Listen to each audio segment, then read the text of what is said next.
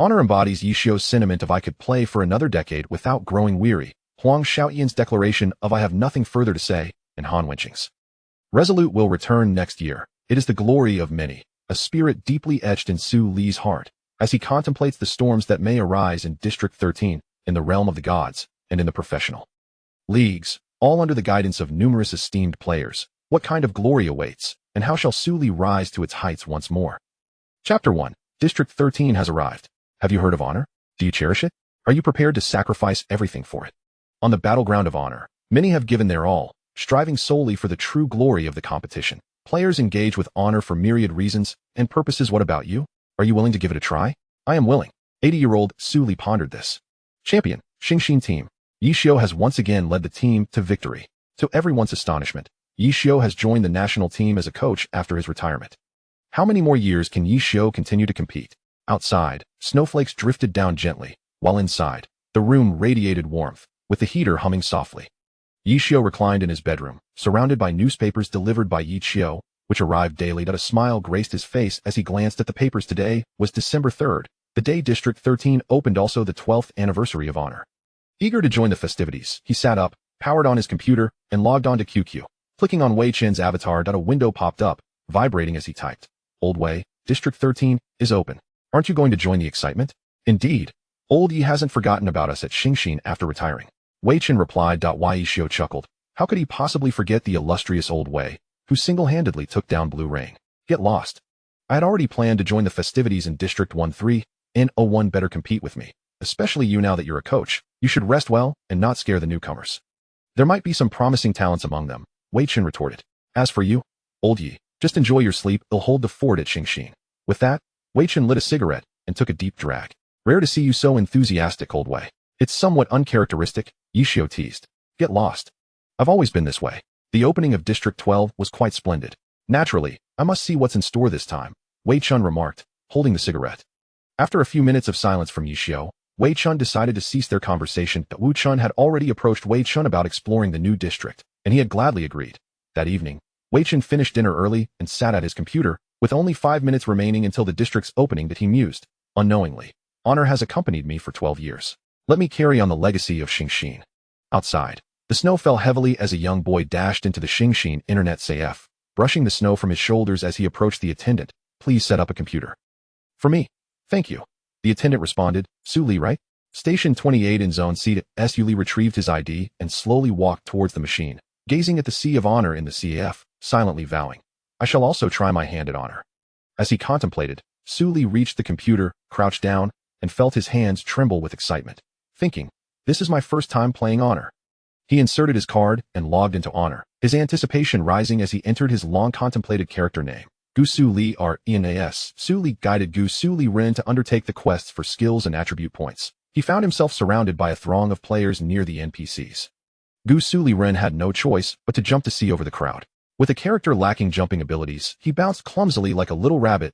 Su Li sighed, realizing, it seems I will not be able to accept quests for a while. Taking his time, Su Li opened the strategy guide, studying the tasks for skill points and attributes summarized by seasoned players. With the opening of District 13, the influx of players was overwhelming, but thankfully, the developers had introduced several new starter villages to accommodate the flow.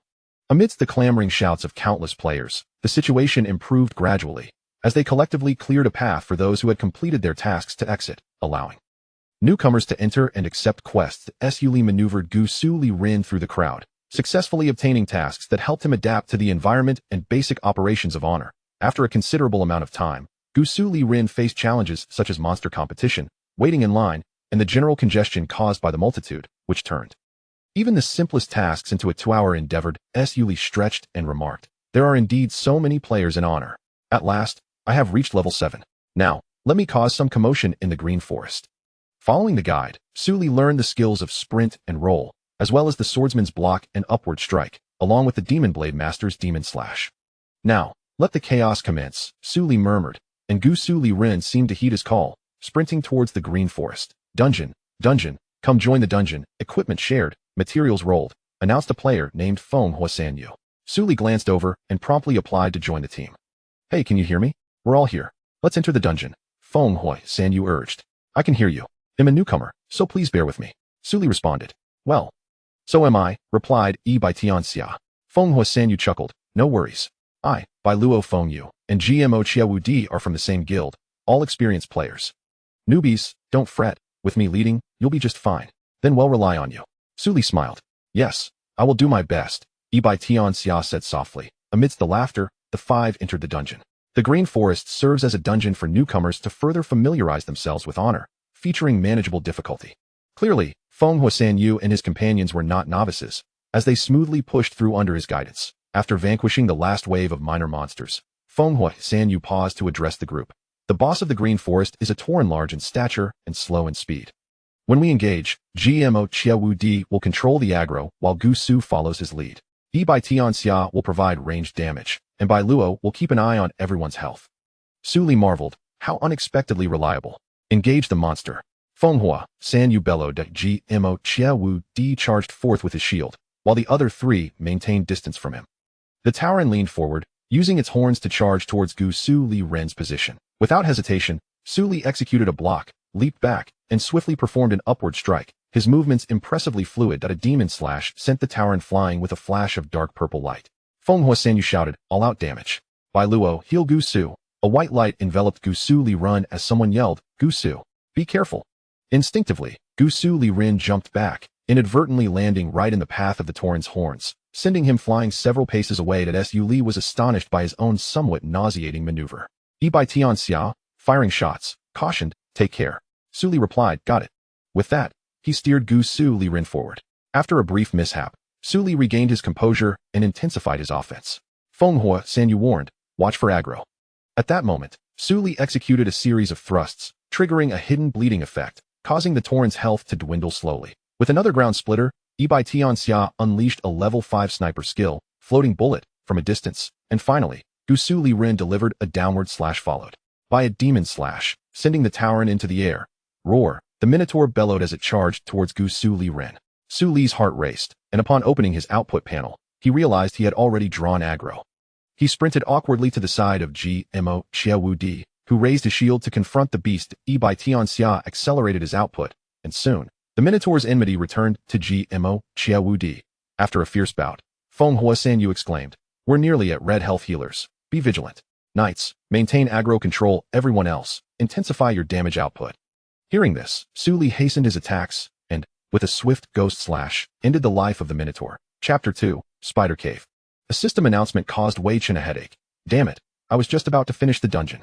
Which scoundrel stole my first kill?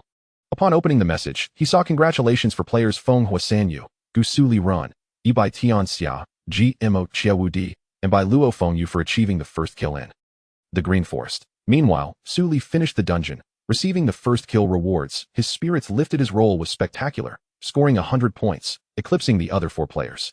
The group sighed.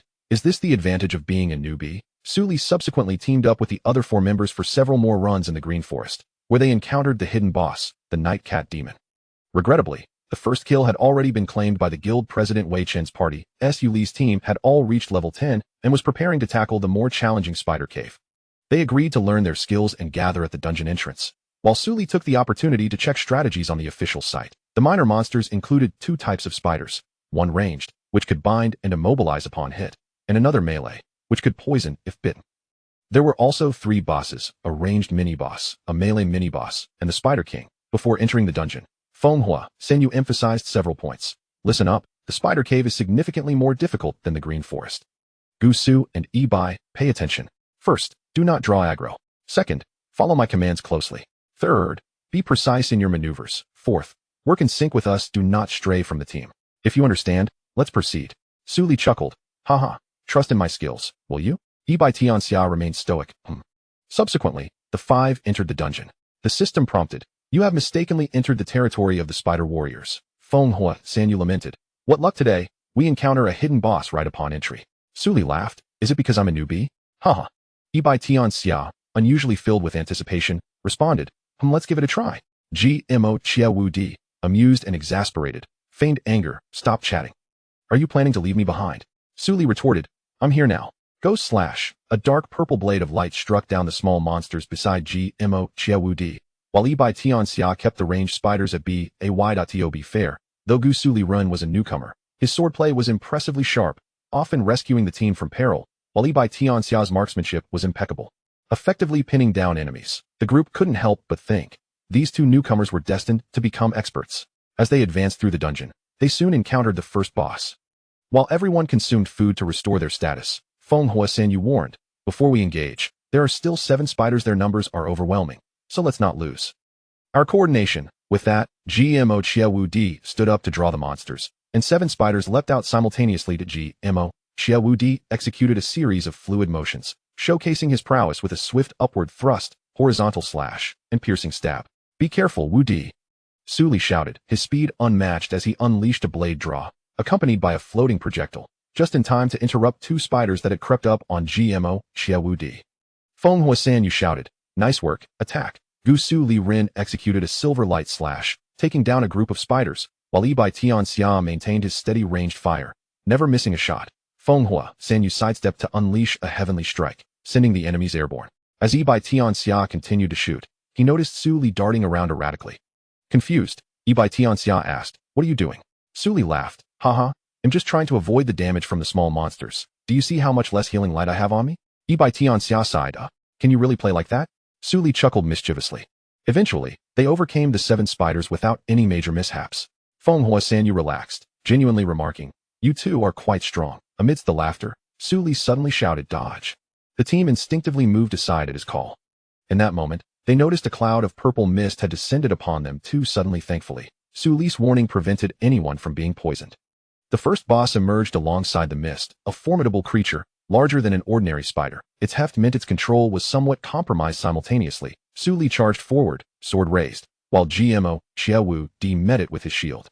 Yi Tianxia fired his weapon. Feng Huasanyu unleashed a heavenly strike on the boss, sending it into the air, and then followed up with a floral palm directed at Gusu Liren.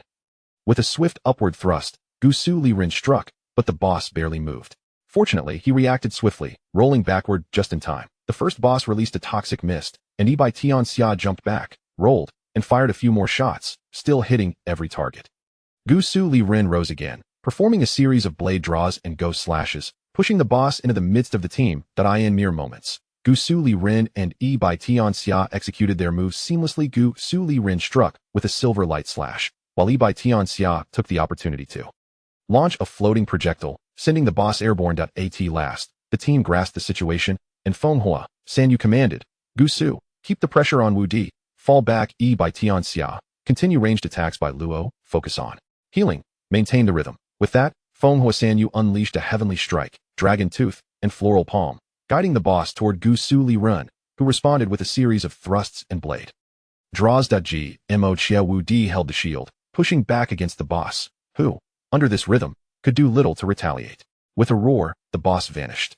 After its disappearance, a blue belt dropped, and the group began rolling for points. However, after Yi Tianxia rolled a 99, the others laughed and conceded. Only Su Li rolled a 23. The 3 laughed at him while Su Li pretended not to hear, continuing his jest. In the end, the blue belt was awarded to Yi Tianxia. Subsequently, the group employed similar tactics against the second boss, a ranged attacker that constantly shot webs, leaving them stuck against the walls, proving quite troublesome.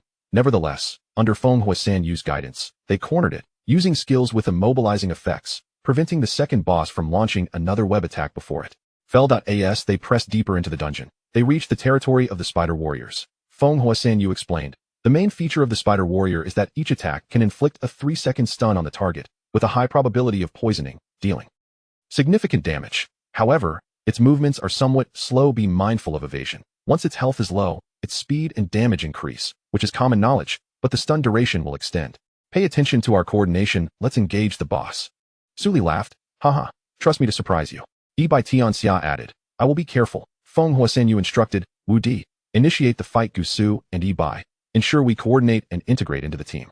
Roar. The Spider Warrior leapt down from above, a terrifying sight with a human face and spider body, sending shockwaves through the ground. Su Li and the others jumped back, and as he did, Su Li executed a blade draw, showcasing remarkable speed.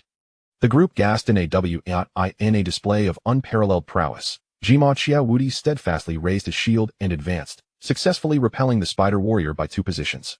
Feng Huasanyu, brandishing his spear, executed a series of strikes. Tianji, Langya, Luo Wa Palm. His rhythm was impeccably precise, and with a flourish, Bai Luo Fengyu cast an instantaneous healing spell upon Jima Qiaowudi.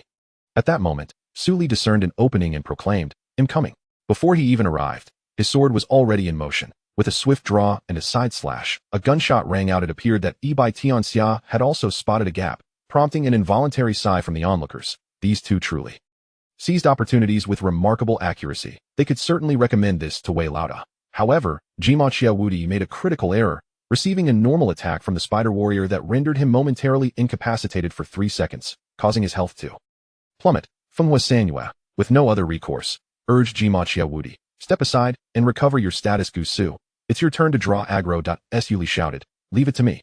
Fenghua Sanyue marveled at the youthful exuberance displayed. Gusu Liren then unleashed a ghost slash, pushing the Spider Warrior back a position while Bai Tianxia provided support. Fenghua Sanyue executed a Luowa palm, sending the boss away from Jima Qiaowudi, allowing Gusu Liren to rise and follow up with a blade draw and a silver light slash. Bai Tianxia employed a floating shell to elevate the boss, and as it fell, Fenghua Sanyue bellowed, "Retreat."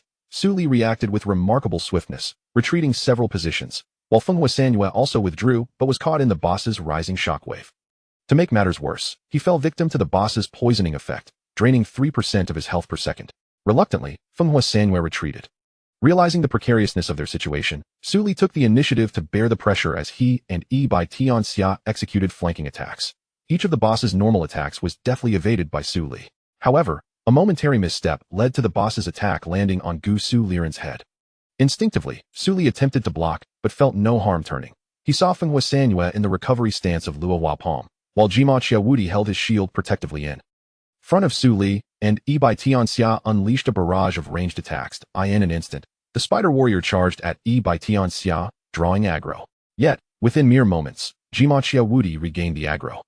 Fenghua Sanyue exclaimed, "Little ghost, that was a splendid dodge, but you're not alone, we are here too." Jima Qiaowudi also praised, "You, my friend, are unexpectedly reliable." Su Li laughed heartily, "Haha, I promised you a surprise, and I delivered. I am a man of principles." The group was in high spirits when Bai Tianxia cautioned, "Be careful, the red health is low." With a fearsome roar, the Spider Warrior increased its speed and attack rate, extending its immobilization time to this moment. Everyone understood that a single blunder could spell doom for the entire team. Fenghua Sanyue's Luowa palm struck the Spider Warrior, while Gusu Liren executed a blade draw followed by a ghost slash. Jima Qiaowudi repelled the boss, pushing it back several positions. As Bai Tianxia continued his relentless assaults from afar, the group accelerated their offensive tempo, culminating in Su Li's devastating mountain crush, which concluded the boss battle. System notification: congratulations to players Fenghua Sanyue, Gusu Liren, Bai Tianxia, Jima Qiaowudi, and Bai Luo Fengyu for achieving the first kill of the Spider Warrior. With a resounding thud, Wei Chen slammed his hand on the table. "Ouch, my hand. Darn it, I want to see what this rascal Gusu Liren is all about," he grumbled, wincing from the impact. Su Li was elated, having secured 2 first kills in his inaugural foray into glory and equipped himself with splendid gear. Yet unbeknownst to him, his impressive maneuvers had caught the attention of a certain limitless senior, who indelibly noted this performance in his mind. Su Li, still exhilarated, shouted, "Let's go again." Thus, the group ventured into the spider cave for several more rounds, but regrettably, they encountered no further hidden boss. Chapter 3. Lan Yu Wei Chao. Su Li stretched languidly, realizing that everyone had logged off, and it was already morning. He stepped away from the machine and returned to his room. Su Li possessed a modest fortune, acquired from selling self-crafted equipment in other games. Yet he had resolutely decided to focus on glory. The savings he had accumulated were sufficient to indulge himself in this grand city for several years. Upon exiting, Su Li swiftly found a sofa to rest upon, feeling an unprecedented sense of exhaustion and satisfaction after securing 2 first kills, leaving an indelible mark on the limitless veteran players. Wei Chen, squinting as he lit a cigarette, found his mood surprisingly buoyant after claiming the first kills of the Dark Knight Cat Demon and Spider Cave. However, the thought of Su Li snatching 2 of his first kills caused him to take a deep drag and curse under his breath, "That brat. Just wait until I reach level 20. I'll show him the might of the old man." Ah! The swirling smoke obscured Wei Chen's figure, and in a hazy moment, he took one last puff before extinguishing the cigarette and preparing for bed. When Su Li opened his eyes, it was already 3 in the afternoon. On the table lay the soy milk and youtiao he had purchased in the morning. He picked them up and, after a couple of reluctant chews, grimaced at their hardness. As he turned on the television and opened his laptop, Su Li, who had a habit of crafting equipment while watching matches, found himself without any orders at the moment. Thus, he drifted into contemplation. Suddenly, a thought struck him. Can't I also craft equipment in Glory? He promptly launched the game, clicked on the equipment editor, and began his research. He noted that he was missing 2 Dark Knight cat claws, 1 Minotaur horn, 3 strong spider silk, and 2 Dark Knight cat teeth. Time to take a stroll in the game, he murmured, logging in with his card. At that moment, Su Li had reached level 18, while his contemporaries, Feng Hua San Yu and others, had all ascended to level 22 and were currently online. He sent them a message, hoping to procure some materials. Feng Hua San Yu responded cheerfully, "Sure thing, kid. Consider it a welcome gift for the newcomers. Don't forget to come play with us at the Xing Xian Guild. Our district has the esteemed Wei Lauda overseeing it." After trading with Feng Hua San Yu, Su Li immediately opened the equipment editor, staring intently at the computer screen. Pondering, Wei Lauda? Who is that? Drawing from his experience in other games, Su Li adapted quickly. Now, it was time to craft equipment. In Glory, the attack speed ranged generally from 110, with 1 being the slowest heavy sword and 10 the swiftest light sword. The attack speed is not merely 10 times that of Speed 1. Rather, it is approximately 17 times faster, with actual performance varying based on gameplay. The current fastest swords belong to Liu Xiaobi's Flying Blade and Huang Xiaotian's Night Rain Sound Disturbance, both of whom were top-tier swordsmen. Su Li had heard of them and used. Only 2? How uninteresting. Let me become the 3rd. Su Li meticulously polished and refined the Dark Knight cat claws, strong spider silk, Minotaur horn, and Dark Knight cat teeth, daring not to breathe too heavily. His hands trembled, yet fortunately, the sword handle was complete. After an hour of combining the blade with the claws, teeth, and horn, the sword finally took shape. As he fitted the blade and handle together, a satisfying click signaled the completion of a silver weapon.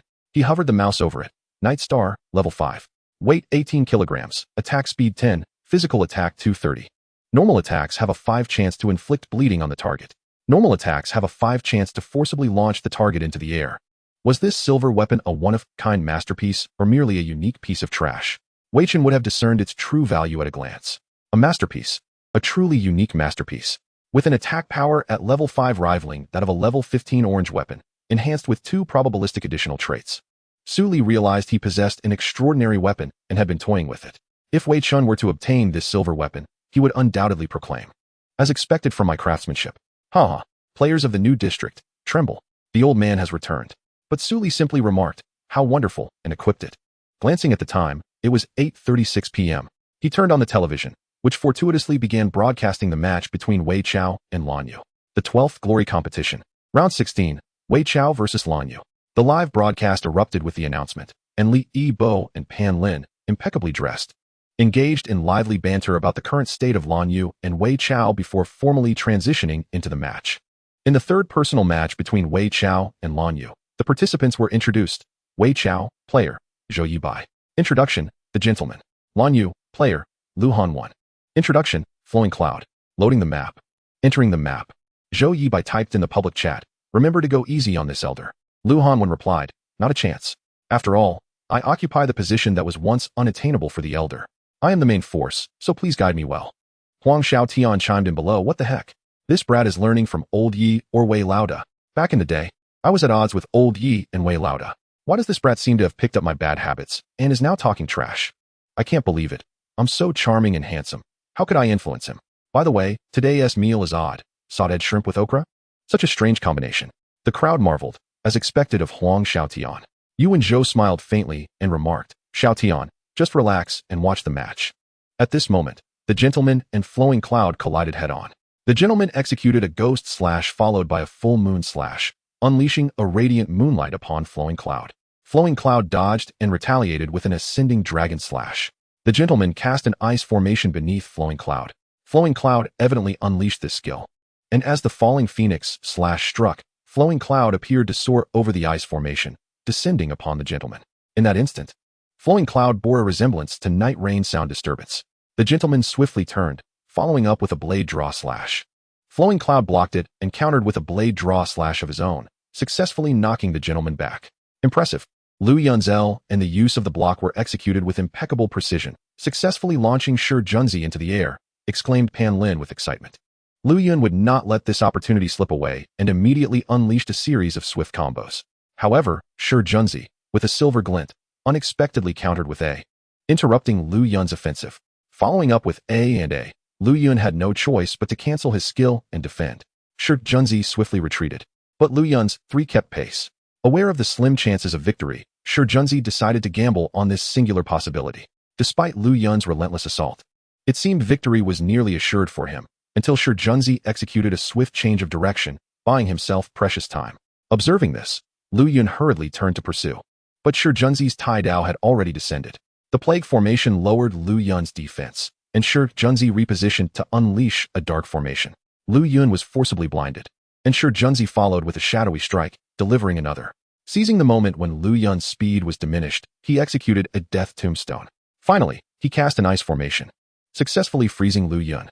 The grand technique was evidently deployed by Shi Junzi.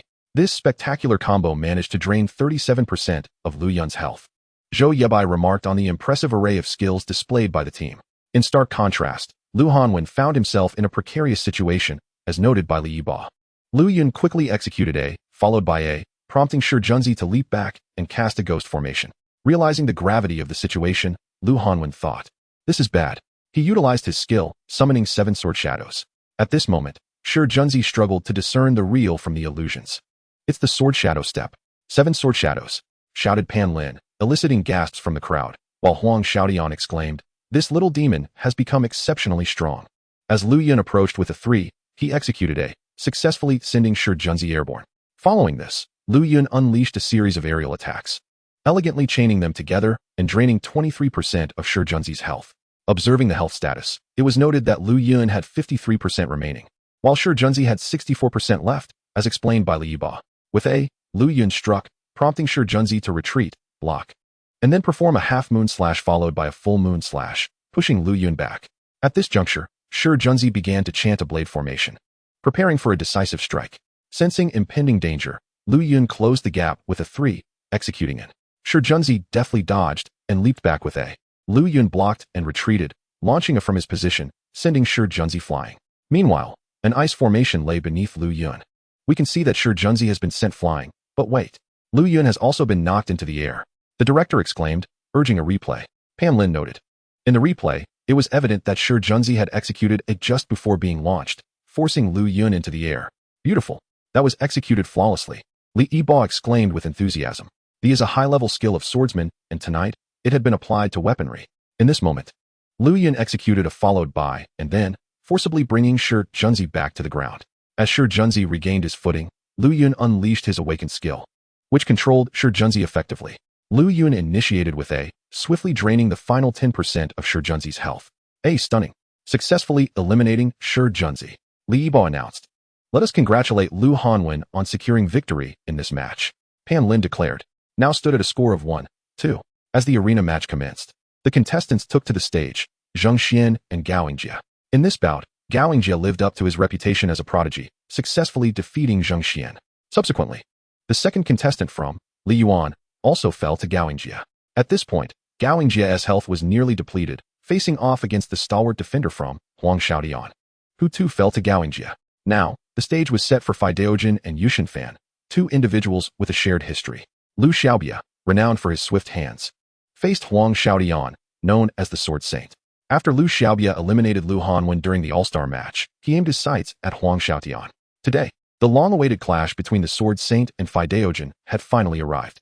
As the map loaded, Lu Xiaobia typed a message. Huang Xiao? Today your title as Sword Saint is about to change hands. Huang Xiaotian responded in the chat. You still have a long way to go.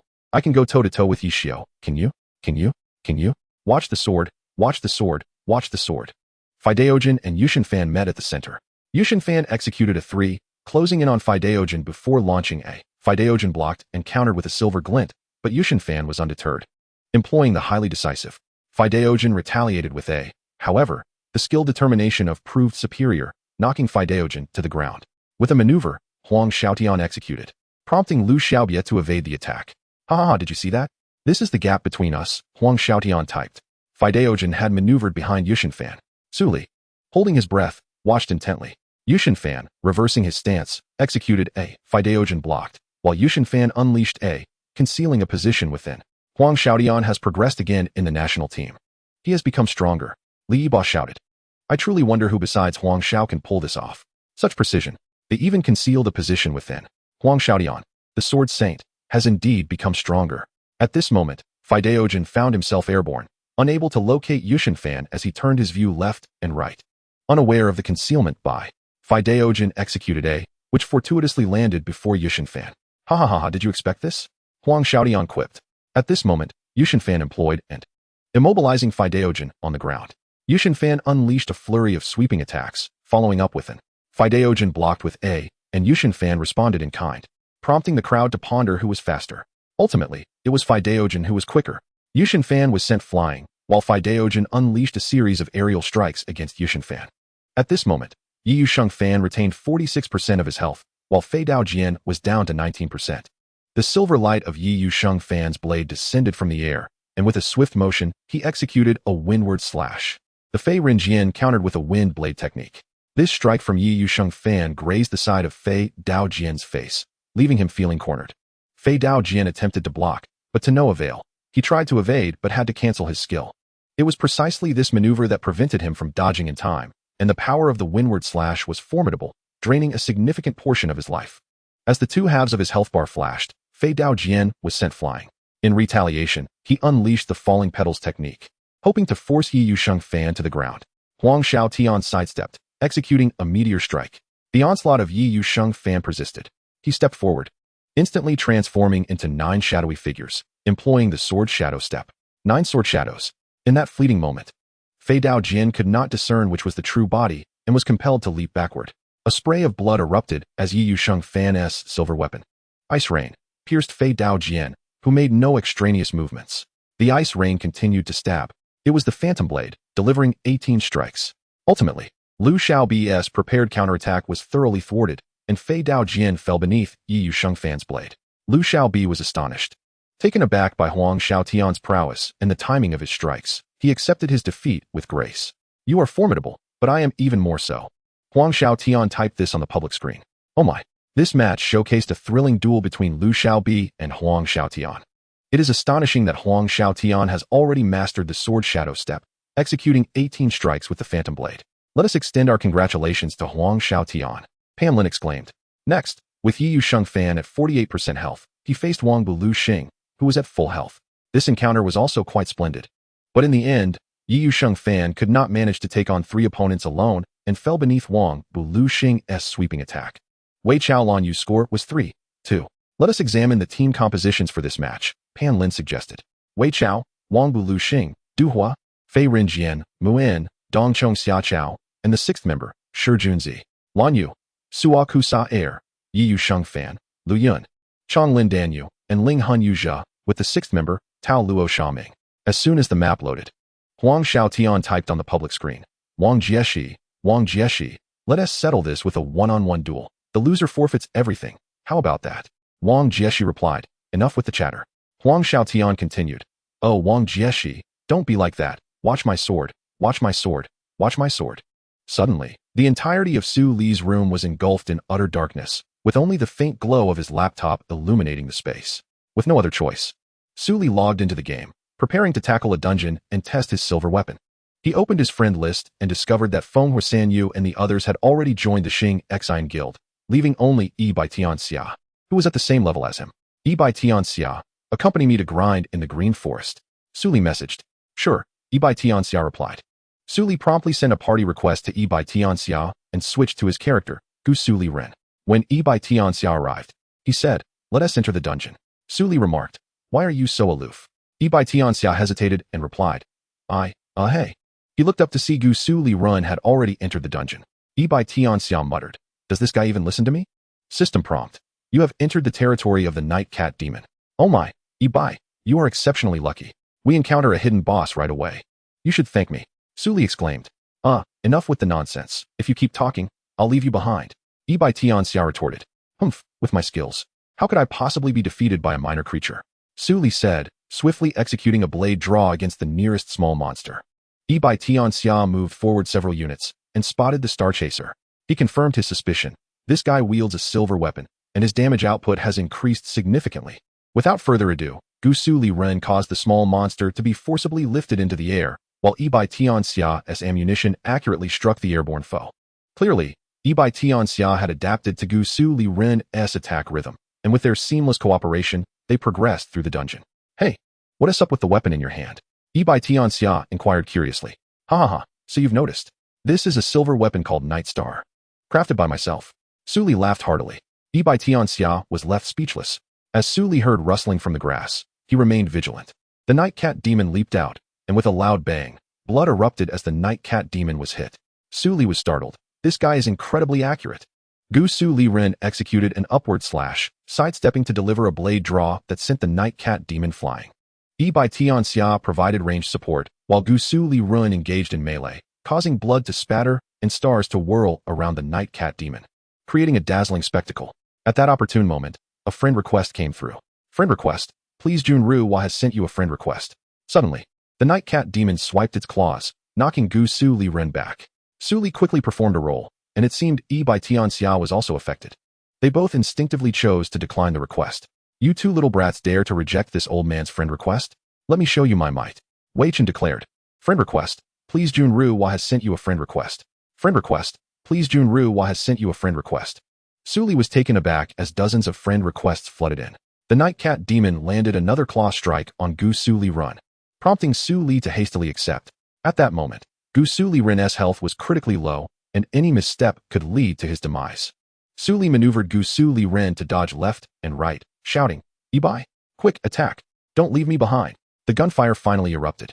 Ultimately, with the collaboration of Su Li and Yi Bai Tianxia, they successfully cleared the Green Forest dungeon without any major mishaps. Su Li immediately opened his friend list and directed a barrage of messages at Junru Hua. You. Do you have any idea how close I came to dying because of you? I nearly perished in there. Who are you? Wei Chen replied. It is not as if I, the old man, am dead. I am strong, exceedingly strong. I am at a loss for words to extol my own virtues. Quickly, praise me a few times.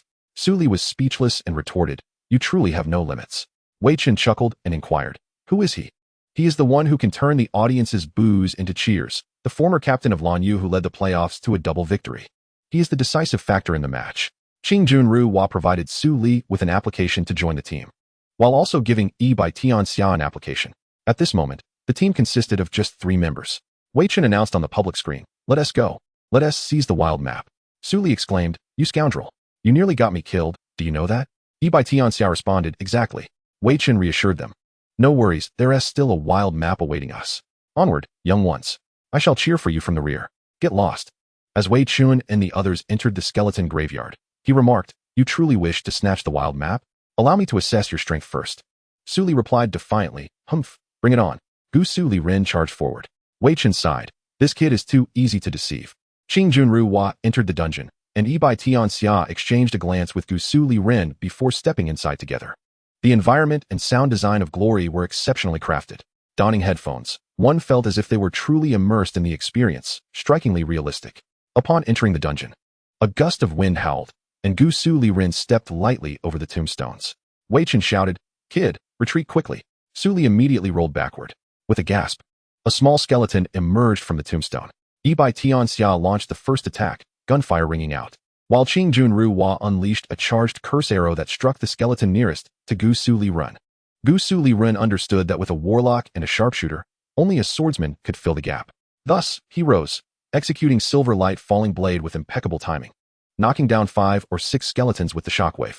A booming voice resounded. Ahaha. Well done, kid. Now watch the old man. Wei Chen commanded, maneuvering Qing Junru Hua into a rather ungraceful position on the ground and unleashing a burning arrow at the skeleton with seasoned precision. Su Li could only helplessly continue his assault on the small monsters. At this moment, an idea struck Su Li on how to trick Wei Chen. Look at the sword. Look at the sword. Quick thrusts, upward strikes, draw the blade. Su Li shouted. Gusu Liren sent the small monster flying, precisely toward the location of Qing Junru Hua. Yi Bai Tianxia seemed to read Su Li's mind and unleashed a barrage of attacks on the airborne skeleton, sending it crashing down before Qing Junru Hua. As the small monster fell, Qing Junru Hua vanished. You want to kill the old man? Wei Chen murmured. Su Li felt as if he were right beside him, jolted into action, and with a swift keystroke, Gusu Liren rolled and launched basic attacks into the air. Wei Chen stepped in to save the day, stabilizing the situation. Goodness, you're going to scare me to death. Su Li shouted. Yi Bai Tianxia chuckled. Hee. You wanted to kill the old man first, didn't you? Here we go again with the nonsense. Had it not been for your friend request, I would have nearly died. You know that? This is strategy. Do you understand, kid? How can you be so shameless? Su Li and Wei Chen bickered. Yet their characters continued to advance. Yi Bai Tianxia listened quietly, exasperated. Amidst the clamor, they pushed forward to confront the skeleton warrior. Wei Chen said to Su Li, "Aren't you fond of showing off? Go ahead, hero. The old man will step aside for you. I believe you can do it." Su Li protested, "No, no, no. You are far more formidable. You understand tactics. Your skills are exceptional. You should take the lead." Wei Chen scolded, "If you can speak, then speak more, you rascal. I'm telling you to go. You're strong enough." Su Li retorted, "If I could take it down alone, why would I need you? Enough with the nonsense." Yi Bai Tianxia interjected, "Kid, follow me." Su Li trailed behind Wei Chen as they approached the skeleton warrior. Qing Junruo struck the skeleton warrior and turned to Su Li, saying, "Kid, watch this move closely." "Why?" "Because it will look very cool." Qing Junruo formed seals in front of his chest, executing a shadow clone technique as the skeleton warrior dispelled the clone and charged towards Su Li. "Haha! Go for it, hero!" Wei Chen exclaimed. "Goodness, can you not display some limits?" Su Li cursed, left with no choice but to face the skeleton warrior alone, dodging left and right. "Ahaha, well done, kid." Wei Chen began his assault, alongside Yi Bai Tianxia providing range support. Su Li executed a blade draw, followed by an upward strike and a series of quick thrusts, all flowing seamlessly. Meanwhile, Wei Chen and Yi Bai Tianxia continued their ranged attacks. Thankfully, Wei Chen refrained from any further shameless maneuvers. This dungeon was successfully cleared through the trio's collaboration. "You two truly exhibit the flair of my younger days," Wei Chen mused. Hey, I do not agree with that. I have my limits." Su Li protested. Yi Bai Tianxia evidently logged off. "Why don't you come find me?" "Why? Because I have silver weapons." Chapter 4. Frost Forest. Upon seeing Su Li log off, Wei Chen realized he was coming. He pondered the silver weapon that Su Li had crafted. That kid, is he truly a novice? The weapon in his hands must be a silver weapon. His basic attacks could force goblins into the air. His damage output is astonishing, comparable to that of an over-level 15 orange weapon. It seems I have unearthed yet another talent. Battling through the snow, Su Li rushed into Xing Xian Internet CAF and addressed the attendant. "Hello. I am looking for Wei Chen." The CAF attendant led Su Li upstairs, knocking on the door. "Wei Gu, someone is looking for you." Wei Chen sluggishly emerged, saying to Su Li, "You brat, you arrived so quickly. Come, let us go play glory." Su Li looked at the middle-aged man before him and remarked, "You truly have no sense of limits." Wei Chen laughed heartily at the sight of the young lad. "Kid, do you now recognize my prowess?" "Ha ha ha." Su Li was left speechless. "By the way, kid, how did you acquire that silver weapon?" Wei Chen inquired. "It is merely a small toy that I crafted myself." Su Li remarked. "Why are you being so polite with me?" Wei Chen responded. "Yi Xingchen, I will show you shortly," Su Li added. In a hurry, Wei Chen pulled Su Li towards the smoking area, preparing to open his computer. "No, I want to go to the non-smoking area. I am still young." "How can you do this?" Su Li protested. "What do I have to be embarrassed about?" Wei Chen retorted, once again left speechless. Su Li firmly refused to be dragged along, leaving Wei Chen with no choice but to accompany him to the non-smoking zone. Su Li and Wei Chen logged in with their cards. After several rounds of brushing the skeleton graveyard with Yi Bai Tianxia, they both reached level 20. At that moment, the players from Xingxin discovered a wild map and quickly informed Wei Chen. By then, Wei Chen had already established the Xingxin guild and said to Su Li and Yi Bai Tianxia, "Come lend a hand."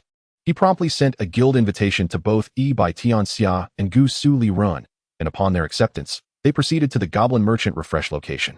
As Gusu Liren and the others stood before the elite team of Xingxin, they observed the presence of guilds such as Lanqi Pavilion, Baji Xiong Tu, and Zhong Xiaotang.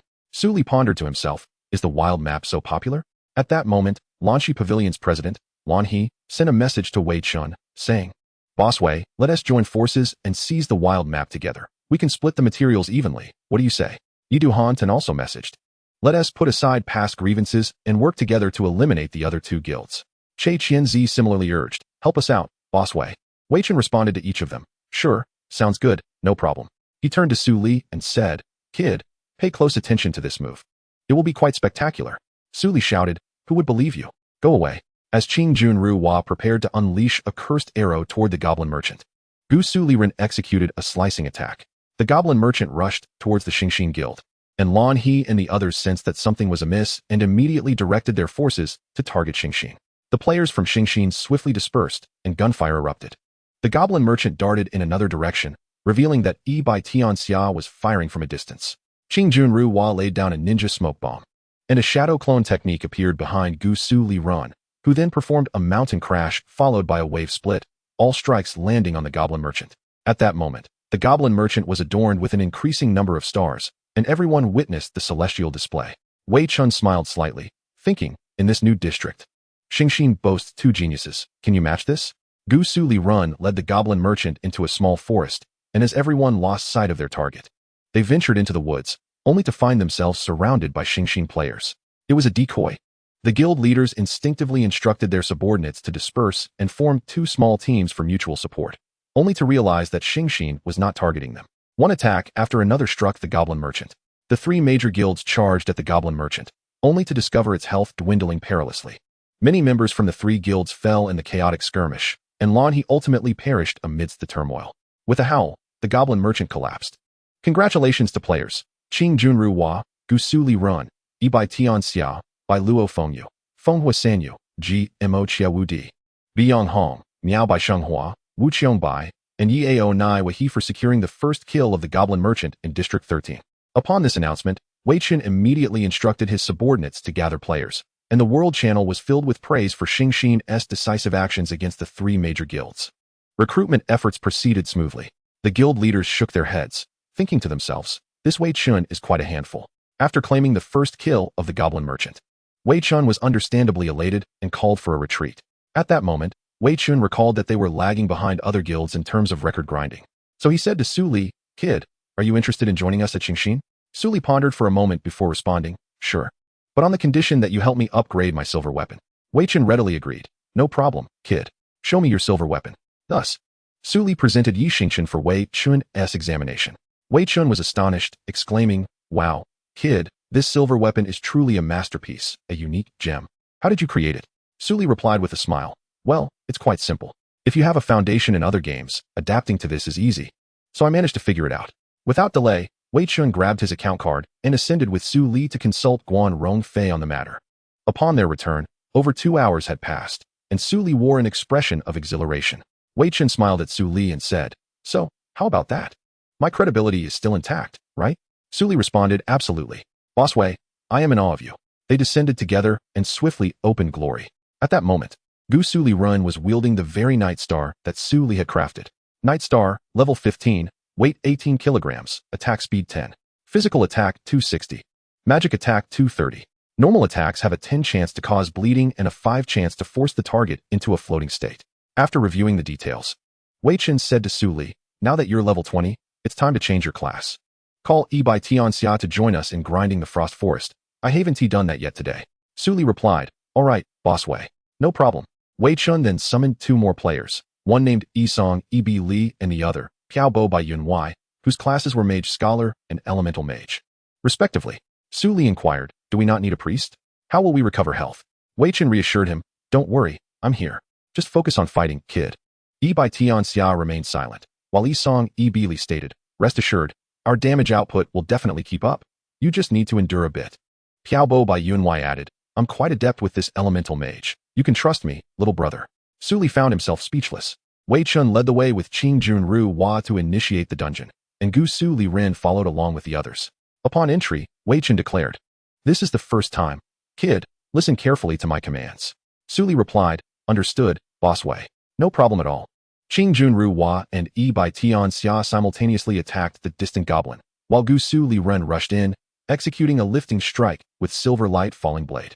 Accurately striking the distant goblin and 4 melee goblins, the team unleashed their attacks in unison. Gusu Liren, amidst the 6 goblins, continuously executed crowd control skills, relishing the battle as stars shimmered on the goblins. Armed with a silver weapon, Su Li's damage output soared to the top of the leaderboard. Under Wei Chen's command, the team advanced smoothly, employing a simplified wave strategy. Upon reaching the first goblin sentinel, wielding a wolf-tooth club with formidable physical damage. The attack was a mere swing of the club, yet it proved challenging to counter due to the lack of technical support, forcing them to rely on defense and health to endure. However, Su Li and the others had little cause for concern, as Su Li demonstrated remarkable timing in evading the sentinel strikes while maneuvering to deliver consistent damage. In terms of skill, Wei Chen's team faced no issues.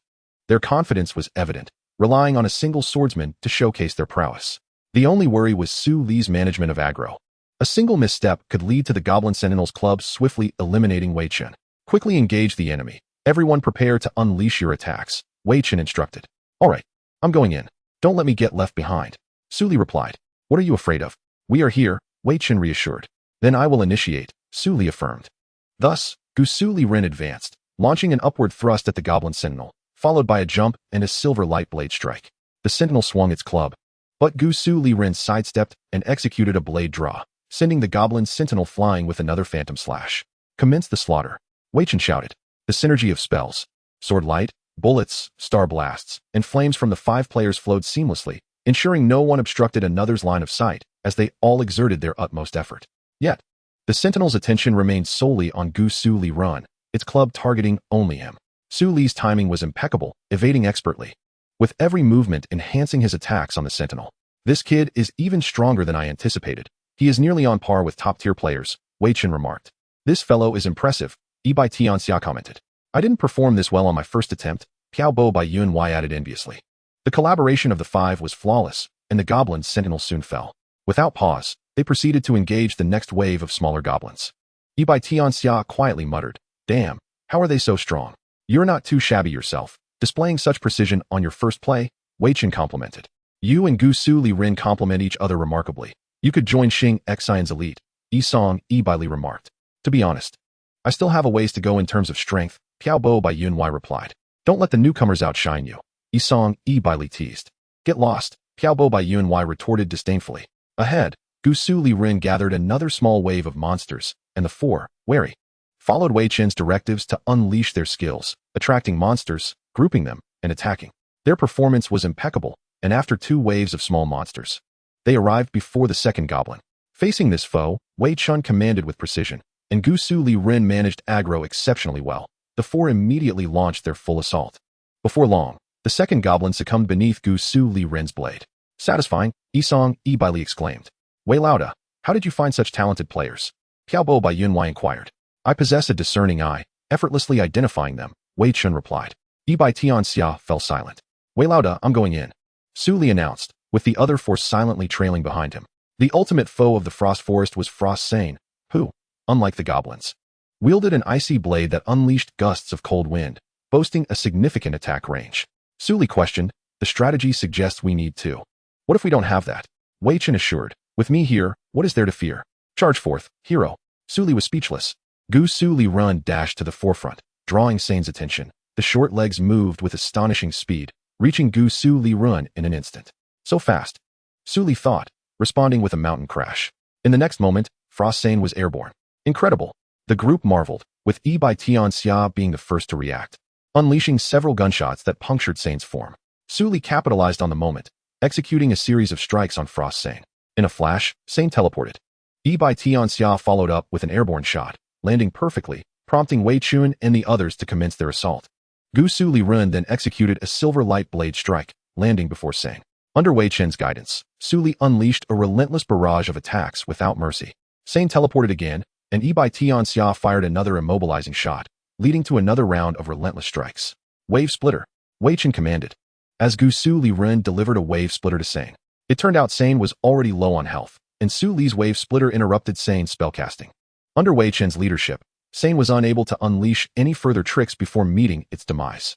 Congratulations to the Xing Xian players, Qing Junruhua, Yi Bai Tianxia, Gusu Liren, Yi Song, Yi Bai Li, and Piao Bo Bai Yunwei for breaking the Frost Forest dungeon record with a time of 22 minutes, 37 seconds, and 23 milliseconds. This surpassed the previous record held by Lan Shigu by a full minute, and this was merely the record for level 20. At level 25, the records would be significantly updated. Every 5 levels brought considerable upgrades in equipment and levels, hence the record would be firmly established at level 25. Wei Chen patted Su Li on the back, saying, Well done, kid. Let's go again. Absolutely, Su Li exclaimed excitedly. The group proceeded to conquer the Frost Forest several more times until the dungeon was fully cleared. Wei Chen then said, Kid, let's raid the wild map. Sounds great, Su Li replied. Thus, they set off towards the location of the blood gunslinger, Ye Xiu. Along the way, Wei Chen inquired, Kid, do you enjoy glory? Su Li responded, It's not too bad. Wei Chen continued, Are you interested in participating in the professional league? Me? I don't think so. You are capable. Let me escort you to the arena. Wei Lauda, I am deeply moved. Do take a look behind you. Su Li puzzled. Manipulated Gusu Liren to turn back and behold, the blood gunner Ye Xiu. Backstep. Mountain Breaker. Gusu Liren executed a mountain breaker in place. With a roar, Ye Xiu unleashed a barrage of attacks towards Wei Chen and his companions, who swiftly dispersed. Gusu Liren followed up with a wave cut.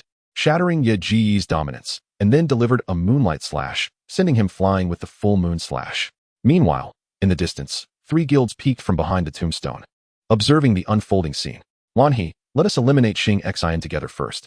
Yidu Han Tan suggested. Che Qianzi chimed in. Let our 3 guilds unite and take down Xing Xian. Lan He replied, fine. Yidu, you go. We will provide cover. Che Qianzi insisted. Lan He, you go. Che Qianzi, you go. Yidu, you go. The 3 guilds began to argue. Lan He remarked, if you do not trust me, I shall seek cooperation with Wei Lao. Che Qianzi responded. Go ahead. I have already made arrangements with Wei Lao to join forces against you. At that moment, a sword light shattered the tombstone. Oh, how refined the 3 guild leaders are.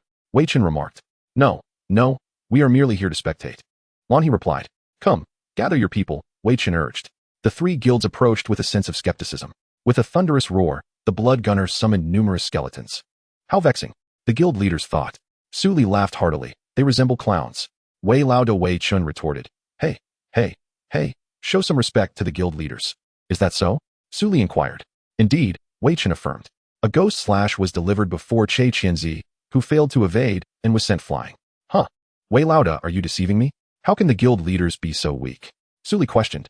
At this moment, the Xing Xian guild entered the battlefield, delivering a heavy blow to the chaotic guilds. Lan He turned back and saw that the blood gunner had been drawn away. Disregarding everything, he charged forward with his guild. The imposing Xiong Tu evidently shared the same thought, hastily breaking away from the Xing Xian guild to rush towards the blood gunner. Ah, you have arrived. Consider this an introductory gift from me. Gusu blade slash. Wei Chen declared. The sword chi of Gusu Liren, Night Star, was already unleashed, confronting the guilds. Executing another wave cut and a silver blade slash, toppling numerous players. After striking, Gusu Liren fled. The continuous gunfire echoed as Ye Xiu unleashed his ultimate move, raining chaos upon the guilds, resulting in the demise of several players. Afterward, Ye Xiu charged towards Su Li, infuriating the guild leaders who commanded their subordinates to attack directly, while the Xing Xian guild approached from behind, leaving the 3 major guilds caught in a pincer.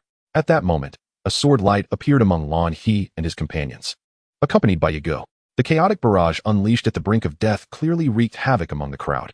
How infuriating! They cursed internally. Relying on this high critical hit rate barrage, the guilds suffered another severe blow, resulting in numerous casualties. Ha, to contend against me, perhaps in another lifetime, ah. Wei Chen laughed heartily as the Xing Xian guild departed triumphantly.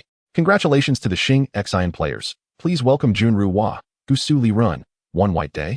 A farewell, drifting beyond the white clouds. What can you do against my pride?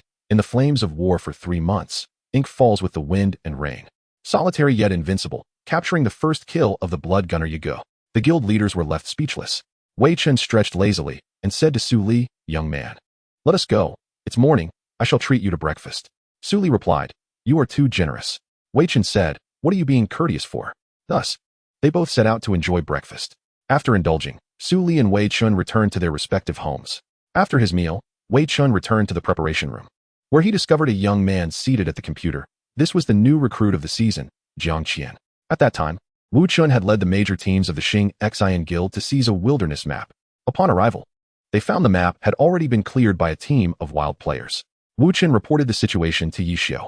From that moment on, Ye Xiu took an interest in the leading exorcist, who, with only a few pieces of level 70 orange gear, had led 9 ordinary players to defeat the wild team.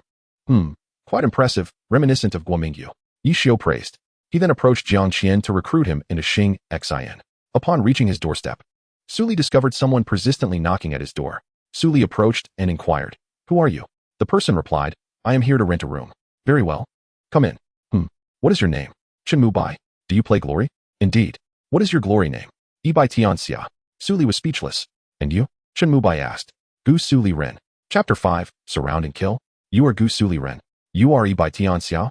They both exclaimed in unison. Come in, Su Li said to Chen Mu Bai. Thus, they entered the room, and as they walked, Su Li remarked, it turns out we cooperate quite well. Splendid. This is your room. It was previously occupied by Jiang Qian. Chen Mu Bai asked, who is Jiang Qian? Su Li replied, oh, the rookie. It's normal for you not to know. All right, wash up and get some sleep. You've stayed up all night. Chen Mu Bai remarked, your skills are quite strong. Su Li replied, I suppose it's all right. Go to sleep now, and later join me for some glory. Chen Mu Bai softly acknowledged and fell asleep. Su Li then retreated to his own room, lying on the bed, lost in thought, and soon fell asleep. Su Li slept until 3 in the afternoon. Awaking to find Chen Mu-bai had yet to rise. He stepped outside to buy some food and returned, knocking on Chen Mu-bai's door, calling, "Chen Mu-bai, hurry up and eat." Chen Mu-bai did not respond, so Su Li began to eat by himself. After 10 minutes, Chen Mu-bai slowly emerged. Su Li urged him, "Hurry and eat. Wei Lao said our dungeon record was broken, and we need to reclaim it." Chen Mu-bai replied, "What is there to fear? I am here." Su Li retorted, "TSK, I haven't said I'm here yet. Hurry and eat." At this moment, Wei Chen was in the team, telling Feng Rue, "I have found 2 promising talents. With some training, they will surely have great potential." Feng Rue proudly declared, "Is my golden right hand not impressive?" Impatiently remarked, "Away with you. In my days of playing glory, you were still playing in the mud." Feng Rue, suppressing his pride, inquired, "How strong were they?" Wei Chen replied, "Their strength was such that it could rival the legendary Ye Xiu and Su Muchio of yore." Feng Rue exclaimed, "So formidable?" Wei Chen countered, "Merely a notch above my own prowess." Upon hearing this, Feng Rue immediately shouted, "Goodness, someone is flaunting their limits again." Wei Chen ignored him, quietly observing Jiang Qian, pondering, "Ye Xiu, this time I have chosen someone far more exceptional than you did." Chen Mu-bai swiftly brushed through a few bites before logging into glory. As he surveyed the vast expanse of his character, he glanced at Su Li and his character, Gusu Liren, feeling as though something was amiss. He then recalled the invitation from Qing Junru to join the team, which was Wei Chen. He joined forces with Yi Bai Tianxia and Gusu Liren, and together they hastened onwards. Wei Chen stated, "The records of the Luanhui Guild have elevated us by a whole minute. Mere coordination will not suffice. We must enhance our skills. Your synergy is crucial, which is why I have devised a challenge for you both. Whether you can overcome it depends on your fortune." Su Li assured, "Rest easy, Wei Lao, we are ready." Chen Mu-bai quietly acknowledged with a sound. Subsequently, Qing Junru led Gusu Liren and Yi Bai Tianxia to the Kongji forest, declaring, "This forest is vast. Your task is to traverse it without a single casualty. Go forth, heroes." Su Li charged ahead, with Chen Mu-bai reluctantly following suit. In the Kongji forest, numerous trees obscured visibility, making ambushes easy to set. For this reason, Su Li remained particularly cautious. Just then, Chen Mu-bai shouted, "Above." Gusu Liren looked up to see the swordsman's silver light falling blade. He quickly leaped back, executing a crumbling mountain strike. Ultimately, the silver light falling blade's judgment was inferior to the crumbling mountain strike, sending the character flying. Coupled with the night star, Gusu Liren swiftly eliminated the foe.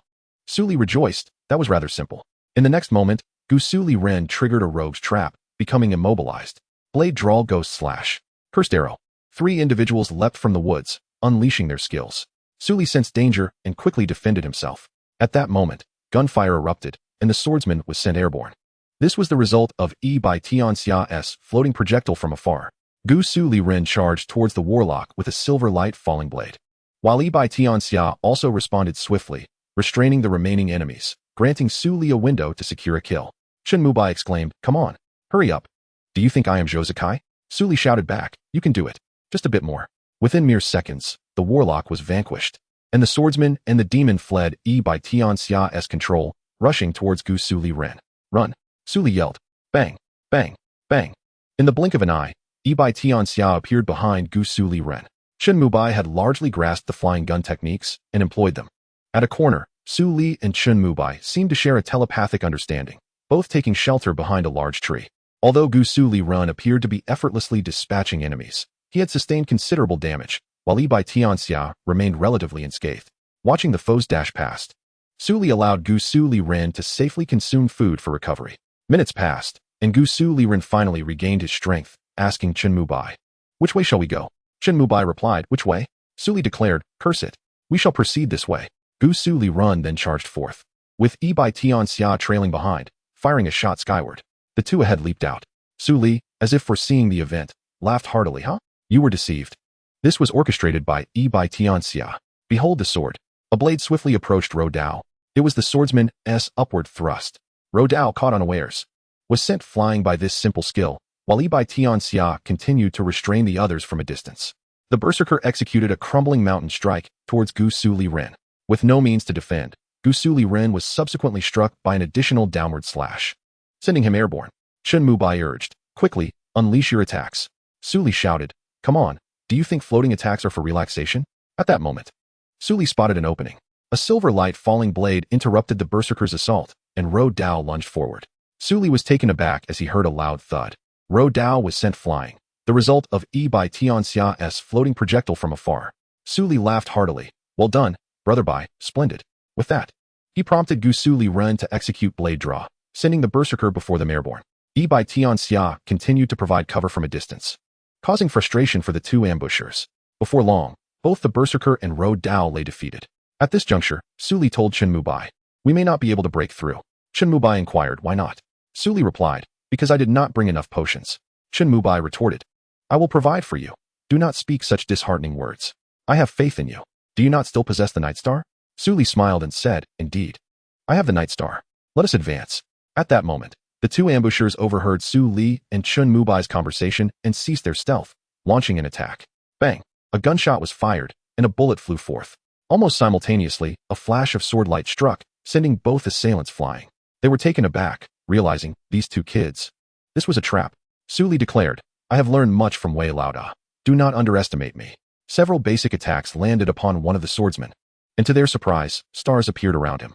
The swordsman was forcibly sent airborne, and Gusu Liren sidestepped to deliver a stiffness shot to the swordsman. Yi Bai Tianxia, having completed his second barrage, redirected fire to another elemental mage who was casting a spell. Unfortunately, the elemental mage cancelled the incantation and dodged the bullet. Just as Su Li thought there would be no further surprises, a cursed arrow struck Gusu Liren. "Ha ha! Do not forget about me." Wei Chen chuckled. Turning his head, Su Li spat blood, as Qing Junruwa was slyly crouched behind a tree. Almost simultaneously, several foes leaped from the woods, launching their attacks upon Gusu Liren and Yi Bai Tianxia, leading to their valiant demise. "Damn it, brother Bai. Did you see that? They are repulsive." Su Li feigned tears. "Go away. Do not disgust me," Chen Mubai retorted. "Brother Bai, do not act like that. Look into my earnest eyes." Su Li gazed at Chen Mubai and, with a blink, said, "Quick, bring a basin. I feel nauseous." Chen Mubai replied, all right. I won't tease you anymore. Let us continue." Su Li received a message from his friend, Qing Junruwa. Upon opening it, he found two mischievous spirits warning them to remain vigilant of their surroundings and to monitor their stamina and endurance. They were cautioned not to be careless, for only through impeccable teamwork could they hope to defeat the old man. Only the combination of their efforts could yield an unassailable assault. Su Li was almost moved until Wei Chen sent another message. "Rest assured, I will definitely ambush you." Chen Mubai leaned over to take a look and was momentarily speechless. He had only received the initial message from Wei Chen that entire day. Understanding that it was a ploy to provoke Su Li, he smiled slightly and accompanied Su Li towards Kongji Lin. As they walked, they heard a sudden bark. Su Li, feeling helpless, explained, "Brother Bai, to be honest, I have a husky here, and it's hungry, so I need to feed it." Chen Mubai responded, "All right. I understand. I also have a British shorthair at home. I airlifted it over, and it's currently at the pet hospital. Initially, I lived in the city, but after moving here, I haven't picked it up yet. Would it be all right to keep it with you?" Su Li chuckled, "Sure. Let it be a companion for my dog." Watching the satisfied expression of the 1.5-year-old Qianli, Su Li resumed his journey to Kongji Lin with Chen Mubai. After a long while, they finally spotted Qing Junruwa. Wei Chen addressed them, "Can't you change your household registration to Brucetown?" It suddenly dawned on Su Li. Right. How did I not think of that?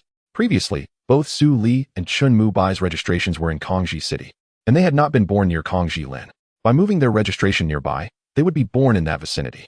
Typically, only those fleeing from danger would change their household registration, while Su Li and Chen Mubai were doing so for training. "Onward, heroes," Wei Chen proclaimed. The character Gusu Liren charged in, glancing back intentionally. Qing Junruwa veered left. Su Li surmised that an ambush was likely set up on that side. Yi Bai Tianxia followed Gusu Liren and tossed a grenade between two large trees ahead. The two players hiding behind the trees sprang forth, only to be met with the grenade's explosive force. Gusu Liren watched the two float momentarily, internally marveling, yet his movements remained unceasing. He expertly combined normal attacks with skills, carefully managing his stamina. Thus, he relentlessly tormented the two until their demise.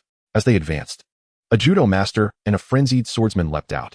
Su Li exclaimed, "Goodness, can we have a bit of originality?" Gusu Liren unleashed a powerful slash. "Here comes something new," Wei Chen declared. Subsequently, arrows of curses rained down like a tempest. Su Li remarked, "I had already anticipated this. Watch out for the blade." Wei Chen warned. Rising, he unleashed a silver-glinted strike, while Yi Bai Tianxia restrained the other two players, simultaneously firing a shot. "Hey, you little rascal. Can't you show some restraint?" Knowing it and not saying anything, Wei Chen scolded. "Restraint? Wei Lauda, you are the least qualified to make that statement." Su Li retorted. As Qing Junruwa dodged, Gusu Liren executed another ghostly slash, a dark violet sword light emanating from Ye Xiu, targeting not Qing Junru Hua, but the other two players. Haha, leaving your back exposed to me is your gravest error. Wei Chen chuckled. A burning arrow shot forth from Qing Junru Hua's staff, but in the next moment, a gunshot rang out, striking Qing Junru Hua directly. Yi Bai Tianxia clearly had no intention of letting him escape, unleashing a rapid barrage of bullets upon Qing Junru Hua. Damn it, you little brat. Do you think showing off will kill me? Wei Chen cursed, promptly using a shadow clone technique to evade. Gusu Liren pursued with a mountain breaker. Qing Junru Hua dodged to the side. Little rascal, be gentler with your elders, especially with such a good elder as me. Wei Chen chided Su Li. At that moment, an exorcist charged forth. Su Li paid it no mind, delivering a swift slash while continuing his assault on Qing Junru Hua. Be careful. Chen Mubai cautioned. Gusu Liren turned to see the words Qianlong Ru Jiang appearing before Su Li. The Ascension Array manifested beneath Gusu Liren's feet, and he jumped back, while Qianlong Ru Jiang executed a holy charge. Gusu Liren blocked, and then leapt back with another mountain breaker. Qianlong Ru Jiang dodged to the side, their scythe clanging against Gusu Liren. Although Su Li continuously attacked and defended, his health began to plummet. Damn it, Wei Lao, you're truly pushing the limits, bringing such formidable opponents to hinder me. Su Li exclaimed. What do you know? This is called a mountain higher than the last. Wei Chen retorted. He glanced at the side where Jiang Qian was. Realizing the exorcist was being controlled by a newcomer to the team, Gusu Liren retreated step by step. While Yi Bai Tianxia unleashed a barrage of rapid-fire shots, occasionally providing Su Li with opportunities to escape. However, due to Jiang Qian's exceptional skill, those shots fell futilely into the void. Nonetheless, Jiang Qian was affected, and with the few shots provided by Chen Mubai, Su Li executed a swift slash. Qianlong Ru Jiang evaded to the side and charged again. Gusu Liren leaped, unleashing a silver-glinted strike. Yet his target was not Qianlong Ru Jiang, but Qing Junru Hua. Wei Chen would not allow him that opportunity, hastily employing the shadow clone technique to evade. Gusu Liren landed and immediately took off running, with Yi Bai Tianxia seizing the chance to flee as well. The others finally realized and pursued after them. Jiang Qian shook his head at Wei Chen, saying, Wei Lao, these two are quite strong, but not quite enough. Wei Chen replied, they are still newcomers. Jiang Qian was astonished. Newcomers? Can newcomers possess such formidable skills? They are undoubtedly destined for greatness. Wei Chen nodded. Their teamwork is excellent. They are well suited for Xing, Xin. Jiang Qian chuckled. Haha, being noticed by Wei Lao is a rare fortune.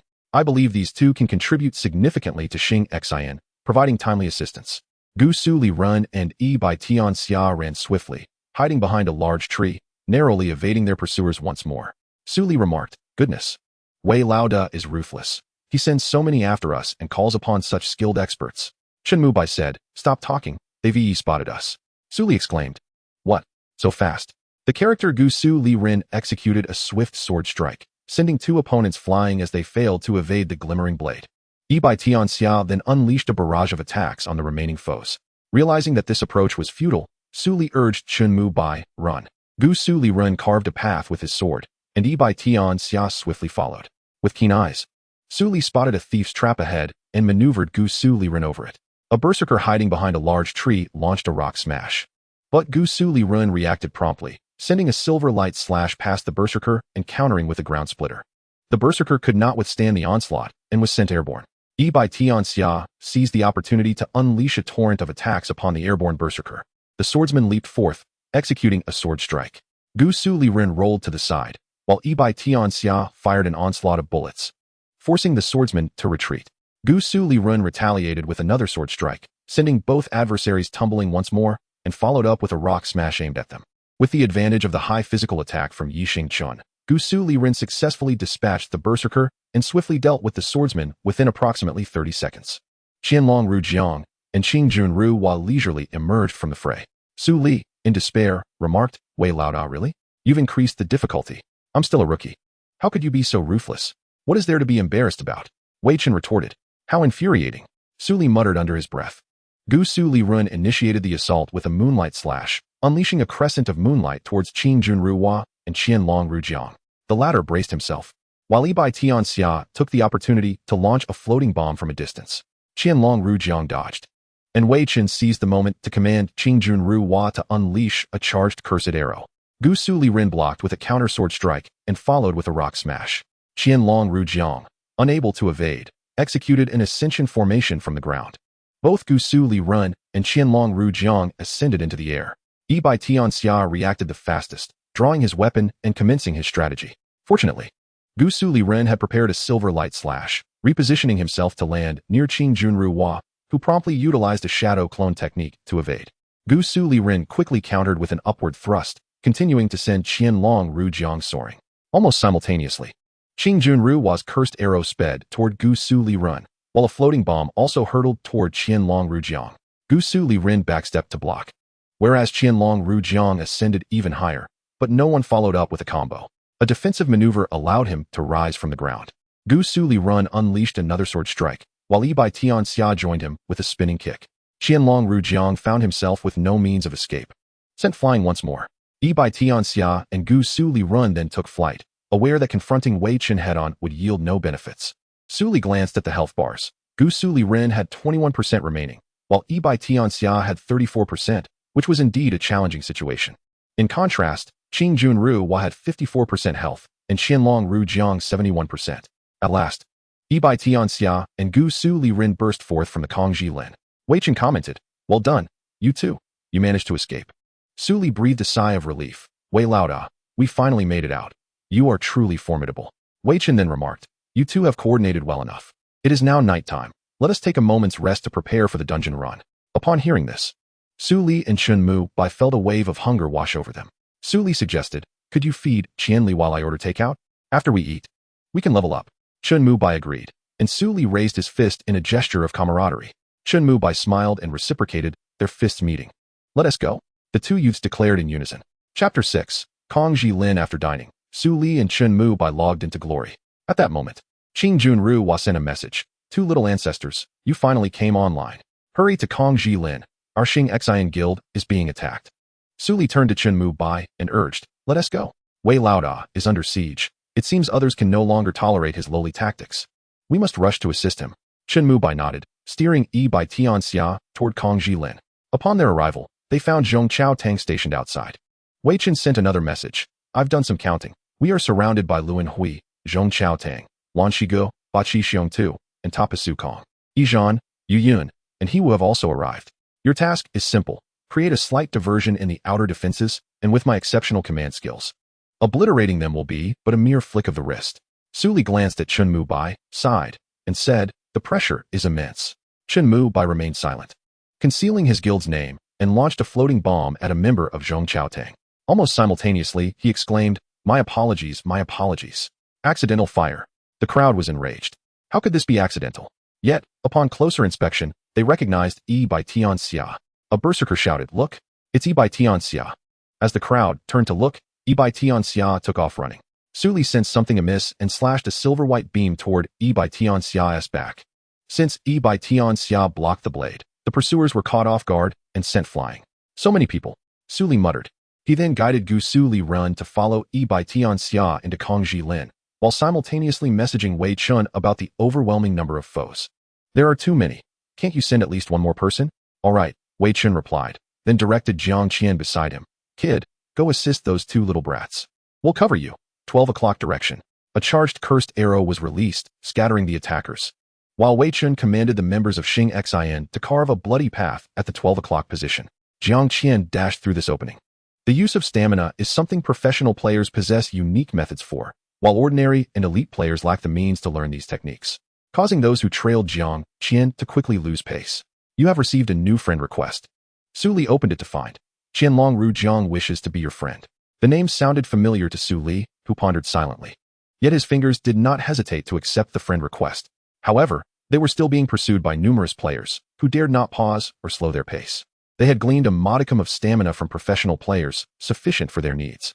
Moreover, in the densely obstructed area of Kongji Lin, they swiftly evaded their pursuers by slipping between two trees. "Where are you?" Jiang Qian sent a message to Su Li. Su Li provided him with a coordinate, and Jiang Qian soon joined them. "Finally, you've arrived," Su Li exclaimed. As they were recuperating, a new group of players arrived, spotting them and shouting, "Here they are!" Everyone. Su Li and Chun Mu Bai exchanged glances, their hands never ceasing their maneuvers, and a swift flash of sword light surged toward the approaching group. Another gunshot rang out, a sound that echoed clearly in the daylight, and they could see Qianlong Rujiang wielding his battle scythe. How could this group withstand the onslaught of three players whose skills surpassed those of elite players? They were quickly vanquished. Consequently, their position was revealed, and a throng of players pursued them from behind, exclaiming, "Where did these three run off to?" Split into three paths and continue the chase. Thus, the players divided into two factions, the Zhongxiao Tang and the BQ Xiangt, with each group comprising no more than 30 individuals. Observing this, Su Li felt a surge of delight. Heaven is indeed aiding me. This is my chance to strike. As the players from BQ Xiangt maneuvered through the trees, Gusu Li leaped forth, executing an incredibly swift draw cut that astounded the onlookers. Simultaneously, Qianlong Rujiang emerged from the right, his scythe gliding across the ground. The crowd sensed the impending danger. This was the ascension array of the exorcist. Just as the players completed Gusu Li's draw cut, another ascension array followed, overwhelming them. Most players were sent flying, though a few remained unaffected due to their distance from the array. As these players prepared to counterattack, the sound of a gunshot rang out, followed by several more, each bullet making them uneasy as they turned to look. It was Yi by Tianxia. These bullets had perfectly interrupted their skill activation.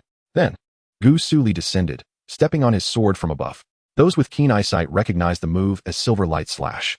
Unfortunately, they were restrained by Yi by Tianxia and Qianlong Rujiang, rendering them incapable of retaliation.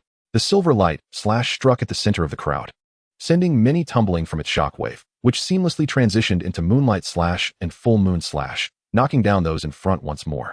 With Gusu Li and Qianlong Rujiang expertly controlling the battlefield, Yi by Tianxia fought with great ease, free from worry and solely focused on combat. This was the essence of an online game.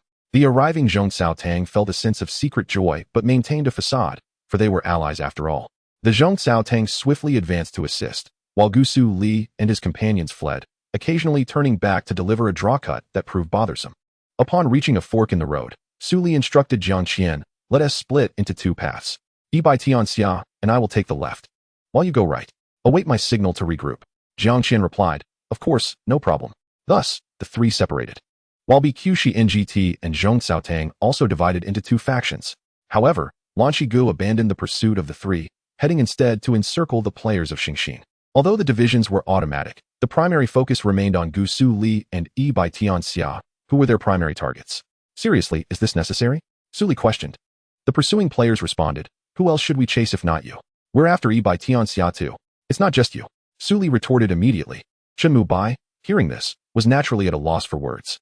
Su Li added, "Don't pursue. I have Xingxin behind me. Stop messing around. They're still being besieged by us." A martial artist from BQ Xiangt chuckled. Chen Mu Bai advised Su Li, "Run quickly. You have a whole crowd behind you." Su Li replied, "Then hurry and come out to help distract them." This statement left Chen Mu Bai speechless. Su Li then typed on the public screen, "Look, draw cut." The font was, of course, maximized. Yet he executed a Moonlight Slash followed by Full Moon Slash against the players of BQ Xiangt. A radiant moonlight, accompanied by stars, struck the players, sending those unable to evade flying. At this moment, Yi by Tianxia evidently abandoned Gusu Li to assist Qianlong Rujiang. Su Li glanced back and shouted to Chen Mu Bai, "Seriously? You're abandoning me? Hurry back to help." Chen Mu Bai replied, "Qianlong Rujiang is clearly stronger than you. I'll help him finish off his pursuers first, then we can ensnare him. Wouldn't that be splendid?" Su Li responded, "Well, at least you're somewhat human now, haha." Chen Mu Bai was left speechless once again. Gusu Li executed several maneuvers, causing the crowd before him to evade, and unleashed another draw cut toward the throng. "How much longer until we can shake these people off?" Su Li messaged Wei Chen. "Damn it, how would I know? Aren't you supposed to break the encirclement?" Wei Chen responded leisurely, "Not me. I'm a novice. You expect me to wipe out this group? Why not just have me compete professionally instead? I scoff at you." Su Li cursed. "Stop with the nonsense and break through. Didn't you call Jiang Qian to help you?" Wei Chen retorted, "I'm busy looking for a place to log off." "Damn it, just wait," Su Li replied. "What is the plan?" Chen Mu Bai inquired. "We charge in. What else can we do?" Su Li replied, agitated. "Impossible. First, we run. If we don't, I want to save you," Wei Chen warned. "I'm heading over to Qianlong Rujiang. Take care of yourself." "Damn it." Gusu Li remained unflustered, merely evading while occasionally drawing attention. Gradually, Wei Chen noticed that the encirclement was considerably thinner than before, clearly due to the efforts of the three, which filled him with satisfaction. The time to break free from the encirclement was now. "Everyone, 3 o'clock direction, charge with me." Qianlong Rujiang and Yi by Tianxia successfully regrouped, and with Qianlong Rujiang's formidable strength, they swiftly breached Wei Chen's formation. Meanwhile, Gusu Li continued to evade outside. Once Wei Chen broke free from the encirclement, he immediately returned to the main city, calling for the three to regroup there. Wei Lauda, I am about to log off. Jiang Qian sent a message to Wei Chen and then went offline. Wei Chen harbored no grievances regarding this, as Jiang Qian had intended to train. At that moment, Su Li returned and inquired, Wei Lauda, why are there so many guilds attempting to eliminate us? What have you done? Could it be that your lack of restraint has provoked other guilds to act? Wei Chen chuckled. They would not remain idle if their interests were threatened. Should we not retaliate against them? Show them our strength? Su Li suggested. Unnecessary. Quite necessary. They are numerous. That is true. I thought so. How could someone as unrestrained as Wei Laodao fail to consider my proposal? Chapter 7. Can you truly summon Huang Xiaotian? It was 1:44 a.m. Let us proceed to the burial ground. Wei Chen disregarded Su Li's previous remarks. You are being ungrateful, Wei Laodao. Ignoring me, Su Li remarked. Go away, Wei Chen retorted. Let us go, Su Li insisted. Wei Chen called Su Li and Chen Mubai together, and they set off to the burial ground to slay monsters and level up. The guild leaders were quite vexed. Having neither acquired dungeon records nor secured any resources in the wild, would they need to seek assistance in the realm of the gods? I say, no one wishes to see Xingxin develop unchecked. Sanjia Ludao declared. I understand your concerns, but how can we restrain them? Yidu Handan posed. No. Such an approach would be more likely to yield losses. Resources would be depleted excessively, Che Qianzi contended. Do you not see how we lost hundreds of our members? What do you propose? Perhaps we could lure Gusu Liren or Yi by Tianxia over. Agreed. Indeed. The guild leaders engaged in fervent discussion, and Che Qianzi closed the chat window for guild leaders, logging into his primary account. Tian Nanxing, the guild leader of Baizhong Chao Tang, reported, I have discovered 2 promising newcomers. Within 3 days of the server opening, their strength nearly rivals that of top-tier experts. Oh, what are their names? Gusu Liren and Yi by Tianxia. Has anything like this occurred in other regions? Not at all. Very well. I shall accompany you to observe. All right. I will send you the account card. Che Qianzi logged off after his words. At this moment, Su Li received numerous friend requests from guild leaders, and after accepting them, Lonnie messaged, Kid, come to Lanshi Go. We have Huang Xiaotian and Lu Hanwen here. They can practice with you when time permits. Yidu Handan urged. Gusu, come quickly. Ba Chi Xiong 2 is merely waiting for you. As soon as you arrive, you can join the elite team. Or even the Ba 2 battle team. Various guild leaders sent recruitment messages. Su Li turned to Wei Chen. They wish for me to join their guild. Kid, let me tell you, I was once a professional player myself. With a single message, I could bring Ye Xiu to glory. Wei Chen, clearly aware that Su Li and Chen Mubai would attract the attention of other guilds, took a puff of his cigarette and remarked, Yet all professional players emerge from online games. I was once with Blue Rain before transferring to Xingxin. I have seen this happen countless times. They wish to recruit you not only to bolster their own strength, but also to encroach upon Xingxin's interests. Wei Lauda, you are just boasting. Do you think little of me? Indeed. Very well. I shall summon Huang Xiaotian now. Go ahead. I shall call Ye Xiu over to teach him a lesson afterward. They quarreled for quite some time, but eventually, Wei Chen relented. No more arguing. Tomorrow night, I will bring Huang Xiaotian, and we shall have a proper lesson for you. Agreed, it is settled. After their playful banter, a night passed. Gusu Liren and Yi by Tianxia both ascended to level 23. Su Li stretched and said to Chen Mubai, Let us go for breakfast. Wei Laodao is treating. Is Wei Laodao truly that wealthy? Uncertain, but we should just go. Very well. Su Li and Chen Mubai donned their coats, and with Qian Li holding an umbrella, they stepped outside. At that moment, the 2 young men shared an umbrella together. Outside, a blanket of white snow covered the ground, reminiscent of Chen Mubai's own Yi by Tianxia. As they walked through the heavy snowfall, Su Li inquired, When will you retrieve your British short hair? Chen Mubai replied, I will go after breakfast. All right, I will accompany you. As they continued on, they arrived at the designated meeting place set by Wei Chen. Su Li remarked, Wei Laodao, with you treating me every day, I feel rather embarrassed. What is there to be embarrassed about? Boss, 3 bowls of mixed noodles with soy milk. Wei Chen ordered. Coming right up. This is my friend, Chen Mubai. Yi by Tianxia, Su Li introduced. Ah, 2 handsome young men. Wei Chen exclaimed. However, we are level 23 and must head to the burial ground. I possess Ye Xiu's strategy, so dungeon records will not be a concern. You 2 truly possess great potential. Your noodles are ready, exclaimed the boss. As Wei Chen observed Su Li and Chen Mubai chatting and enjoying their noodles, he gazed out at the falling snow and felt a wave of nostalgia wash over him.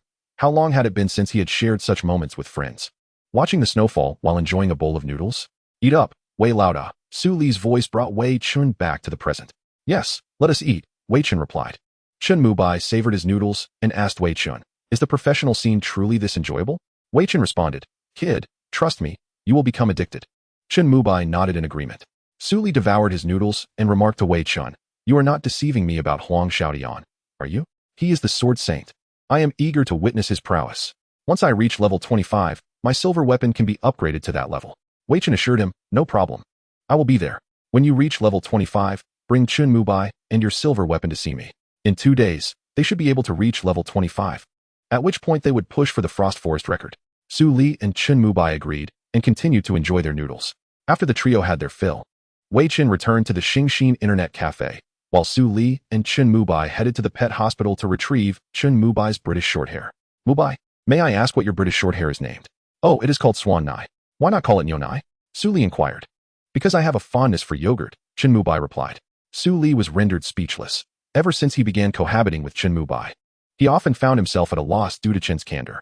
By the time Su Li and Chun Mubai returned from taking care of the cat and purchasing cat food, it was already 9 in the morning. He immediately proceeded to wash up and retire for the night. I believe Wei Chen has a method to keep him by his side, Lan He remarked. Agreed, but what shall we do? Yidu Handan inquired. We must thwart their progress. If they continue to develop at this rate, it will jeopardize our interests, Che Qianzi proposed. Upon entering the 13th district, they received disheartening news. Wei Chen had assumed control of the presidency of the 13th district. We have already suffered a significant setback here. If we do not intervene, our interests will diminish even further, Guing asserted. Moreover, several exceptional newcomers have joined Xingxin. You have witnessed the operations of Gusu Liren and Yi by Tianxia. They are swift and precise. I have never encountered such elite players in the realm of the gods, the president of Ta Pishukong stated. We must devise a strategy to suppress Xingxin collectively. Lan He added. The discussions among the group were rife, with differing opinions. The presidents had already begun collaborating to suppress Xingxin since the 10th district. In the realm of the gods, without professional players to assist, the majority of the spoils would fall to Xingxin, leaving the other guilds in dire straits, with their respective presidents facing severe reprimands from their managers. Thus, the united effort to suppress Xingxin became the initial step in their plan. The guild presidents aimed to play the emotional card with Gusu Liren and Yi by Tianxia, hoping to persuade them to depart from Xingxin. This maneuver would not only weaken Xingxin's power in the 13th district, but also bolster their own strength. However, they did not anticipate that Su Li and his companion had already been mingling with the elite of Xingxin from the outset. Consequently, the guild presidents even sought the assistance of the president of the realm of the gods. The crowd sighed, wondering how they had found themselves in a situation reminiscent of the 10th district. Previously, the dynamics in the 10th district had been disrupted by Ye Xiu. And while the situations in the 11th and 12th districts had improved slightly, the 13th district was now thoroughly unsettled by Wei Chen, Su Li, and Chun Mubai. Since the establishment of the Xingxin Guild in the 13th district, its momentum had been formidable, boasting championship titles and several record holders for first kills and dungeon completions. If they did not join forces to suppress Xingxin, it would become a formidable force. The other guilds' efforts in dungeon exploration would only result in failure. Compared to Xingxin, the development of the other guilds was severely constrained. In the so-called wild maps, one could only secure a few kills when Wei Chen was absent. The guild presidents noted that their elite teams were more stable, and during this exploration, Wei Chen had only brought 12 elite members. Yet he unexpectedly encountered Su Li and Chun Mubai. Xingxin's competitive prowess was significantly hampered by the absence of Ye Xiu. Luo Ji and Bao Zi were two unstable factors. Luo Ji's pursuit of perfection could be excessive, while Bao Rongxing's ideas were often erratic, occasionally leading to brilliance, but also to pitfalls. However, with Jiang Qian's addition from the 12th district, Xingxin's strength received a considerable boost, and under the leadership of these two all-stars, their tactical system gradually improved. Luo Ji would also propose many advantageous strategies for Xingxin, propelling them to a swift ascent in the professional league, where they ranked 8th. After Jiang Qian joined Xingxin, numerous teams conducted research on him, questioning whether he could break through the rookie wall, dependent on his willingness to persevere. Not only Xingxin but also Lan Yu's Lu Hanwen had seen significant improvement, and many teams, including Batu's Song Qiaying, had experienced substantial growth, with Luan Hui ranking first, Batu second, followed by Wei Chao, Lan Yu, Bai Hua, Yin Yu, and Xingxin. Among them, Sun Xiang from Luan Hui, unable to master Ye Xiu, contemplated for a long time before deciding to transition back to his roots as a berserker, leading to the high-price sale of Ye Xiu, ultimately bought by an anonymous buyer for 12 million. The revelation of this news shocked many, sparking discussions about which battle mage would be acquired by this buyer or whether a new team would emerge from thin air. Ye Xiu merely smiled, saying little, and placed Ye Xiu on Ye Xiu's desk. In the realm of the gods, Jun Mo Xiao and Ye Xiu would occasionally log in, bringing a breath of vitality to the online game. This led many to feel that although Ye Xiu had retired, his passion for glory remained undiminished. At the start of the 11th season, Ye Xiu posted on Weibo, introducing Jiang Qian as a newcomer in Xingxin, who aimed for the championship while securing a seat. This time, no one dismissed it as a joke, and a flurry of professional players commented with exasperation. Even Lin Jingyan remarked, "Old Yi, you really can't sit still." Su Li awoke after a full 8 hours of sleep, hearing Qian Li's plaintive mewing and the plaintive calls of the yogurt cat, feeling a sense of helplessness. He fed them, complimented by milk, and felt his own stomach rumble, so he ventured out to find a restaurant and brought back some dishes. Upon returning, he noticed Chen Mubai was already awake, watching television, and holding a yogurt. He called out, "Su Li, I'm hungry." Su Li placed the takeout on the table and said, "You can come to eat now. Afterwards, we can log in and level up. We haven't yet tackled the burying ground." All right. After their meal, it was already 7:35. After tidying up, Su Li and Chen Mubai swiped their cards and logged in. At that time, it was still dinner time, and relatively few players were logging into the game. Gusu Liren and Yi Bai Tian Xiao, unwilling to waste time, headed to the burying ground at levels 23 and 27 to grind for levels. In Glory, as monsters' levels increase, experience gained rises by 10%. However, similarly, with each level gained, damage immunity and level suppression enhance the resistance to abnormal status effects. For efficiency's sake, Su Li and Chen Mubai formed a team, targeting monsters generally 3 levels higher than themselves. Moreover, at present, the burying ground was quite deserted. On the level leaderboard, the highest level was uniformly 27, predominantly comprised of elite players from various guilds. After a continuous day of grinding, Su Li, Chen Mubai, Wei Chen, and others who had started the server were all positioned within the top 10, yet now they found themselves outside the top 100. After approximately an hour of play, Wei Chen logged in and inquired where Su Li was before hurrying over. Su Li noticed a swordsman named Chun Kuinxiu Fa beside Qin Junru Hua. Upon joining the team, Su Li asked Wei Chen, "Boss Wei, who is this?" Wei Chen replied, "Huang Xiaotian." The so-called Chun Kuinxiu Fa exclaimed, "What the heck? Wei Laoda, why does this swordsman call you Wei Laoda? You don't want me anymore? You don't want me? You don't want me? You don't want me? You don't want me? You don't want me? You don't want me?" Moreover, Wei Laoda, I am rather busy at the moment. I certainly do not wish for others to discover that I am using such a lackluster account. By the way, Wei Laoda, what do you need me for? You are not going to ask me to help you break dungeon records like Lao Yi, are you? Su Li removed his headphones and rubbed his ears, complaining about the noise. Wei Chen replied, "Kid, quiet down. I need you to come over and have a match with him." Huang Xiaotian incessantly asked, Why? Why? Wei Laoda, you don't want me anymore. All right, let me see how strong this kid can be. With that, Wei Chen and the others made their way to the arena. Su Li and Huang Xiaotian chatted and laughed along the way, while Chen Mubai behind them inquired with Wei Chen about the professional league, questioning if he and Su Li could indeed participate. Wei Chen pondered for a moment and said, "Yes, you are not alone." He then glanced at Su Li. Huang Xiaotian remarked to Su Li, "You little rascal. To think you have caught Wei Laoda's favor is completely unexpected. So Wei Laoda brought me here for a duel with you. Just so you know, I will not hold back. Regardless of whether you are a newcomer or not, I shall not go easy on you. Not at all. Now, let me see your prowess." Su Li nodded slowly and replied, "All right, I will do my best. Probably." Chapter 8. Good fortune to you. Lao Yi when Chun Kuinxiu Fa and Gusu Liren arrived at the arena. Both youths had already resolved to strive towards the professional realm. Although Su Li and Chen Mubai were novices, their prowess and style were already quite remarkable. With Wei Chen's seasoned eye, how could he not see that they were gems?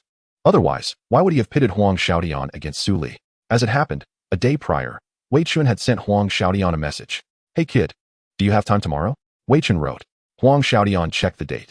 December 7th, 2 days after the Glory League concluded, and replied, "I am free, what's up?" "Wei Laoda, prepare a new account and help me practice with a young player," Wei Chen instructed. "Jiang Qian, haven't we already fought him?" Huang Xiaotian responded. "Not him. I discovered 2 promising newcomers in a new zone," Wei Chen clarified. "What? Wei Laoda, are you saying that your team, apart from Su Meizi and Wei Suofeng, consists entirely of first and second year students? And you still want to recruit newcomers?" Huang Xiaotian inquired. "Are you coming or not?" "Fine." Thus, the current scene unfolded, Su Li facing off against Huang Xiaotian. Su Li initiated with the simplest and clearest map, the 4-sided arena. As both characters entered, Su Li began to maneuver Gusu Liren forward. The dark blue blade of Ye Xiu glimmered with a dark purple hue, swiftly heading towards Chun Kuinxiu Fa.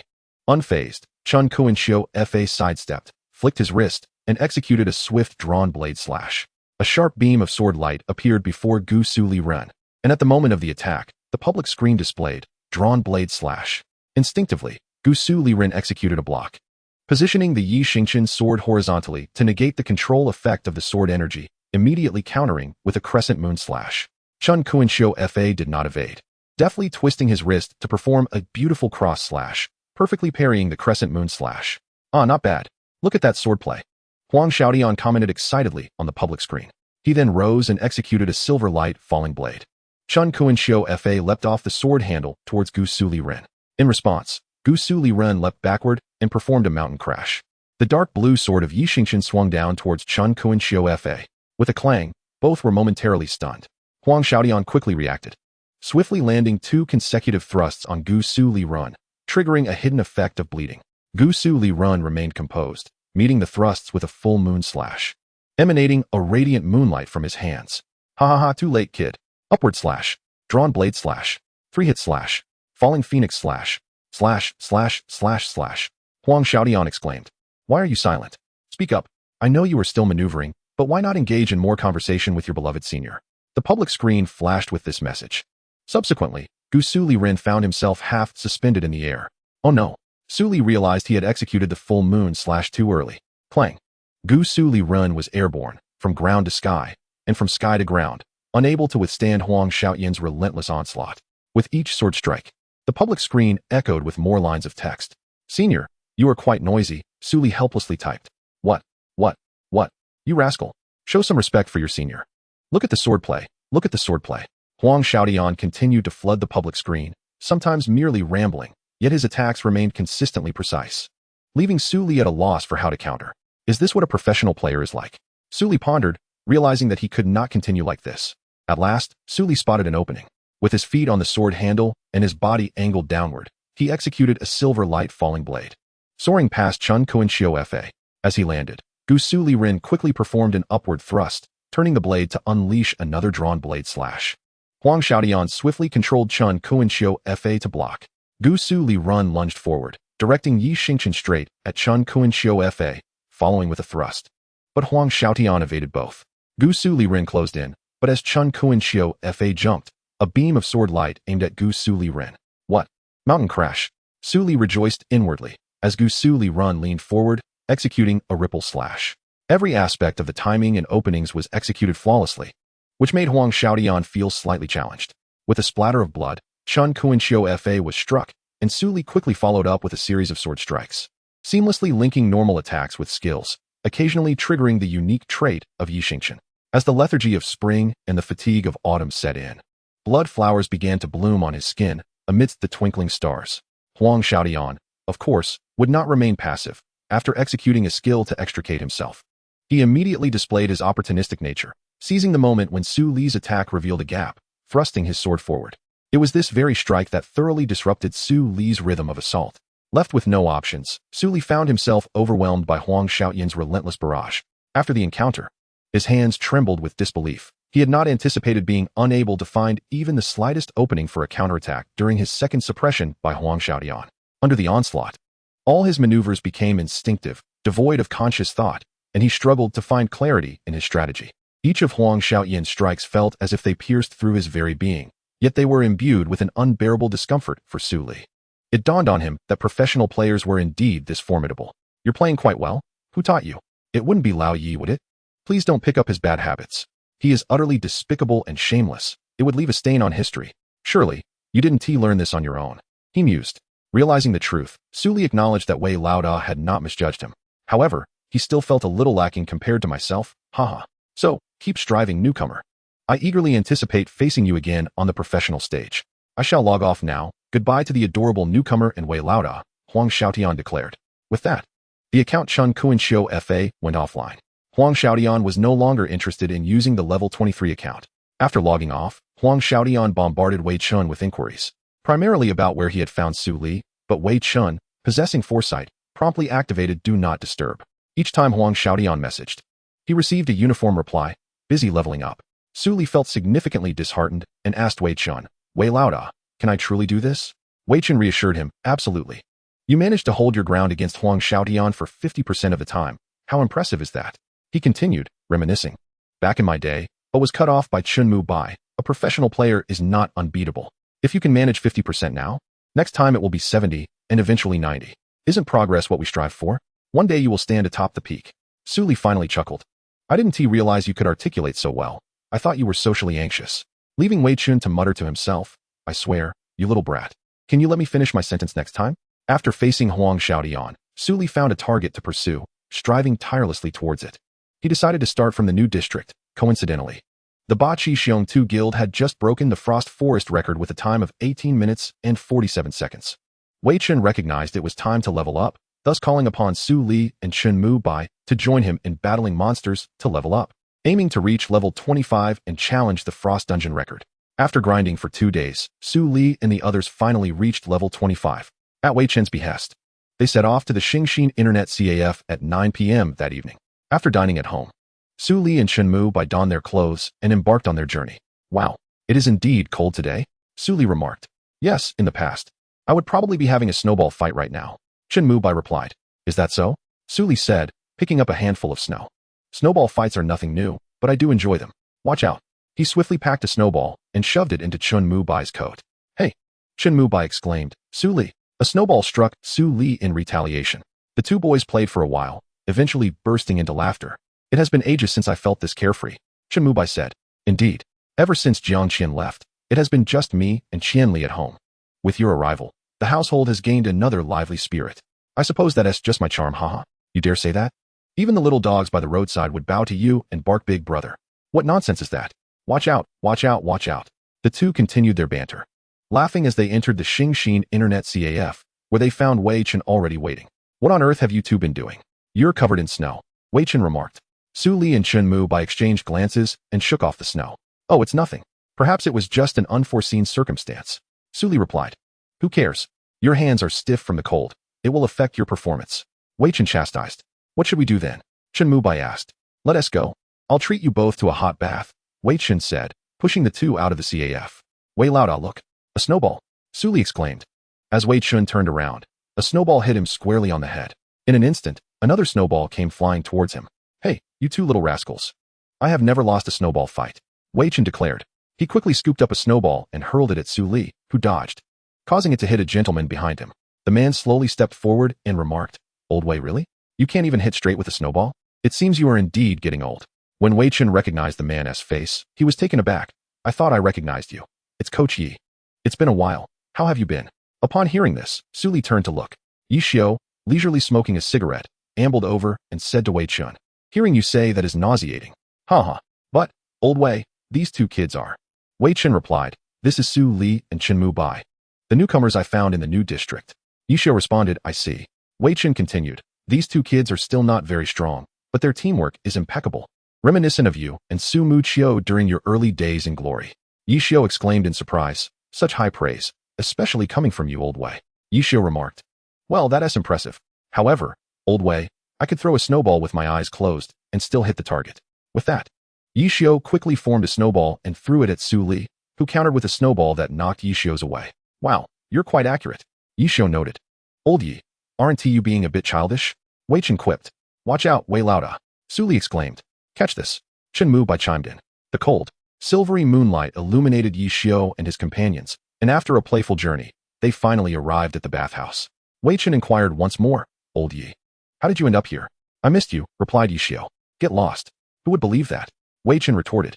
Actually, I came to check on the situation at Xing Xian and see how those two little rascals of yours are faring. Their skills are impressive, especially Su Li, who, despite being new to the game, crafted an extraordinary silver weapon, even achieving a respectable ranking on the weapon leaderboard. Moreover, the synergy between Su Li and Chen Mu Bai is often flawless. It truly echoes your past prowess. I may be aging, but my discerning eye remains sharp. If they train diligently, I dare say their partnership could become the best. Did you hear that, Old Yi? Wei Chen remarked. Yes, I believe you, Old Wei. I truly hope you can nurture them. Just look at these newcomers. Remarkable. The younger generation is indeed pushing the older one aside, while the latter falters in their panic. I wonder if I should give each of them a ticket for the All-Star game. Ye Xiu mused. It turned out that this year's All-Star game was hosted by the city, with Xing Xian as the home ground. Securing 2 tickets was more than sufficient for Ye Xiu and Wei Chen. The key was that Ye Xiu also wanted to assess the capabilities of the two, and even though there were still over 20 days to go, he had already come as a special guest for this All-Star game. Ye Xiu would appear in the Rookie Challenge or the All-Star match, primarily for the nostalgia. I think it's a good idea, Wei Chen replied. then settled down to soak quietly in the bath. Time slipped away, and eventually, Su Li nudged Wei Chen awake, while Chun Mu Bai urged Ye Xiu, saying, "Get up." It's already past 11. Wei Chen, still groggy, immediately sat up and said to Ye Xiu, "Old Yi, hurry up. Stop pretending to sleep. If we run 3 more dungeons, we'll all be level 26. Come lend a hand. I'll give you a battle mage to start the dungeon record." Ye Xiu nodded and replied, "All right. After we finish, I'll find Mu Cheng." Wei Chen grumbled, "Old Yi, you're shameless, always sneaking into her house." Ye Xiu chuckled, "I'm merely trying to understand the situation at Xing Xin. Then why not ask me?" Wei Chen retorted. Ye Xiu laughed, "Aren't you in the new area? How could I find you? Get lost, get lost." Wei Chen urged. Su Li and Chun Mu Bai exchanged silent glances. And so, in their playful banter, they returned to the Xing Xin Internet CAF.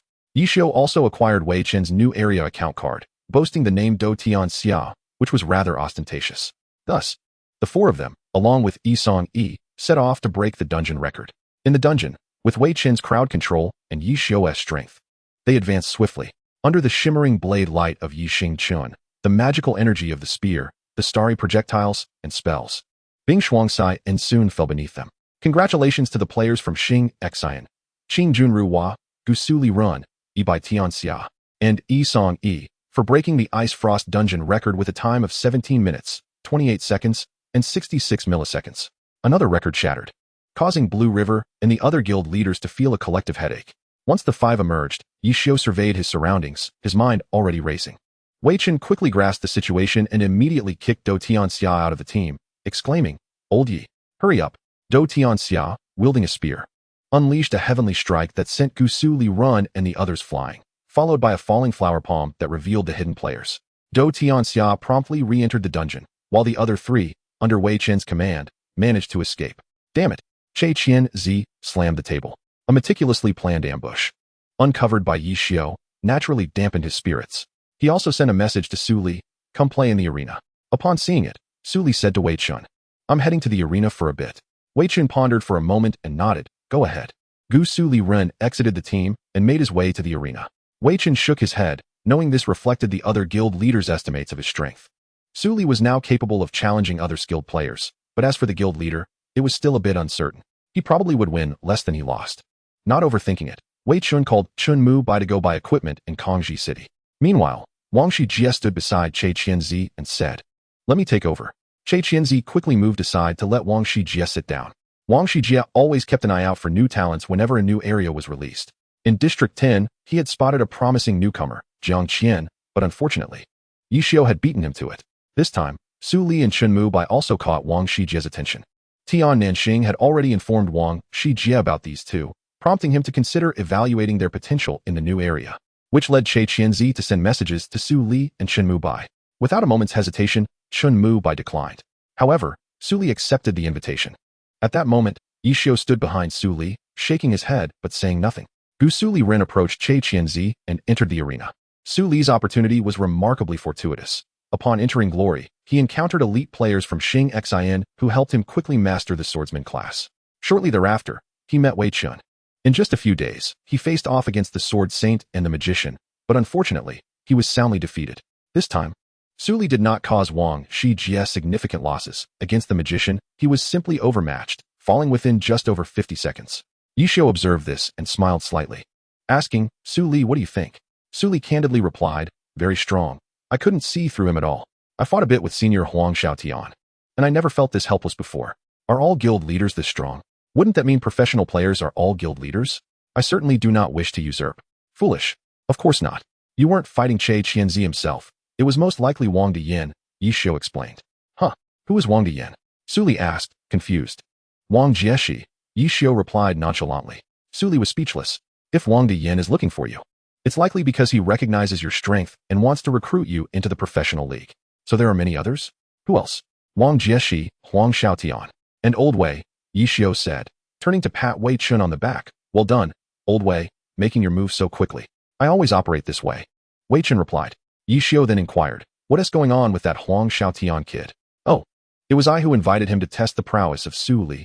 "Goodness, Wei Laoda, how could you deceive me? Do you have any shame?" "What shame could I possibly have?" "Stop, stop, stop. I can't listen any longer," Chun Mu Bai interjected. Ye Xiu observed Chun Mu Bai and mused.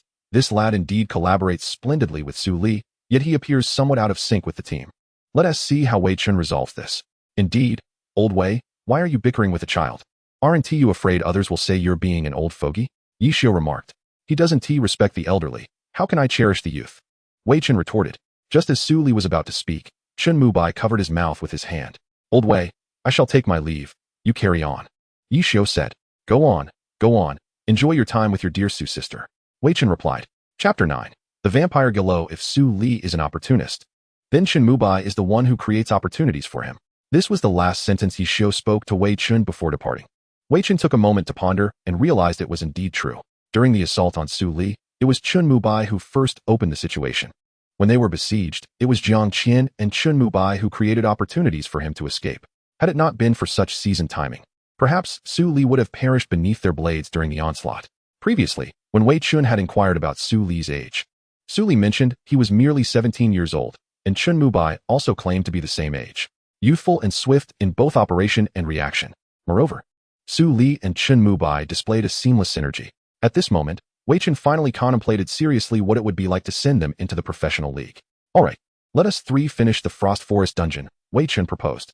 Su Li and Chen Mubai nodded in agreement. With that, the trio ventured into the Frost Forest instance. Upon entering, the system notified them that they had stepped into the territory of the White Wolf. Wei Chen was delighted, as this was an excellent opportunity to evaluate the cooperation between Su Li and Chen Mubai.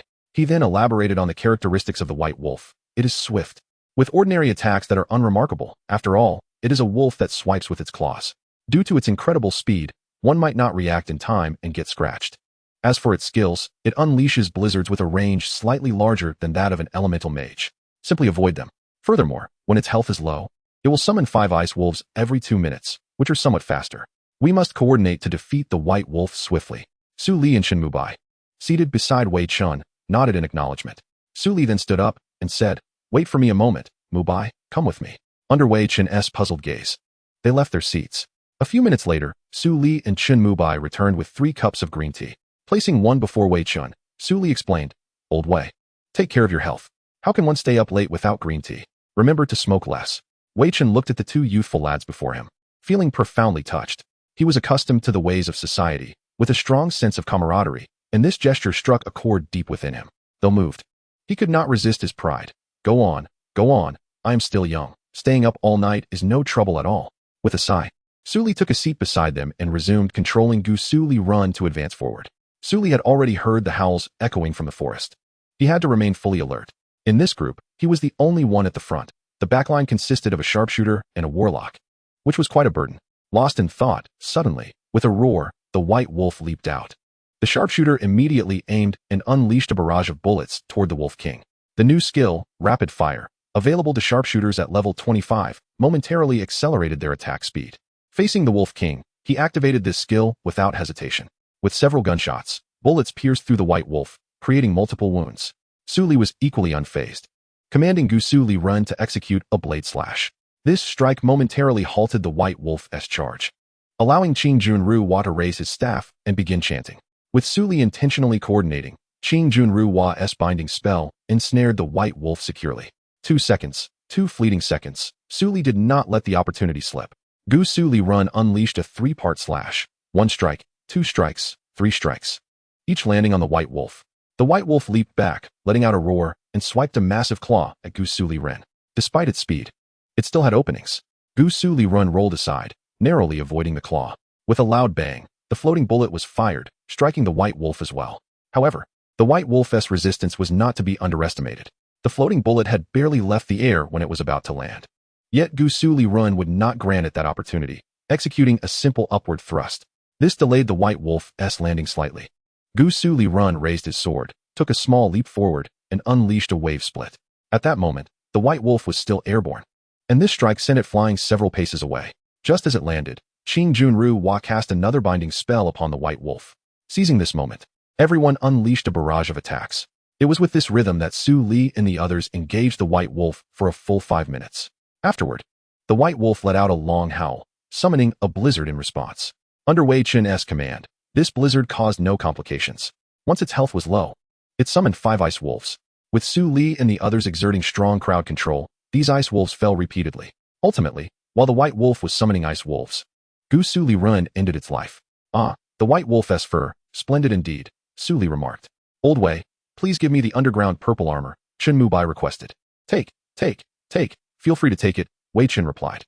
Earlier, when Su Li had challenged alone, Wei Chen had already purchased a level 25 purple weapon for Chen Mubai, the ice double guns. Wei Chen held strong confidence in his warlock and had long since equipped himself with suitable gear. Following this endeavor, the trio reached level 26. Should they venture to the Frost Forest again, the experience gained would be significantly diminished. For the sake of efficiency, Wei Chen directly led Su Li and Chen Mubai to the burying ground. At this moment, the elite players have embarked on their journey from level 29, striving to reach level 30.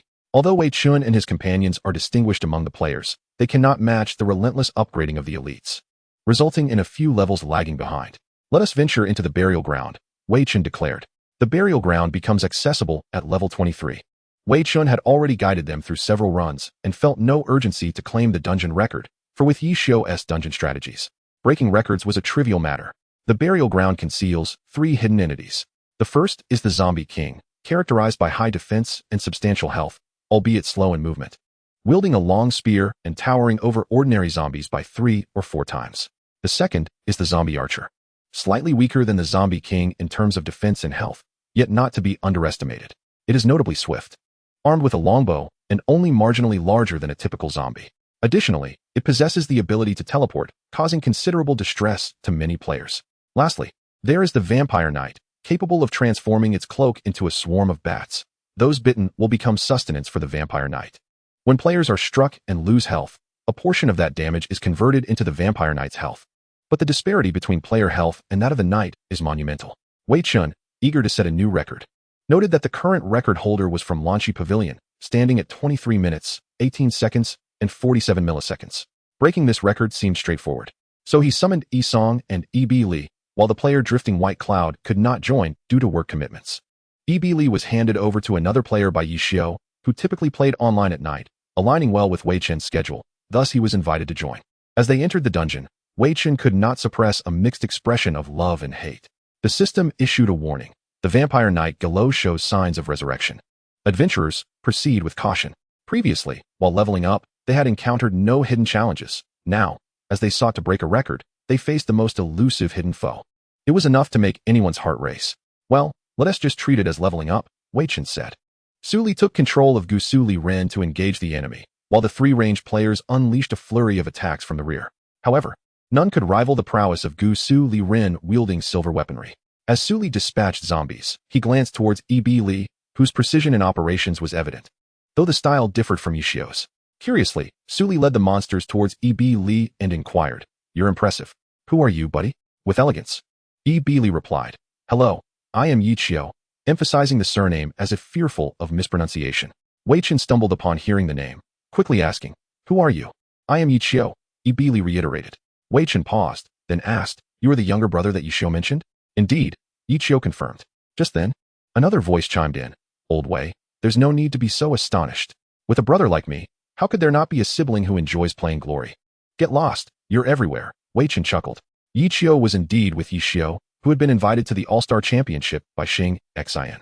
Ye Xiu took the opportunity to bring Ye Xiu along, coinciding with a business commission in the area that required his presence for a while. Although he had once played glory with Ye Xiu during its inception, his interest waned as he could never surpass Ye Xiu's skill. Upon hearing Ye Xiu's intention to bring him along, Ye Xiu promptly requested his assistance in dungeon runs in the new area. What a resourceful arrangement, Wei Chen mused. Su Li, unable to interject, focused on eliminating small monsters, while Yi Song and Yi Li noticed Su Li's attack rhythm quickening, reluctantly adapting to his pace. After hearing Ye Xiu's explanation, Wei Chen remarked, "Old Yi, how can you be so shameless?" Ye Xiu chuckled and asked, "Do you have a place to stay?" "None," Wei Chen replied. Su Li interjected, "I have a place, but it's a mess. It could be cleaned up enough to accommodate someone." However, Ye Xiu declined, stating, "I'm already staying at a hotel." Su Li smiled, saying nothing, and listened as Wei Chen and Ye Xiu exchanged banter. Amid their conversation, they finally arrived at the Vampire Knight Galo. Chen Mubai seized the initiative, swiftly firing a magazine, clearly under rapid-fire conditions. Gusu Liren executed a 3-part slash, a horizontal strike, a downward chop, and an upward thrust, connecting all attacks with Galo. Suddenly, the Vampire Knight raised its right hand, drawing its cloak before it, and with a rustling sound, countless small bats emerged. While the sight was grotesque, the primary concern remained the health of Gusu Liren as the swarm swept through. With health diminished by more than half, Gusu Liren heeded Wei Chen's advice, retreating from the aggro range and consuming potions as Ye Xiu shouted, "Watch out." The vampire knight had approached from behind, its crimson blood-sucking sword lunging towards him like a green serpent. Bang, bang, bang. 3 gunshots rang out as a white-clad figure fired dual icy pistols, striking the vampire knight's wrist and blocking its attack aimed at Gusu Liren. Su Li exclaimed, "I'll leave it to you. Handle it alone." Gusu Liren leapt forward and executed a 180-degree turn, delivering a slicing blow. Clang, clang, clang. The vampire knight raised its shield to block, swinging down towards Gusu Liren. Gusu Liren evaded and countered with an upward strike against the vampire knight. Yet, it managed to block again. At this moment, Ye Xiu had already arrived to assist, delivering a blossom palm that sent the shield-wielding Gelo flying. Wei Chen followed up with a binding spell, granting Gusu Liren precious moments to escape. As Gusu Liren executed a 3-part slash, the aim was no longer to inflict damage but to reposition. Ye Xiu was thrusting a spinning staff towards the vampire knight, forcing it to the ground. Yi Song, quick on the draw, unleashed several output skills. Su Li, aware of the scenario, activated a special skill. Any target bitten by the bat swarm would become its source of nourishment. If that nourishment was then struck, it would convert into health for the vampire knight, calculated as a percentage, generating damage to players while replenishing a few percentage points of its own health. At this moment, individuals were establishing control over the battlefield, while Su Li, having fully recovered, immediately charged forward with his sword drawn. The vampire knight raised his cloak, striking the unsuspecting Ye Xiu, causing his health to plummet by nearly a quarter. Su Li swiftly executed a blade draw towards the vampire knight, who raised his shield to block. In the meantime, Yi Song and Yi Bai Li took advantage of the moment to unleash a frost powder against the vampire knight. The knight was slowed, and Wei Chen ensnared him with a binding spell, as all 5 players simultaneously unleashed their damage-dealing skills. Dodge, Wei Chen commanded. At that moment, the vampire knight raised his hand again, transforming into a swarm of bats that surged towards Su Li and Ye Xiu. Wei Chen, unable to ascertain who the knight would target, could only provide support from a distance. The skill was executed swiftly, and in the blink of an eye, the vampire knight reassembled, cloaked in his cape once more. Wei Chen focused intently on the knight's next move. With a flick of his wrist, he deduced, Ye Xiu. As expected, the vampire knight charged towards Do Tianxia. However, Ye Xiu adeptly repositioned himself, executing a heavenly strike that lifted the vampire knight into the air, followed by a falling blossom palm that sent the knight hurtling away. "It's up to you now," Ye Xiu declared, opting to step back and avoid overshadowing the group's efforts. "Understood," Su Li replied. In an instant, Yi Song and Yi Bai Li, along with Gusu Liren, had encircled the vampire knight. After the earlier chaos, the 4 skilled players finally had the opportunity to act in unison. Wei Chen, directing from the rear, orchestrated their actions flawlessly. Surrounded, the vampire knight could neither raise his shield nor swing his sword without being thwarted. At that moment, Do Tianxia executed a falling blossom palm, sending the knight away, while Gusu Liren followed suit with a blade draw. Although Do Tianxia's attack disrupted their coordination, the group bore no ill will, for the vampire knight was about to unfurl his cloak and transform into bats. Su Li, quick to react, delivered a blade draw, and before the knight could land, he transformed into a swarm of bats. This time, no one was within the attack range, and after a few futile strikes, he had to recombine. Repeating this cycle, the vampire knight's health dwindled to 10%, yet no one was anxious. The 5 players executed their maneuvers without concern, and the swarm of bats was rendered ineffective. The changes wrought by the knight's red health were inconsequential. With a final roar, the vampire knight struggled a few times before succumbing to the combined onslaught of the 5 players. He fell, and all loot exploded forth. "Wow, what incredible luck!" Su Li exclaimed, noticing among the drops of vampire light sword and 2 pieces of purple equipment. Wei Chen chuckled, "You lucky rascal." Without question, the vampire light sword was awarded to Su Li, while the other 2 items, a shield and a cloak, were claimed by Wei Chen for the guild warehouse, where contributions could be exchanged.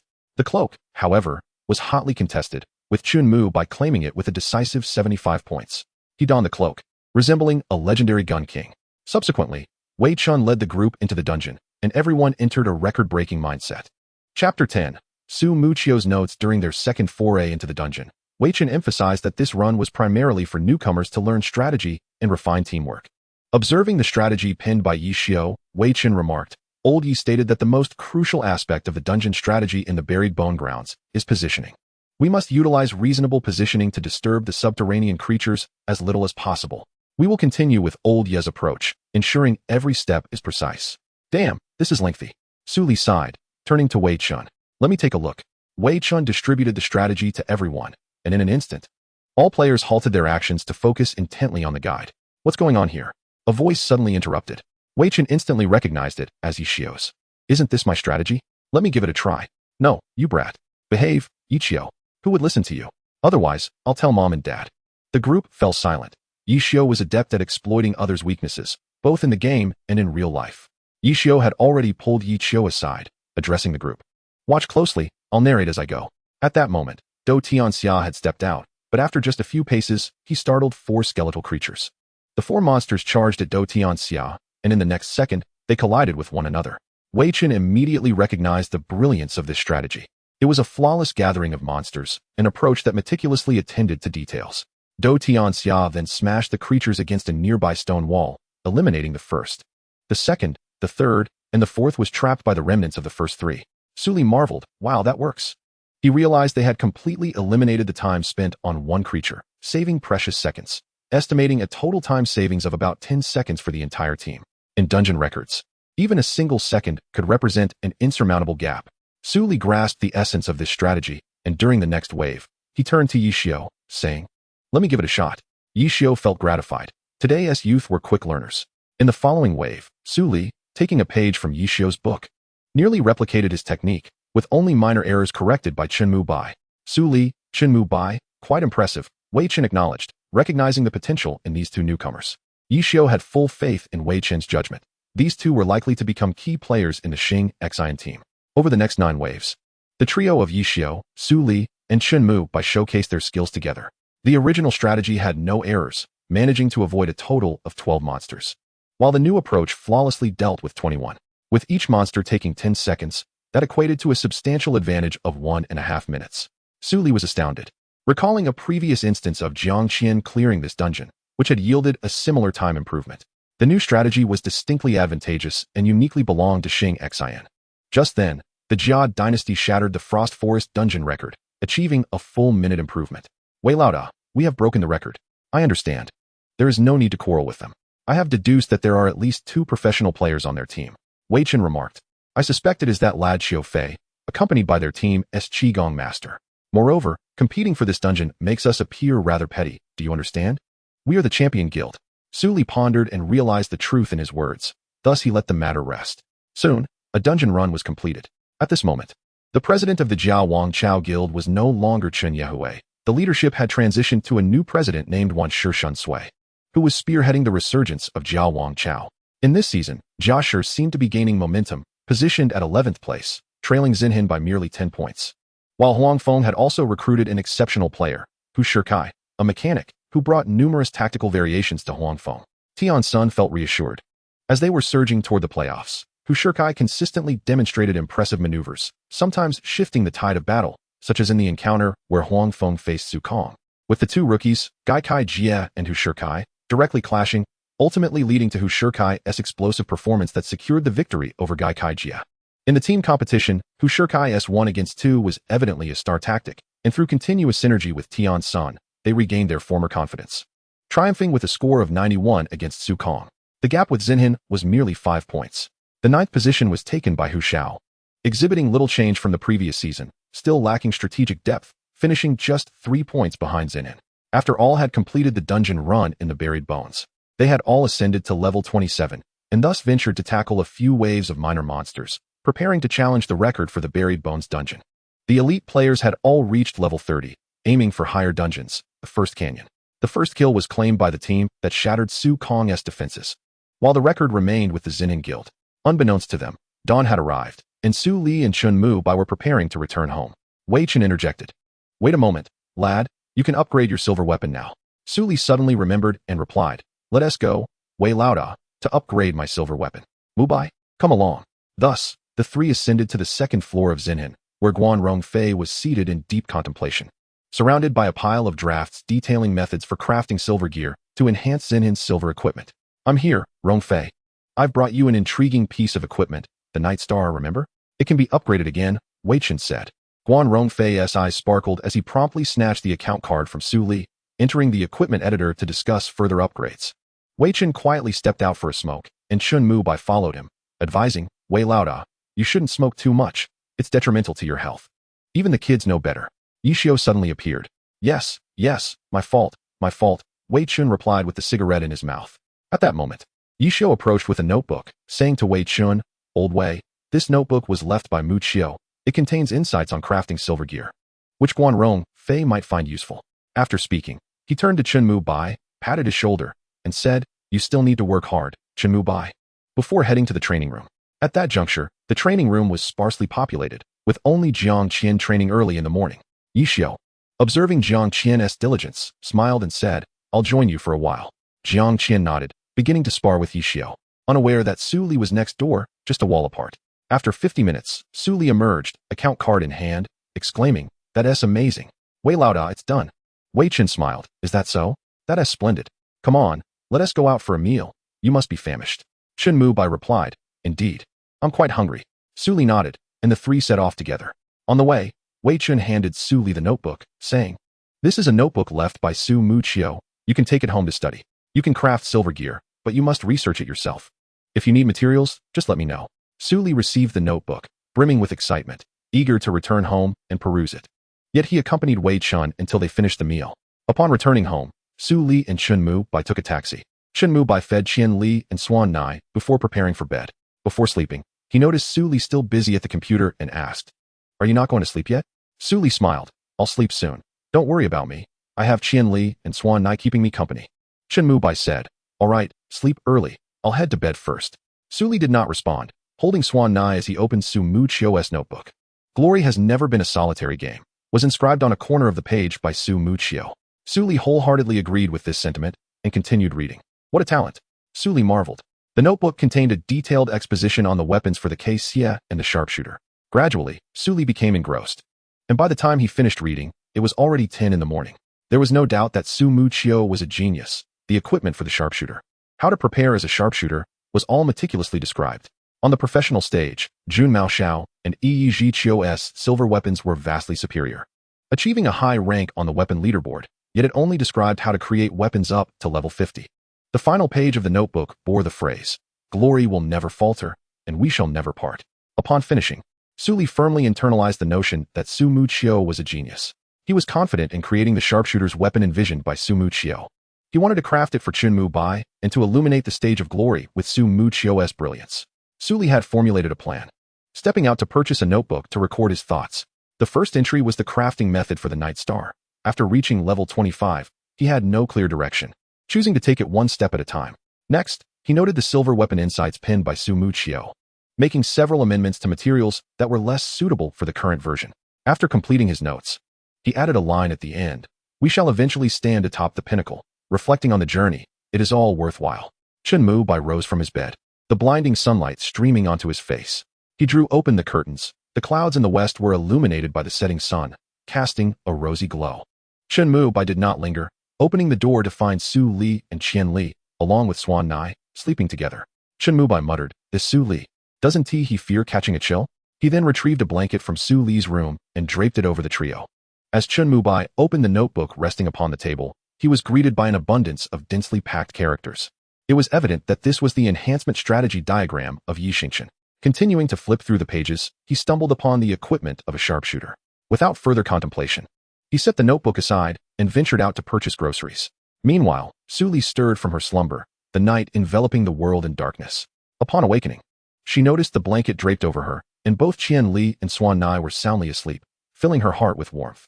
A sound emanated from the long-dormant kitchen, and upon investigation, she discovered Chun Mu-bai busily preparing a feast. The sight of the array of dishes laid before her made Su Li's mouth water, prompting her to swiftly exit the kitchen for her morning routine. Upon emerging from the restroom, she beheld a grand table laden with food, awakening both Qian Li and Swan Nai with the tantalizing aroma. Qian Li playfully stuck out her tongue while tugging at Chun Mu-bai's trousers with her paw. Su Li chuckled. Qian Li, must you always be so foolish? She then retrieved dog food from the cupboard and poured it into the dog bowl, while Chun Mu-bai likewise fetched cat food for the feline. The two pets raced over, and Su Li remarked, Goodness, have you two not eaten? Chun Mu-bai replied, We have eaten. To which Su Li responded, Very well then. Faced with the lavish spread before her, Su Li found it impossible to resist indulging a little more than usual, treating herself to an extra 2 bowls of rice. Chen Mubai teased, look at you. You silly thing. Gusu Liren grinned, opened her laptop, and promptly entered the equipment editor, beginning to craft items based on her recorded methods. When Chen Mubai finished washing the dishes and returned, he noticed Gusu Liren deeply engrossed in the game, and he hesitated to interrupt her. Instead, he opened his notebook and logged into the game. After approximately 50 minutes, Gusu Liren suddenly exclaimed, done. Chen Mubai was startled and inquired, what is done? Why the sudden outburst? Gusu Liren replied with a mischievous smile, it's a secret. As the day progressed, Gusu Liren rushed to trade with Ye Xiu. Upon reaching him, she promptly initiated the trade request. Ye Xiu accepted, and at that moment, Gusu Liren presented him with a pair of dual pistols. Chen Mubai's cursor moved over the items. The left-hand pistol, by Zhou, was of level 25, boasting a physical attack of 420 and a magical attack of 250, with a 2 chance to trigger light attribute bullets and a 2 chance to blind the target. The right-hand pistol, Wan Yi, was similarly leveled and equipped with the same attack stats, but with the potential to unleash dark attribute bullets. Chen Mubai was astounded. These were undoubtedly exceptional weapons. One of a kind. What genius was Gusu Liren to have crafted such magnificent silver weaponry? He turned to look at Gusu Liren, his eyes filled with astonishment. While she chuckled, aware that without Su Muchio's notebook, she could never have conceived of such a second weapon. This notebook offered her immense inspiration. Chen Mubai quickly donned the equipment crafted by Gusu Liren and ventured out to slay minor monsters, finding the weapons exceedingly comfortable to wield. Thank you, he expressed gratefully. Oh, there's no need for such formality, Gusu Liren replied. Subsequently, the two formed a team and continued to vanquish monsters until the clock struck midnight. As the hour arrived, Wei Chen sent a message, hurry and come to record the dungeon run. Thus, Gusu Liren and Chen Mubai made their way to Qingjunruhua. The 5 of them entered the dungeon together, and since they aimed to record their run, they focused on minimizing errors to enhance their time. The dungeon commenced. Gusu Liren took the lead, well aware of the strategy, and initiated the battle with a triple strike against the initial 4 monsters. Ye Xiu followed closely, executing a falling flower palm, and subsequently adding a dragon tooth to launch the 4 small monsters into the air. With Wei Chen's guidance, Chen Mubai's attacks created pressure. And with a well-timed control move, the first wave was swiftly eliminated. Typically, one would employ crowd control to ensure stability. But Ye Xiu directly incapacitated one monster without slaying it, saving considerable time. According to Ye Xiu's developed tactics, it was also possible to control the second zombie, Bei Li, although this approach proved somewhat laborious, yielding only sporadic success. However, this time, Gusu Liren and Chen Mubai executed a flawless collaboration, successfully trapping Bei Li. In the final third of the dungeon, they maintained their flawless performance, ultimately shattering the dungeon record. Congratulations to the players of Xing Xian, Qingjunruhua, Yisong Bei Li, Gusu Liren, Do Tianxia, and Bei Tianxia for breaking the record for the dungeon, with a time of 17 minutes, 56 seconds, and 45 hundredths. Upon the announcement of this record, players in District 13 were left in shock. Xing Xian immediately initiated recruitment efforts. The 5 who broke the record continued to run the dungeon for additional experience, naturally avoiding crowd control. After completing the dungeon run, Gusu Liren and her companions successfully leveled up to 28 and proceeded to tackle Lu Lijidi, thus passing the night in a pleasantly uneventful manner. Chapter 11. The newcomer Jiang Qian. Gusu Liren awoke from her slumber at 3 in the afternoon and roused Chen Mubai. They ventured out for a bite to eat before returning to Glory to level up, and soon it was 8 in the evening. Gusu Liren had developed a habit of watching matches with Jiang Qian before playing Glory, and now that she had taken a liking to the game, she certainly would not miss this upcoming match. Today, the broadcast featured Xing Xian's game. Gusu Liren mused, this must be the Xing Xian where Wei Laodou is. As the commentators, Li Yiba and Pan Lin, graced the screen, they proudly proclaimed the name of Xing Xian. Ever since the previous season, following Ye Xiu's retirement, Xing Xian had experienced some impact among its players, yet it still retained an underdog momentum. This season, they had unearthed a formidable exorcist from other training camps, Jiang Qian. Ye Xiu and his contemporaries had nearly all been discovered through online gaming. Wouldn't you agree, Directorly? Pan Lin remarked. Indeed.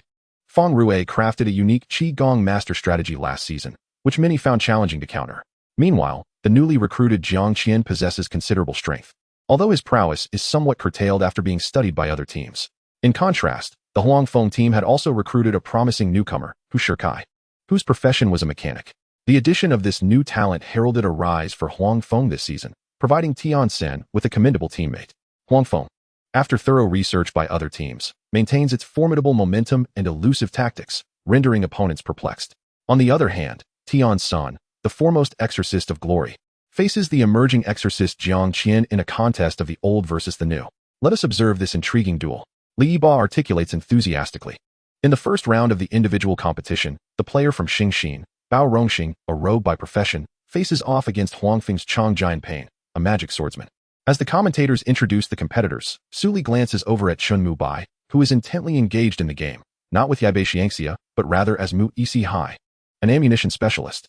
Su Li, puzzled, inquires, Mu Bai, what are you doing? Chen Mu Bai meets his gaze and replies, this is what Wei Lauda asked me to practice. He said it would be beneficial for combat, and to familiarize myself with the skills. Su Li nods, contemplating this revelation. Wei Chen had long recognized that Chen Mu Bai not only possessed remarkable marksmanship, but also exhibited a commendable strategic insight, by having Chen Mu Bai train as an ammunition expert. Coordinating with teammates while inflicting significant damage, it was a strategy of dual benefit. Without hesitation, he provided Chen Mu Bai with an account at level 30. With the character name Mu Hai.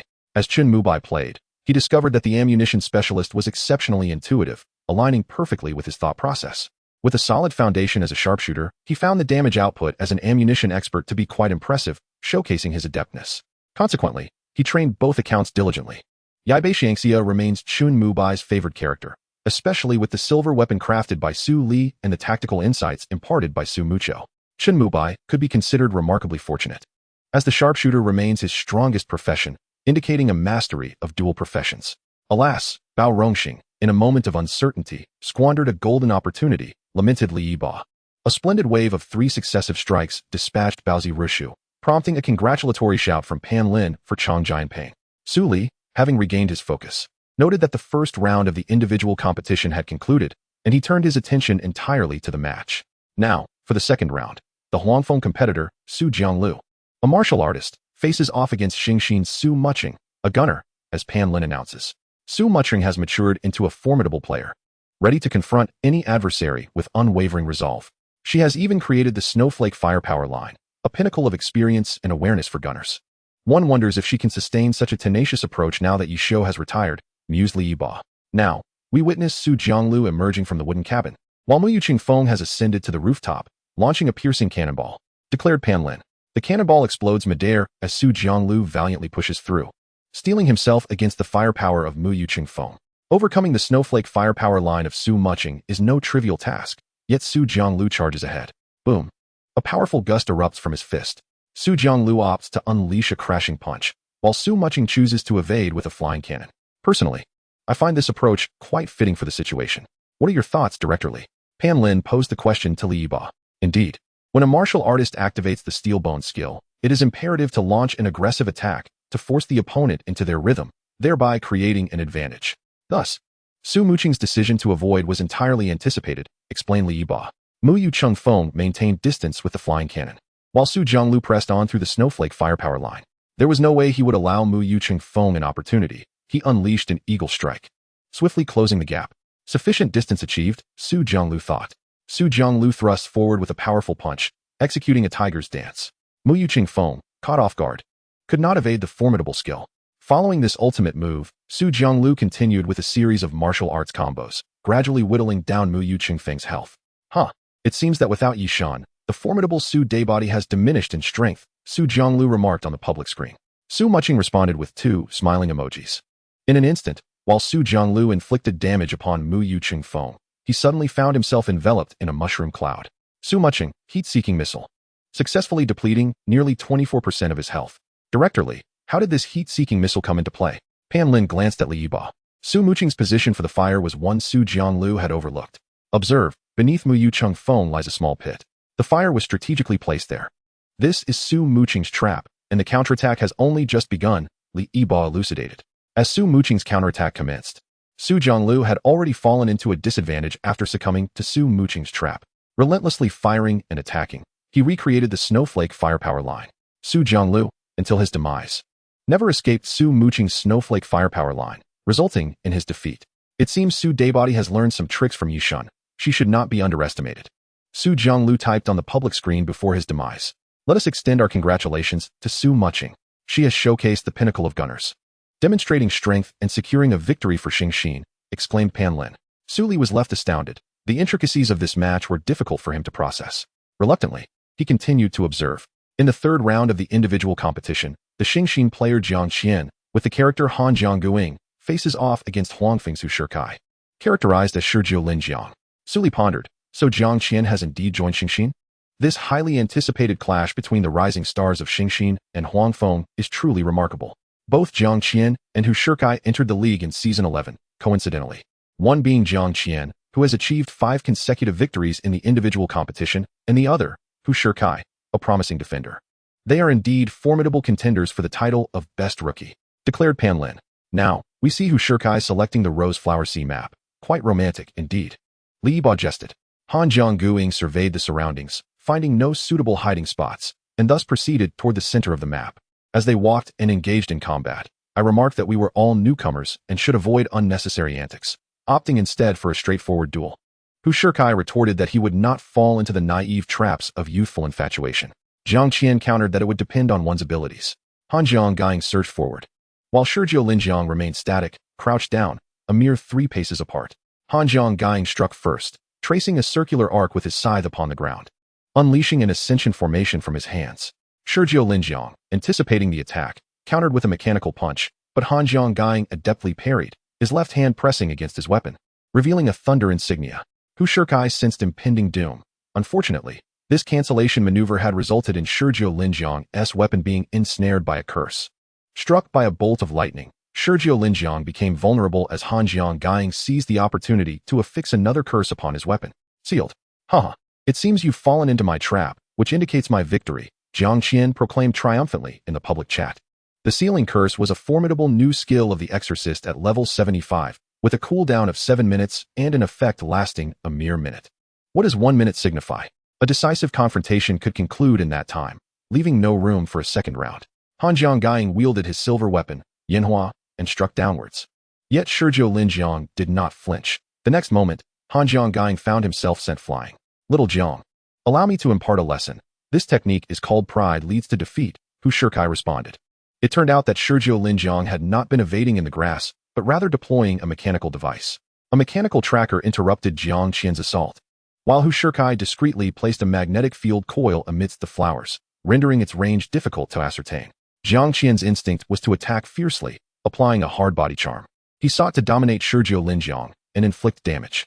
Hu Shikai, aware of the curse's implications, intensified his efforts, utilizing mechanical tracking and airdrops to mitigate Han Jiangguing's assault. For Hu Shikai, 1 minute stretched interminably. As a result, Shizhou Linjiang's health plummeted to 58%, while Han Jiangguing retained a robust 70%. Hu Shikai had to proceed with caution. The rose bushes provided an ideal setting for concealing small mechanical devices.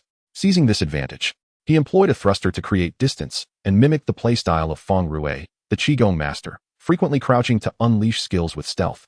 Feng Rue sighed deeply from the player's bench and remarked to Su Muching, "How can these newcomers adapt so poorly?" The thought of facing this young contender made his golden right hand wail in despair. Su Muching shook her head and continued to observe. Jiang Qian commanded Han Jiangguing to charge forward, launching a soul command towards Shizhou Linjiang, as he pressed a fiery explosive charm against his right hand. Shizhou Linjiang evaded, activating his mechanical charge, a mechanical fist. The arm drill impacted. Realizing the danger, Han Jiangguing promptly affixed a charm to Shizhou Linjiang's arm. Thunder. The imposing character on Shizhou Linjiang's arm signaled simultaneous flight for both combatants. Using evasive maneuvers, they rolled to their feet, yet Han Jiangguing was notably slower. Jiang Qian recognized the trap. Hidden within the flowers was the magnetic field coil from the mechanic, adding weight to Han Jiangguing. The Soul Command and Yanhua surged towards Han Jiangguing, while Shizhou Linjiang maneuvered to intercept, applying a charm towards the Heart's Desire. The Falling Meteor. The Exorcist's level 70 ultimate. Shizhou Linjiang ignored the assault, enduring the attack to inflict damage on Han Jiangguing. Jiang Qian was struck with astonishment. The precision of the calculations was remarkable. The moment the sealing curse expired, Heart's Desire was already prepared, calculating the distance for the knockback from the moment Han Jiangguing engaged with Shizhou Linjiang. In the midst of the foliage, the predator and hunter sprang into action, restricting Han Jiangguing's mobility, while a magnifying glass was placed beneath him, initiating a self-propelled artillery strike. Heart's Desire unleashed its ultimate. Han Jiangguing's health dwindled. Heart's Desire maintained 19% health, a conspicuous advantage. As the mechanic's devices faltered, Heart's Desire evaded, occasionally deploying mechanical trackers on the ground, prompting Jiang Qian to remain vigilant. He focused intently on Shizhou Linjiang's movements. The Ascension formation was executed, sending the mechanical tracker flying, while the Soul Command propelled Yanhua. And at the moment of impact with Sergio Linjiang, Han Jianggying affixed a frost charm, striking true. Sergio Linjiang was frozen. And Jiang Qian understood that this would be his final opportunity. Han Jianggying charged forward, but Jiang Qian heard a crack, glancing down to see a jumping thunder. Han Jianggying was sent flying. Heart's Desire had already recovered from the freeze. Jiang Qian regretted not having applied a hard body charm. Sergio Linjiang seized the opportunity, unleashing skills and chaining regular attacks to eliminate Han Jianggying. In the final moments, Jiang Qian typed in the public chat, Senior Ye Xiu was correct. Those who play tactics have impure hearts. Hu Shikai replied, be more cautious next time, little Jiang. What a precise calculation. Let us congratulate Hu Shikai. Pan Lin exclaimed. The exquisite utilization of the main map, coupled with exceptional adaptability, precise calculations, and tactical application, were nothing short of brilliant, Li Yiba remarked. The arena matches were about to commence, and Su Li turned to observe Chun Mu Bai, who remained focused on perfecting his Mu EC high in the arena, honing his skills as a demolition expert and striving to master all 24 classes in glory. As Su Li pondered, the arena matches began. In the Huangfeng home arena, a map named Forest Path was selected, aptly named for its numerous concealed spots, yet a central avenue led directly to both respawn points. Chapter 12. Huangfeng Xingxin. In this arena match, although Tian Sun had the advantage of the main map, he could not contend with 3 opponents alone. Feng Rue, the Qigong master, represented a bold technical innovation, having appeared in the league for only 1 season, leaving him somewhat unprepared. It was no surprise that Feng Rue, living up to his all-star title, triumphed in a 1-on-2 scenario, but he ultimately succumbed to Tian Sun, failing to achieve the elusive 1-on-3 this season. Yet, Tian Sun's next adversaries are the formidable Mo Fan, known as the Godslayer, and Tang Rou, who has been recognized as exceptionally powerful since the previous season. After taking Feng Rue with him, Tian Sun went to great lengths to recruit Mo Fan, but his mana and health proved insufficient for a confrontation with Tang Rou, leading to his defeat. Presently, Huangfeng trails Xinhin by 1 point, and the outcome of this match will hinge on the team battle. The players representing Huangfeng are Tian Sun, Ren Junqi, Shen Wanhe, Su Huilu, Hu Shikai, with Wei Tang as the 6th member. The participants from Xinhin include Su Mu Cheng, Feng Rue, Jiang Qian, Xiao Yifan, and Wen Yi, with Bao Rongxing as the 6th member. The home map selected by Huangfeng is the Royal Library. Pan Lin remarked.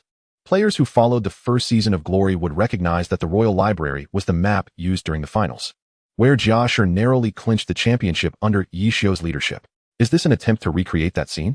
The memory of that match, where both sides fought fiercely until only the royal city remained, is vivid. However, to recreate such a moment is no simple task. Let us continue to observe. Huangfeng spawns on the 3rd floor, while Xinhin spawns in the 1st floor corridor, as Li Yibo noted. Hu Shikai conveyed through the team channel. Let us head to the elevator. We spawn on the 3rd floor. Xinhin's Mu Yucheng Feng must strike from an open area to seize the high ground.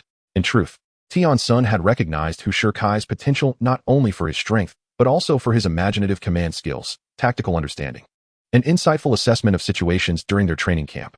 In previous matches, victories were predominantly attributed to Hu Shikai's performance and his unexpected strategies, and this occasion proved no different. As a newcomer, Hu Shikai had maximized the tactical execution. Apart from the initial defeats in the early team matches of the Glory Professional League, he had achieved an unbroken winning streak. The members of Huangfeng proceeded towards the elevator, where Hu Shikai retrieved an electronic eye from the mechanical box and placed it on the elevator, then ambushed with the others at the 2nd floor corridor. Meanwhile, Xinhin cautiously ascended, never considering taking the elevator, with only Feng Rue daring to ride it alone to the 3rd floor. Upon noticing that only Feng Rue had boarded, Hu Shikai pondered the possibility of an ambush. Venturing alone was a gamble. Ultimately, he refrained from urging the others to pursue Feng Rue. At that moment, footsteps echoed in the corridor. Xinhin was approaching. The members of Huangfeng felt a surge of excitement. Could they ambush Xinhin so swiftly? Only Hu Shikai harbored doubts about the sudden appearance of their opponents. Retreat. Hu Shikai decisively signaled on the public screen, leaving his companions puzzled. Tian Sun led the retreat from their ambush point, and the others followed Hu Shikai's lead. Upon exiting, they encountered Hai Wu Liang and Ye Xiu and Hui, confronted by a narrow corridor, with a ghostly formation outside and the footsteps of Xinhin drawing near. Ye Xiu and Hui? What is he doing here? Hu Shikai thought, recalling that only Hai Wu Liang had entered the elevator, while Ye Xiu and Hui had been advancing with Xinhin's team. When had he departed? The Royal Library offers 2 paths to the 2nd floor. Could it be Hai Wu Liang? As Hai Wu Liang ascended to the 3rd floor, the sound of the elevator momentarily masked Ye Xiu and Hui's footsteps, suggesting he had accompanied Hai Wu Liang. Hu Shikai pieced together the scenario and swiftly reacted. Down move. He commanded on the player screen. The members of Huang Feng descended, and Flash Memory tossed a timed grenade backward, counting down 2 seconds. As they hurried, they were met by Jiang Qian's Han Jiangguing. Concentrate fire, eliminate him. At this moment, Hu Shikai fully grasped Xinhin's strategic intent, leveraging his own suspicions to ensure their layout's perfection. Hai Wu Liang and Ye Xiu and Hui awaited them outside, followed by Han Jiangguing, with only the path through Han Jiangguing offering a fleeting advantage. In an instant, 3 attacks converged on Han Jiangguing, while Shi Jiulin Jiang ascended, directly facing Feng Rui's Hai Wu Liang and Xiao Yifan's Ye Xiu and Hui. Hai Wu Liang, stepping through the ghostly formation, charged towards Shi Jiulin Jiang. Qi Bo Dan. Shi Jiulin Jiang rolled backward while deploying a mechanical tracker, though the mechanic faced numerous restrictions within the ghostly formation. Many mechanical tools could not survive beyond its confines, yet the mechanic possessed agility skills. Shi Jiulin Jiang's mechanical fist, drill, arm charge. Feng Rui maneuvered Hai Wu Liang to evade slightly, continuing his assault on Hu Shikai. With a level 75 ultimate move, GMI Piji, Hai Wu Liang's fingers swiftly struck Shi Jiulin Jiang, and with Ye Xiu and Hui's intentional assistance, Hai Wu Liang unleashed a powerful attack that Shi Jiulin Jiang could not evade. A massive Qi Gong explosion. The health bar plummeted alarmingly. At that moment, after evading, the guardian of Huang Feng was entirely exposed to Hai Wu Liang. Zhuayanshou. Feng Rui evidently devised this skill. Hai Wu Liang extended his hands, channeling a surge of energy. The only salvation lay with Hu Shikai's mechanic. Kongqi Yisua. Feng Rui, feeling helpless, cancelled Zhuayanshou, and another surge of energy flowed through him, reinforcing his defenses. Seizing the opportunity, Ye Xiu and Hui unleashed a ghostly formation from his weapon, ensnaring Huang Feng's members in a dark array, leaving them blinded. At this juncture, Hu Shikai had no choice but to signal on the public screen. Retreat. Shi Jiulin Jiang deployed a magnetic field coil around the team, as Huang Feng urgently required a disruptor, while Xinhin merely needed to accelerate their output to secure an advantage. Satellite Ray. With this artillery's ultimate strike, the health of Huang Feng's members diminished further. Tian Sun sensed the impending danger, and Hu Shikai continually relayed positions to the team through the channel, signaling one word: retreat. Saw Defense Xiang. Fei Hua Luxing. This ultimate move seemed most suitable for breaking the deadlock. Shi Jiulin Jiang immediately placed an amplifier on the ground and executed his ultimate move. Self-driving cannons, perfectly synchronizing with Tian Sun's Fei Hua Luxing, forcing Feng Rui and Xiao Yifan to evade. Then, Hu Shikai instructed in the channel, second and third formation, advance. The team adhered to Hu Shikai's command, emerging from Ye Xiu and Hui's dark array and charging towards Hai Wu Liang. Su Mucheng, with her unparalleled attack range as Mu Yu Cheng Feng, seized the opportunity without hesitation. The hand cannon, known as Swallowing Sun, roared into action, effectively obstructing the movements of the Huang Feng team. The focus shifted to the main target, Han Jiangguing. Hu Shikai, the strategist, initiated the attack. Shanshan was the first to strike, unleashing the bomb-like grenade at the feet of Han Jiangguing. Realizing the impending danger, Jiang Qian attempted to retreat, only to trigger a jumping landmine beneath his feet. He was sent into the air. The true peril lay beneath him, with the grenade primed to explode. Han Jiangguying's health was already precarious. A coordinated assault from the 5 members of Huang Feng would leave him little chance of escape. Who could possibly break this stalemate? At that moment, Hu Shikai recalled one individual, yet overlooked another crucial ally. A white light enveloped Han Jiangguing, significantly boosting his vitality, forgetting about the chilly sensation in his hands. The consequences of the highest intelligence and critical damage priest in the game were incalculable. Hu Shikai felt a pang of regret, but there was no time to breathe.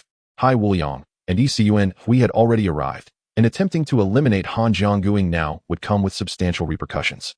Hai Wu Liang discreetly unleashed a blade of air. Shanshan noticed and alerted the team via the public screen. The Huang Feng members evaded, while Ye Xiu and Hui executed a strike. Hu Shikai rolled to the side, deploying the hunter skill. However, he had not escaped far when he was ensnared by Ye Xiu and Hui's fiery array. Form up around me, and launch a concerted assault on Mu Yu Cheng Feng, commanded Hu Shikai. The team united in their attack on Su Mucheng, who was isolated at the stairway on the 3rd floor, devoid of allies. Hu Shirtsai's eyes lit up. Focus on Mu Yu Cheng Feng. Prioritize targeting Xiao Shou Bing Liang. He instructed. As the thunderous spell of sweeping the floor and incense struck, the team decisively redirected their fire. Shanshan, being an ammunition expert, was the first to switch targets, followed by Tian Sun and Su Jianglu. Hu Shikai, amidst the fire shift, was momentarily stunned by Feng Rui's landmine, while the Xing Xian members honed in on Shi Jiulin Jiang. This is a trade. Hu Shikai was taken aback, yet he found himself powerless. Was it worth sacrificing Xiao Shou Bing Liang for the sake of Shi Jiulin Jiang? With a bitter smile, he recognized it was not.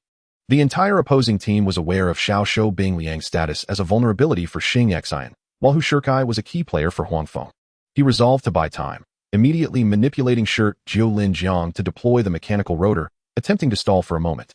Mu Yuqing Feng unleashed a barrage from a light machine gun, while Hai Wuliang stealthily executed another airblade, stepping upon the ghost formation set by Ye Xiu and Hui, whose shirt-size eyes sparkled.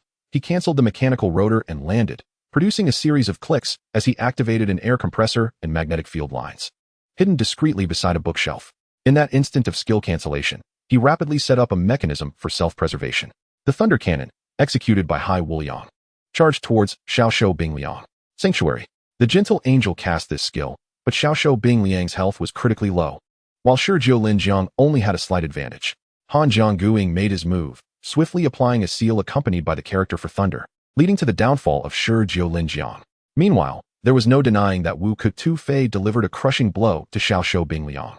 The sixth member of both sides entered the fray. Jiang Qian, still cautious, immediately redirected his fire towards the gentle angel.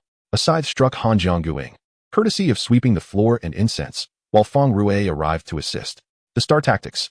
Tian Sun faced off against a newcomer and an all-star player alone.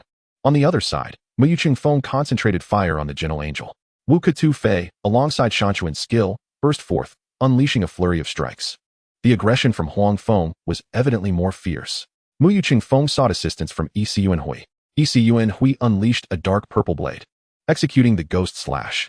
Wu Kutu Fei felt a surge of energy flow through him, steel and bone, charging forth. Mu Yuqing Feng found himself in close quarters with a martial artist, a dire situation indeed. Feng Rue communicated via the public screen. I am coming to assist. Hold the line here. The one he referred to was, of course, Jiang Qian. Feng Rue unleashed a stealthy air blade aimed at Shanshan. Shanshan leaped back and then targeted Hai Wuliang. Although Hu Shikai was no longer on the field to issue commands, he entrusted every possible outcome to his teammates. Even in his absence, Huang Feng continued to function as a cohesive unit, maintaining effective collaboration, a hallmark of a professional team. Hu Shikai believed himself to be infallible. Yet the emergence of Baozi shattered the current stalemate. The brick flew out, striking Tiansen, sweeping the floor in incense, causing a 4-second stun, a crucial factor. Han Jiangguing affixed a sealing rune. The weapon in sweeping the floor in incense's hands was sealed for a full minute. Though Tiansen remained vigilant against the incursion of Baozi, he was compelled to focus on the escalated assault rhythm from Han Jiangguing, while the remaining teammates busied themselves with their foes. Before the arrival of the fifth member, it was imperative to eliminate one adversary to secure victory. Yet no one noticed Baozi's incursion, indirectly resulting in the striking of sweeping the floor and incense. At this moment, surveying the battlefield revealed a stark truth. The entire arena was engulfed in chaos. Baozi was restraining the summoner Yiming, while Feng Rue entangled Shanshan. Ye Xiu and Hui considered whether to provide support to his teammates, but opted to use the few available strikes to restrain the gentle angel. Unbeknownst to them, the bookshelves on the stage had all toppled, and countless ghost formations had been activated. It was time to conclude this battle. Han Jiangguing relentlessly pressured the unarmed, sweeping the floor in incense, and this time, it was Jiang Qian who broke the deadlock. After a series of attacks, sweeping the floor and incense became the second character to fall for Huang Feng. Meanwhile, Mu Yuqing Feng was also eliminated by Wu Kutu Fei. After eliminating sweeping the floor and incense, Han Jiangguing swiftly targeted the gentle angel. The Guardian, a plate-armored class, could withstand blows but had relatively poor magical resistance, especially against the spell assaults from Hai Wuliang and Ye Xiu and Hui. Under the cover of his teammates, Ye Xiu and Hui unleashed the Ghost Chain, followed by the Ghost Feast. The ghost formations exploded in unison, completely demolishing the second floor, yet they continued to seek out their targets. The gentle angel finally succumbed under the relentless onslaught of supernatural forces and ethereal energies. In a swift exchange, two formidable characters vanquished the opposition, leading to the downfall of Huang Feng. The score, 2-8, reflected the prowess of Xing Xian. Hu Shikai shook his head, resting his hand on his shoulder, and sighed deeply, vowing to persevere. This match showcased remarkable tactical arrangements and efficient execution. Congratulations to Xing Xian for their victory, Pan Lin exclaimed excitedly. The camera panned to the players as they descended from the stage, exchanging courteous gestures. As the captain, Su Muching was the first to extend her hand in greeting. Well played, she remarked upon reaching Tian. Senator Yu too, he replied. In Chapter 13, Chen Mushiwa. Su Li finished reading and ordered a meal from McDonald's via his phone before logging into the game. At that moment, elite players within the guild in Glory's District 13 were striving to advance from level 31 to 32. Su Li, nearing the end of level 28, could ascend to level 29 after completing a dungeon, positioning him among the elite on the front lines of District 13. This past week had seen him engrossed in glory, with little time for anything else. Yet, he still lagged behind the relentless pace of other guilds. Suddenly, a phone rang, and a voice on the other end expressed hesitation. You said you were uncertain, but I can't hold you back. The warmth of his hand was likely more reassuring than mine. The author hints at a cameo for a song. Shen Mubai glanced at his phone before turning to Su Li, saying, I'll take this call. Please keep an eye on my Mu EC high. Su Li nodded in response. Shen Mubai picked up the phone and retreated to another room, while Su Li stealthily crouched by the door to eavesdrop. Class is over. Remember to eat. What? You're coming to visit me during winter break? Well, that might work, but there's another brother involved. Stop, don't misunderstand. My brother's orientation is perfectly normal. All right, I understand. Call me during the break, and I'll arrange for me and my other brother to pick you up. Okay. Okay, study hard, sleep early, good night. With a click, as Su Li was pressed against the door, Shen Mubai opened it, causing him to lean forward. Ahem. I'm Su Li, here to wish you, Shen Mubai, a happy new year. Su Li swiftly bowed. Shen Mubai struggled to suppress his laughter. Look at you, so ridiculous. What do you wish to ask? Firstly, who were you speaking with? My younger sister, Chen Muxue. Secondly, how old is she? 15. Is she single? What is her health status? What grade is she in? Hey, are you conducting a census? Returning to the matter at hand, if your sister visits, will your parents approve? Shen Mubai's expression dimmed, and Su Li realized he might have spoken out of turn, quickly apologizing, I'm sorry, I didn't know. This moment even stirred Su Li, who was typically unflappable. Shen Mubai shook his head, sighed, and began, my parents passed away in a car accident 2 years ago. At the time, I was still in high school. It was like any other day. I returned home to find the house empty. I searched everywhere until a medical professional informed me of their demise. I didn't comprehend what death felt like until I signed their critical condition notice. Only then did I realize I would never have parents again. Yet, I had to continue living. I had a sister to care for. Su Li, filled with sorrow, struggled to find words. Shen Mubai managed a bitter smile. It's all right. It's all in the past. After that, I took my 13-year-old sister Chen Muxue and fought to survive. Life was tough, even with the inheritance from my parents. I knew it wasn't a sustainable solution, so I dropped out of school. At just 15, I faced challenges in finding employment. Ultimately, while searching for work on the streets, a man approached me with an umbrella and said, It's cold.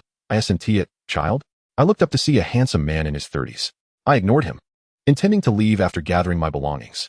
He stopped me, saying, I've noticed you for a few days. You're always alone. Come with me, child. What happened next? He introduced himself as Su Cheng. I followed him home, where he gave me some money and said, Keep this, child. I understand your struggles. Pay me back when you can. I was immensely grateful, and eventually, I made my way to this city. Initially, I rented a small apartment, bought a notebook, and began doing freelance work related to game cheats. When my apartment lease expired, I came here. Oh, I see. And what about Chen Muxue? She is still in school. I send her 2,000 yuan each month. She is currently in middle school, excelling in her studies, ranking among the top in her grade. She truly is my sister. Chen Mubai smiled. And you? My father's name is Su Cheng. Upon hearing this revelation, Chen Mubai was taken aback, unsure how to respond. Finally, he stammered. You're his son? Su Li nodded. Chen Mubai felt a whirlwind of emotions. Su Li continued, however, I've had a falling out with my father. I refuse to follow the path he laid out for me. I do not wish to return to manage his failing company. I aspire to live life on my own terms. There must be some misunderstanding between you, Chen Mubai offered. No, there is no misunderstanding. He only wants his children to follow in his footsteps. It's a stubbornness masquerading as dedication. I can no longer tolerate it. Perhaps I am at fault. Now that I've made my decision, I will not look back. What happened after you left? After leaving, I had some money left, so I flew to the city, rented an apartment, and bought a computer to make a living through gaming. Initially, I knew little about equipment, but as I played, I gradually learned and found the journey relatively smooth. It wasn't until a week ago that I officially engaged with Glory. It's a remarkable game. Previously, a resident of the apartment here was Jiang Qian, who is now a professional player at Xingxin. After much contemplation, I made the official decision to immerse myself in this game wholeheartedly. To my surprise, I encountered Bai Tianxia and Qing Junru Hua. It is you who have ignited my motivation to move forward. I have come to understand that I support you. One more question, do you ever go home? No. I only know that after I escaped, my account has gained an additional 10,000 every month. It has been 2 years now, totaling 240,000, untouched.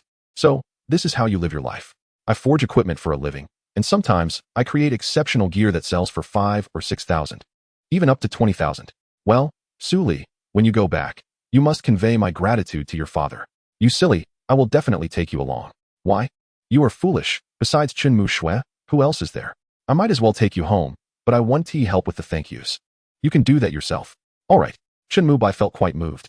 After saying this, Chen Mu Bai and Su Li returned to their respective computer desks, tirelessly battling the minor monsters before them, just as they had done in the previous days. Qing Junru Hua sent a message. Lu Li GD 2856, 1755. What are you doing? Hurry up and come. Speed it up. Wei Chen instantaneously unleashed his energy, and Su Li replied, Are we robbing? Yes, come quickly. Tell that kid Chen Mu Bai to control Mu EC High. Just as Chen Mu Bai turned to look at Su Li, he was rendered speechless. Having logged out of Bai Tianxia and logged into Mu EC High. After changing accounts, Chen Mu Bai followed Su Li to join him. When Gusu Liren and Mu EC High arrived, others were already attacking the hidden Lu Li GD. Su Li spotted Qing Junru Hua ahead and walked over to him. Wei Chen casually sent team invitations to Su Li and Chen Mu Bai, saying, Hey, I ask you too, what do you think of this Zheng Gui and the Mad Sword Master? Su Li observed the Mad Sword Master fighting Zheng Gui and the other 8 individuals, formulating an idea, and asked, Wei Lauda, I think it's a matter of rhythm. Wei Chen chuckled. Exactly. Not only is the rhythm well controlled, but these 10 individuals also coordinate remarkably. Su Li replied, However, Wei Lauda, the major guilds will undoubtedly have thoughts about this. Let them kill, and we will focus on the team leader. No, that won't do. The drop rate isn't as high as in the domain of the gods. Then how about we wait until they reach low health, and then attack their 10 members to rob? No, that won't work either. We would likely attract their aggro. Wei Chen laughed heartily. You young lad, truly promising. Ha! If the early glory masters had witnessed this scene, they would only think that Wei Chen had led the youth astray. This statement was evidently a compliment to Su Li while subtly praising his own style's potential. Wei Chen continued, However, we should start robbing now. The major guilds covet this, and we must take the initiative. If we allow them to grow arrogant, our chances of robbing will diminish. Chen Mu Bai understood. Ultimately, Wei Chen aimed to eliminate the Mad Sword Master and others from the equation before seizing the opportunity. Under Wei Chen's command, they would not be at a disadvantage against the attacks from various guilds. Moreover, the internal strife among the major guilds could also be a variable. With this thought, Chen Mu Bai said, Let us go.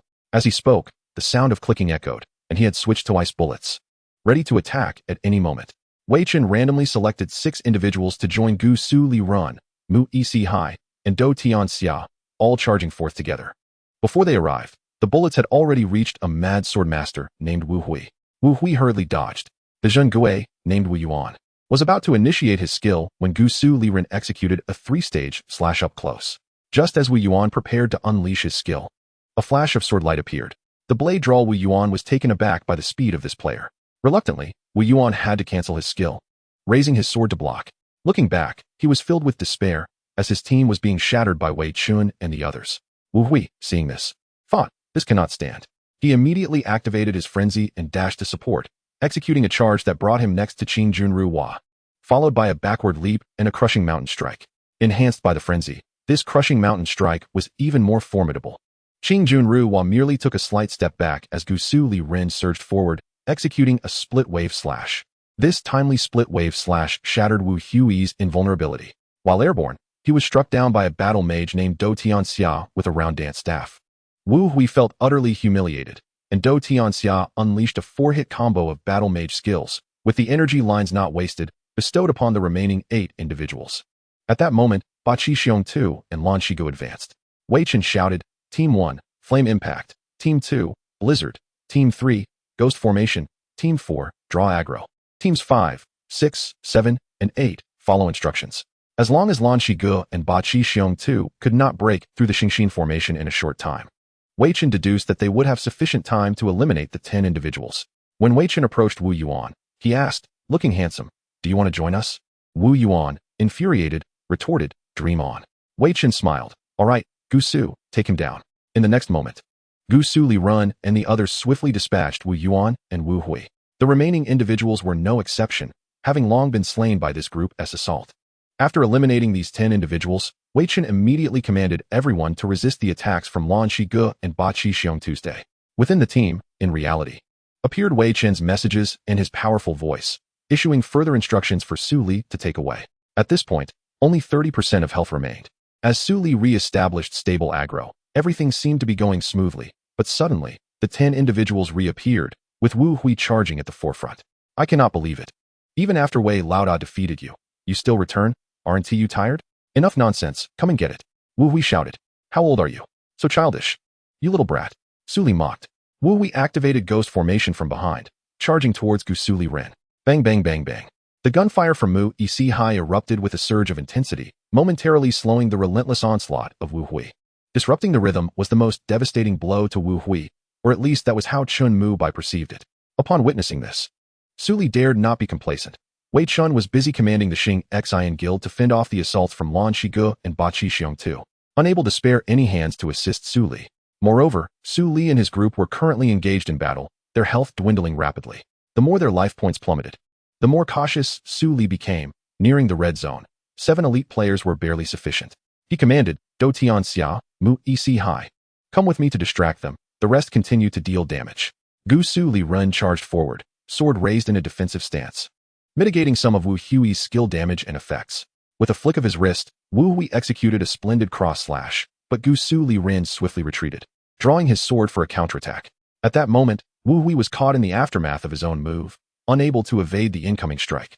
Do Tian Xia and Mu Ec Hai managed to hold off the opposing 8, a nearly impossible feat yet, with the elite's remarkable skills. They skillfully redirected the attacks towards those 10 adversaries. However, Wu Yuan and Wu Hui coordinated seamlessly, forcing Gusu Liren to retreat under relentless pressure.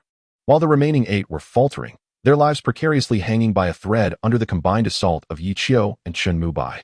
Chapter 14. Birthday. What Wu Hui displayed was encapsulated in a single word: madness. Why did it feel this way? It was because Wu Hui constantly elevated the pace to its zenith, his operational speed and reflexes reaching their peak, perfectly complemented by Wu Yuan's well-timed ghost formations, pushing Gusu Liren to the brink. Fortunately, Su Li was aware that their health was low. As long as they could buy enough time, victory was within reach. Die. As Wu Hui prepared to deliver the final blow, he let out a mighty roar. Boom. The one who fell was not Gusu Liren, but Wu Hui himself. It turned out that Ye Xiu had been observing everything. Just as Su Li was about to succumb, he executed a spinning staff move, toppling Wu Hui to the ground. Wu Hui seethed with anger, hastily rolling to his feet, ready to finish off Gusu Liren, only to find that the others had surrounded Wu Yuan and Wu Hui. Seeing this, Wu Yuan sighed. Retreat, Wu Hui. Oh dear, you say retreat, and just retreat? Wouldn't that be quite embarrassing for me? Su Li retorted, with a command, under the relentless assault of the 8 from Xing Xian. Wu Yuan and Wu Hui could not withstand for long. True to form, Wu Hui remained as reckless as ever, while Wu Yuan continued to seize opportunities to support him. Wei Chen, witnessing the scene, loudly addressed Lan Shigu and Ba Chi Xiong too. I say, esteemed guild leaders, since the battle is over, let us all be sensible and disperse. Yi Du Han Tan and Bai Yen Fei understood the implication, yet they were puzzled by Wei Chen's lofty demeanor. With no other option, the 2 guild leaders reluctantly disbanded their teams. Gusu Liren and the others returned to Wei Chen's side. Wei Chen inquired, what about Wu Yuan and Wu Hui? Su Li replied, we defeated them. Wei Chen burst into laughter. Oh, well done, lad. In truth, Su Li found himself struggling against Wu Yuan and Wu Hui. His character's endurance was depleting rapidly, and his hand speed surged in response to Wu Hui's aggression. Fortunately, the high attack power brought by Yi Xing Chun, along with Chun Mu Bai's occasional support, and lastly, Ye Xiu's spinning staff move, these 3 elements were crucial. Without any one of them, it could have been Su Li who fell. Wu Yuan and Wu Hui, known respectively as Lu Mingzhou, a ghost swordsman, and Mo Chun, known as Wu Hui, sat at their computers, displaying displeasure on their faces. They considered themselves elite among players, possessing the strength of a top-tier elite. Their dream was to break into the professional scene, but to their dismay, they had failed to defeat a single swordsman and were instead defeated, leading them to doubt their own abilities for the first time. I must say that Gusu Liren has impressive skills, Lu Mingzhou remarked. Indeed, were it not for their timely support, we would have faced a far more thorough defeat, Mo Chen replied. However, we couldn't win a 2-on-1 battle, Lu Mingzhou added. The 2 fell into silence. Mo Chen was the first to break it. No worries, it's only temporary, we just need a guild. How about joining Huangfeng? I think that's a good idea. Thus, Wu Yuan and Wu Hui both applied to join Huangfeng. Lu Mingzhou and Mo Chen were good friends. Since they were 7 years old, they had watched the first season's professional league finals of Huangfeng Jiashi and had resolutely decided to join Huangfeng. Recently, they began to take steps to establish themselves in this 13th district, striving to become members of Huangfeng. That night, little transpired. Wu Yuan and Wu Hui did not seek trouble with Su Li, nor were there new wild maps. Su Li and his group finished their dungeon runs and leveled up by defeating monsters, resulting in a peaceful atmosphere. Su Li stretched lazily, preparing to log off when he noticed his friend list flashing. Upon opening it, he found a friend request from Wu Yuan and Wu Hui. After a brief pause, without overthinking, he accepted it. However, upon seeing their guild, he let out a sigh. The Huangfeng Guild, like many other smaller guilds, lacked significant competitive strength, with very few wild maps available. Furthermore, the Huangfeng team had an all-star character, Sa Dief and Xiang, making it quite challenging to support an all-star character. Seeing Wu Yuan and Wu Hui choose such a guild was certainly disheartening.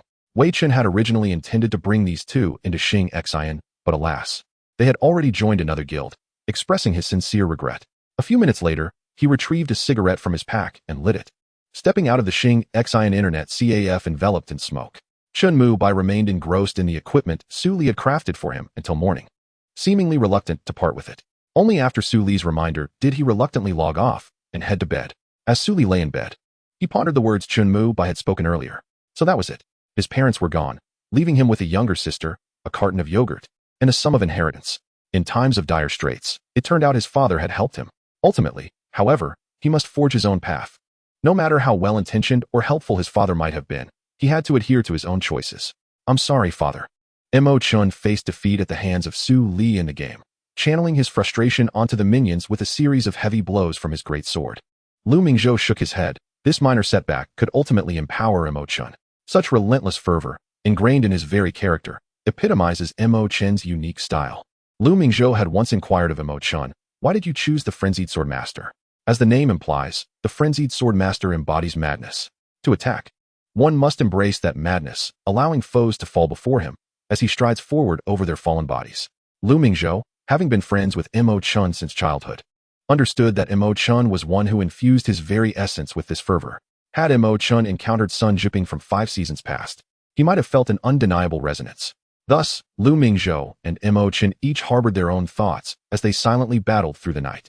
The glaring sunlight cascaded onto Su Li's face, prompting him to slowly awaken. He glanced at his phone, realizing it was Sunday, December 12th. Su Li contemplated, what is this? You express your hesitations, yet I am unable to hold you back. Chen Mubai's phone chimed again, its tone audible even through the door.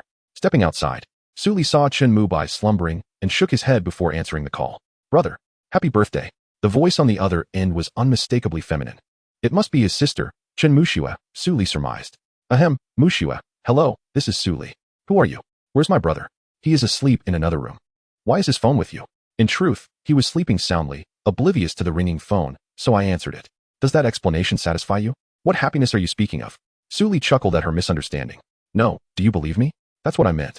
I believe you. Is he truly still asleep? Indeed. This lazy brother of mine. When he wakes, please have him return my call on WeChat. By the way, are you the other brother he mentioned? Yes, indeed, I am. Su Li replied with pride. Su Li is such a lovely name. At 5 o'clock, please have Su Li brother call my brother. Today is his birthday. Yet he sleeps so late. Understood, but you must have class now, right? Hurry along. Such a tyrant. I know. I'll hang up now, bye. Also, it's Sunday. We don't have class. Hanging up so soon? Su Li mused.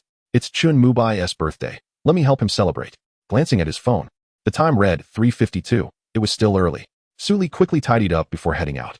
He first visited a cake shop, instantly gravitating toward a cake shaped like a lazy pig, which he promptly purchased. Afterward, he journeyed to the market to buy a variety of meat and vegetables before returning home. Passing by the Xingxin Internet CAF, Su Li murmured, Wei Laoda should be there too. He entered the CAF and, upon reaching the smoking area, spotted Wei Chen leaning against the wall, smoking. Su Li approached, and Wei Chen, noticing him, inquired, what brings you here? Today is Chun Mubai's birthday, so I came to invite you to join me. After all, you are Wei Laoda. Wei Chen nodded in satisfaction, replying, a smooth talker. Do speak more. Ha ha ha. Su Li smirked and accompanied Wei Chen out of the CAF. On their way, Wei Chen asked, since it is his birthday, why do his parents not celebrate it for him? Su Li paused. Wei Chen had struck a chord. Reluctantly, he divulged Chun Mubai's circumstances. Wei Chen sighed deeply, remarking, it's a tough situation. His sister is studying while he bears the burden of life, caring for her alone. Fortunately, you two have found one another. Why is that fortunate? Su Li questioned.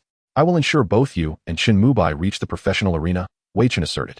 Are you familiar with Huang Xiaotian and Yu Wenzhou? Su Li nodded. Those two were my prot GS. After all, I was once the illustrious captain of Blue Rain. In the days of Ye Xiu, he was truly formidable, yet I wielded him like a puppet at times. Su Li listened, captivated. As they walked until they reached the entrance to his home, Shangling Garden, Building 9, Unit 1, Room 201. Wei Chen paused, realizing that it was not far from the Team South resting place, within the same complex. Where does this child find such wealth? Quite the hidden gem, he mused before shaking his head and following Su Li inside. Upon entering, Su Li noticed the time. It was now 4:56. He turned to Wei Chen, saying, Wei Laoda, please take a seat. I will go Wei Chen move by. Wei Chen nodded. Su Li knocked on the door, calling out, Hey, what time is it? Why are you sleeping more soundly than a pig? Hurry up and get ready for dinner. A lazy voice responded from within, Okay. Wei Chen, witnessing this, confidently declared, Let me assist you. He donned an apron, ready to showcase his culinary skills. Moments later, Su Li exclaimed, What on earth, Wei Laoda? You burnt the egg and turned the rice into porridge. Get out. He unceremoniously expelled Wei Chen from the kitchen. Wei Chen waved his hand in resignation. Just then, Chen Mubai emerged from his room, noticing Wei Chen and saying, Wei Laoda, you're being rather loud. Wei Chen laughed heartily. Haha, no worries, no worries. Suddenly, a dog leapt from behind Chen Mubai, pouncing on Wei Chen and licking him fervently. Ah, a murder. Why is there a dog here? Wei Chen shouted, while a cat perched on the coffee table observed the scene. Chen Mubai chuckled, surveying the surroundings. Ah, it feels just like home. He murmured. Hey, what are you daydreaming about? Sit down for dinner. Chen Muxue is video calling you, Su Li said, pulling Chen Mubai's phone from his pocket. Chen Mubai answered the call, and a sweet feminine voice rang out. Brother, happy birthday. Wei Chen instantly felt revitalized. Breaking free from Qian Li's embrace and making his way to Chen Mubai's side, where he laid eyes on Chen Muxue. Ah, a stunning beauty. You, my friend, are truly fortunate. Chen Mubai chuckled foolishly. At that moment, Su Li emerged from the kitchen, carrying an abundance of dishes, announcing, Dinner is served, everyone. Su Li then brought out a cake, placing it on the table, before approaching Chen Mubai and exclaiming, Oh, is this Muxue, the lovely young lady? How delightful. Su Li, my brother, what about that uncle over there? Wei Chen mused, refusing to accept the reality of his aging. Although he was a few years older than both Chen Muxue and Chen Mubai, he would not concede. Not at all, Wei Laoda. She is merely stating the truth, Su Li retorted. Oh, come on. Wei Chen replied. This is Wei Chen, Chen Mubai introduced. Ah, I see. Look at what Su Li has prepared. Chen Mubai declared as he placed his phone before the dishes, showcasing them one by one. They looked absolutely delectable. During the winter break, Su Li must cook for me. Absolutely, Su Li responded. A sense of homeliness enveloped Wei Chen as he surveyed the surroundings, reflecting on his thoughts. Let's dig in, Su Li exclaimed. After a while, the dishes were just enough for the three of them, and they all feasted heartily. With Chen Muxue observing from the other end of the call. As the cake was unveiled, two individuals burst into laughter, Chen Muxue and Su Li. It looks so similar, ha ha ha, Chen Muxue remarked. Right, Su Li replied. Ahem, make a wish, young man. Wei Chen chuckled. Chen Mubai gazed at the cake, pondering whether he had spent the past 2 years celebrating his birthday alone. It appeared he had not, yet the current moment was indeed quite wonderful. As they sang happy birthday, Chen Mubai stood before the cake, clasped his hands in prayer, and after 10 seconds, opened his eyes to blow out the candles. What did you wish for? Su Li asked with a smile. Me? I want to tell you. It won't come true if I do. Let's eat the cake. Chen Mubai replied. Chen Muxue, on the other side of the screen, also took a piece of cake and began to eat. Thus, Chen Mubai's birthday celebration unfolded amidst joyful laughter. By 8 o'clock in the evening, everyone had finished eating and tidied the kitchen. Afterward, Wei Chen emerged and said to them, It's time to play honor. Would you like to join? Yes. The two replied in unison. Chapter 15, No regrets surveying the surroundings. Wei Chen concluded that moving in was a more reliable option. The proximity would allow him to closely monitor the two youngsters as they practiced honor and enhanced their skills. Wei Chen pounded the table and stood up, declaring, You two little rascals. I am moving in to live with you. Su Li and Chen Mubai exchanged puzzled glances. Chen Mubai voiced the first question. Is that really necessary, Wei Laoda? Wei Chen countered, Enough with the nonsense. How else can I teach you how to play honor hands-on? Su Li and Chen Mubai, like many others, rented standard 6-person rooms, with Su Li and Chen Mubai each having their own rooms, while Qian Li and Swan Nai shared the living room. If Wei Chen moved in, 3 rooms would still remain. After some contemplation, Su Li realized that having Wei Laoda move in would not only allow him to impart professional experience, but also help them become familiar with the game of honor. It would bring a sense of home. Su Li decisively stood up and said, Yes, old ghost, I completely agree. Move in tomorrow. Thus, Su Li's abode welcomed yet another uninhibited senior. The previous one was, of course, Su Li, who once lost an argument to a dog. After Wei Chen decided to stay, they resumed playing honor, as it was now their primary occupation. Upon entering the game, they discovered that the record for the ruins of the lost had been shattered by the Huang Feng Guild, and among the names was No Regrets and No Complaints. Wei Chen's expression turned solemn as he recognized that Lu Mingzhou and Mo Chun displayed a level of skill and teamwork that rivaled Su Li and Chen Mubai. With commendable individual prowess, Wei Chen shook his head, saying, "This is troublesome. These two are not just ordinary damage dealers. The opposing team has an array specialist, significantly boosting their damage output. It seems we are still missing a character for supportive damage. Indeed, they seem quite formidable." Su Li replied, "Our breakthrough should come from the damage provided by the two silver weapons and our teamwork." Chen Mubai analyzed. "When did the silver weapons come into play?" Wei Chen inquired. "To be precise, there are three. The sword in Su Li's hands, the Night Star, and the left-hand pistol, Daybreak, and the right-hand pistol, Midnight, which I crafted for Chen Mubai," Su Li explained. "How did you manage that?" Wei Chen asked. "The notebook of Su Muqiu inspired me. Along with the materials I felt needed improvement," Su Li elucidated. Wei Chen paused, realizing how challenging that concept was, and burst into laughter, saying, "A genius. A true genius. Haha, I've struck gold this time. Ahem, gentlemen, let's return to the subject at hand. How do we break through?" Chen Mubai reminded them. The three fell into contemplation. They could establish synergy, they had damage output, and the opposing side possessed a supportive role, while they were indeed lacking in that regard. The output enhancement brought by the blade array was not trivial.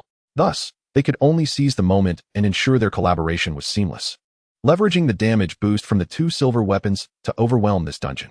However, there was another approach, to bring in Xiao Yifan from the Xing Xine team, providing them with a supportive role. With Su Li's assistance and the damage boost from the two silver weapons, they would undoubtedly break the record. As the three continued to ponder, it was Su Li who first broke the silence. "I believe No Regrets is a ghost swordsman, able to benefit from teammates' damage boosts. While No Complaints is a berserker with evident strength in attack, their cooperation speaks for itself. We can clearly see their advantage when they are besieged. The key is to seize the moment." "That makes sense. We have two silver weapons for our offensive foundation. These silver weapons possess damage capabilities far surpassing their counterparts. Timing, synergy, and offensive power are of utmost importance," Wei Chen asserted. "Understood, but how do we deduce which skills to acquire?" Chen Mubai inquired. "Huh, isn't that what I am here for?" "Watch closely," Wei Chen declared proudly. "All right, Wei Laoda, do not let my expectations down," Su Li responded. "Enough with the chatter. Our primary task now is to level up to 30 and break records," Wei Chen asserted. "Agreed," both replied in unison. For the next 2 days, Wei Chen relocated from the accommodations arranged by the Xingxin team to Su Li's home. The trio then devoted themselves to leveling up, and they finally reached level 30. "Well, that is sufficient.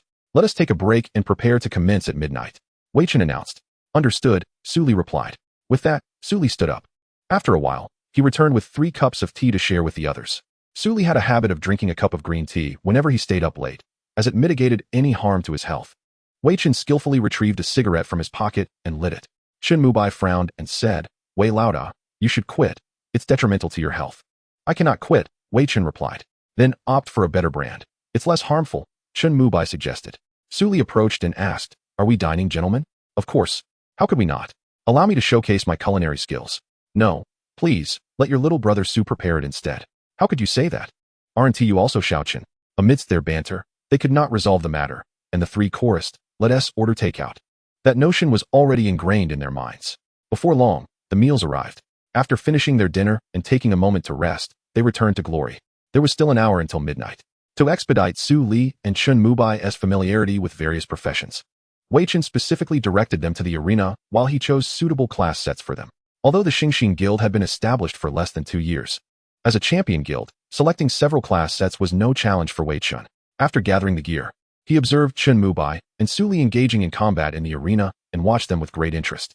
The prowess of these two was such that most ordinary players posed no threat to them, and compared to elite players, they were equally formidable. It seemed they had already acquired abilities akin to those of a guild leader. However, Wei Chen was not entirely convinced of this notion.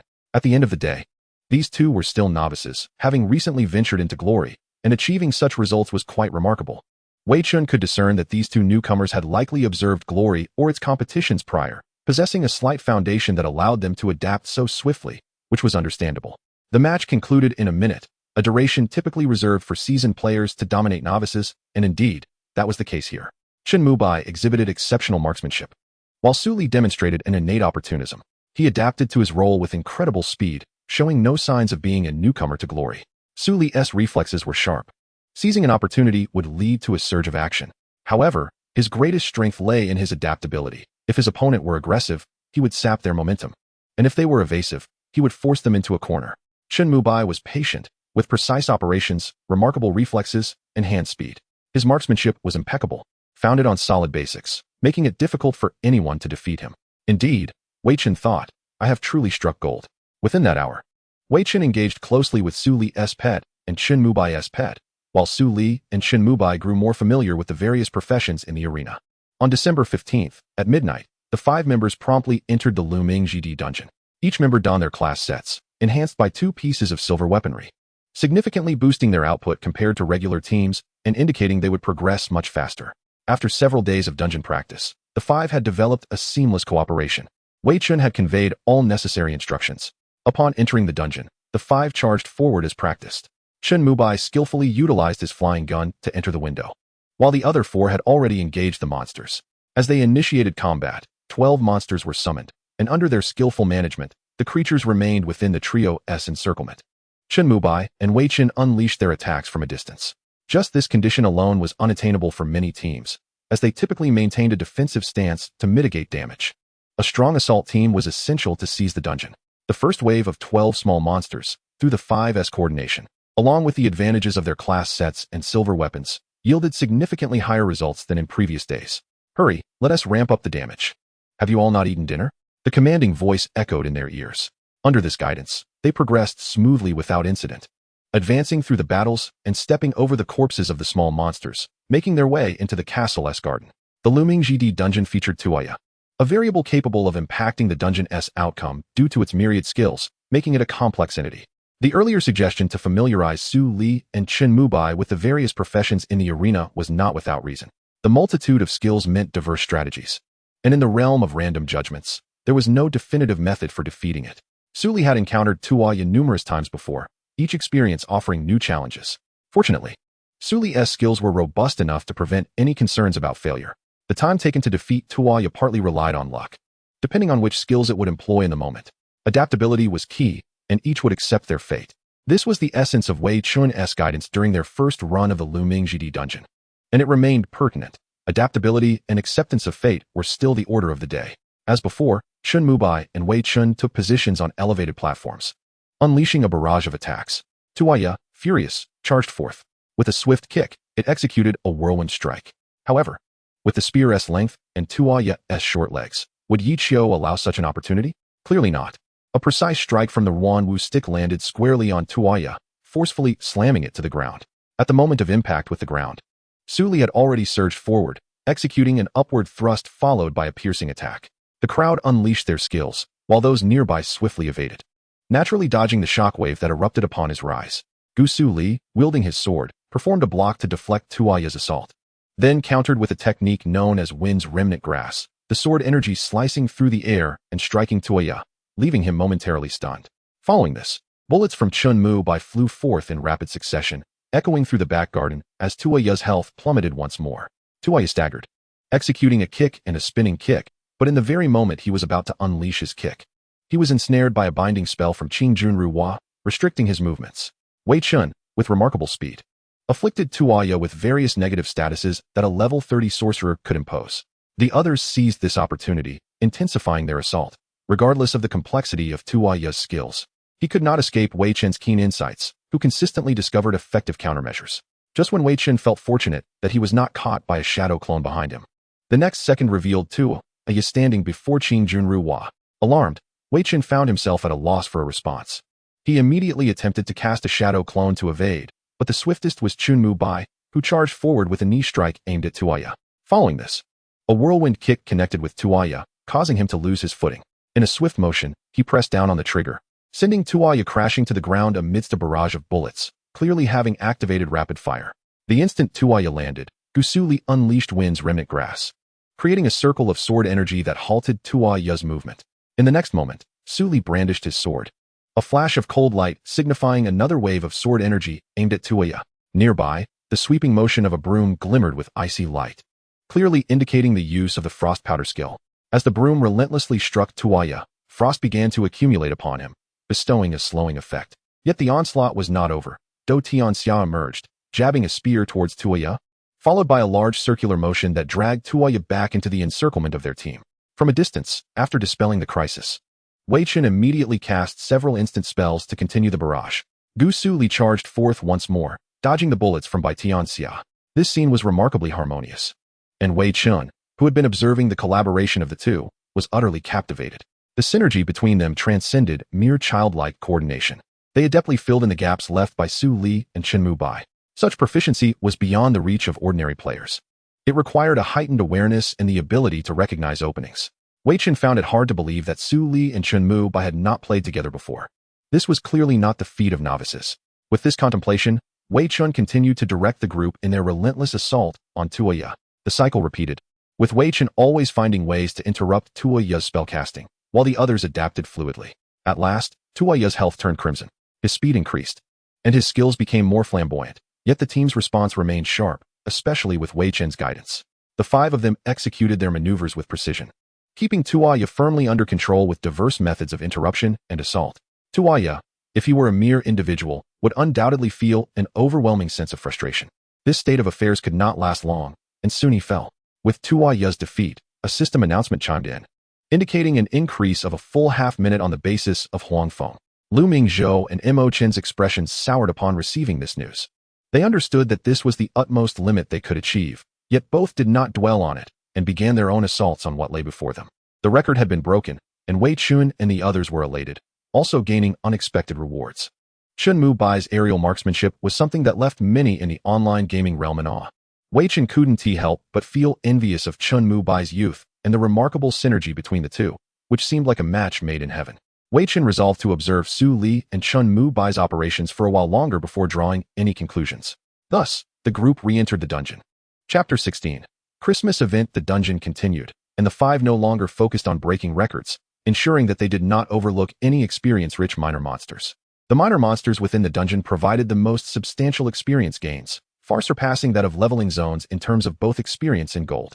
In the game of glory, dungeons consistently offered faster leveling than the wilderness. However, as 1's level increased, the frequency of dungeon runs diminished, with some dungeons only available once a day and team dungeons occurring weekly.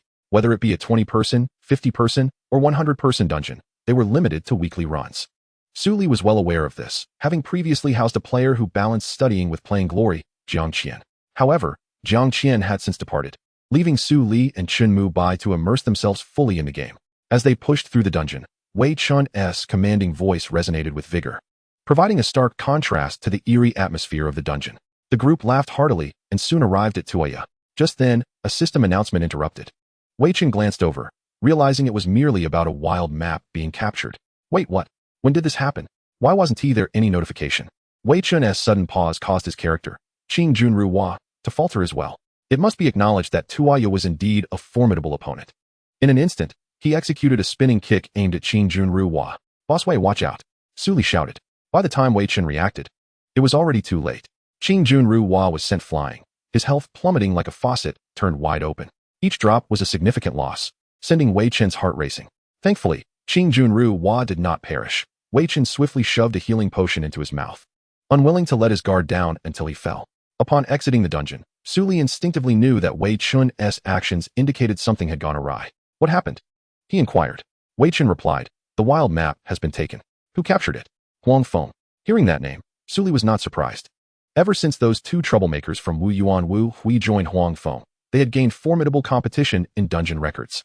And now they posed a significant threat in the wild maps as well. Su Li contemplated the implications seriously. Wei Chen paid little heed. It was merely a wild map. After all, nothing they could not conquer. Thus, he led the group to sweep through the Liuli Jidi before venturing into the Yixin Gorge. The Yixin Gorge, a leveling ground for players of levels 30 to 33, was characterized by its winding paths that often left newcomers disoriented. However, with Wei Chen's vast experience guiding them, Su Li had no cause for concern regarding navigation. Before long, they arrived at their destination. As they approached the dungeon entrance, they noted the sparse crowd. Only a few players lingered, primarily from prominent guilds such as Lanqi Gu and Baxing Xiongtu. It was a realm where only those like Wei Chen, who dedicated nearly all their waking hours to glory, and the elite from various guilds, were present at level 30. While the majority of other players still lingered in the Liuli Jidi. After exchanging a few words, Wei Chen entered the dungeon, his resonant voice echoing in Su Li's ears. That night, aside from the instance cleared by Huangfeng, no significant events transpired. Su Li and his companions leveled up for an entire evening, and after fetching breakfast, they gathered to eat before falling into a deep slumber. In the ensuing days, nothing remarkable occurred. Their routine consisted of dungeon runs, competition, leveling, and researching silver weapons. Through the diligent efforts of Su Li and Guan Rongfei, and utilizing Su Muchio's notes, both Ye Xiu and Zhou Xiaoqiang by Zhou successfully reached level 30, boasting the attack power of level 35 orange weapons and level 40 purple weapons. Gusu Li and Run he also promptly upgraded their equipment, setting a new record for dungeon completions. Su Li found himself growing weary of these tasks, but there was little he could do, as he was under Wei Chen's guidance. Before long, Su Li and the others reached level 34, but Christmas was fast approaching. I wonder what events will unfold, Chen Mu mused. Haha, worry not.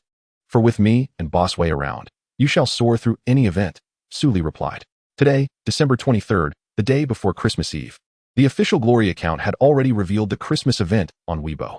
The event, Catch the Little Deer, would see little deer randomly spawning across various regions. Additionally, players would receive a special item. For each deer caught, a follower would appear, with a maximum of 100 deer that could be accumulated before submission, or alternatively, players could choose to deliver them to Santa Claus in each region. Furthermore, 10 golden little deer would appear, each worth 10 times the score of a regular deer.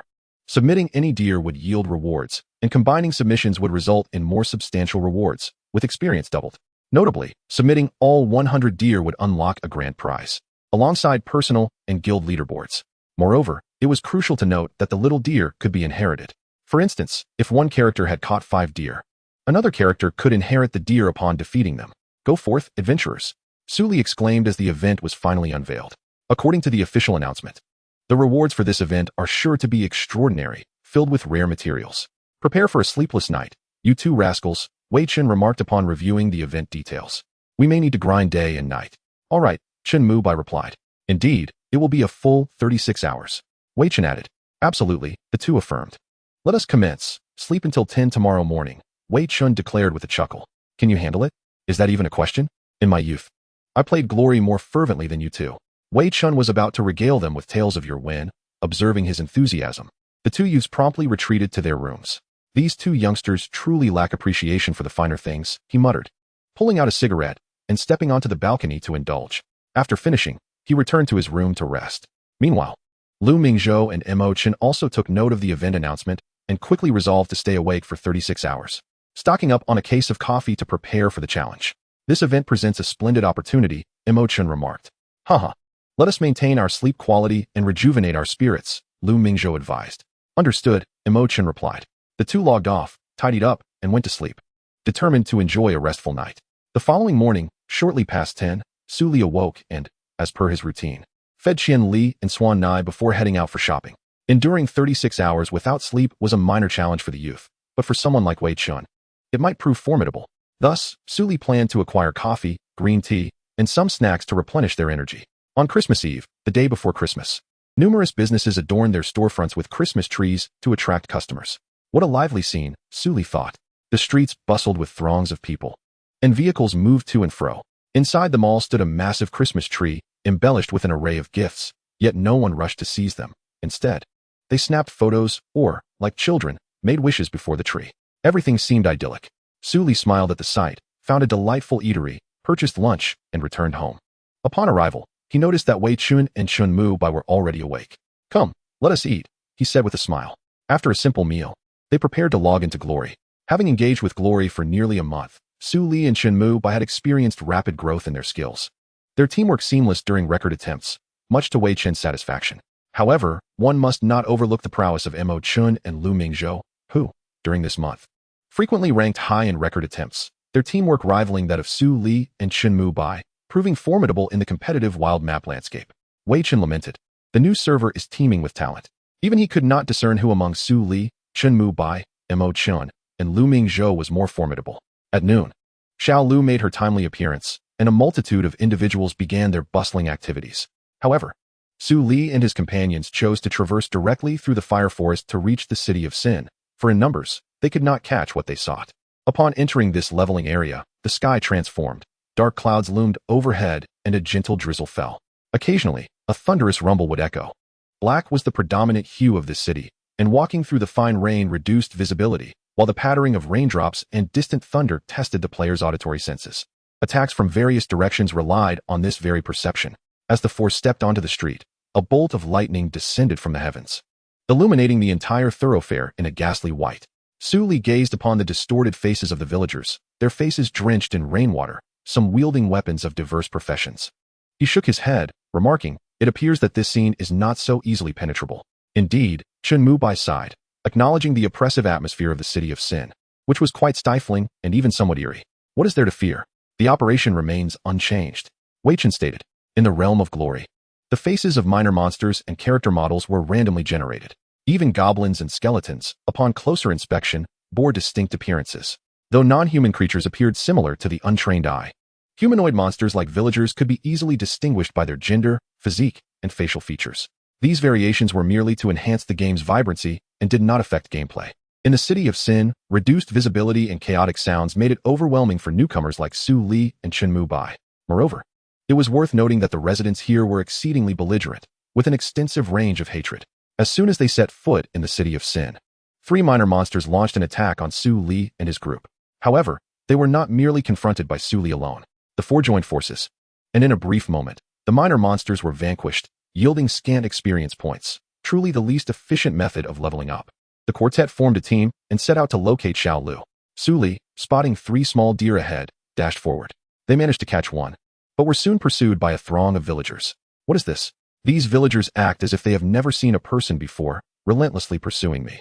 Could it be that they harbor secret affections for me? Su Li exclaimed. What a shameless bunch. To shake off the villagers, simply change your perspective. You can shed most of the aggro, Wei Chen advised. Although the villagers exhibited fierce aggression and extensive hatred ranges, there were methods to escape. One could maneuver to block the villagers' line of sight by turning down various alleyways, allowing for disengagement. Another method was to avoid entering their aggro range altogether. However, this was a challenging feat requiring years of experience and keen judgment, something even the most skilled newcomers could not achieve. Heeding Wei Chen's advice, Su Li successfully evaded the villagers and, in the process, managed to catch a few small deer. The 4 were determined to capture 100 for a grand prize, so merely a few would not suffice for redemption, as every 10 captured would elevate the reward tier. The small deer were not easily caught. Each was guarded by unpredictable minor monsters of the same level, sometimes goblins, sometimes skeletons, and various others. For Su Li, these foes posed little challenge. His strength allowed him to face monsters 5 levels above him with ease. Chen Mubai chimed in, 853, for 133. 2 individuals are preparing to ambush me. Hurry. Let me see which audacious brat dares to challenge me, Wei Chen replied. Su Li and Wei Chen shifted toward that direction, while on the other side, Lu Mingzhou urged, hurry and kill. Soon that bothersome swordsman and that lecherous sorcerer, along with a powerful battle mage, will arrive. Mo Chun remained silent, his hands deftly manipulating controls, clearly in agreement. The 2 had formed a quartet with a powerful magic swordsman they had fortuitously met and a friend, a level 34 martial artist. As they battled fiercely against a white-clad opponent, a sudden spell descended, and due to the effects of light and shadow, neither Mo Chun nor Lu Mingzhou noticed it until it ensnared Wu Hui. Only then did they realize the arrival of that exceedingly unscrupulous sorcerer. Even the usually taciturn Chen Mubai remarked, that was close. I almost met my end. The binding spell trapped Mo Chun, and upon noticing the abnormal state afflicting him, a chill ran down his spine. Reinforcements had arrived. One unscrupulous foe had appeared. How far could the other be? As expected, behind Wu Hui and Wu Hui, a sword beam sliced toward the 2. Lu Mingzhou quickly commanded Wu Hui to turn, just in time to see the blade aimed at him. Draw and strike. Chapter 17. Fierce combat. Wu Hui raised his sword to block, and before him stood the swordsman, Gusu Liren. The sorcerer also prepared to join the fray. Lu Mingzhou and Mo Chen exchanged knowing glances, intent on overpowering the white-clad adversary, seizing the small deer, and escaping. They privately communicated that after their ambush, there would undoubtedly be an opportunity to flee. Understanding each other perfectly, they intensified their assault on the white-clad foe. Once the binding spell on Wu Hui concluded, he immediately unleashed a devastating strike against the opponent. Hey, what do you think you're doing? Su Li remarked. At that moment, Gusu Liren executed a 3-part slash. The blade flashed, and he charged before Wu Hui, canceling the last strike before it could be unleashed, seamlessly blocking Wu Hui's attack with his sword. Come and meet your doom, Mo Chen retorted. In the next instant, Wu Hui was engulfed in a crimson aura, indicating the activation of his berserk skill, significantly enhancing his strength. Another powerful blow, accompanied by a howling wind, was aimed at Gusu Liren. Oh, such ferocity. I am truly terrified, Su Li taunted. deftly maneuvering to execute a backward leap and a series of thrusts, just managing to counter Wu Hui's berserk onslaught. Yet, Wu Hui was no novice. He immediately charged forward to maintain the offensive. However, Wei Chen would not remain a mere spectator. He promptly unleashed a swift slicing spell against Wu Hui. With agile leaps, the character narrowly evaded 2 waves of attacks. Lu Mingzhou skillfully maneuvered Wu Yuan, aiming to unleash an ice formation against Su Li and Chen Mubai. However, during the incantation, a burst of crimson erupted from Wu Yuan, a consequence of a daytime assault. "Do not treat me as mere air," Chen Mubai exclaimed. "Is that so? Ha ha ha. That indeed seems to be a miscalculation," Lu Mingzhou responded with a smile, yet his actions remained unceasing. Wu Yuan swiftly executed a ghostly slash towards Gusu Liren, while Wu Hui, positioned nearby, unleashed a powerful cross slash towards Yi by Tianxia. 2 sprays of blood erupted from Yi by Tianxia, and the ghostly slash momentarily hindered Gusu Liren's advance. In an instant, they exchanged their targets. Yi by Tianxia, already in a precarious state, could scarcely withstand the onslaught of a frenzied berserker. After defending against a few strikes, Yi by Tianxia ultimately succumbed to Wu Hui's blade. "What the hell? 2 against 1, that's unfair. Wu Hui, have the guts to duel me," Su Li shouted, yet his fingers continued to execute commands. Swiftly following up with a blade flash, a draw slash, Gusu Liren seized the opportunity, striking at Wu Hui, who was caught too close to evade the oncoming sword energy, sending him flying. Wei Chen did not let this chance slip, launching a live fall upon Wu Hui. "Ha ha ha ha, a paper-thin combination," Su Li laughed. Only those within the match knew how challenging this was, as another combatant had joined the fray. "Greetings, Wu Yuan," a battle mage named Do Tianxia remarked. Lu Mingzhou felt a surge of alarm. Wu Yuan, already low on health, might not survive a minute against the trio's relentless assault. Do Tianxia raised his spear, launching a heavenly strike toward Wu Yuan. Wu Yuan immediately retreated, his katana shimmering with light, executing moonlight slash followed by full moon slash seamlessly. A radiant full moon appeared before Do Tianxia's eyes. The timing was impeccable. Under normal circumstances, evasion would have been impossible. However, Ye Xiu, the brother of Ye Xiu, was no ordinary foe. Do Tianxia swiftly performed 2 backward rolls, narrowly escaping the series of attacks.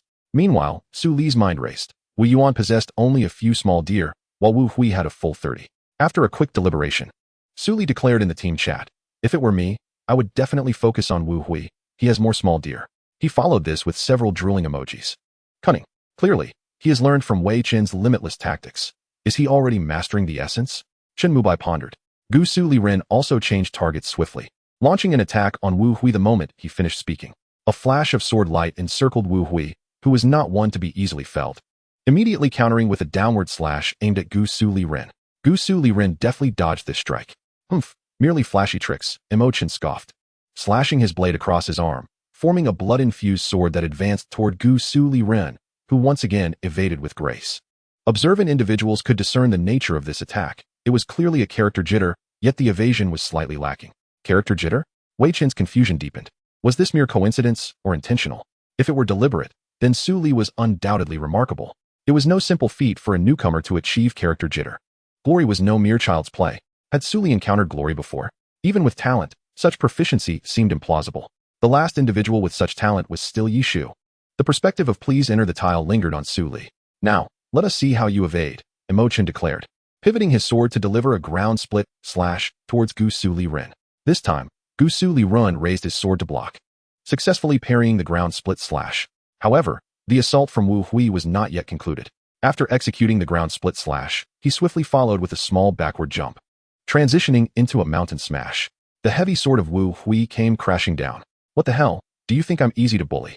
Su Li shouted, yet he could not withstand the mountain smash. Following the impact, Wu Hui immediately followed up with a downward slash, sending Gusu Liren flying. Unfazed, Gusu Liren executed a silver light drop blade, soaring diagonally downward.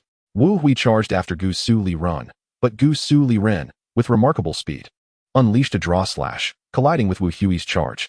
Both were sent reeling.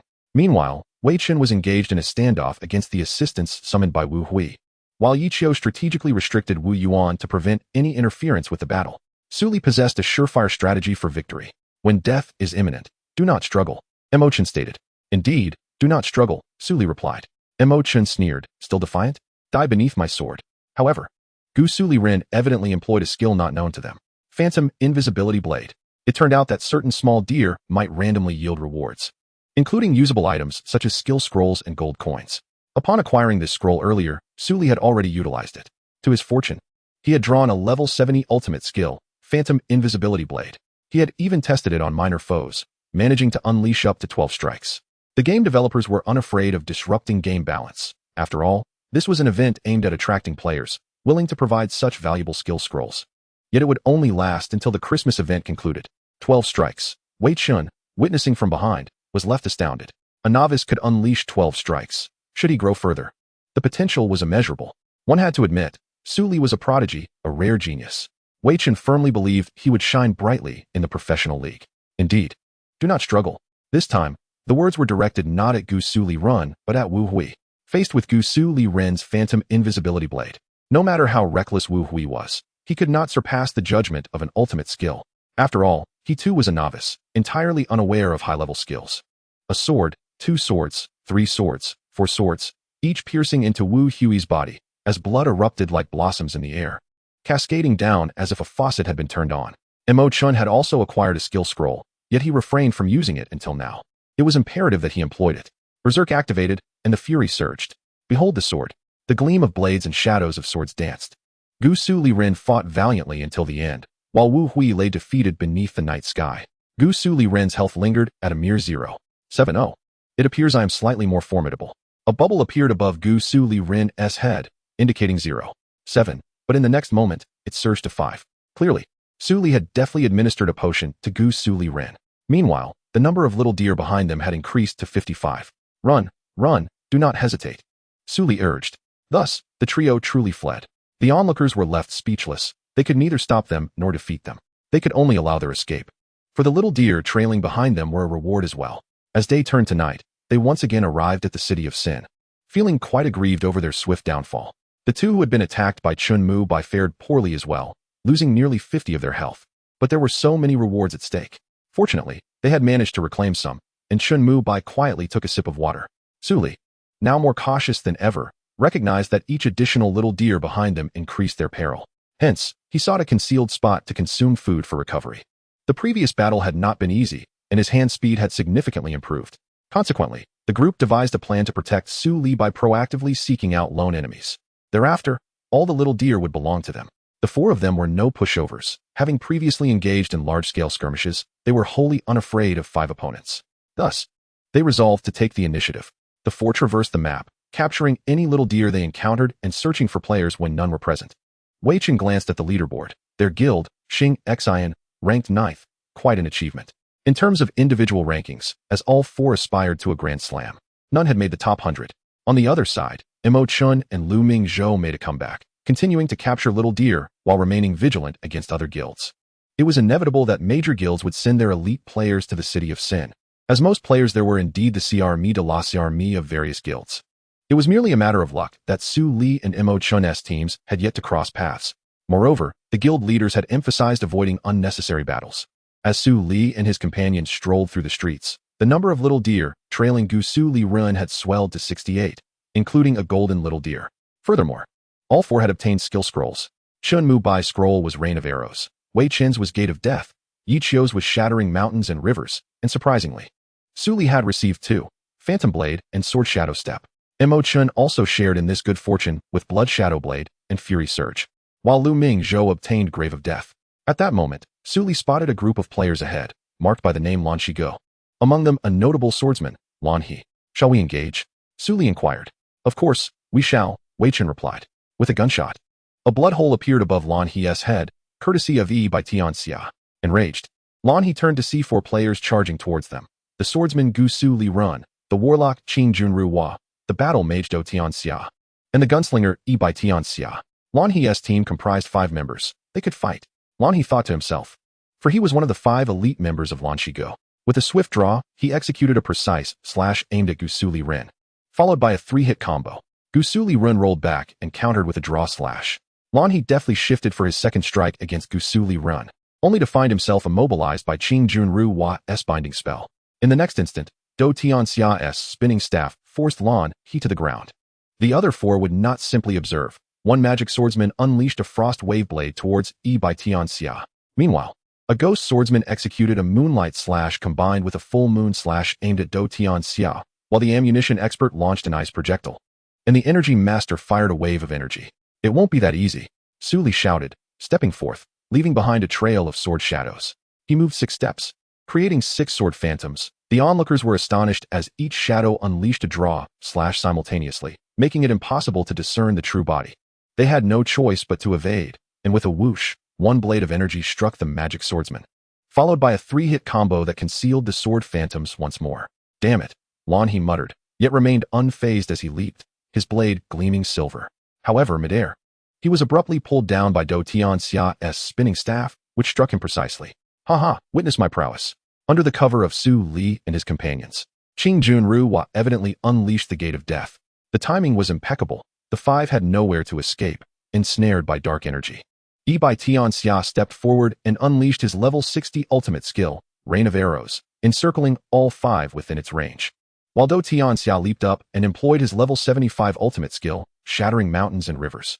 Gusu Liren, having completed his protective duty, felt no need to restrain his offensive capabilities. With Phantom Blade in hand, he struck forth, with each step delivering a deadly blow.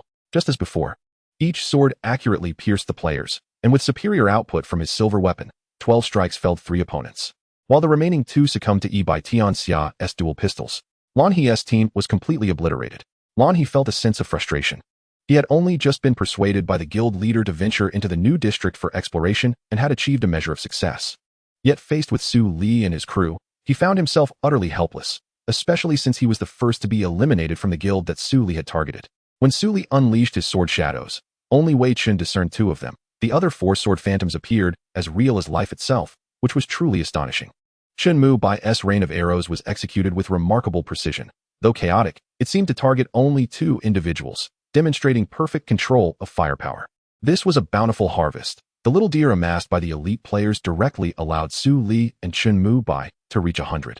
Along with 2 golden little deer, it was time to claim their rewards. Chapter 18. Shall we collaborate? Su Li and his group made their way to the locations of the Santa Claus in each region. On the road, they advanced slowly, adopting a strategy of evasion. Along the way, they witnessed fierce clashes among major guilds such as Huang Feng, Zhong Chaodang, Jiao Wangchao, and Baki Xiongtu. The scene was chaotic, yet it did not affect the 4 members of Xingxin Guild. They encountered a few minor adversaries, easily dispatching them in a matter of moments, and ultimately arrived at the location of Santa Claus without any mishap, submitting their quests. Ye Tianxia and Gusu Liren concurrently turned in 100 little deer, earning a grand prize. Their levels surged from the end of 34 to 35. They each proceeded to learn new skills, the swordsman skill Rising Dragon Slash and the gunslinger skill Rapid Fire. They also acquired various materials and 2 pieces of orange equipment, specifically a hat and shoes. Naturally, the materials were handed over to Wei Chen, while the orange gear, being suitable for level 35, was entrusted to Gusu Liren and Ye Tianxia. Onward, Gusu exclaimed. A promising start signifies smooth sailing ahead. Just moments ago, they observed several guilds embroiled in conflict, and now, as Wei Chen suggested, they could seize the opportunity to benefit from the chaos. We've already submitted all our little deer, leaving nothing for them to drop. If all else fails, we could eliminate them on the road to Santa Claus, achieving 2 objectives at once. The group remained largely unresponsive, accustomed to Wei Chen's audacious nature. Except for Gusu, who agreed, the other 2 opted to proceed cautiously. Gusu was increasingly mirroring Wei Chen, at least in terms of audacity. Wei Chen himself acknowledged her potential. By nature, Gusu was adaptable, changing her tactics based on her opponents, demonstrating exceptional compatibility. Thus, encountering Wei Chen naturally led her to adopt a more reckless demeanor. As Gusu rummaged through her backpack, she discovered a skill book containing a hefty 50 points. After sharing her find with Wei Chen, he sighed, "You little rascal, your luck seems quite favorable." Gusu noticed that not only were she and Ye Tianxia featured on television, but also a variety of orange equipment. On the personal leaderboard, Gusu ranked 90th, while Ye Tianxia was 91st. Speed up, Wei Chen urged. We cannot afford to delay in seizing the personal leaderboard. Upon arrival, they found that the battle had ceased. It was evident that someone had already collected a complete 100 little deer. The absence of any other players suggested they were likely hiding nearby. Consequently, Wei Chen and the others slowed their pace to search. Eventually, they encountered several individuals around a corner, trailed by a throng of residents. Without overthinking, Gusu executed a swift blade attack, leaping forward in a silver flash aimed at the 4 adversaries. However, her strike missed entirely, and instead, the crowd of residents brandished their weapons against her. The four were none other than the No Regrets team, who had devised a plan to draw aggro. Their spirits lifted upon seeing Gusu and her companions approach. "We were just hoping to run into you," No Regrets typed, "and here you are, delivered right to us." "Trouble," Wei Chen exclaimed, alarmed. "Shameless. Wei Lauda, did you teach them this? They've all learned from you. Your limits have reached a point of universal indignation, haven't they? I underestimated you, Wei Lauda." Gusu retorted. "You little brat, who are you calling shameless?" Wei Chen shot back. "This is called having potential. You wouldn't understand a thing. Enough bickering. It's a death wish." Mo Chen interjected. "Oh, how arrogant this little brat is. Hurry, Ibai, cover me," Wei Chen commanded. At that moment, Gusu was surrounded by residents, unable to break free, while the battle on the other side was 3 against 4. Although they held a significant advantage, the primary objective was to extricate themselves. However, Mo Chen had a different perspective. He intended to trample over their corpses to advance. No Regrets stepped forward. Unleashing a standard skill, the Mountain Smash, with great force aimed directly at Bai Tianxia. Bai Tianxia leaped back, seeking an opportunity to strike No Regrets. But upon turning, he noticed No Regrets preparing to cast an ice spell on Gusu, prompting him to fire his weapon. No Regrets was interrupted mid-incantation, and his frustration was palpable. Ye Xiu and Wei Chen were not idle either. They seized the moment to attack the remaining 2 opponents. Lu Mingzhou, infuriated, unleashed a moonlight slash followed by a full moon slash targeting Bai Tianxia, while No Regrets charged forth to block Bai Tianxia's retreat. "Let us see how you escape. You can't fly," Mo Chen thought. Yet, to his astonishment, Bai Tianxia did indeed soar into the air. With a knee strike followed by a mid-air pressure shot, he was relentless against No Regrets. Ultimately, he landed beside Gusu. "You're incredibly impressive," Gusu gasped, astonished by his hidden skills. "Enough chatter, it's time to retaliate," Chen Mu Bai declared tersely. Indeed, they could not allow their opponents to remain arrogant for long, lest they find themselves in a humiliating predicament. Gusu addressed Chen Mu Bai. "No Regrets, are you afraid of death?" In the next moment, they charged forward amidst Bai Tianxia's barrage. "It will be difficult to die," No Regrets thought, as both pairs of teammates advanced, striking simultaneously. Gusu initiated a 3-hit combo, while No Regrets, undeterred, retaliated with a heavy strike. Gusu quickly cancelled her skill to block the attack. No Regrets unleashed a cross slash, prompting Gusu to roll aside and counter with a blade strike, momentarily halting the advance. Meanwhile, Bai Tianxia maintained ranged pressure on No Regrets, interrupting his attempts to cast spells repeatedly. During the skirmish between Gusu and No Regrets, they noticed some revealing details. For instance, Gusu discerned that No Regrets wielded a level 35 orange weapon, the Blade of Destruction. Mo Chen also recognized that Gusu's weapon was not any sword he was familiar with, but rather a silver weapon. As Gusu closed in, she drew a circle with her Night Star, executing a swift attack. No Regrets countered with a powerful Mountain Smash, landing a hit on Gusu. Just as No Regrets sought to maintain his offensive, Bai Tianxia launched an aerial shot at him, while No Regrets deployed an ice spell beneath Gusu. Opportunities were mutual, and the 2 pairs were evenly matched against Gusu and Bai Tianxia. In a state of being hindered by the ice formation, Gusu Liren still managed to execute a swift upward strike at Wu Hui in midair. Yet, the encounter was far from over. A Rising Dragon Slash, a newly acquired skill at level 35, struck Wu Hui, sending him further away. After this, Gusu Liren disregarded Wu Hui entirely and launched a 3-part slash towards Wu Yuan. As Wu Hui landed, he charged towards Bai Tianxia. Gusu Liren swiftly unsheathed his sword for a rapid cut, but Wu Yuan evaded. Gusu Liren took 5 steps forward, creating 5 indistinguishable sword shadows. Wu Yuan was astonished and quickly unleashed 3 slashes, severing the 3 sword shadows, yet they were mere illusions. With 2 sword shadows remaining, he initiated an attack with the Phantom Unseen Sword.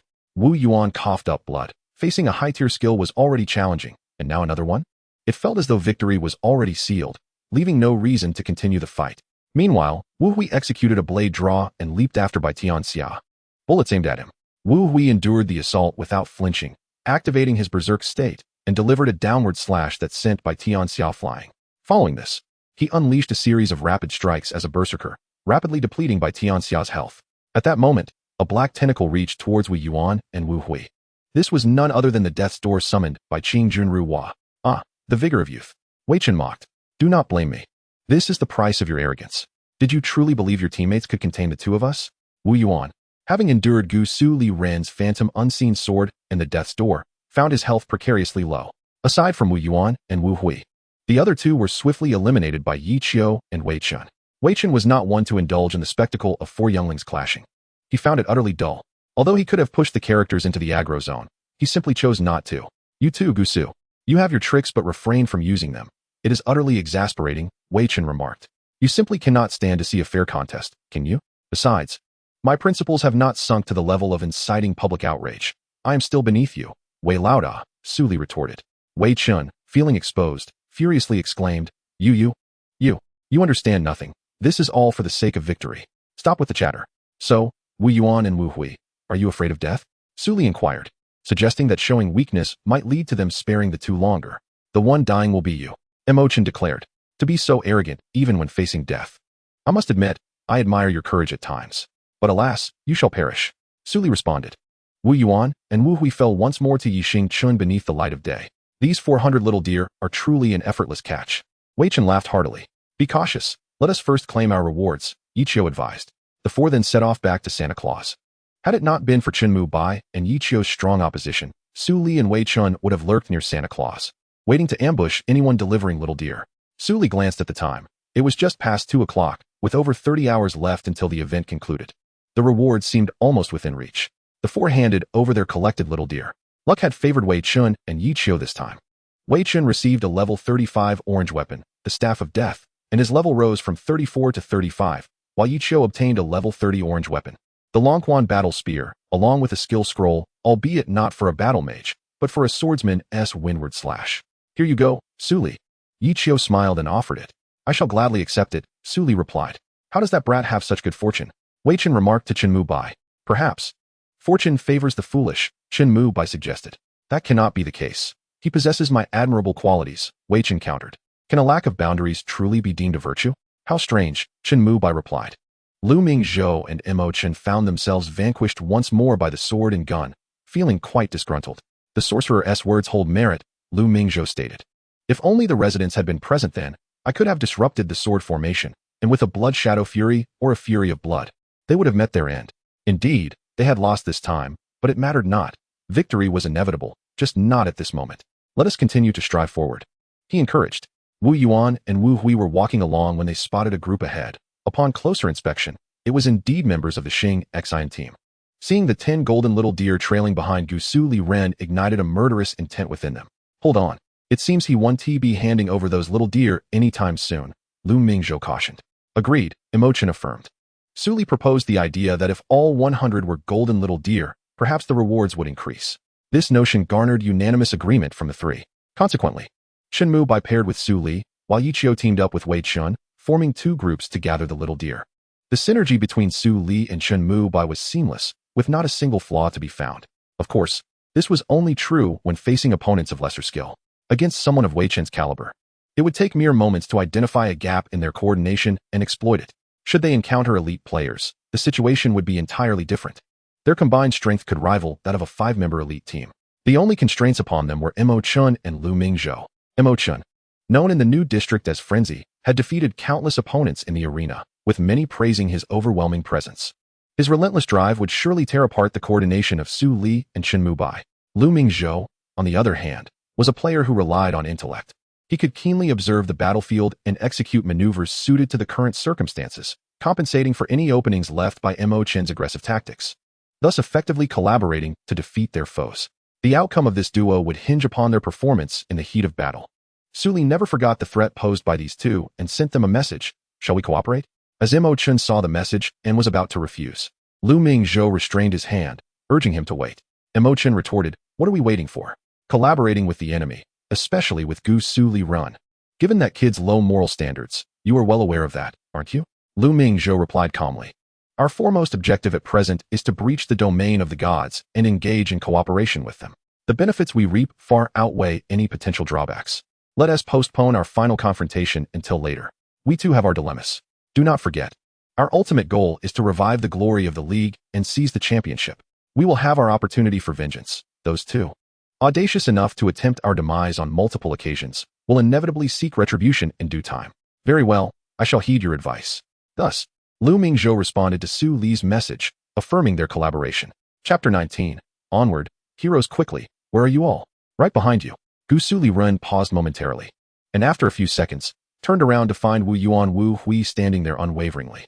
Upon reading this message, Su Li glanced back swiftly, clearly startled. Gusu Liren approached and provided each of them with an invitation to join the team. Once the two were integrated, they discovered Qing Junru Hua and Dou Tianxia were also present, relieved that they had not rashly attacked Su Li and Shenmu Bai, but instead opted for collaboration. Wei Chen had just been observing Su Li and Lu Mingzhou's conversation. Had Lu Mingzhou declined, he would have flanked from behind with Ye Xiu, creating a pincer movement with Su Li and Shenmu Bai at the front. At that moment, Qing Junru Hua and Dou Tianxia emerged from behind Wu Yuan Wu Hui. Lu Mingzhou and Mo Chun felt increasingly grateful that they had not acted impulsively. Everyone still requires 90 golden deer, correct? Wei Chen inquired. Indeed, the five answered in unison. If we eliminate one team, ideally each would gain 8 golden deer. Thus we must defeat at least 12 teams. This is indeed a grand battle, Wei Chen added. Enough with the chatter, what truly matters is the strategy, Mo Chen interjected.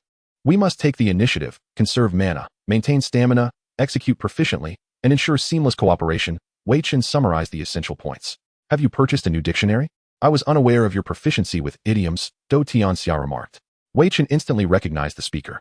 Old Yi, your presence is akin to adding wings to a tiger. Wei Chen laughed heartily. Wings, you say? It's adding wings to a tiger, mind you, Su Li pointed out without hesitation. You know nothing, Wei Chen retorted. Ha ha, Wei Lauda. You should really buy a dictionary of idioms, Su Li chuckled.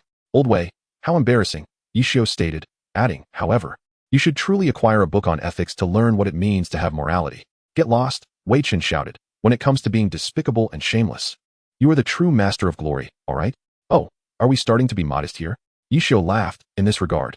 I must admit I am still somewhat inferior to you. They are clearly both, Su Li softly remarked. Gentlemen, how long do you plan to chat? Lu Mingzhou asked.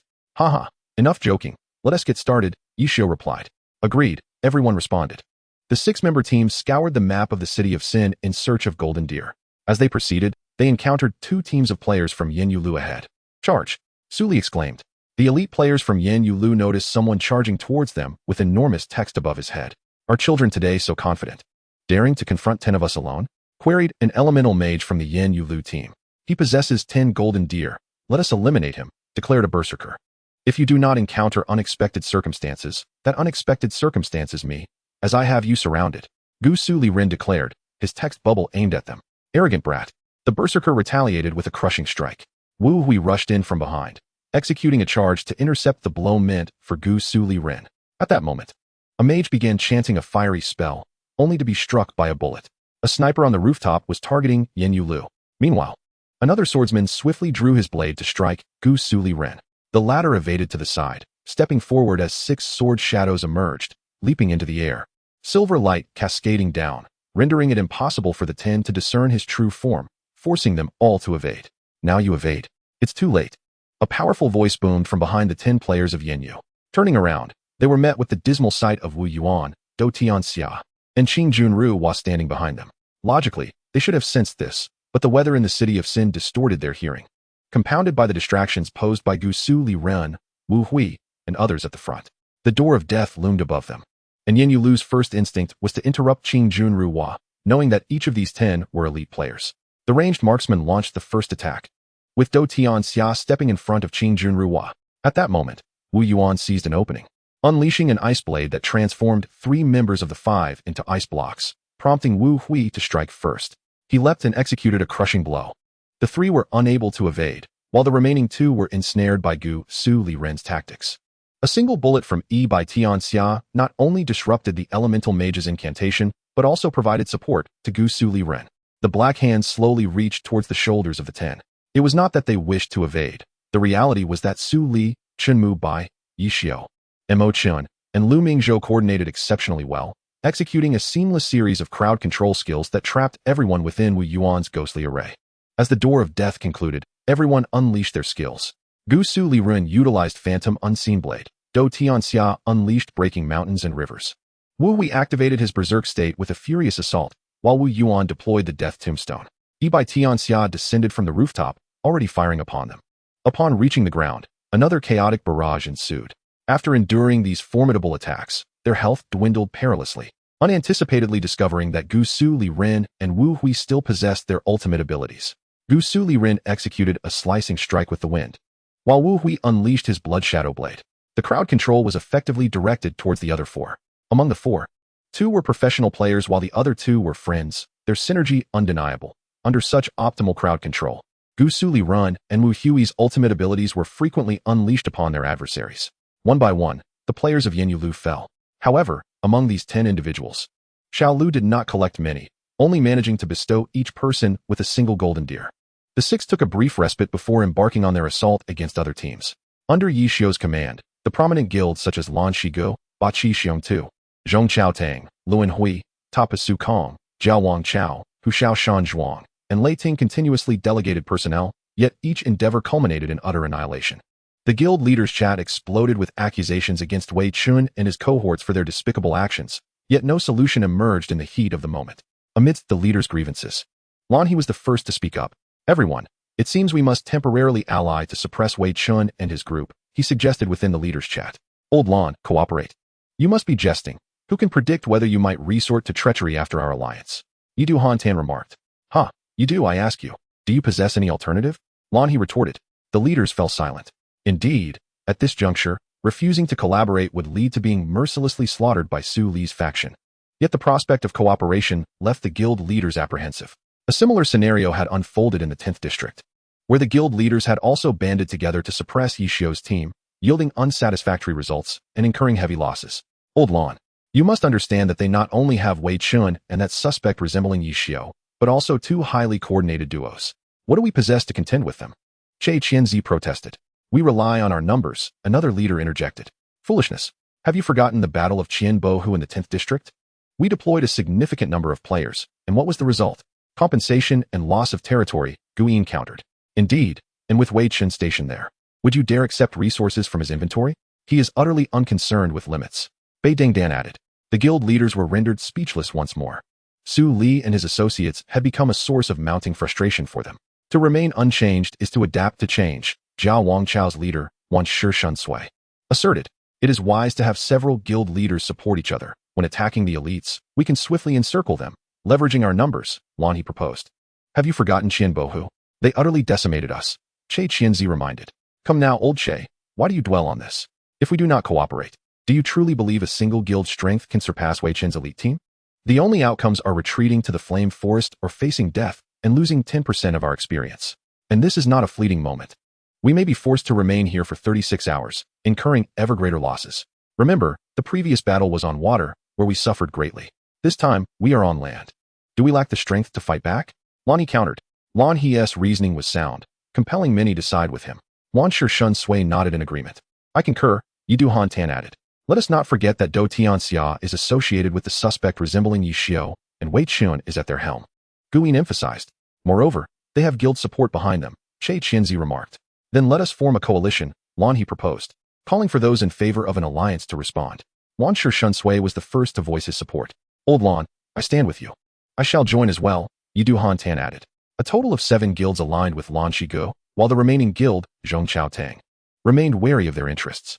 Thank you all for your support. I have a plan, Lan He announced. Su Li was reveling in his success. With a steady stream of guild members emerging, and the number of golden deer was not insignificant. Only 9 more were needed to reach 100. Excitement surged within Su Li, for acquiring 100 golden deer would significantly enhance his gold and level, especially with 23 hours remaining until the event concluded. This time, he was determined to take the lead and launch an assault on the realm of the gods. He had learned from Wei Chen that the realm of the gods was far more exhilarating and intriguing than ordinary realms. The maps were larger, the dungeons more plentiful, and the challenges more formidable. It was no wonder that the realm of the gods was said to have no novices, as everyone had long been tempered. With a surge of enthusiasm, Su Li stood up, brewed a cup of green tea, fed Qian Li and Swan Nai, and returned to his seat. It seems the guilds are mobilizing, Ye Xiu observed. Indeed, did your formations inspire them once more? Wei Chen inquired. Which formation are you referring to? Ye Xiu asked. Get lost. First, consider how precious my golden deer are, Wei Chen replied. Unclear. Let us see how it unfolds, Ye Xiu stated. Wait a moment, Su Li interjected. Though Wu Hui was ready to charge out, he was halted, feeling quite displeased. What is it? The phrase cool as ice from Mo Chun was indeed striking, yet his tone betrayed his annoyance. Is it possible that, despite the apparent distance between their teams, they could swiftly encircle us and seize our golden deer? Su Li queried. Upon hearing this, Ye Xiu scrutinized the situation and smiled. Indeed, that is correct, yet they possess a vulnerability. Observe Lan He's positioning, which is rather precarious. Is that so? But they have 5 guild leaders with them. Su Li exclaimed. Moreover, we already have allies approaching us, Ye Xiu noted. Well, old Yi and I have made a momentous decision. We shall flee. Wei Chen declared. Aren't you a professional player? Can't you hold your own? Mo Chen questioned. This is what it means to be a true man, flexible and adaptable. What do children know? If you are capable, then step up. Hero, Wei Chen explained. Numbers are on our side, and our magic is insufficient. Besides, do you truly wish to risk your golden deer? They represent wealth. Lu Mingzhou remarked. If I were your adversary, I would be delighted to see you march to your doom. But as your teammate, I am disheartened. For your golden deer do not belong to me. Otherwise, your demise would be welcome, Su Li advised. You decide. The twin guns will provide an answer. Chen Mubai stated. Mo Chun fell silent, evidently acquiescing to their reasoning. Ye Xiu then announced, we shall scale the wall. Oh no, they are attempting to flee. Launch an attack, cried the pursuers. Quickly, quickly, let us go. Ye Xiu urged. Hurry, do not let them escape. I wield a heavy sword. Who will provide me with a footing? Mo Chen's expression darkened. At this moment, only Su Li and Lu Mingzhou were present. Allow me, Lu Mingzhou offered. He commanded his Wu Yuan to crouch in the corner, supporting Wu Hui as he leaped onto himself, vaulting over the wall. Aren't you coming? Lu Mingzhou inquired of Su Li. You go first. I will follow shortly, Su Li replied. Lu Mingzhou shook his head and maneuvered his ghost swordsman to leap across. Shortly after, sounds of a skirmish echoed from the other side of the wall, but the commotion ceased abruptly, followed by Su Li's voice. Goodness, there are so many people. Everyone looked up to see 5 figures, their silver blades gleaming, charging towards them. It was unmistakably Su Li. Let us move this way, Ye Xiu remarked, having quickly discerned their route of escape. Facing him were players from the Tapo Su Kong Guild, consisting of 2 ghost swordsmen, an elemental mage, a demolition expert, and a magic swordsman, all of whom had relatively low defenses. The opposing team also recognized their presence and hastily unleashed a ghost formation to ensnare them. But their efforts were interrupted by a barrage of bullets. They were well aware that it was the doing of Yi Baitian. Following that, amidst the flurry of blades, all 5 adversaries fell simultaneously. 2 nearby teams of players rushed over, and Su Li's group understood that prolonging the encounter would be detrimental for all involved. However, the golden deer they sought was merely 2 teams away from completion. Let us take a chance, they thought collectively. Wu Hui stepped forward, unleashing a crushing mountain strike. The force was formidable. A judo player attempted to capture Wu Hui, but was thwarted by a sudden flash of sword light, a swift blade draw executed by Su Li. With Su Li's conscious coordination, this crushing mountain strike sent a throng of foes sprawling. Wu Hui also promptly conjured an ice formation. What an opportunity, Ye Xiu mused, preparing to unleash the dueling heaven-shattering mountains. Those trapped within the ice formation were unable to evade this powerful attack. A priest sought to heal while a mage attempted to cast, yet their efforts were thwarted by spells and bullets that flew in from unexpected angles. Wu Yuan seized this moment to drop successive ghost formations, executed from clever angles, enhancing their teamwork significantly. This time, we shall succeed, Su Li exclaimed, as a multitude of golden deer dazzled their eyes, especially in the dim ambience of the city of Sin. Su Li and his companions advanced, their approach undeniably domineering. Chapter 20. A bountiful harvest. Everyone felt a tinge of trepidation, yet those being attacked were not without the capacity to retaliate. A deft silver blade descended from the heavens. Dueling heaven took a step forward, piercing the frenzied swordsman, who then fell back into the ghost formation laid by Wu Yuan, knocking the newly risen players back to the ground. As expected of you, old Yi, Wei Chen praised. 10 years of all-stars. How could I falter? Ye Xiu replied. Elders, spare the flattery. They are about to escape my ghost formation, Lu Mingzhou interjected. Not a cause for concern, Mo Chun remarked calmly. Child's play, Su Li asserted with pride. And don't forget my gate of death, Wei Chen shouted. A dark mist enveloped the heads of the trapped players, and their first instinct was to disrupt the gate of death to avoid control. Damage was insignificant. Controlling the battlefield was the more perilous threat. Being ensnared was akin to walking into the jaws of a tiger. To escape, they must break free.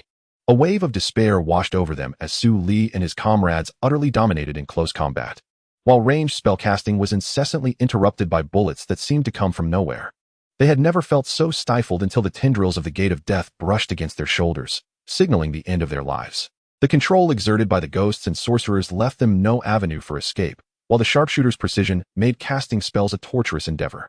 The melee combatants were nothing short of monstrous. One was wildly irrational and fiercely brave, another possessed overwhelming technical prowess, and the last executed rapid maneuvers with flawless precision, capitalizing on every opening. Boom. The gate of death declared its conclusion, and the lives of 2 elite teams hung by a thread. Several other teams approached from a distance. But under the relentless onslaught of Su Li's 6, they fell. In that instant of downfall, the Gusu Liren immediately fled. While Li Baitian intermittently harassed the pursuing teams, they managed to engage 3 teams, their health and mana dwindling. Those teams sought to capitalize on this advantage, only to find the distance growing insurmountable, ultimately vanishing from sight. Hush, Ye Xiu cautioned as they crouched behind a wall. Voices from the other side reached them. Where are they? They fled. They ran. Let us pursue, widen the search range. I must inform the guild leader. They listened in silence until the sounds faded completely. Wei Chen spoke. Old Yi, we have gathered 100. It's time to exchange, especially since they are now broadening their search. Otherwise, one can only imagine the temptation of 100 golden deer. Strange indeed. Old Wei, are you so easily satisfied? Ye Xiu teased. Recover first, then we must exchange immediately. Every moment delayed increases our peril, he added. Understood, they all replied. After a while, the Gusu Liren regained their strength and cautiously ventured out. Along the way, Wei Chen remarked to Ye Xiu, do you think we might be ambushed by Santa Claus? If I were you, I would consider such a possibility. After all, in the face of absolute ruthlessness, any minor tactic seems inconsequential, Ye Xiu replied. Get lost, Wei Chen retorted. We are almost there, Lu Mingzhou reminded. Charge, Su Li shouted. There are people ahead, Chun Mu Bai said. Kill, Mo Chun commanded authoritatively. The 5 individuals crouching beside Santa Claus were the 5 guild leaders they had encountered earlier, accompanied by 3 elite teams. This is quite the crowd, Lu Mingzhou observed. Everyone, we are now faced with a formidable challenge. We need to defeat 20 players to claim our rewards. Let us go, elites, Ye Xiu declared solemnly. Wu Hui was about to rush forward but was halted by the Gusu Liren. What are you doing? Mo Chun restrained his anger. You are easily deceived, aren't you? Look at that senior speaking and Wei Lauda. Aren't they lurking in some corner like a cat? Su Li remarked. Had I known you were so gullible, I would not have collaborated with you in the first place, but rather swindled you directly. Ah, the world is indeed declining. Ye Xiu's lips twitched. This lad, Su Li, was rapidly adopting Wei Chen's essence, soon to become the second Wei Chen. Ha ha ha, Su Li, how promising you are. Ha ha ha, truly worthy of being my pupil. Wei Chen laughed heartily. Indeed, I am your student, old ghost. Ha ha ha, Su Li joined in the laughter with Wei Chen. What should we do next? Chun Mu Bai and Lu Mingzhou inquired simultaneously. Next, we must draw fire, quickly divert the attention of a few nearby, allowing Xiao Lu to have an invincible time. We need not fear a group assault during that period. Moreover, with so many golden deer, it should suffice for us to level up several times, right? Ye Xiu paused before continuing. We shall first create a rift, allowing Gusu, myself, and Wu Hui to approach the golden deer. At 2 o'clock, charge from Che Qianzi's side. Ranged players must apply pressure, interrupt decisively when necessary, and output without hesitation. Old Wei, please set up a death gate in their center first. After it fully activates, Xiao Su will use Sword Shadow Step to engage directly. Bai, remember to provide ranged support. Wu Hui, do not activate Frenzy just yet. Wait until we reach the center before doing so. Wu Yuan, ensure the ghost formation is set up. After Old Wei's death gate concludes, come assist me. Is everyone clear? Generally understood, Lu Mingzhou replied first. Completely comprehended. The others responded in turn. Let us proceed, Ye Xiu commanded. Please, allow the death gate to be released slowly, in the dim environment of the city of Sin. It is difficult to discern. Black tendrils emerged from the death gate, and only then did someone notice. Look, what is that in the sky? A priest player exclaimed. Upon hearing this, everyone looked up, and the expressions of the 5 guild leaders turned ashen. They easily recognized it as the death gate. They prepared to locate the sorcerer, but found 6 swordsmen charging towards them. Lan He shouted, open fire. The ranged classes began shooting. And as they neared the identification of the true form, Su Li slyly executed a 3-segment slash, disrupting the positions of all sword shadows. Rising Dragon Slash. All 6 sword shadows unleashed the Rising Dragon Slash. Unable to distinguish the true form, the melee players dodged in confusion. After the skill was exhausted, only one figure remained. But just as they prepared to counterattack, they were touched by the black tendrils of the Death Gate. The melee players found themselves within the range of the Death Gate, while others could not locate the sorcerer, cursing the damned light and shadows of the city of Sin that obscured their vision. The melee was affected by the Death Gate, but the ranged players were not. As they prepared to draw their guns and shoot, a stray bullet disrupted the attack on Gusu Liren. Bai appeared before the players' eyes, holding dual guns, clad in a stylish coat, undeniably graceful. Yet, the attention of the crowd was not on this. The disturbance allowed Gusu Liren to strike down with a devastating blow. The melee fighters could not evade, being struck down from above. Support! The crowd heard Guyin shout, turning to see not only Guyin but also the guild leaders under attack from Wu Yuan Wu Hui. The moment Gusu Liren emerged, the attention of the crowd had already been drawn, and Bai Yi's appearance further captivated their focus. Meanwhile, the side assault from Wu Yuan Wu Hui went unnoticed, except by the 5 guild leaders being targeted. Downward slash, the lowest tier floating skill of the frenzied swordsman. Even Gu Yin could not evade, as 3 of the 5 guild leaders were frozen into blocks of ice, unable to dodge. Gu Yin floated, unencumbered by the ice. While Lan He attempted to intervene with Wu Yuan Wu Hui, only to hear a voice. "Little Blue, how are you?" The familiar voice sent chills down Lan He's spine. It was Ye Xiu, surely Ye Xiu, Lan He thought. However, it was too late to evade. And Lan He was sent flying, colliding with a group of players. Why can't I see the golden deer? Lan He pondered, unaware that within this event, there was a record of the hidden items. For 10 minutes, the golden deer would automatically remain hidden. During this time, other characters could not see the deer, nor could the opposing side. After 10 minutes, they would reappear. Ye Xiu's group collected 18 event items. Others wished to provide support, but their chants were interrupted by Bai Yi, and their instant skills had long been used. The melee was persistently harassed by Gusu Liren, disrupting their offensive. Despite this, the ultimate goal had yet to be achieved. Increase the assault. Ye Xiu shouted. Upon hearing this, the group hastened their attack rhythm, briefly carving a path before Do Tianxia. Do Tianxia surged forward, utilizing an unattribute spell pattern at incredible speed to exchange for the golden deer, closing the window without even glancing at the rewards. Now, Ye Xiu felt unburdened, pouring all his efforts into assisting others in exchanging for the deer. The elite defense was on the verge of collapse. Do Pashan He. In Do Tianxia's hands, a battle spear appeared formidable, sending the elite players tumbling, granting Su Li an opportunity. Gusu Liren unleashed the Phantom Blade, executing a flurry of strikes, creating a path through the 20-member team. Some professions attempted to halt Gusu Liren's advance, but were stopped by Bai Yi and Do Tianxia. With one final blow, Gusu Liren turned back and slashed. The crowd was flung away. Even in the air, they were not safe, as Do Tianxia intercepted them mid-flight. While others were struck by bullets from Bai Yi, a few troublemakers were dealt with by Bai Yi, and one was toyed with by Qing Junruhua. After Gusu Liren retracted the Phantom Blade, he immediately opened the exchange for the golden deer, closing the window without even checking the rewards. However, Gusu Liren's health was not looking optimistic. As the group redirected their fire, he ultimately fell. Su Li let out a long breath, declaring, "It is over." But Chen Mu Bai's battlefield was not yet concluded. Su Li stood up, watching Chen Mu Bai's gameplay, concerned about whether he could resolve the situation. At that moment, Chen Mu Bai's vision shifted continuously, his hands never ceasing their operation, the keyboard clattering incessantly. On a bright day following the demise of GSLRN, the protagonist hastened to assist W Hu, momentarily suppressing the 5 guild leaders. Before their eyes, a sudden flash of golden light dazzled the leaders, and in the next heartbeat, they were sent soaring into the sky. This event fell within Wei Xi's plan. After the effects of SF Zhyn concluded, hundreds of golden deer materialized before the assembly. W Hu exuded a crimson aura, contrasting sharply with the golden light of the deer, while Wun, momentarily blinded, managed to conjure a blade formation. W Hu executed the being SHNJ strike, delivering a powerful blow directly above the guild leaders.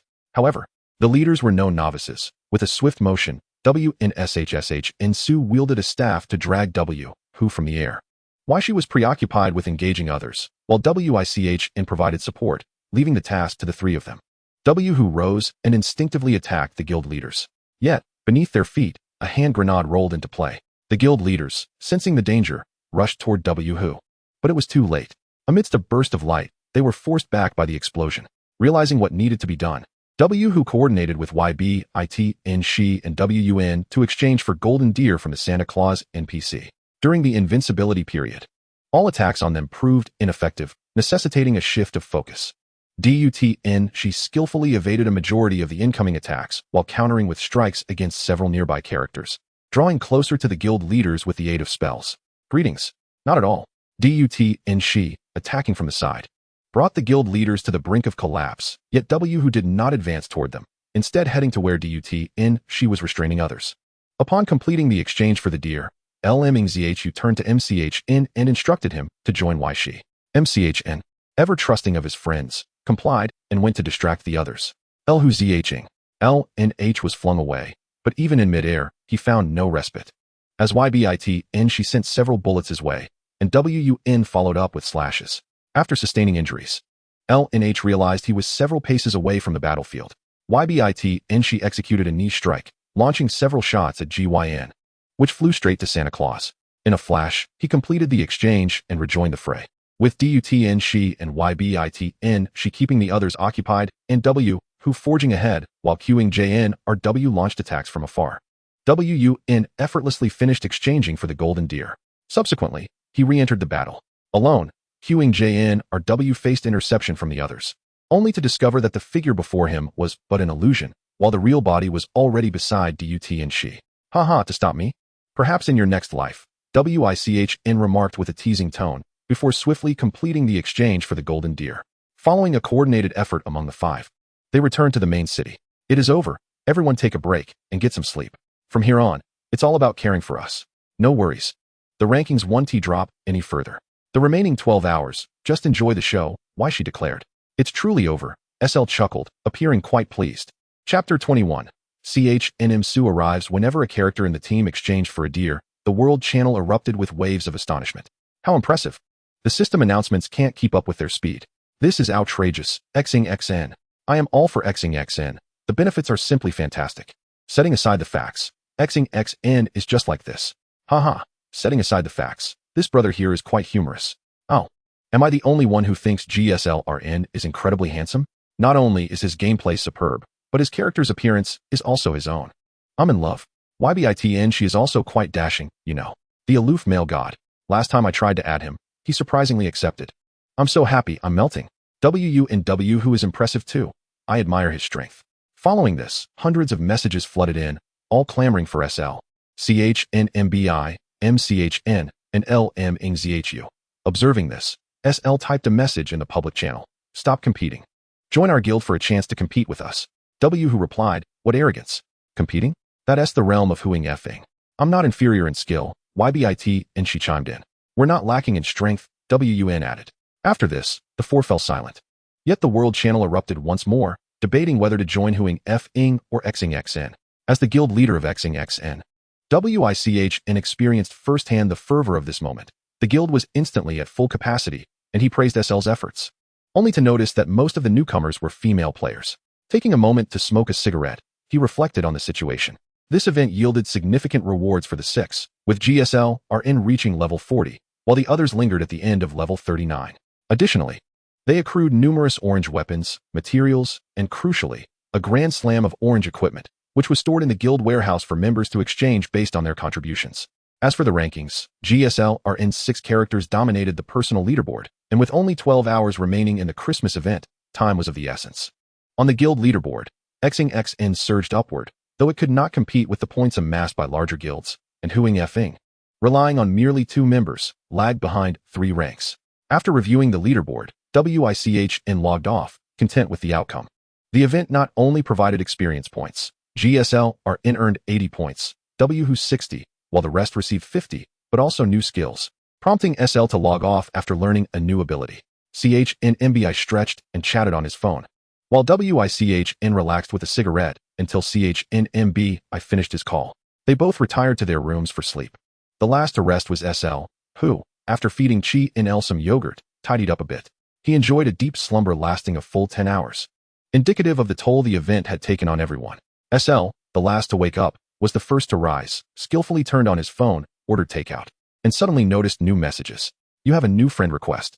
Upon opening it, Suli discovered it was from Chunmu Shui, with a hint of confusion. He clicked accept. Chunmu Shui? Why is she suddenly adding me? Does she need my assistance with something? Can one not add Suli Gij without a reason? Of course, one can. If you were seeking my help to give your brother a couple of slaps, I would gladly oblige. Haha. Haha. Just kidding, Suli Gij. I have arrived in the city. Come pick me up at the airport. You're in the city? Mu Shui, that is not a joke to make. I am serious. Look outside at the heavy snowfall. If you don't come soon, I might freeze to death.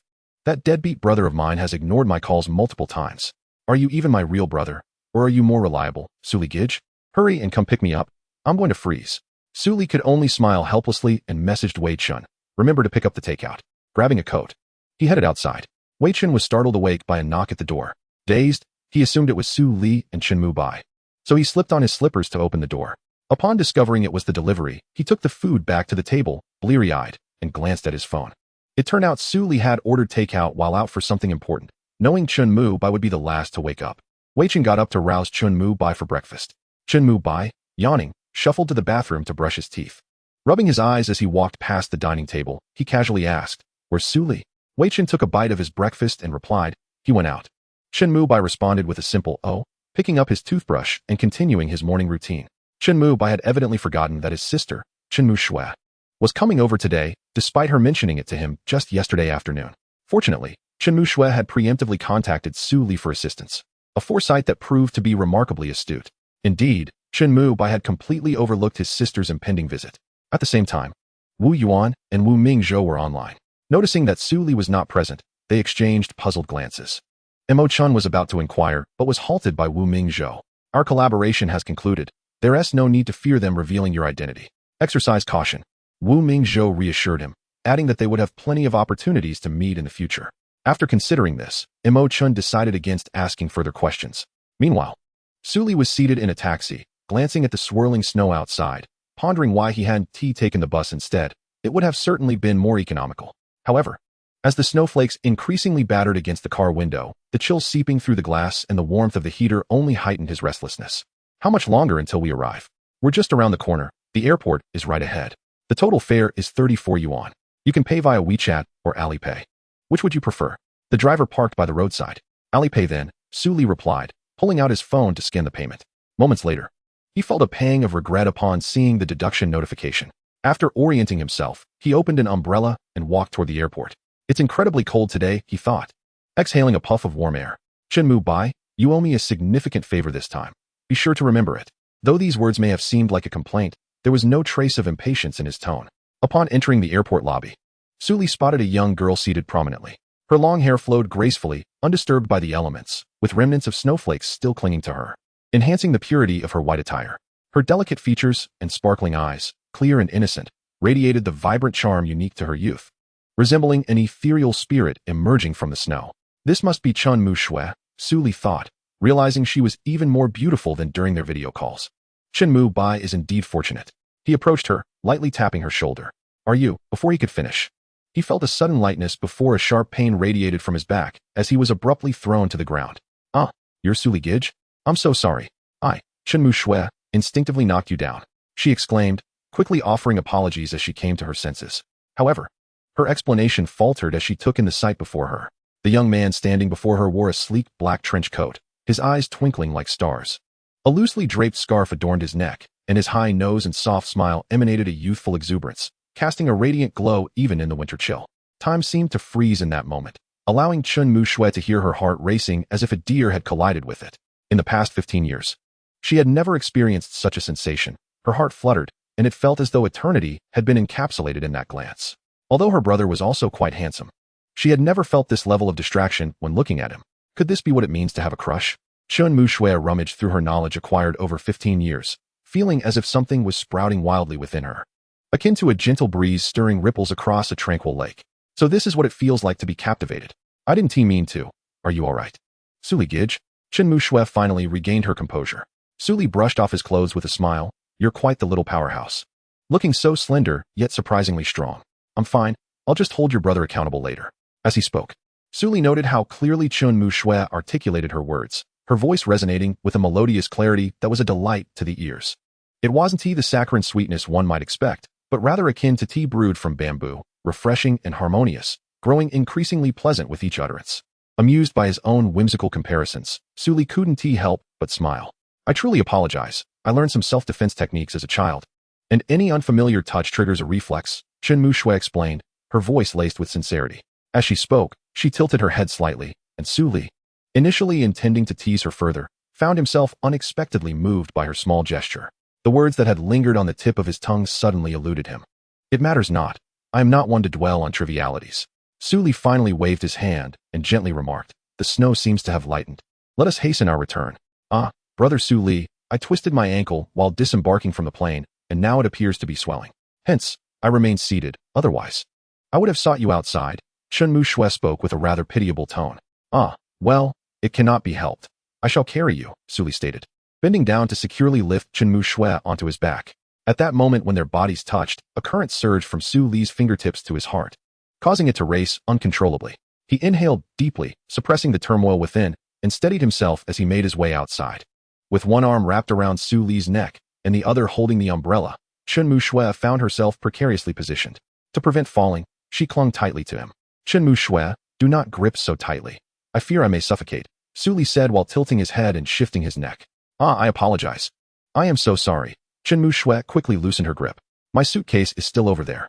Thus, Su Li grasped the suitcase with one hand while supporting Chen Mu Shui with the other, ensuring she did not slip from his back as they exited the airport. Outside, the snow fell in flurries, and the streets were illuminated by the faint glow of a few street lamps, with pedestrians scattered about. This pair of strikingly handsome youth, sheltered under an umbrella, caught the gaze of passers-by, who turned to glimpse what appeared to be an affectionate couple, seemingly a match made in heaven. In reality, Su Li was preoccupied with thoughts of finding a taxi to return home and indulge in some gaming. During the wait for a cab, Su Li inquired, Mu Shui, what brings you here so unexpectedly today? Did you not intend to come during the winter break? The school was closed early for the high school entrance exams. So we have a holiday that coincides with New Year's, she explained. Oh, I see. So you are now in your third year of junior high? Yes. I am about to graduate. Very good. Keep up the diligent study. Do not emulate me. For I once quarreled with my parents and threatened to drop out during my third year. I understand, brother Su Li. I am quite cold, Chen Mu Shui murmured, unconsciously rubbing her head against him. Su Li chuckled. I told you to wear warmer clothes. Here, take my scarf. I cannot free my hands. So you must untangle it and wrap it around yourself. Thank you, brother Su Li. What brand is this scarf? Its design is quite novel. I must purchase one as well. Chen Mu Shui took the scarf from Su Li and wrapped it around her neck. This is a gift from my mother. Not a purchase. However, since my parents have divorced, I had a fierce argument with my father, which was also my reason for leaving home. I doubt he expected me to be doing so well now, Su Li said with a smile, wearing the scarf still imbued with Su Li's warmth. Chen Mu Shui fell silent. Your academic performance must be commendable. Shall we exchange classical poetry? Given the current weather, what poem comes to mind? Noticing the stillness of the person on his back, Su Li initiated conversation once more. Indeed, winter brings chill, without enduring the biting cold. How can one savor the fragrance of the plum blossoms? Haha, splendid. As expected of you, Su Li said. Suddenly, Su Li became aware of something and turned around. Jiang Qian, Su Li. The two young men glanced back simultaneously, instantly recognizing each other.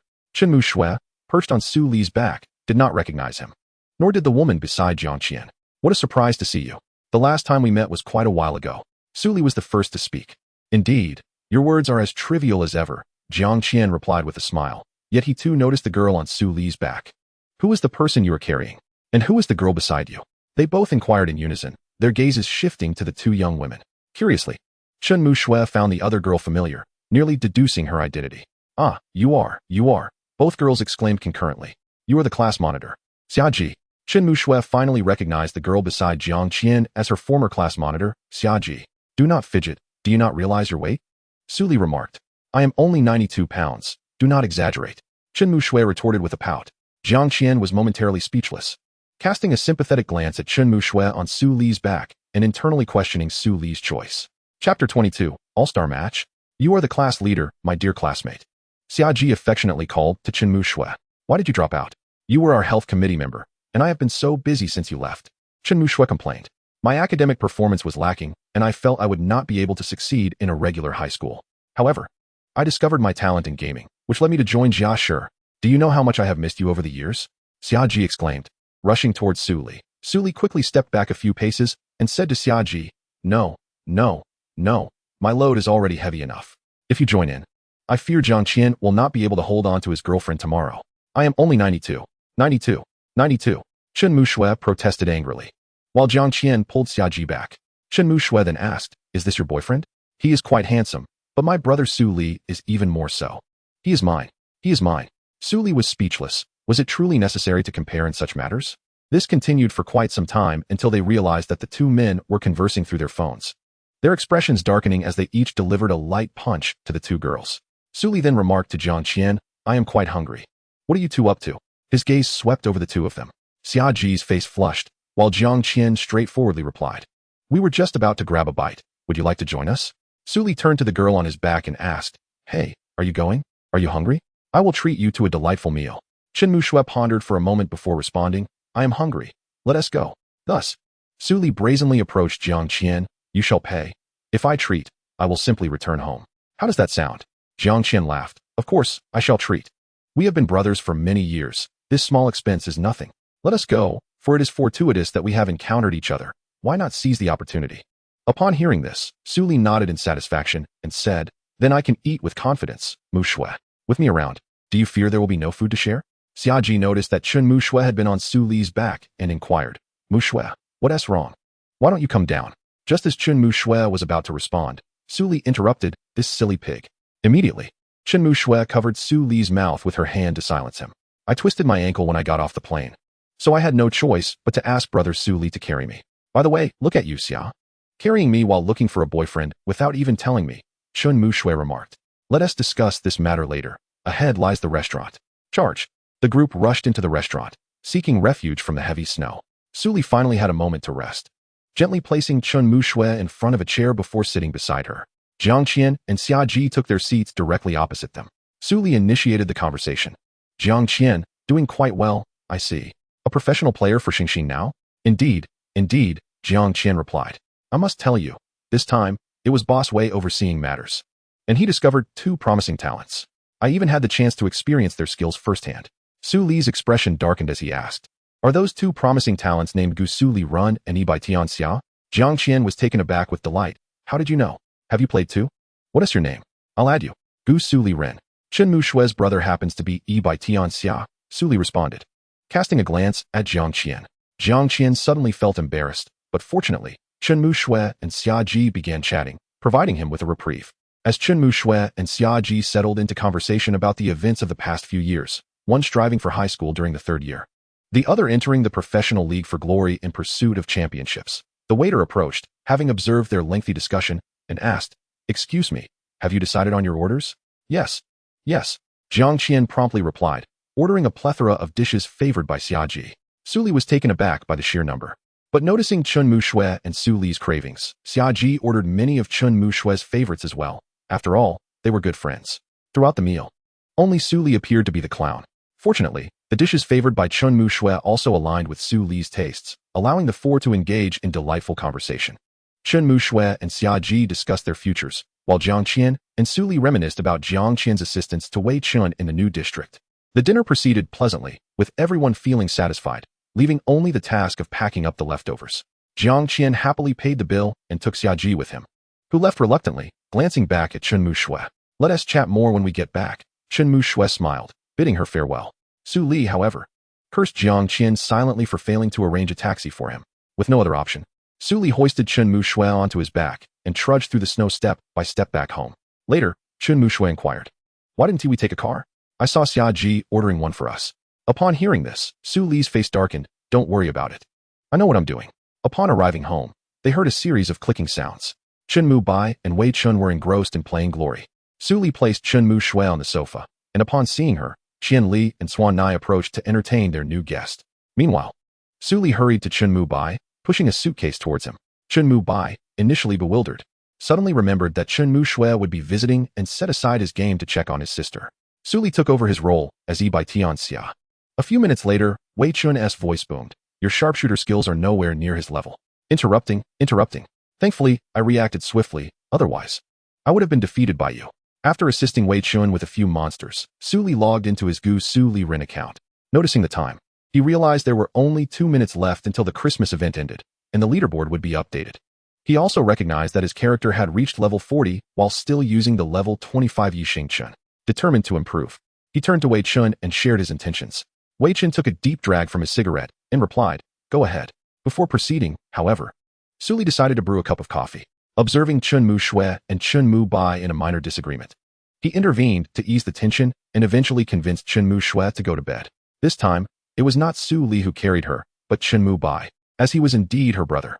Chun Mu Bai was taken aback by Chun Mushui's unconditional support for Su Li and her willingness to listen to him, leaving him perplexed. Fortunately, he managed to coax her to sleep. When Chun Mu Bai returned downstairs and logged back into glory as Ye Xiu, he found a message from Gusu Liren. Bring over by Zhou and Wan Yi. It's time to level up. Ye Xiu hurried to deliver the items.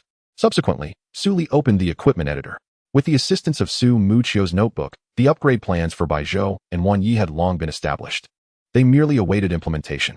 Night Xing Chun, which Su Li had meticulously assembled, was also set for a level 35 upgrade. Wei Chen had previously inquired with Luo Ji on Su Li's behalf, and Luo Ji had promptly provided the answers, earning Su Li's trust. This upgrade would elevate the output of both Gusu Liren and Ye Xiu, but unlike Qian Ji San, Bai Zhou and Wan Yi required a significant amount of materials, necessitating careful selection. The materials for Knight Xingchun were particularly rare, causing Wei Chen some distress, as even large guilds might possess only a few. Nonetheless, he gritted his teeth and provided them to Su Li. Fortunately, the materials needed for Bai Zhou and Wan Yi were abundant in the Xingxin Guild's warehouse, which brought Wei Chen relief. At this moment, Wei Chen and Chun Mu Bai stood behind Su Li, not daring to breathe a word, quietly observing Su Li's actions.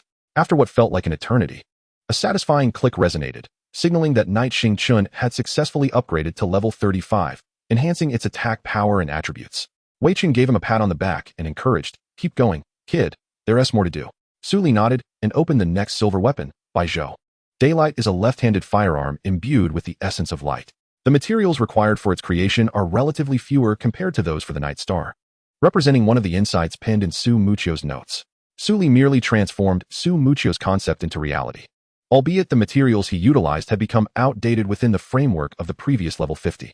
Boldly, Su Li selected 2 new materials, culminating in remarkable success. These novel components not only proved compatible, but also enhanced the probability of firing attribute-laden bullets. After upgrading Daylight, Su Li proceeded to enhance the final silver weapon, WNY, a dark attribute revolver, whose requisite materials primarily dropped from the Nightshade faction. During this Christmas event, a selection of materials suitable for WNY was also provided, allowing Su Li to swiftly realize the weapon following Su Muchio's thought process. With both the Night Star and Daylight, as well as WNY, reaching the 35 level, Su Li had devoted a full 2 hours to the task, and the clock now read 2:30 in the morning. Nearby, Wei Chen and Chun Mu Bai observed as Su Li struck the table and exclaimed, "It's done," finally letting out a sigh of relief. However, Wei Chen immediately reverted to his usual dismissive demeanor, muttering, "Ignorant little brat." Chun Mu Bai, much like Su Li, was elated and chose to disregard Wei Chen's remarks, recognizing him as a senior with no boundaries. Even if they could not defeat him, they had to assert that they could.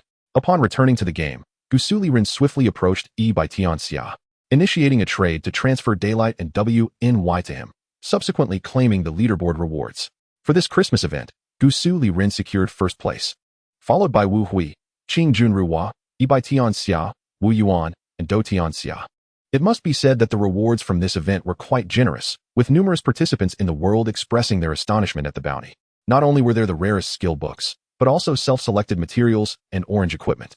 In this event, Xing Xian achieved a resounding victory. Conversely, the predicament of Lan Shigu was far less favorable. At this moment, Lan He found himself in a quandary, facing the mockery and skepticism of the guild leaders. With only the leader of the Jia dynasty still supporting Lan Shigu, "I say, everyone should not be so agitated. It is merely an event," he remarked, attempting to calm the atmosphere. "What are you joking about? If it weren't for the last 12 hours when they didn't come to cause trouble, we wouldn't know where we would stand now," replied Yidu Hantan. "Then why don't you go give orders and see? We are all in the same boat." Who could have anticipated Wei Chen would assume the role of leader here? Who could have imagined? Isn't it better for Lan He to step up? Or should we just let him develop in that corner? Don't be ridiculous. This will only make our progress increasingly arduous, one Shi Shun Sui immediately countered. "Everyone, please cease your quarrels. It is my fault. I apologize to you all. Let us not pursue this matter any further, shall we?" Lan He interjected. "What President Wan says holds merit. Even President Lan He acknowledges it. Our interests have not suffered significantly, so I believe we can forgive." Guiyin concurred. "Agreed. I concur as well." At this moment, Lan He felt utterly fatigued from having to apologize to those masked guild leaders. Thankfully, tonight, Su Li and the others did not stir any turbulence. At 6 in the morning, Chen Mu Shui rose promptly from her slumber. After washing up, she noticed Su Li's door ajar. Her cheeks flushed as she thought, "It is morning now. It shouldn't be termed a nighttime raid. Even if it were, he has only himself to blame for leaving the door open." Pushing the door open, she found the room empty. As she descended the stairs, she discovered Su Li, Wei Chen, and Chun Mu Bai seated together, engrossed in glory. Chen Mu Shui approached Chun Mu Bai from behind, delivering a playful punch to his head, and snatched Su Li's headphones. Saying, "Good morning, brother Su Li." Wei Chen had already risen, preparing to step out for breakfast. Chen Mu Shui looked at Wei Chen and said, "Uncle Wei." But in the next moment, her mouth was covered by Su Li, who whispered in her ear, "You should call him Wei Lauda, got it?" Chen Mu Shui nodded. "Wei Lauda, I can make breakfast, no need to go buy it." "Oh, is that so? Then I must savor it," Wei Chen replied. With her sleeves rolled up, Chen Mu Shui entered the kitchen, and after half an hour, a feast was laid out before everyone. "Your sister can cook? How fortunate," Su Li remarked to Chen Mu Bai. "Did you not see her just now when she hit my head? She is well trained. Anyone who dares provoke her might end up in the hospital." Chen Mubai retorted. I wonder who will marry her in the future. Is it a blessing or a curse? Truly frightening, Su Li mused, before digging into the meal. Chen Mubai nodded and joined in, and it must be said that Chen Mushue's cooking was indeed delectable, leaving Wei Chen and the others thoroughly satisfied. At this moment, Wei Chen slowly stood up and said, Kids, the Glory All-Star match is about to commence. Would you like to go watch? I have 4 tickets. Aye. Su Li, Chen Mubai, and Chen Mushue all raised their hands. You're going too? Chen Mubai asked Chen Mushue. Otherwise, I would be home alone. She replied, I don't want that. I want to go and have some fun, Chen Mubai stated. All right then, with me, that makes 4 of us. Join me on January 1st, Wei Chen affirmed with a nod. But aren't you part of a team? Why would you join us? Su Li questioned. I don't necessarily have to go with the team, Wei Chen answered. Can't I be a spectator just once? Su Li pondered this and decided not to argue further. Days passed unnoticed, and all had reached level 40. Chapter 23. The Rookie Challenge. The annual All-Star event was finally upon them, with last year's champion being Xing Xian. This time, the All-Star event was hosted by the city's Xing Xian team. Ranked first was the sharpshooter Zhou Zikai, whose character, Yichang Chuan Yun, was widely recognized as the foremost player beneath Ye Xiu. Following him, ranked second was Xiao Shiruan, with the character Sheng Lingmia. The skills and tactics he exhibited were nothing short of top tier, leading Sheng Lingmia to a commendable position this season. The third-ranked individual is Su Muqing, whose character is Mu Yu Qingfeng. As a principal force of Xingxin, she has exhibited remarkable performances even in Ye Xiu's absence, contributing to Xingxin's 8th place ranking. The subsequent entries are familiar faces. Huang Xiaodian, Zhang Xinjia, Yu Wenzhou, Wang Jieshi, and Han Wenqing are indispensable members of the roster. Surprisingly, Sun Xiang has also emerged, having rediscovered his prowess after deciding to transition into a berserker. His performance in subsequent matches has been nothing short of stellar. He has demonstrated both tenacity and strategic acumen, appearing more composed after the national competition. In the voting conducted by netizens, many players have shown support for his berserker, and although the popularity of Ye Xiu surpasses that of the berserker, he remains unfazed, believing that true strength should be earned through one's own efforts rather than through a character. Thus, he secured the 12th position in this all-star event. 2 other figures stand out, both unexpected yet fitting.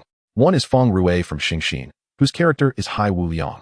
After establishing a rather dubious style of Qi Master in the previous season, many players expressed dissatisfaction, questioning how a Qi Master could be perceived as a villain through his playstyle.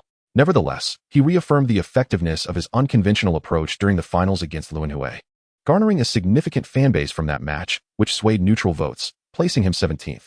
The other is Qiao Yifan, also from Xingxin, whose character is Yi Xiuanhui. His strategic vision has even earned praise from Li Xian, showcasing his exceptional skill during the Luanhui finals, marking a successful transformation. His performance in both last season's 10th finals and this season's team matches has led many to cast their votes for Qiao Yifan, resulting in a surprising 24th place. With great anticipation, the All-Star event finally commenced.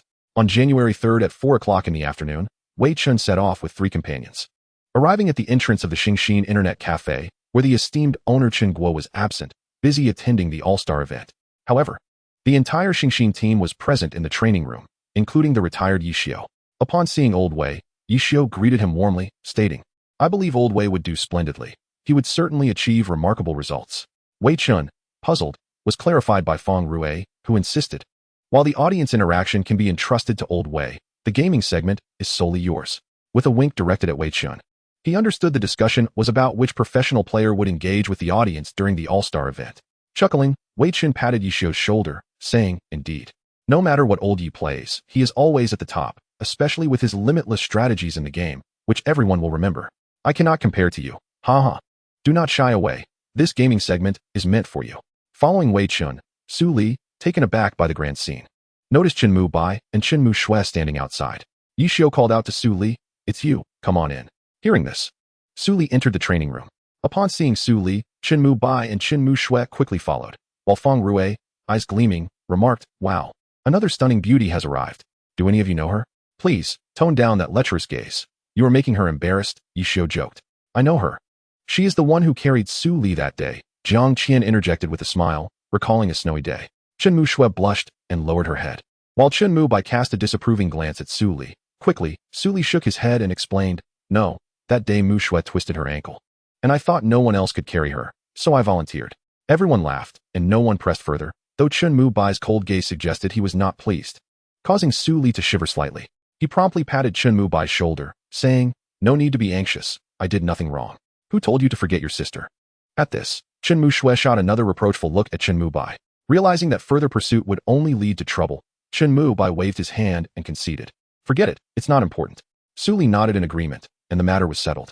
At that moment, Tang Rou poked her head out from the computer desk and asked Su Li, "Are you Su Li?" Surprised, Su Li nodded. Logically, the people here should not recognize him. So he wondered how he had been singled out. "I have long heard Senior Wei Chen speak highly of you. I wanted to see for myself," Tang Rou said excitedly. "Come on. Wait. One day you will witness him. He still has some mind-boggling moves," Wei Chen interjected hastily. "To have this kid face you now would be utterly preposterous." "Ah, old Wei, you are using idioms now," Ye Xiu teased. "Have you been studying idioms lately? Everyone should learn from old Wei. Despite his age, he still has such a passion for research. It is commendable. Get lost. I can also deliver various elegant trash talk. Do you want to experience that?" Wei Chen retorted. "Should I fetch a basin for you?" Bao Rongxing chimed in suddenly. "What do you mean?" Wei Chen asked in confusion. "Are you not about to vomit?" Bao Rongxing replied. Wei Chen became entangled in Bao Rongxing's logic and decided not to engage further. "All right.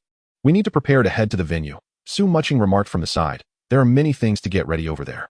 "Indeed," Ye Xiu concurred. At this moment, Chen Shui tugged at Su Li's sleeve, asking, "Do you know all these people?" Su Li nodded. "I am somewhat familiar with them." Su Muching approached Chen Shui, saying, "Xiao Shui, you are so beautiful. Do not worry, they are just speaking casually." Chen Shui, looking at Su Muching's smiling face, replied, "Thank you. I am Chen Shui. I am Su Muching. Sister Muchang, hello. This is my friend Tang Rou. You can call her Sister Tang Rou. Sister Tang Rou, hello. Let us go eat. Afterward, we will head to the club. I have discovered a delightful dessert shop and am eager to take you all there."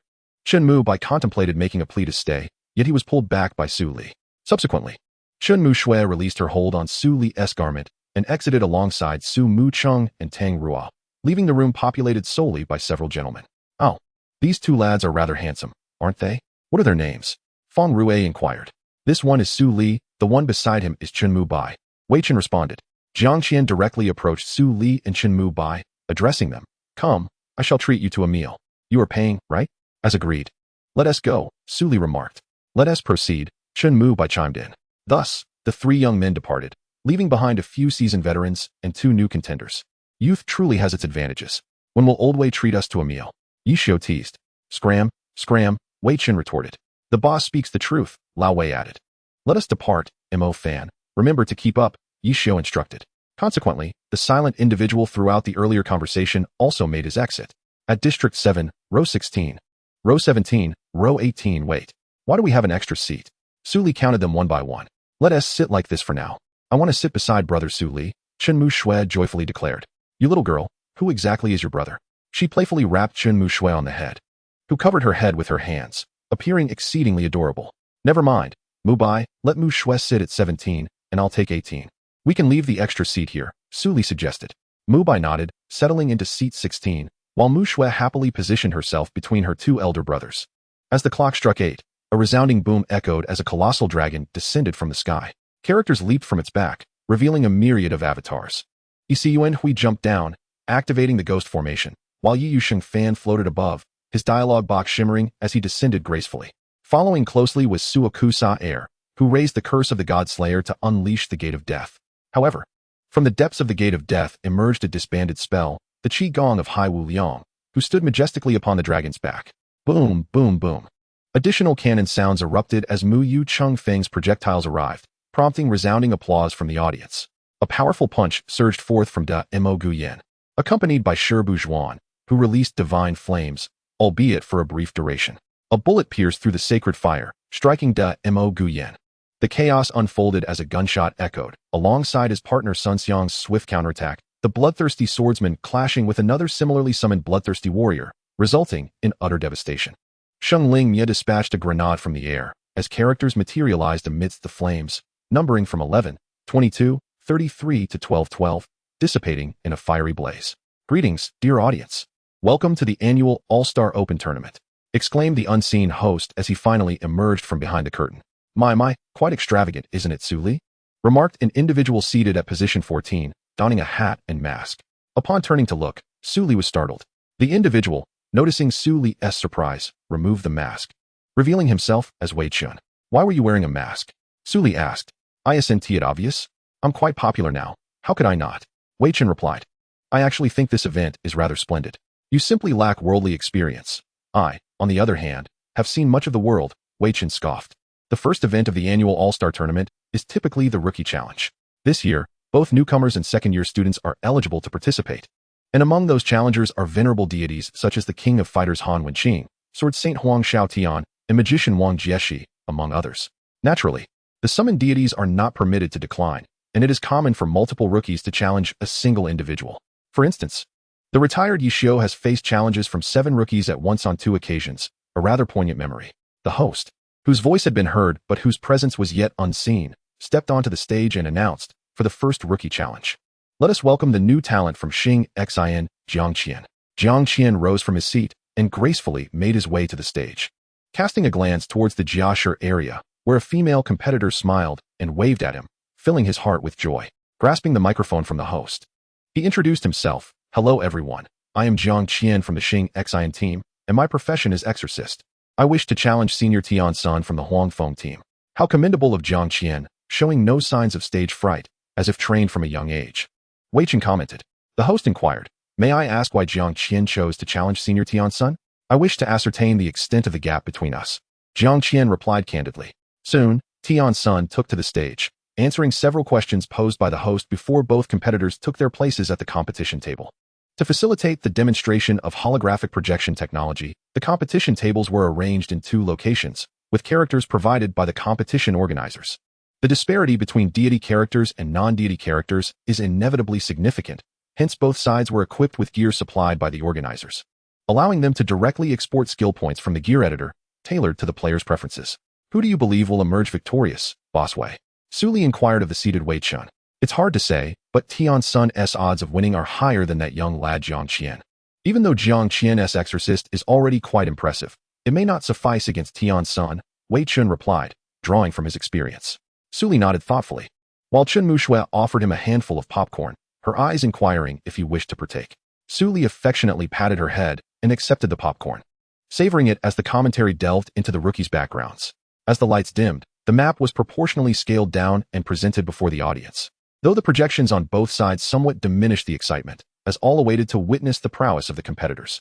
The map chosen by Jiang Qian is the quaint town of Guda, devoid of any concealed spots, indicating that he prefers direct confrontation. Having learned from his previous encounter with Hu Shirtai, he refrains from facing Tian Sun head-on and instead employs tactical positioning. In Chapter 24 of the Rookie Challenge, Part 2, Jiang Qian maneuvers his exorcist character, gradually flanking Tian Sun, reaching a location that is exceedingly difficult to detect and ripe for ambush.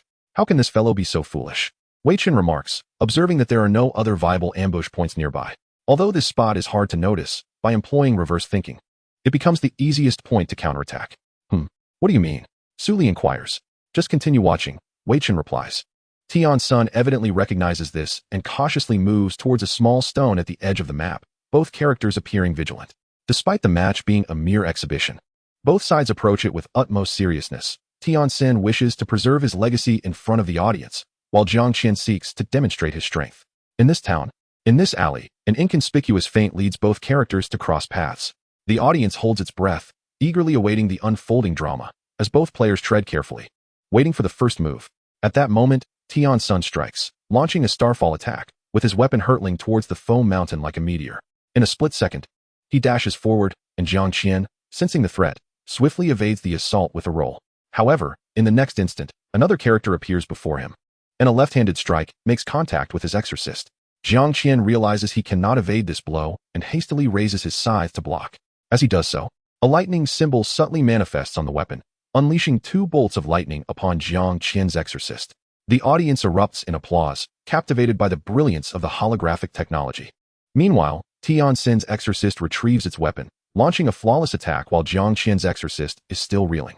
Seizing an opportunity, Jiang Qian spots a significant flaw in Tian Sun's strategy. He hurriedly affixes an acceleration talisman to himself, temporarily enhancing his character's speed. Utilizing this skill, he narrowly escapes Tian Sun's onslaught and applies another talisman, channeling his weapon to strike at Tian Sun's exorcist. Yet, Tian Sun is unyielding, leaping forward as Jiang Qian's weapon crashes to the ground, though the effect remains intact. To the audience, an icy ring forms on the ground, but to Tian Sun, it is more than that. It is a freezing talisman capable of momentarily immobilizing him. positioned by a stream on his right. Should he be struck down, he risks being swept off the map. Tian Sun perceives Jiang Qian's strategy. He underestimates Tian Senator. Unlike his previous opponents, Tian Sun relies on intellect. This fool is mistaken. Wei Chen observes, shaking his head. As anticipated, Tian Sun does not fall for Jiang Qian's ruse. The exorcist, known as Sa Di Fin Xiang, swiftly applies a binding talisman, adhering it to Jiang Qian's exorcist. The side's retaliation is futile.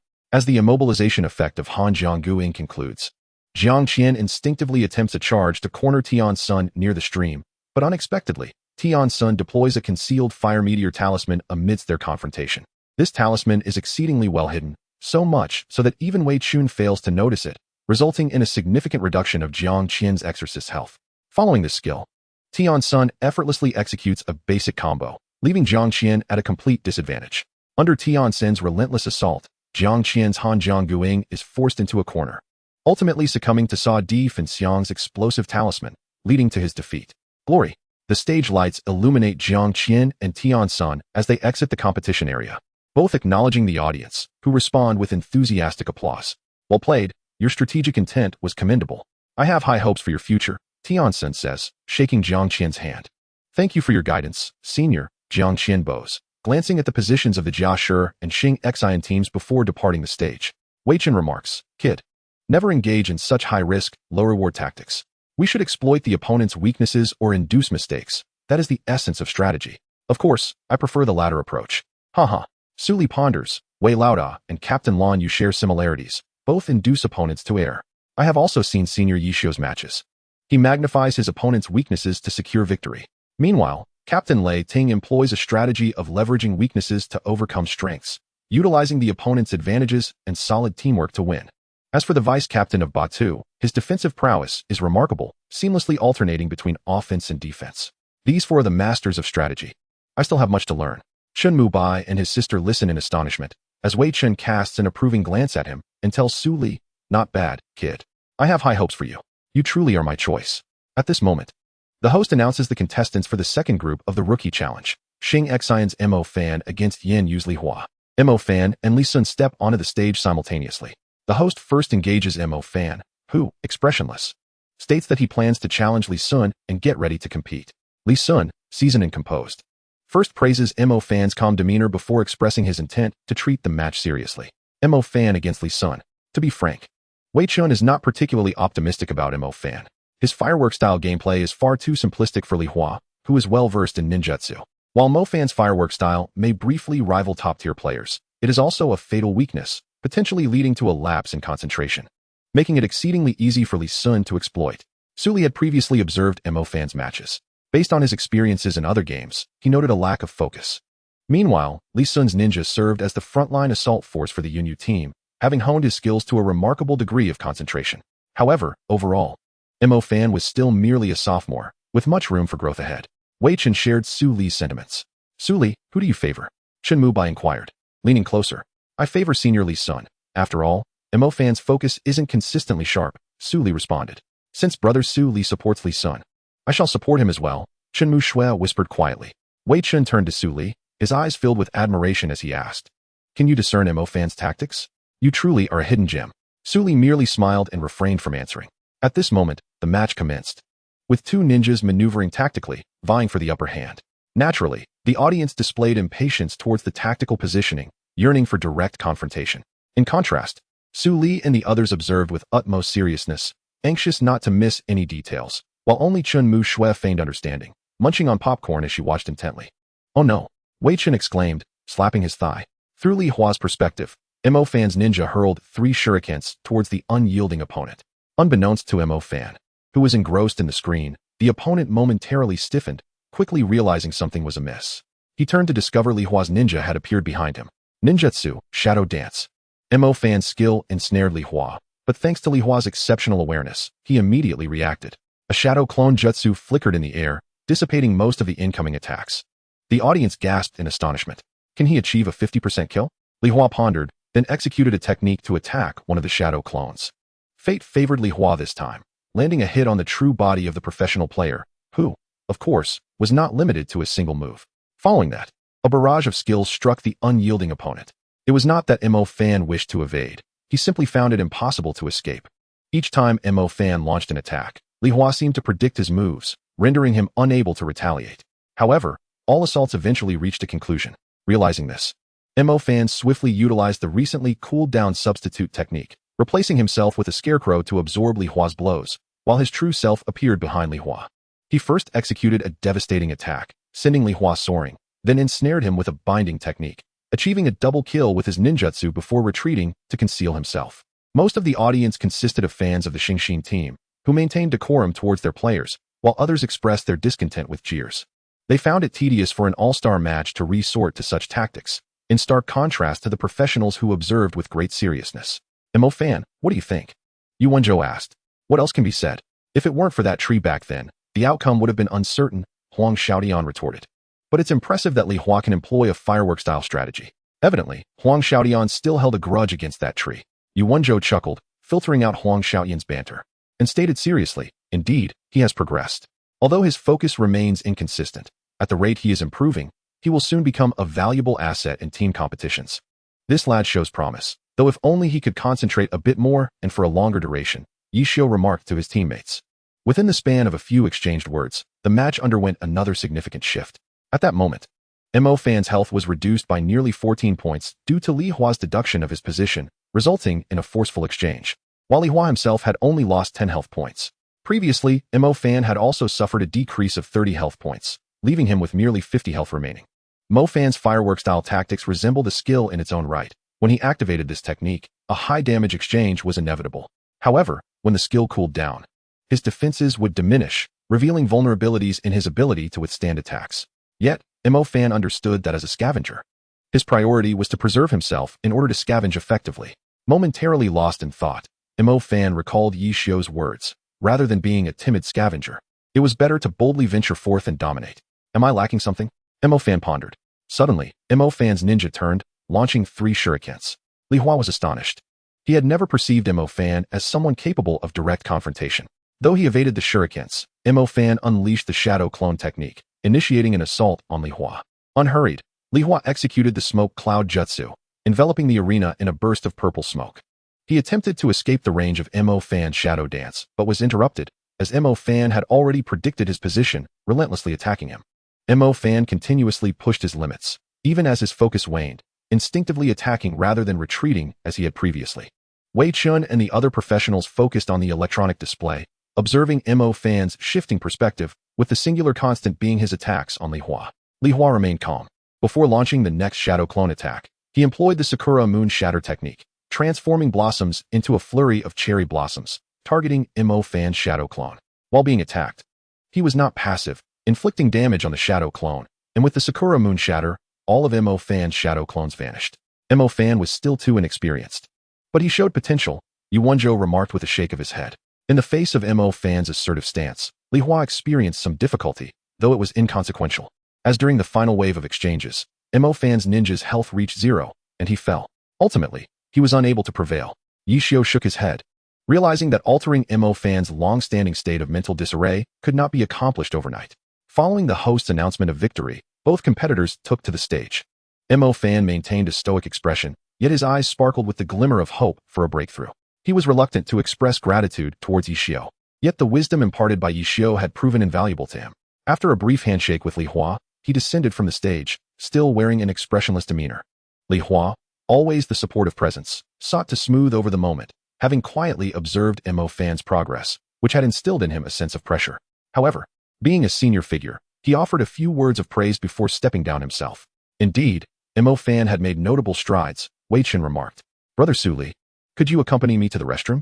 My brother won't go with me, Chen Mu Shui implored Su Li. All right, Chen Mu bye. You and Wei Lao should discuss the battle with me later. To be honest, I also need to visit the restroom, Su Li replied to Chen Mu Bai.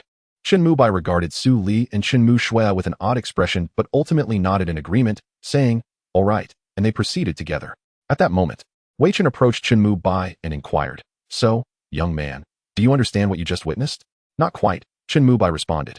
Allow me to explain. Wei Chen offered, and thus Chen Mu Bai listened attentively as Wei Chen analyzed the current match in comparison to the previous one, his mind racing with thoughts of how he would approach the game if he were a sharpshooter or an ammunition expert. Chapter 25. Reunion of the old friends Brother Su Li. What is that game called? It looks so fun. I want to play too, Chen Mushui asked. Batting her eyelashes at Su Li, little brat, focus on your studies. You cannot be so indulgent. Do not follow in my footsteps of dropping out. Although I can still comprehend much knowledge now, it is not a sustainable path. Having switched to gaming, one must dedicate oneself wholeheartedly, Su Li admonished. Despite his reluctance to speak in such a manner, doing so solely for Chen Mushui's benefit, Chen Mushui rolled her eyes and proposed. How about we make a bet? If I do well on my entrance exams and get to this place, you must teach me how to play games during the summer vacation. If I do poorly, I'll pretend I never said anything. What do you say? After contemplating for a moment, Su Li nodded in agreement. All right. Finally reaching the restroom, Su Li leaned against the wall, gazing up at the ceiling, lost in thought. While Chen Mushui had already entered. What do you think? That was foolish. I did not select the right position, which led to losing the initiative. Senior Tian Sen's exorcist remains dazzling. You still need to refine your unique battle style. The voices of dialogue approached, sounding increasingly familiar. Suddenly, a realization struck him, and he smiled down at the lollipop Chen Mushui had given him, placing it in his mouth as he continued. It is not merely this issue. The positioning was flawed, which is one aspect. Moreover, there was insufficient room for retreat, creating a low margin for error. The tactic itself was problematic. Given such an expansive map, the alleys and winding paths serve as the best cover. Yet you chose to hide behind an unchanging small rock. Senior Tian's son spotted your figure 3 times, and hiding behind that rock, which was beside a swift current, was tantamount to seeking one's own demise. I am at a loss for words, Jiang Qian. The strategy is flawed.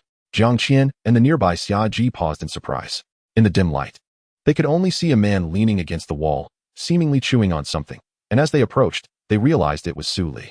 Furthermore, Jiang Qian, you had 2 opportunities to ambush. One was when Senior Tian's son discovered you for the second time at a corner where a bridge lay behind, ready for a counterattack that could force Senior Tian's son into a passive position, supported by the terrain. The other opportunity was behind the small rock. Had you taken advantage of Senior Tian Sen's fleeting opening to deploy an acceleration rune, while using soul manipulation to throw your weapon, of course, with a sealing rune affixed, you could have seized the initiative if he dodged. If he chose to confront you directly, the ensuing encounter would surely leave him rattled. I refuse to believe you could not gain the upper hand. Shaoli, how do you know so much? Jiang Qian asked. I have observed other games and have a basic understanding, Su Li replied honestly. Well, actually, Senior Wei Chen has mentioned similar strategies. Jiang Qian contemplated Su Li's words, realizing they were not only feasible, but impeccably sound. At that moment, he began to acknowledge Su Li's gaming talent, something he had overlooked even while living together. In the past, during matches, Jiang Qian would often express his opinions while Su Li merely smiled. In hindsight, it was quite daunting to realize that a master was so close at hand. Upon recognizing Su Li's genius, Jiang Qian immediately grasped Su Li's hand, passionately declaring, You are nothing short of a genius. Su Li, do you know? If you were to step onto this professional stage, you would shine brilliantly, with limitless potential ahead. Yes, and with Wei Lauda by your side, there is no doubt you will succeed. You still have a silver weapon, right? Take that Gusu Liren and that silver weapon along. I cannot believe you would be unable to achieve it, especially since we are still young. Su Li smiled and replied, Qian, I will indeed step onto this stage, and I will not be alone. There will be 2 of us. The silver weapons will not be limited to just one. Both Ye Xiu and Bai Zhou Wen Yi will join this stage, leaving a mark in history. Of course, I may be overly confident. As long as I do not get crushed, that will suffice. Jiang Qian and Su Li exchanged knowing smiles, while Xia Ji interjected, So, Su Li, if you are here, does that mean Mushui has also arrived? Su Li's eyes widened in alarm as he turned to Xia Ji, having completely forgotten about Chen Mushui's presence due to his engrossing conversation with Jiang Qian. Fortunately, Chen Mushui emerged just then. Of course she came. How could I leave her at home alone? Su Li feigned calmness. Oh, I see. From what I understand, the class monitor is not particularly fond of watching games. It seems there is more beneath the surface, Xia Ji remarked with a knowing glance at Su Li. Su Li waved his hand dismissively, pretending not to notice, while Xia Ji chuckled, saying nothing further. Hey, what are you all doing here? Chen Mushui inquired after washing her hands. We are just wandering around. Discussing the various flaws in Jiang Qian's tactics, came the reply. This is quite remarkable. Your brother Su Li effortlessly articulated the problem and simultaneously provided a solution. It must be said that such perceptiveness in a novice is something no one would overlook. Chen Mushui was quite taken with Xia Ji's phrasing of your family. Yet she found herself baffled by the game, which sounded rather impressive. With a hint of pride, she declared, Of course, my brother Su Li is a genius. Turning her gaze, she noticed that Su Li and Jiang Qian were engaged in hushed conversation. Xia Ji playfully tugged at Jiang Qian's ear, smiling at Chen Mushui as he said, We shall reconvene another day. Jiang Qian and I have matters to attend to, so we must take our leave. Very well. Do remember to seek me out upon your return, Chen Mushui replied. Let us return then. There are activities yet to partake in. Su Li remarked to Chen Mushui. Indeed, let us be off, Chen Mushui responded. Did you see that? Just that one maneuver led to Hu Shi's complete collapse. The initiative shifted, allowing Xiao Shiqin to seize control. No need to watch further. Xiao Shiqin has assuredly won this round. Now you understand why those who play tactically often bear a heavy heart. Wei Chen elucidated to Chen Mubai. At that moment, Su Li and Chen Mushui returned. I see now. One cannot afford to relax even for a moment. A single misstep is intolerable, Chen Mubai mused. Alas, what a splendid match I've missed. Su Li lamented. Chen Mubai, upon hearing this, replied, with my sister accompanying you, how could you possibly be at a loss? Chen Mushui nodded vigorously. And Su Li chuckled, saying, that is true. Let us continue watching, Wei Lauda. Do enlighten me later. At this juncture, both competitors departed the stage, and the next contestants took their places. The Xing Xian team S. Baorong Xing and the Huaxiao team S. Tang Hao. Ah, it's that lad. Wei Chen's eye sparkled. Bao Zi is a rather laid-back individual. He occasionally executes moves that can shift the entire game, albeit unpredictably. Sometimes he instills fear in his opponents, and at other times, his own teammates, yet his prowess is undeniable. Tang Hao, on the other hand, is staunch and formidable. A few years ago, Lao Lin's all-stars fell to him. Aside from skill, his long-cultivated, cunning style with Feng Rui is not something easily altered. Tang Hao compels Lao Lin to adopt a more aggressive stance. These young folks still have the potential to stir up quite a storm. Wei Chen provided a brief introduction to the two competitors, while Su Li listened in silence as the contestants ascended the stage. The competition was officially announced by the host. The duel between the two was, to be frank, rather mundane. They were consistently on the offensive, lacking any standout maneuvers. Though Bao Rongxing's casual style did provide some intrigue. No one could decipher Bao Rongxing's combos, nor could anyone devise a counter, not even Ye Xiu. Su Li's gaze remained fixed, enveloped in confusion. He was unable to predict Bao Rongxing's next move, finding himself ensnared in an abyss of uncertainty that persisted until the match concluded. Truly elusive, Chen Mubai remarked softly from beside him. Indeed, even Chen Mubai was perplexed. He had fully immersed himself in the battle, with neither his sharpshooter nor his ammunition specialist able to fend off Bao Rongxing's unpredictability. Quite so, Su Li sighed. This is exceedingly casual, utterly inscrutable. What wonders might he perform if allowed to wield Jun and Mo Zhao's? Wei Chen pondered aloud. Does he appear quite formidable? Chen Mushui inquired. Very much so, the kind that is difficult to comprehend, Su Li affirmed solemnly. I shall step outside for a smoke. You all continue to observe, Wei Chen announced, turning to see an audience member heading out. I wish to catch up with an old friend. The three nodded in acknowledgement without probing further, and Wei Chen rose to exit. In the empty corridor, Wei Chen extracted a cigarette from his pack, igniting it with his lighter and placing it between his lips as he inhaled. His reasons for stepping out extended beyond merely smoking. He had spotted a familiar figure in the audience, someone who had once been his dear friend. After his abrupt retirement in the second season, this individual had shouldered the responsibilities of Blue Rain, and Wei Chen felt he owed him too much to repay. It had been far too long since they last met, and he yearned for the reunion. Following the familiar silhouette that had vacated its seat, Wei Chen did not hesitate to pursue. In his earlier days, he had been a versatile substitute, adept at any position, and performed commendably, earning the title of the all-around substitute. However, as glory evolved and divine accounts rose to prominence, such versatility became increasingly rare. Each character now demanded substantial resources, leaving scant provisions for nurturing substitute roles, leading to the gradual extinction of the all-around substitute. Care for a smoke? Wei Chen offered to the individual opposite him. The person, taken aback, smiled and replied, No, you know I don't smoke. You haven't changed a bit after all these years, Feng Shijing, Wei Chen remarked, lighting his cigarette. I appreciate your efforts with Blue Rain. However, I am more curious as to why you find yourself here. Haha, Lao Wei, I watched your 10th season matches. You were impressive.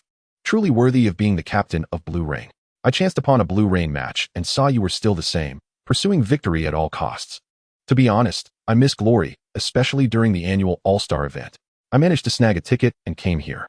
I had no idea glory had become so dazzling. But since your silent retirement, Blue Rain's direction has been thrown into disarray. Still, I trust your words. I have brought Xiao Yu and Xiao Huang into the professional arena. But I too have grown old, unable to keep pace, and thus retired. Feng Shijing replied with a smile. I am aware of my own charm. We have aged. Yet our wisdom and experience can sometimes dictate the outcome of a match, Wei Chen responded. Currently, I am with the Xing Xian team, and I find two newcomers quite intriguing. Their synergy and formidable prowess evoke the spirit of Su Muqiu and Ye Xiu. Had Su Muqiu not passed away, I suspect the title of Gun King would not have fallen to Jose Kai. Since you say so, I shall place my faith in the flair those two exhibit. May they revive the legends of yore. Fang Shijing replied with a serene smile. Come, let us dine. I am now a man of considerable means. With 18 million to my name, Wei Chen urged, playfully nudging Fang Shijing. 18 million, where did you acquire such a sum? That is all the fruit of my hard labor. With the conversation reaching such a critical juncture, Fang Shijing could no longer evade the matter. He went out for a lavish meal with Wei Chen, but noticed that Wei Chen completely forgot about Su Li and the others, and did not reappear until the end of the match. How strange, where's Wei Lauda? Never mind, let us not wait any longer. We should leave first. Su Li remarked after glancing around post-match. I need to discuss something with you. Are you still playing Glory? Wei Chen inquired of Fang Shijing. Yes. Fang Shijing replied without hesitation. Would you be willing to join the Xingxin Guild? It's a job, and we will pay you a salary. I'm just seeking your opinion for now. With that, Wei Chen lit a cigarette. Give it some thought. We were just talking about it during dinner, Fang Shijing pondered.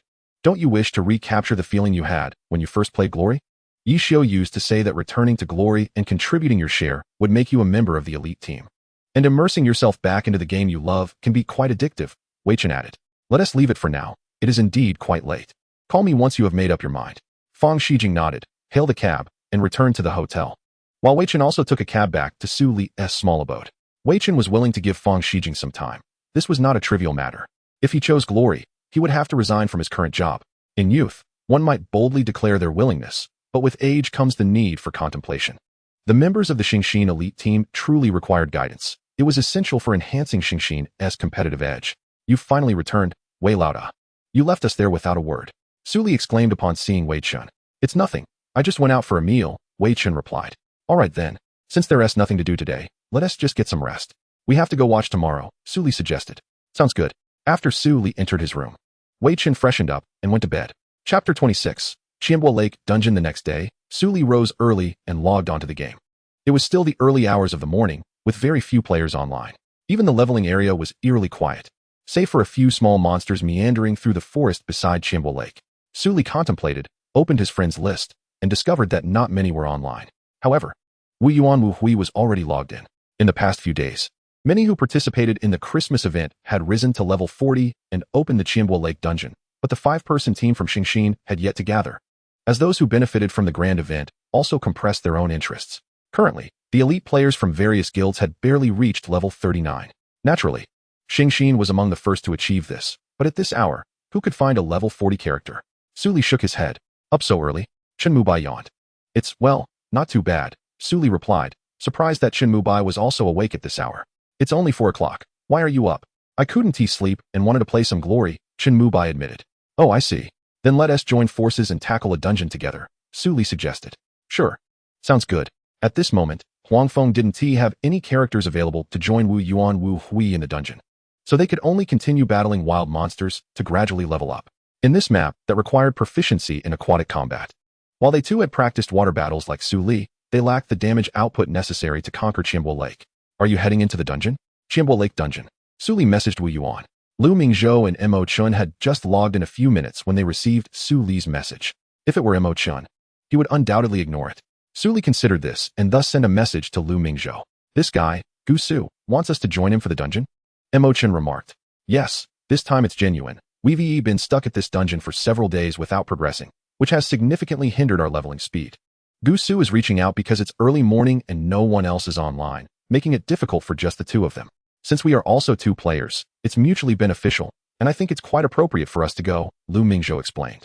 Mo Chun remained silent, knowing well that they should not miss this opportunity for mutual gain. Realizing this, he turned to Lu Mingzhou and said, All right then, let us go. Lu Mingzhou nodded, replying in the game, All right, we're on our way. Send me the coordinates, and we'll be there shortly. Su Li sent the coordinates to Lu Mingzhou and idly battled the small monsters in front of him, occasionally stifling a yawn. Chen Mubai teamed up with him to fight the small creatures. After a few minutes, Wu Yuan Wu Hui finally arrived before Gusu Liren. Su Li exclaimed, You finally made it. It's been 5 minutes. Apologies, we realized our weapon's durability was low and had to repair it, Lu Mingzhou replied. Su Li would not forget that this was both a trivial and significant matter, and he occasionally reminded Chen Mubai. No worries, who will lead?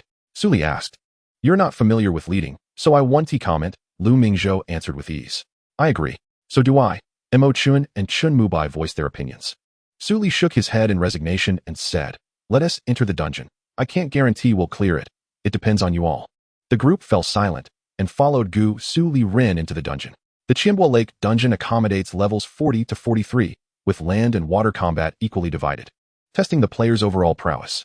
In this dungeon, few dared to venture without a healer, as a single misstep could lead to complete defeat. However, this team had a solid foundation and specialized training in aquatic combat, thus they were unafraid to proceed without one. The main monsters of Qianbo Lake included lizards, piranhas lurking in the water, and a mermaid, with 3 hidden monsters, 2 of which were required for Su Li and Chen Mubai's silver weapons. Clearly, the first attempt by the 4 was not as fortunate in encountering the hidden monsters. At 4 o'clock, Wu Yuan and 5 small monsters were drawn over, and I brought 2 more. Mubai provided remote support. Su Li, evidently inexperienced in commanding, expressed some doubt. Will we not be overwhelmed by damage with so many monsters? We have no healer, Chen Mubai inquired. Su Li reassured, it's fine, with our solid foundation, we should just strike quickly. Pay attention to crowd control skills and evasion. No problem, Lu Mingzhou responded. At that moment, Wu Yuan executed a powerful mountain-crushing strike aimed at the 5 small monsters, while a perfectly timed ice field appeared beneath them. With a crisp sound, 3 monsters were encased in ice while the remaining 2 were felled by Wu Yuan's strike. Gusu Liren, with a remarkably sharp angle, unleashed a blade strike that sent the 3 small monsters flying. Meanwhile, bullets rained down from the sky upon the monsters, as Gusu Liren's 3-part slash closed the distance between him and the monsters. With a gesture, he directed the monsters towards the 5 drawn by Wu Yuan. Come on, Wei Chen shouted, executing a fierce, bloodthirsty demonic slash at the 8 small monsters. A blade formation appeared beneath his feet, causing a significant drop in the monster's health and defense. The 4 did not require much direction. Their combat skills were exceptionally high, deserving of being termed the brightest new talents. Although Lu Mingzhou and Wei Chen were newcomers to this dungeon, they fought as if they had experienced it multiple times. Su Li and Chen Mubai exhibited an innate synergy, making it impossible for the monsters to disrupt their coordination. This was a complete annihilation, which justified their decision to proceed without a healer. Soon, this wave of small monsters was effortlessly dealt with. Su Li reminded, be mindful of your health and sustainability. We do not have a healer. The group fell silent, as this was a crucial point, and Chen Mubai had already alerted them. Why did Su Li feel the need to reiterate it? Lu Mingzhou guessed that given their formidable coordination and combat prowess, they were practically steamrolling through the dungeon. Since he had appointed Su Li as the commander, Su Li felt it necessary to voice it. Before long, the next wave of small monsters appeared before them. The moment they entered the monster's aggro range, the lizards spat saliva. Su Li promptly warned, be cautious of ambushes. Wu Yuan and Yi Bai will hold the line, while Wu Hui will flank from the 6 o'clock position.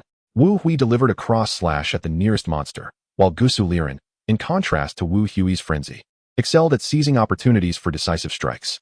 A brilliant beam of sword light surged forth, sending 3 small monsters flying towards Yi Bai, while Wu Yuan cast an ice field beneath the monsters, freezing them in place. Wu Hui, meanwhile, had gathered 5 monsters back, and Gusu Liren and Yi Bai continuously adjusted their positions, preventing even one monster from breaching their defenses, ultimately falling before the group. Next is the land's final monster. After this, we will engage in a water battle beneath the lake. This should be relatively simple, just interrupt at the right moments. And I believe Yi Bai will provide us with a comfortable output environment, Su Li stated. Of course, Chen Mubai replied without a second thought. Lu Mingzhou and Wei Chen were puzzled, but at that moment, Su Li had already advanced to initiate the next phase. They had no choice but to trust the sharpshooter. Subsequently, Chen Mubai did not disappoint, launching bullets before each skill, while some skills provided invulnerability. Following Su Li's orders, they alternated their powerful skills, ensuring no residual health remained after the red health phase. Next was the water battle, where oxygen management was crucial. After dispatching a few waves of small monsters, they would understand the dynamics. Su Li informed the group, you know how to manage the water battle?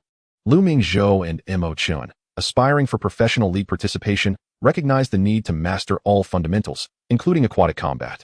I have a basic understanding, rest assured. It is sufficient, Su Li assured. Forget him. Let us go. Chen Mubai dismissed Su Li's comments. The 4 characters plunged into the water, and as they submerged, their movements seemed to slow, with an additional status bar for oxygen appearing. The team's proficiency in water combat was astonishing as the piranhas detected them, specifically as they entered the piranhas' aggro range. Wu Yuan released the ghost formation at 8 o'clock, and Wu Hui, position yourself at 2 o'clock. Though the piranhas attack swiftly, we can evade if we remain vigilant. Yi Bai will focus on coordination, Su Li commanded. A gunshot rang out, followed by a burst of blood mist as a piranha lunged towards Su Li, quick on his feet, Su Li directed Gusu Liren to execute a blade strike.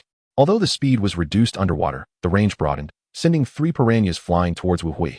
While Lu Mingzhou clearly observed the deployment of a blade formation and a flame formation towards 2 directions. Well done, Wei Chen praised.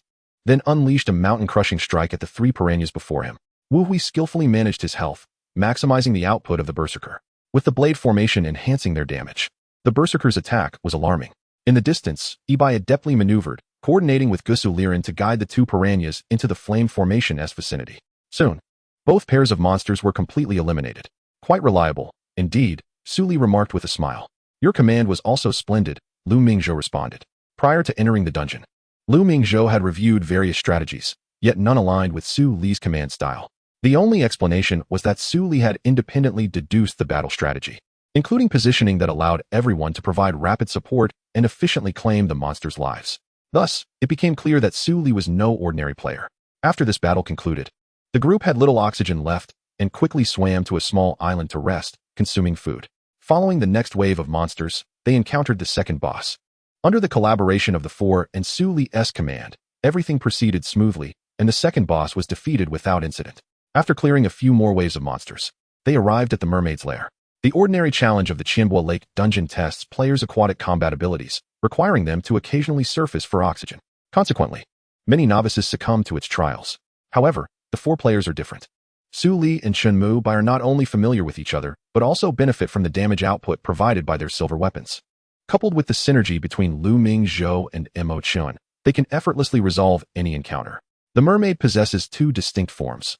One is swift with dense attacks, while the other boasts numerous control abilities and high damage output. After a few reminders, Su Li entrusted Chen Mu Bai with the task of engaging the monsters. With a series of gunfire, bullets struck the mermaid perched on the rocks, prompting it to plunge into the water and prepare for an assault. Wu Yuan positioned at 3 o'clock, Wu Hui at 6, while Ibai secured his spot. Su Li directed their movements simply, and the group adapted accordingly. The mermaid's scales shot towards Ibai, who swiftly maneuvered to dodge, swimming towards Wu Hui. The scales were evidently faster. But just as they were about to pierce Ibai, they were thwarted by a level 1 sword light, allowing Ibai to evade the pursuing scales. In a quick turn, Ibai unleashed a barrage of bullets at the mermaid, which cleverly evaded the attack with a deft roll. A sweeping attack was aimed at Ibai and Wu Hui. Prepared, Wu Hui crossed his sword to block the sweep, yet the scales charged towards him. Without hesitation, he executed a demon-breaking slash upon the mermaid, inflicting a crimson gash and triggering effects, while Wu Hui's health plummeted alarmingly. Su Li quickly called out several skills: Blade Array, Ice Array, Fury Shot, and Earth-Shattering Wave Slash. As his words fell, a surge of spectral power materialized beneath Wu Hui's feet and then beneath the mermaid's. With a resounding crash, the mermaid was encased in ice. The control time was brief but sufficient for Wu Hui to unleash his Earth-Shattering Wave Sword. This attack, accompanied by glistening blades, struck the mermaid, who could not evade it. In an instant, a sword light hit the mermaid, followed closely by Su Li's Rising Dragon Slash and Ibai's bullets. With this combination attack, the mermaid was nearly forced to the surface. Fortunately, it was not so foolish as to remain still, as the group surged forward to pursue it, gasping for oxygen. The moment Wu Hui replenished his oxygen, he executed a powerful draw slash towards the mermaid. Observing the mermaid preparing to dodge, he struck again with a sword light. In its stunned state, Wu Hui's draw slash landed perfectly. Ibai was equally proactive, unleashing a rapid-fire barrage upon the mermaid. Wu Yuan continuously deployed the ghost array, maintaining excellent rhythm while occasionally delivering slashes to support his teammates. The 4 swiftly forced the mermaid into its second form. Retreat 3 positions, Ibai commanded. Recalling to shoot through the bubbles, the mermaid roared, transforming into its other form. In that fleeting moment, a multitude of bubbles emerged, capable of ensnaring and inflicting substantial damage. The team could not afford to be careless. With a series of gunshots, the bubbles were shot one by one, creating a path for Su Li and Wu Hui to relentlessly deal damage to the mermaid. It seemed they were on the verge of victory, as Lu Mingzhou concluded. Amid the seamless execution of the ghost array, gunfire, sword shadows, and youthful commands, even with the mermaid's health in the red, it could not devise any clever tactics. Before the oxygen gauge was depleted, the mermaid fell, prompting the group to return to land, inhaling oxygen and opening the treasure chest before them. Chapter 27. The new sword body. Upon opening the chest, a plethora of treasures presented themselves to Su Li and the others. The upgrades for Yi Chun and Bai Zhou Wanyi required the mermaid's reverse scale from Qianbo Lake, which Su Li, after thorough research, deemed an indispensable rare material. This dungeon had generously dropped 3 pieces. Among them were the mermaid's reverse scale, fishtail, mermaid teeth, and an unexpectedly exceptional reverse scale sword. Su Li exclaimed, "Ah, this reverse scale sword is still a fine blade. What do you think, Wu Yuan? Would you like it?" The reason behind Su Li's inquiry was, of course, to discuss the distribution. Lu Mingzhou pondered for a moment and replied, "Let us just take the fishtail and the mermaid teeth. How does that sound?" Mo Chen chimed in, "Indeed, what do you think?" Su Li was overjoyed, for the reverse scale sword was a vital material for upgrading Ye Xiu, and the mermaid's reverse scale was the highest requirement. Initially, he thought the reverse scale sword was unattainable, yet it had surprised him with its presence.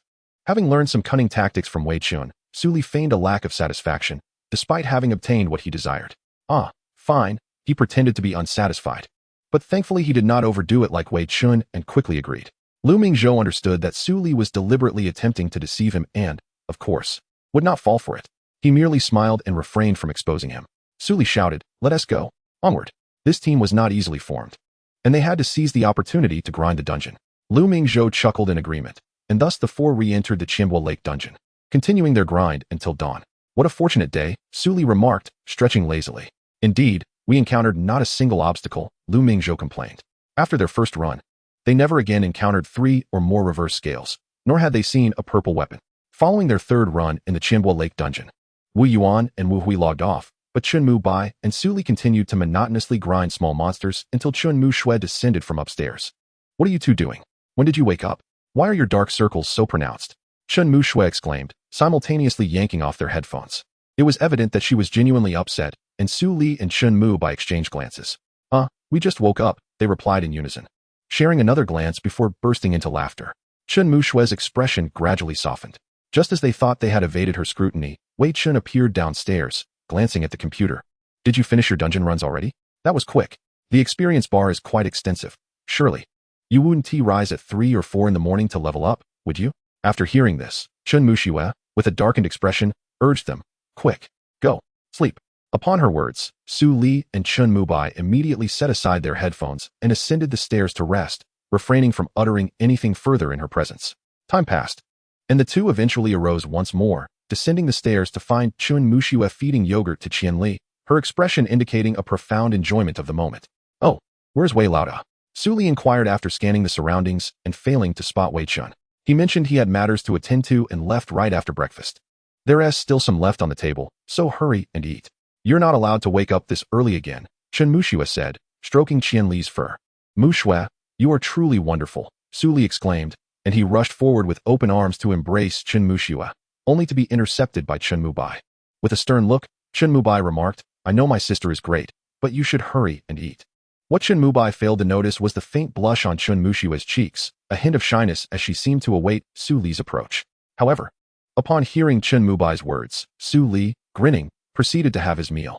Chun Mu Shui thought to herself, how utterly oblivious can he be? It's truly exasperating. After breakfast, Chun Mu Bai asked Su Li if he wished to go shopping. Without a moment's hesitation, Su Li declined, as he had intended to purchase several new outfits for Chun Mu Shui. However, he despised shopping more than anything. Feeling a sense of obligation as an older brother, he simply handed Chun Mu Bai 1,000 yuan, which Chun Mu Bai initially intended to refuse. Yet, Su Li insisted, "Consider it my apology for not accompanying her to buy clothes.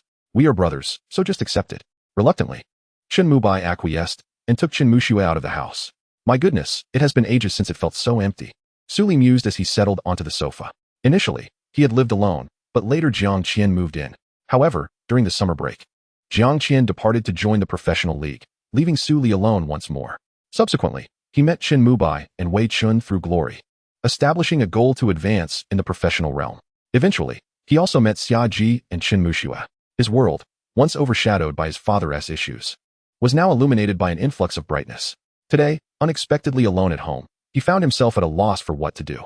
He powered on his computer, logged into his Gusu Liren account, and discovered a message from Wei Chen. "Get on Glory, there's a refresh." Upon seeing this message, Su Li promptly logged into Glory, accessing his Gusu Liren account. "Qianbo Hu 445, 286, come quickly. What are you doing? Hurry up. If you dawdle, you'll miss out." Wei Chen sent a barrage of messages and coordinates as soon as Su Li logged in. Upon his arrival, Su Li noticed 7 guilds watching quietly, none daring to initiate the attack. However, after his arrival, he recognized some familiar faces: Do Tian Xia, Yi Song Yi, and various guild leaders. Wei Chen, noticing Su Li's confusion, inquired, "Where is Chen Mubai?" He went to accompany his sister shopping for clothes. That complicates things. This isn't easy to farm. It appears so. Damn it. There are still so many people during the All-Star game. Dragging them underwater isn't impossible to kill. There are too many. It's troublesome. Watch my lead. Wei Lauda. 2 frenzied swordsmen, 1 sharpshooter, Do Tian Xia, 1 ghost swordsman, 1 elementalist, 3 DPS follow me. The rest with Wei Lauda. How do you command? You have quite the ambition, Wei Chen replied with a grin. Indeed, watch me. All right, Wei Chen agreed. Swiftly coordinating 9 members in the guild channel to form a team. 1 for frontline, another for ranged support, and a third to charge alongside Gusu. The 4th, 5th, and 6th teams were instructed to manage their health status. The Elijah was a wilderness map of Qianbohu, accessible by both land and water. Su Li aimed to plunge the battle into the water, leveraging the advantages of aquatic combat to seize the upper hand. Xing Xian had the advantages of level, silver weapons, and professional players, thus they could eliminate those unfamiliar with underwater combat. Xing Xian is making a move. This statement rapidly spread among the 7 guilds. As Su Li's 10-member team emerged, the other guilds immediately sprang into action, as if Su Li's target was not the enemy, but rather the formation of the major guilds. I know what you're planning, Ye Xiu remarked beside Su Li. Su Li flashed a smile, his fingers deftly maneuvering as he executed a nearly instantaneous blade draw towards Lan Shigo, where a swordsman emerged to parry his strike, countering with a blade draw of his own. Upon closer inspection, Su Li realized it was Lan He, the guild leader of Lan Shigo, unleashing a fierce blade draw, while the ghost swordsman and elementalist unleashed their attacks. Do Tianxia, Su Li shouted immediately. Lan He quickly summoned his subordinates to counter this strike, urging the knights to provoke the enemy. 3 knights from Lan Shigo stepped forward, pointing and taunting, only to realize that Su Li was not targeting Lan Shigo but rather the enemy. With the enhancement of silver weapons and the furious output from his team, Su Li swiftly seized aggro. Though his team was composed of only 30 members, it was sufficient. What are the knights doing with their provocation? Why aren't they attacking? Are they hiding like turtles? Charge in. Don't be timid when it's not the time to be. Wei Chen's commanding voice resonated in the ears of everyone present. Seizing aggro was merely the first step. The true assault on their formation was yet to come. Lan He, you have been selected as the target, Su Li declared. But Lan He was not so easily felled. With a swift blade draw, he was propelled backward, astonishment flooding his mind. Ha ha ha, as the guild leader. You should know this isn't something a single person can withstand. Su Li's words pierced through the air like a blade. In mere seconds, under the relentless assault of the crowd, Lan He fell victim to Ye Xiu's blade. At the moment of his demise, the onlookers recoiled several steps, escaping the encirclement. Su Li employed this tactic to vex the various guilds, even causing Wu Yuan Wu Hui to falter under its execution. Had Chen Mubai been present, the outcome might have been swifter. The guilds united, yet in a short span, found it impossible to breach this dual-purpose barrier of defense and attack. Meanwhile, Xing Xian had secured a significant advantage. Furthermore, even seasoned players like Wei Chen could struggle against novices in the professional arena within the water. Thus, under the joint command of Su Li and Wei Chen, victory was achieved. Following this success, Su Li presented the list of materials he required to Wei Chen, who promptly relayed it to Chen Guo. Upon hearing of a new member from Wei Chen, Chen Guo was elated and gestured for Wei Chen to provide Su Li with the materials. Ye Xiu was now poised to advance from level 35 to level 40, a process necessitating a complete replacement of the sword's blade, merging the reverse scale sword with Ye Xiu's original blade, a step that demanded utmost precision. With meticulous care, Su Li polished and refined the materials, integrating them bit by bit until, at last, with a satisfying click, Ye Xiu took form. Upon reviewing Ye Xiu's attributes, Su Li recognized this as a resounding success, as a new property had been added, granting a 5 chance to render opponents immobile. Su Li was immensely satisfied, but upon glancing at the time, he realized 2 hours had elapsed and shook his head. At that moment, Bai Zhouwenyi was not by Gusu Liren's side, but rather at the feet of Chen Mubai, who was absent. Otherwise, Su Li would have assisted him. With Su Muchio's notebook in hand, leveling Bai Zhouwenyi to 50 pounds was not a challenge, but post 50, Su Li would need to explore gradually. Once Su Li completed the equipment, fatigue surged from his toes to his entire being. Crafting gear was not as effortless as it seemed. It demanded time, energy, and focus, all of which were indispensable. Though he had only just slept that morning, the rush to create equipment felt as though it had drained his youthful vigor, leaving him rather listless. He first poured dog food and cat food into Qian Li and Swan Nai's bowls before collapsing onto the sofa to sleep. Listen closely, I have never loved you. How could I possibly think of you?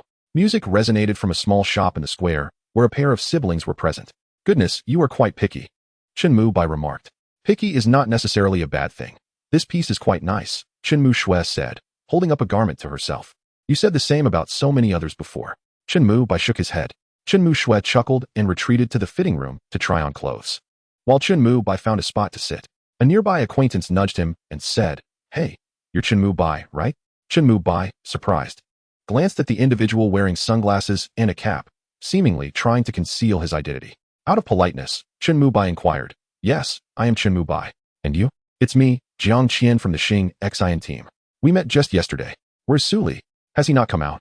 Upon hearing this, Chen Bai immediately recalled. "He hasn't come. He said he despises shopping and is at home playing games. And you? What brings you out?" "I'm accompanying Xia Ji," Jiang Qian replied. Chen Bai rifled through his memories but found no recollection of Xia Ji, leading him to ask, "Who is Xia Ji?" Jiang Qian paused. Realizing that Chen Bai had never met Xia Ji, although his sister Chen Shui had encountered her multiple times. "Brother, how does it look?" Chen Shui emerged from the fitting room, addressing Chen Bai. Chen Bai nodded. "It looks great. My sister looks good in anything." Pleased with this affirmation, Chen Shui declared, "Then I'll take this outfit. Let us head back after purchasing." She turned to proceed to the checkout, but collided with a girl sporting short hair. I'm so sorry. Are you all right?" Chen Shui immediately grasped the short-haired woman's hand, expressing concern. "All good. Can you guess who I am?" The short-haired girl smiled as she looked at Chen Shui. Chen Bai had already deduced that his sister must have encountered Su Li and Jiang Qian several times. If Jiang Qian had introduced Xia Ji each time, then his sister would certainly have met her on multiple occasions. Jiang Qian, standing nearby, smiled faintly. Once the girl removed her cap and sunglasses, Chen Shui finally recognized her. "Xia Ji, you got it right," Xia Ji exclaimed with a grin, her gaze scanning Chen Shui, as expected of the class monitor. "You look good in everything." "Not at all. You look beautiful too," Chen Shui replied. "As you can see, they were once classmates," Jiang Qian informed Chen Bai. "I see," Chen Bai responded with a shrug. After a brief exchange, the quartet dispersed to shop for clothing. By 3 in the afternoon, they finally paused. Splitting into 2 groups, Jiang Qian and Xia Ji returned to their respective teams to prepare for the all-star match, while the Chen siblings headed back to Su Li's residence. Upon arriving at Su Li's doorstep and unlocking the door, they were greeted by the sight of Su Li and Qian Li, both sprawled on the sofa in deep slumber, with the computer still displaying his Ye Xiu and Gusu Liren accounts. Honestly, he doesn't even cover himself with a blanket. Chen Bai shook his head and casually draped an outer garment over Su Li. The Chen siblings refrained from disturbing him, carefully placing their bags back in the room. Chen Shui remained inside to complete her homework, while Chen Bai logged into Gusu Liren's account. Time passed, and eventually, Su Li awoke, glancing at his phone to find it was 4:30. He quickly got up and saw Chen Bai at the computer, exclaiming as he pulled down the headphones. "You didn't even tell me you were back. I didn't want to wake you." "Look, I just won another match," Chen Bai replied. Noticing the screen displaying glory, Su Li dismissed any grievances and remarked, "You seem quite suited to being a swordsman. Ha ha ha. Let me borrow by Zhou Wanyi for a bit. I need to level up. After dinner, we can prepare for the all-star match." Chen Bai nodded slightly and took a seat beside Su Li at the computer desk.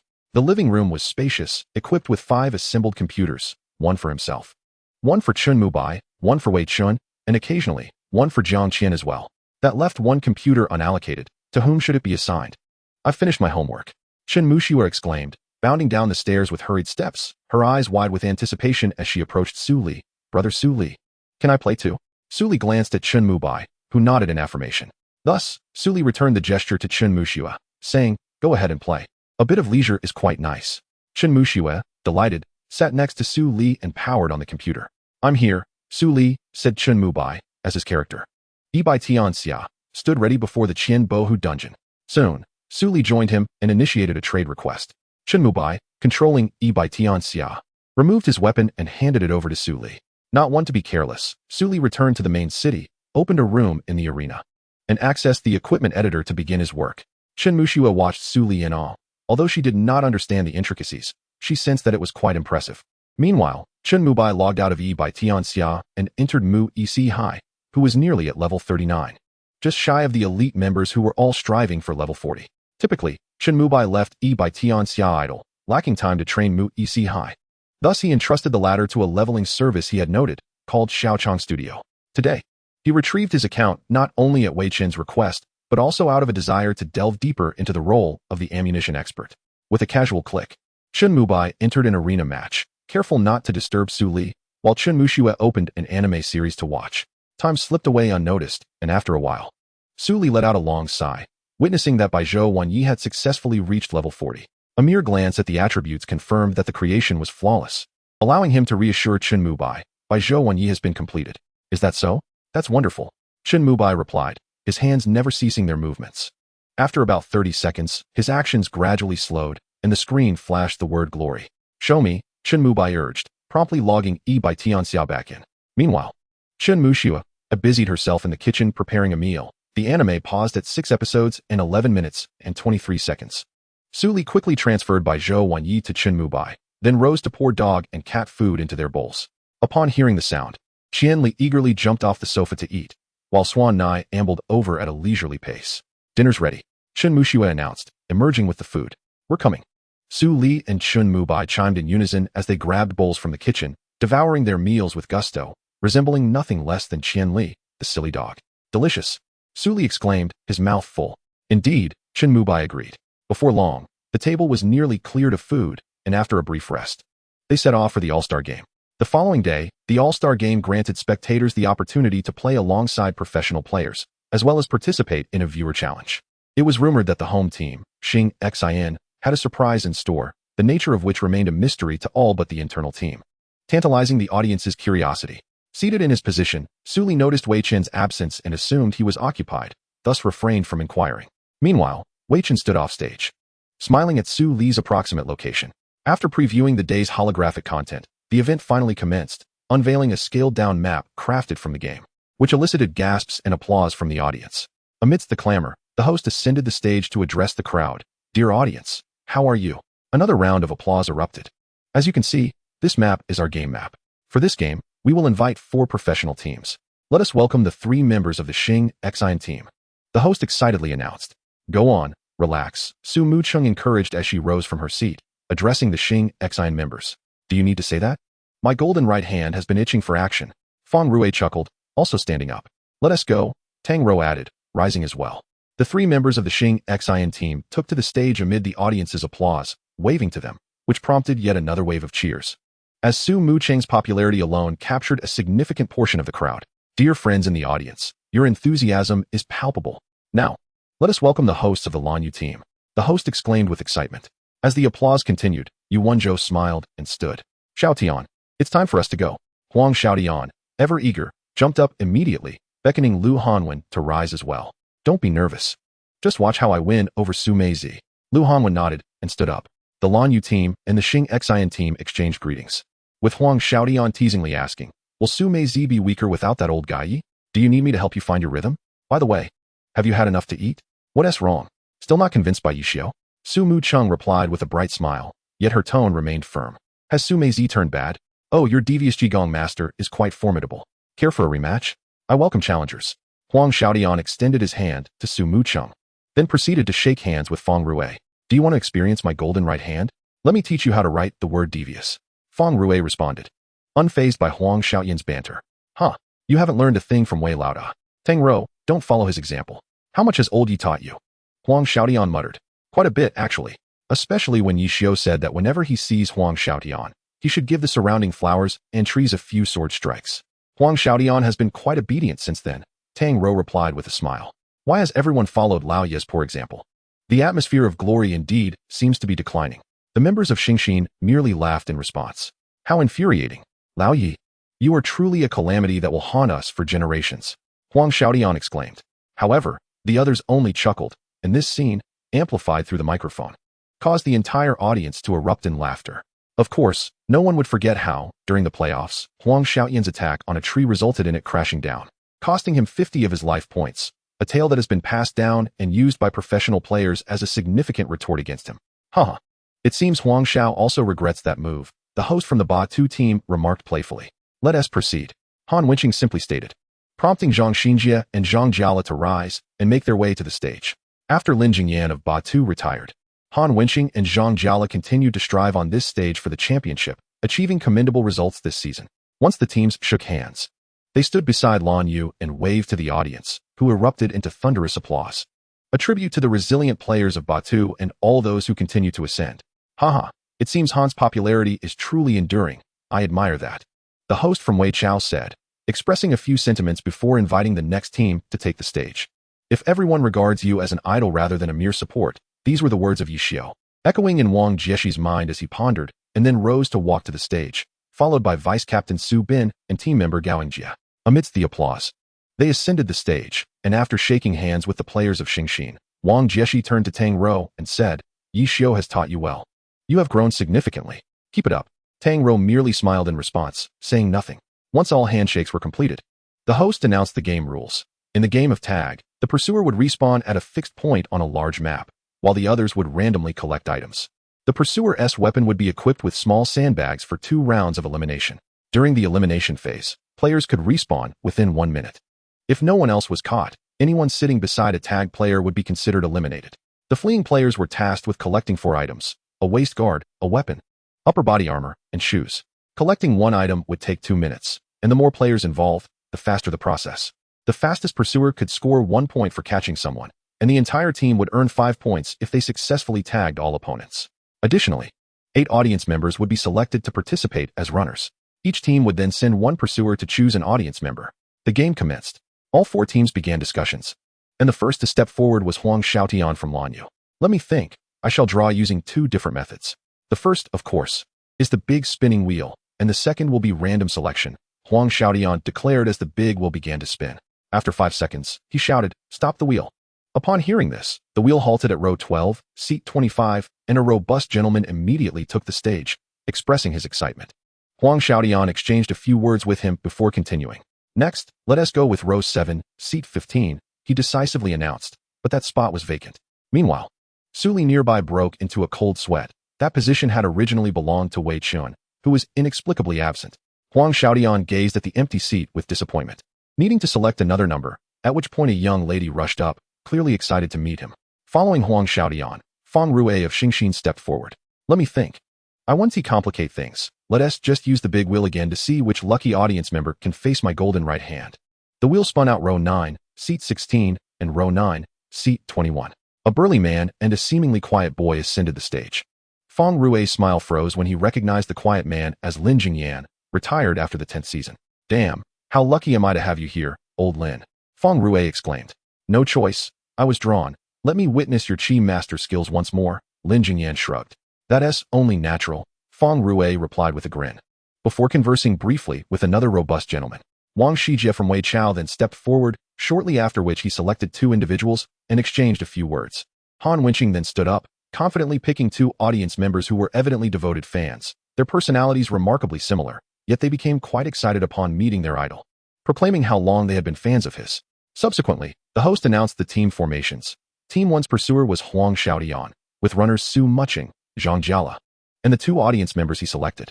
Team 2's pursuer was Fang Rue, with runners Su Bin, Yu Wenzhou, and the burly man he chose. Team 3's pursuer was Wang Jieshi, with runners Tang Rou, Zhang Xinjie, and the 2 audience members. Team 4's pursuer was Han Wenqing, with runners Lu Hanwen, Gao Jie, and his 2 devoted fans. Each team was evenly distributed, with professional players utilizing their official roles. As for Lin Jingyan, he was assigned a level 75 character by the game, as were the other audience members. In Lin Jingyan's first appearance after retirement, he was drawn by Fang Rue. The audience marveled at their reunion, showering them with applause, which also provided the game company with a new gameplay concept, rapidly introducing this new game to the Glory Arena. All 4 teams descended to prepare, and the game officially commenced. Hey, Lao Yi, you truly have no limits. You even managed to bring Lin Jingyan here. Wei Chen remarked to Ye Xiu. Shouldn't that be something you would do? He added, contemplating the extent of audacity displayed. In terms of lack of limits, I can only be considered a novice compared to you, Lao Wei. To be honest, I didn't expect old Lin to show up. What can I say? I can only blame his luck, can't I? Ye Xiu shook his head and replied. How could Huang Xiaotian be so certain I would be in that position? The more I think about it, the more it feels off, doesn't it? Wei Chen pondered for a moment before realizing, Lao Yi, damn it, did you tell them? Alas, Lao Wei, you are exceedingly clever, truly worthy of being the cornerstone of Lanyu. Ye Xiu exclaimed with admiration. Get lost, get lost. Thankfully, I was called over today. Otherwise, I would have undoubtedly displayed some extraordinary skills. In this game, I could defeat them with one hand, and that would be considered cheating. By the way, what do you need me for today? Wei Chen shouted. Are you hoping I will teach those arrogant newcomers a lesson? Wouldn't that be a bit excessive? What if they end up with psychological scars? You need not concern yourself with that. You will find out soon enough. Damn it, stop keeping me in suspense. Yet, Ye Xiu merely smiled. Who is Lin Jingyan? Chen Mu Bai turned to inquire of Su Li. He was the former #1 rogue in Quan Rong Yao, but later, he was undermined by Tang Hao. Moreover, due to his advancing age, he retired after 2 seasons with Batu, occasionally surfacing on Weibo, Su Li explained. Last season, he also fell before Xing Xian and subsequently announced his retirement. However, this esteemed player still possesses considerable skill and can leverage his awareness to secure victory. Su Li elucidated. I see, Chen Mu Bai nodded, just as the game officially commenced. Huang Xiaotian and the runners took their positions as the countdown concluded. Ye Xiu fan emerged in a corner of the map, while Su Mu Cheng, Zhang Jialu, and 2 spectators spawned at different locations, each near an item ready for collection. Su Meizi, Zhang Jialu, where are my adorable little fans? Huang Xiaotian typed in the public chat. Why hide? Let us face each other. I can forsake the sandbag. Let us have a proper match. Su Meizi. You aren't just waiting for me, are you? Oh dear, this is not good. I'm coming. Ye Xiu fan. Endowed with speed bonuses and the precise locations of 4 items, along with a sandbag, advanced. Ignore him, Zhang Jialu typed in the public chat. At that moment, an item appeared before him, and he began dismantling it effortlessly, directing his teammates through the public chat. Zhang Jialu, stop hiding. I can see you. It's not right to pretend. Su Meizi, don't run. I know you're nearby. Little fans, come deliver me some heads. Su Meizi. Without Lao Yi here, it must be tough leading the team. How about joining my great Lan Yu? There is potential for a championship. Zhang Jialu, seize second place. I wish you luck, ha ha ha. Come with me, and you shall never be second again. Huang Xiaotian's messages flooded the public chat. Yet his actions remained incessant as he switched perspectives. The first to appear before him were 2 little fans. With a swift blade draw, Ye Xiu fan executed an exceptionally rapid strike, but a knight emerged, blocking the blow with his shield. Run, little fans. They typed in the team chat. Not bad. Huang Xiaotian remarked, as a sandbag struck the knight at an inopportune moment, reducing his health by a 5th. The sandbag indeed landed at the knight's feet. He attempted to pick it up, but found it impossible, while another fan turned to flee. Huang Xiaotian exclaimed, caught 2 fans. Look at the sword. Look at the sword. Oh no, look at the sandbag. Don't let him pick up the sandbag. Quickly retreat. Zhang Jialu typed in the team chat. Judgment of the Crusader. The knight wielding his sword displayed the emblem of judgment, yet his execution was poor, veering off to the side. Ye Xiu fan's figure flickered, producing 8 illusions that even some professional players struggled to perceive, let alone the knight's fan. His Crusader's judgment collided with 2 illusions before coming to a halt. As Ye Xiu fan prepared to collect the sandbag, he was forcefully turned around, clearly provoked, and shifted his focus toward the little fan. So that's your plan, Huang Xiaotian thought rapidly, understanding the little fan's intent to use this control to buy time. Not bad, little fan, but your intentions are too obvious. Here I come. Huang Xiaotian refused to grant him the opportunity to manipulate Ye Xiu fan. With an ascending dragon slash, followed by silver light falling blade, he executed the moves flawlessly, catching the knight off guard, who fell to the ground. This interval was ample for an amateur to seize the sandbag, and boom.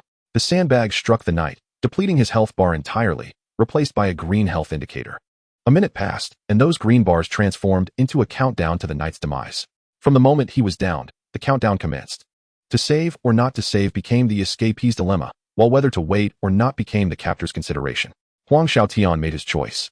He would not idly await the player's demise, for that was never his style. His style was to seize opportunities and capture all in one net. Thus, Ye Xiu fan manifested not far from the fallen knight. Oh, please don't come to save him. I'm just waiting nearby. 1 down, another to go. Suddenly, Huang Xiaotian received 2 notifications. He had completed the dismantling of 2 pieces of equipment, while Mu Yuqing Feng and Bai Hua Liao Wan approached the knight. The sounds of gunfire and cannon blasts echoed as Bai Hua Liao Wan and Mu Yuqing Feng advanced, evidently having heard the commotion from the still undisassembled equipment. Naturally, it was Huang Xiaotian's Ye Xiu fan who, endowed with speed bonuses for the captor, arrived first at the knight's side, followed closely by the dazzling effects of Bai Hua's style of play. Indeed, second place seems to be your fate. Haha, Huang Xiaotian typed in the public chat. Bai Hua's style of play confuses enemies with light and shadow, making it difficult to discern their true position. Enough chatter, Zhang Jialu replied tersely. Huang Xiaotian fixed his gaze on the shimmering light and shadow. Boom, boom, boom. 3 anti-tank rounds burst forth from the illusion, and Ye Xiu fan shifted aside. But in the next moment, grenades flew towards him. He swiftly executed a blade draw to deflect the grenades, but the explosive ordnance was unavoidable, resulting in a cataclysmic explosion that erupted into a mushroom cloud, forcing Ye Xiu fan to retreat several paces.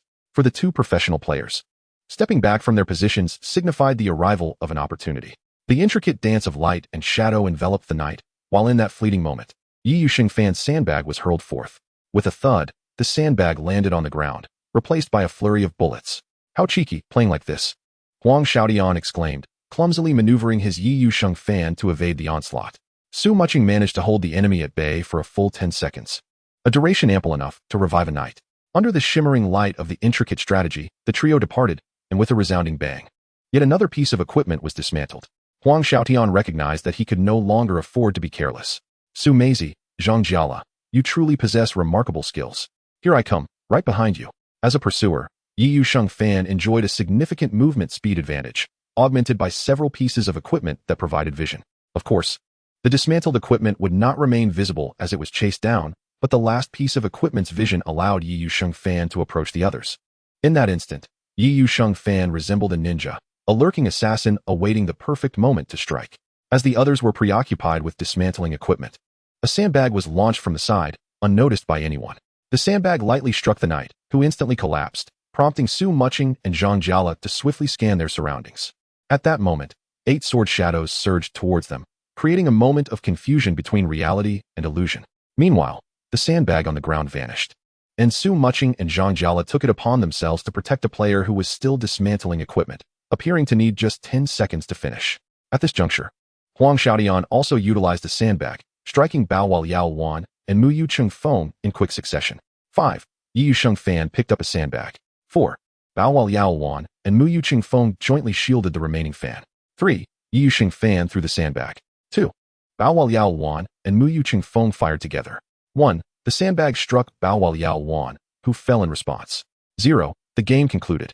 The escapees and the pursuers ended in a tie, both scoring 2-2, and the corresponding teams accrued the respective points. Batu 2 points, Xing Xin 2 points, Lanyu 2 points, and the audience 2 points. The venue erupted in waves of applause, resonating with fervor. As the players and audience emerged, another round of applause ensued. The rise of this game and the impressive maneuvers of both players and spectators warranted such accolades. Su Li's eyes sparkled with admiration.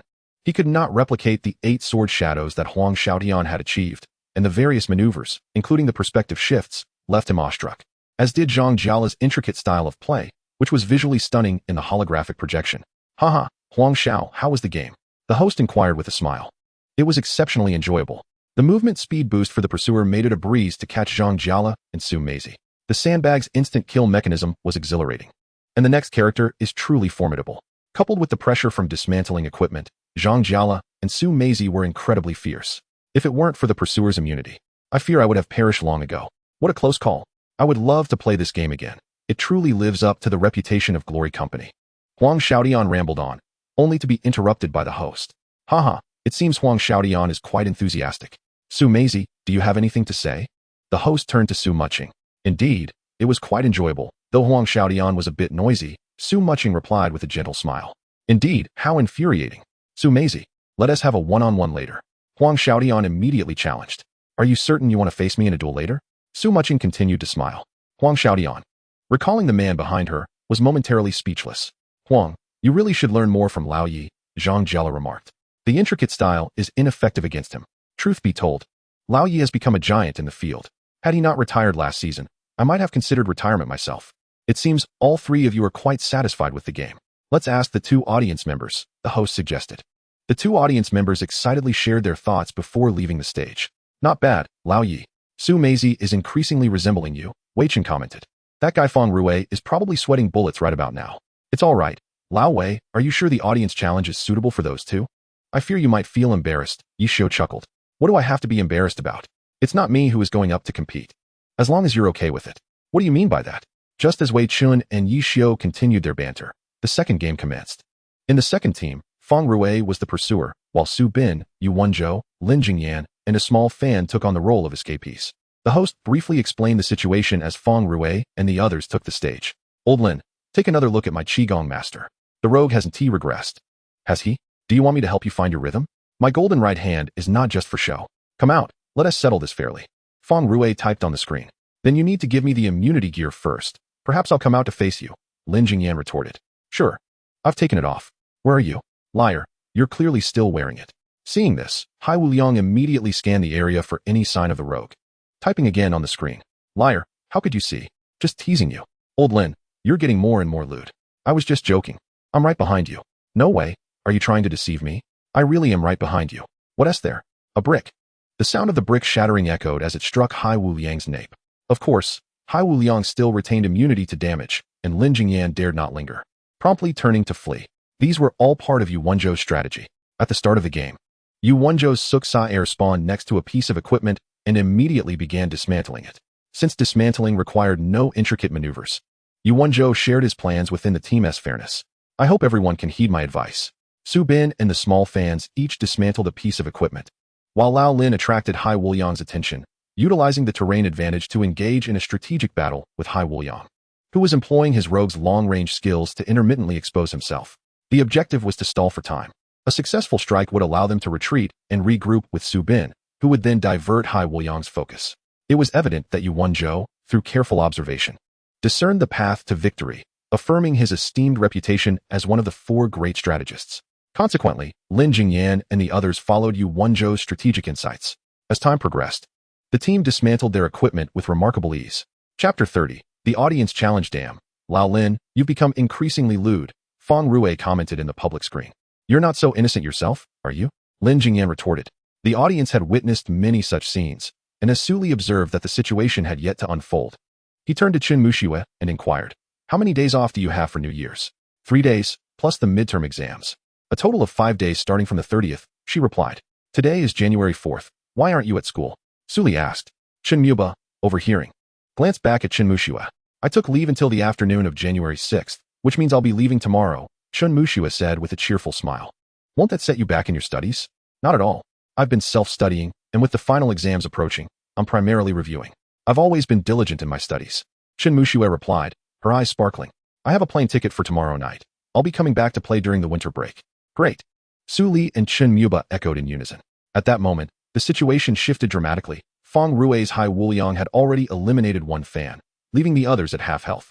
While chatting, the cunning Feng Rue had grasped Yu Wenzhou's tactical intentions, employing his limited control skills to restrict movement, and then swiftly dispatching the small fan with a few well-placed strikes. Troublesome.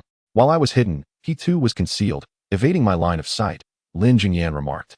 That's fine. We don't need to hold him for long, and besides, we've repaired most of our equipment successfully, Yu Wenzhou reassured. In that very moment, a sandbag was hurled towards the unsuspecting Swokasser. A light thud echoed as Swokasser fell. Break, Yu Wenzhou announced on the public screen. With 2 distinct thuds, both pieces of equipment were fully dismantled. To pursue or not to pursue? This dilemma plagued Feng Rue. If he pursued, what if they returned to rescue? Conversely, if he refrained, a 2-point conclusion was unattainable. He gone, Yu Wenzhou stated on the public screen. I'll go save him. He clearly aims to score points. Su Bin replied. However, as Su Bin approached Yu Wenzhou, a sandbag was thrown, catching him off guard. Despite his shock, he could not evade and was struck down. The audience erupted into applause, a tribute to Feng Rue, who had executed his strategy flawlessly.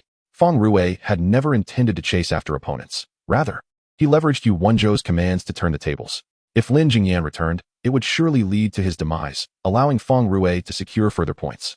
After the equipment was dismantled, Lin Jingyan's presence vanished, leading Feng Rue to victory. The 5 competitors descended from the stage, shaking hands and exchanging compliments. Feng Rue remarked to Lin Jingyan, so, how about it? Lao Lin, my psychic master isn't too shabby, right? Quite well played. Lin Jingyan adjusted his glasses. Seeing you like this puts my mind at ease. I can officially exit the stage now. Feng Rue waved goodbye to Lin Jingyan as he left the stage, not returning to his position but instead walking straight out of the venue. Indeed, it's time for a proper farewell, Lao Lin, Feng Rue murmured. As the subsequent 2 teams battled fiercely, each securing 2 points, this match stood as an exception. Feng Rue, representing Xingxin, garnered 3 points, solidifying their victory. After a brief intermission, the second game of the day commenced. Ladies and gentlemen, we now begin our second game, the obstacle race, the host announced loudly. Let us welcome the captain of the Thunder team, Xiao Shiqin, the captain of the Reincarnation team, Zhou Zikai, and the sister duo of the Smoke and Rain team, Shu Kursin and Shu Kai. A wave of applause resonated through the venue. Zhou Zikai possessed charisma, charm, and skill, embodying near perfection despite his reticence. Similarly, Xiao Shiqin showcased exceptional prowess, leading the Thunder team to a commendable position. The sister duo, Shu Kai and Shu Kursin, added a captivating angle to the event. The 4 competitors exchanged simple nods with the audience before commencing the race. During the competition, Zhou Zikai showcased his dominance, securing first place. While Shu Kursin and Shu Kui engaged in a fierce contest with Xiao Shiqin, allowing one audience member to clinch second place. Xiao Shiqin finished third, with the sisters taking fourth and fifth, while the final three positions were filled by audience members. Finally, the main event of the evening arrived. The audience challenge was set to begin, and Wei Chen realized that Ye Xiu intended to push him onto the stage for the challenge, a plan that had long been established. The host proclaimed, "Next, let us welcome tonight's special guests, Ye Xiu, Wei Chen," as Ye Xiu made his entrance. The crowd erupted into thunderous applause, a testament to his enduring legacy. Since leading Xingxin from obscurity to glory in the 10th season, he had achieved a remarkable feat, one unmatched in history, while also quelling reincarnation's ambition for a triple crown. He was heralded as the foremost figure in glory.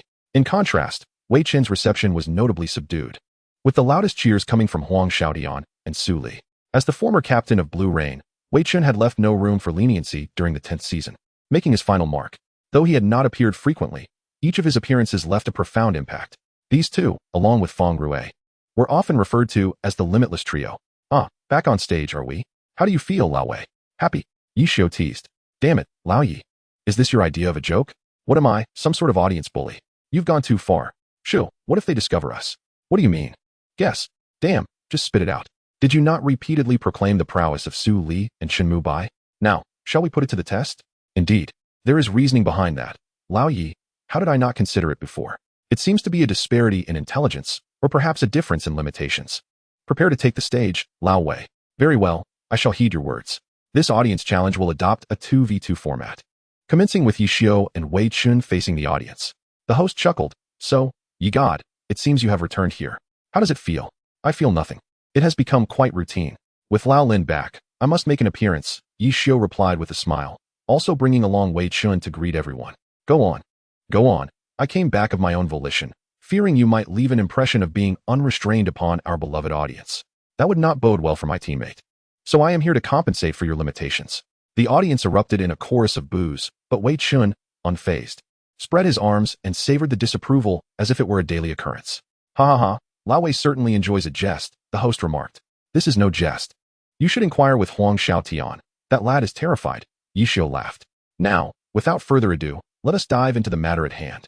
Allow me to see which two fortunate audience members shall challenge us today. Su Li felt a chill run down his spine. This is not good. Something is about to happen. He hurriedly signaled Qinmu Bai to change seats. Qinmu Bai readily agreed. Just then, I shall not keep you in suspense any longer. Let us commence. Wei Chen declared. Each of us will call out a number. I shall begin. Go ahead, came the reply. I choose Area 7, Row 16. The lad who wishes to change seats. Upon hearing his seat number, Su Li immediately wished to switch to Row 15, but Wei Chen caught him red-handed. Qinmu Bai, witnessing the spectacle, couldn't help but laugh, only to be struck by irony in the next moment. Since Lao Wei has chosen Row 16, I shall select Row 17. He retorted. The two, now caught, could only comply amidst the applause of the crowd, taking the stage. It appears we have two handsome gentlemen here for self-introductions. The host chuckled. I am Su Li. Su is for Su Li, and Li is for Li of Su Li. My profession is swordsman. Su Li introduced himself. I am Qinmu Bai, and my profession is sharpshooter. Qinmu Bai followed suit. You two must be good friends. When did you begin playing Glory? The host inquired. About a month ago, Su Li replied. It seems we have a novice in Glory. We must ask ye God and Lao Wei to show some mercy. The host jested. Certainly, we are fond of nurturing newcomers. Wei Chen laughed.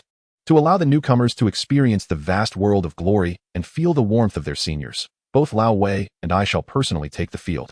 Granting the newcomers a taste of the beauty, Ye Xiu added with a smile. Ha ha ha, both seniors are quite amusing, which piques my interest in Glory even further. I hope you do not stumble. Although that was merely a jest, Su Li quipped. It appears both sides are brimming with enthusiasm. Let us proceed to the competition stage.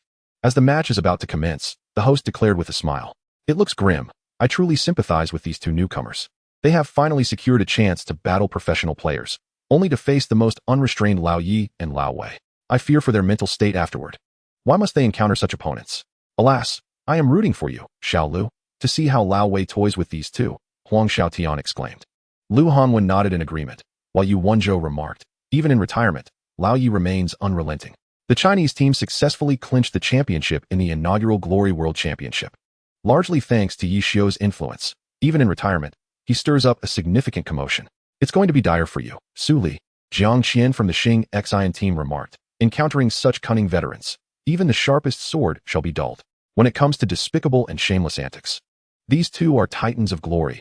I am nothing in comparison, Feng Rue chuckled. You are not one to boast either, Chen Guo retorted, speechless. Ha ha. The boss lady speaks the truth, Feng Rue laughed heartily. Let us watch the match. Have you never played a level 75 swordsman? Su Li asked. I am unsure. Perhaps I will allocate points to each skill, Chen Mubai responded. Su Li nodded, after allocating a few extra points to his familiar skills, particularly in Phantom Blade and Sword Shadow Step, while only sparingly assigning points to other ultimate skills. Turning to Chen Mubai, he found that Chen Mubai had already distributed all his skill points and was ready to begin. As for Ye Xiu and Wei Chen, they had long ago allocated their skill points wisely, prepared for the impending battle. As the 3-second countdown concluded, a map materialized before the audience. The Lulan Ruins map offers numerous concealed locations, well suited for someone as stealthy as Wei Chen. This map is indeed a boon for me, Wei Chen typed in the public chat. A boon? You mean a burden? Su Li retorted. I shall give you 3 minutes. If you fail to locate me within that time, I shall concede, for I am devoted to nurturing newcomers, Wei Chen continued. Su Li and Chen Mubai had already departed their starting point, gradually approaching Ye Xiu's position, while Wei Chen and Ye Xiu controlled their warlock and battle mage, respectively. Crouched at their spawn point, occasionally poking at Wei Chen with a spear. Shall we investigate the opponent's spawn point? Chen Mubai suggested. That sounds reasonable, it is nearby. Su Li agreed, promptly maneuvering his swordsman toward the spawn point. A minute passed. Here they come, Ye Xiu remarked casually.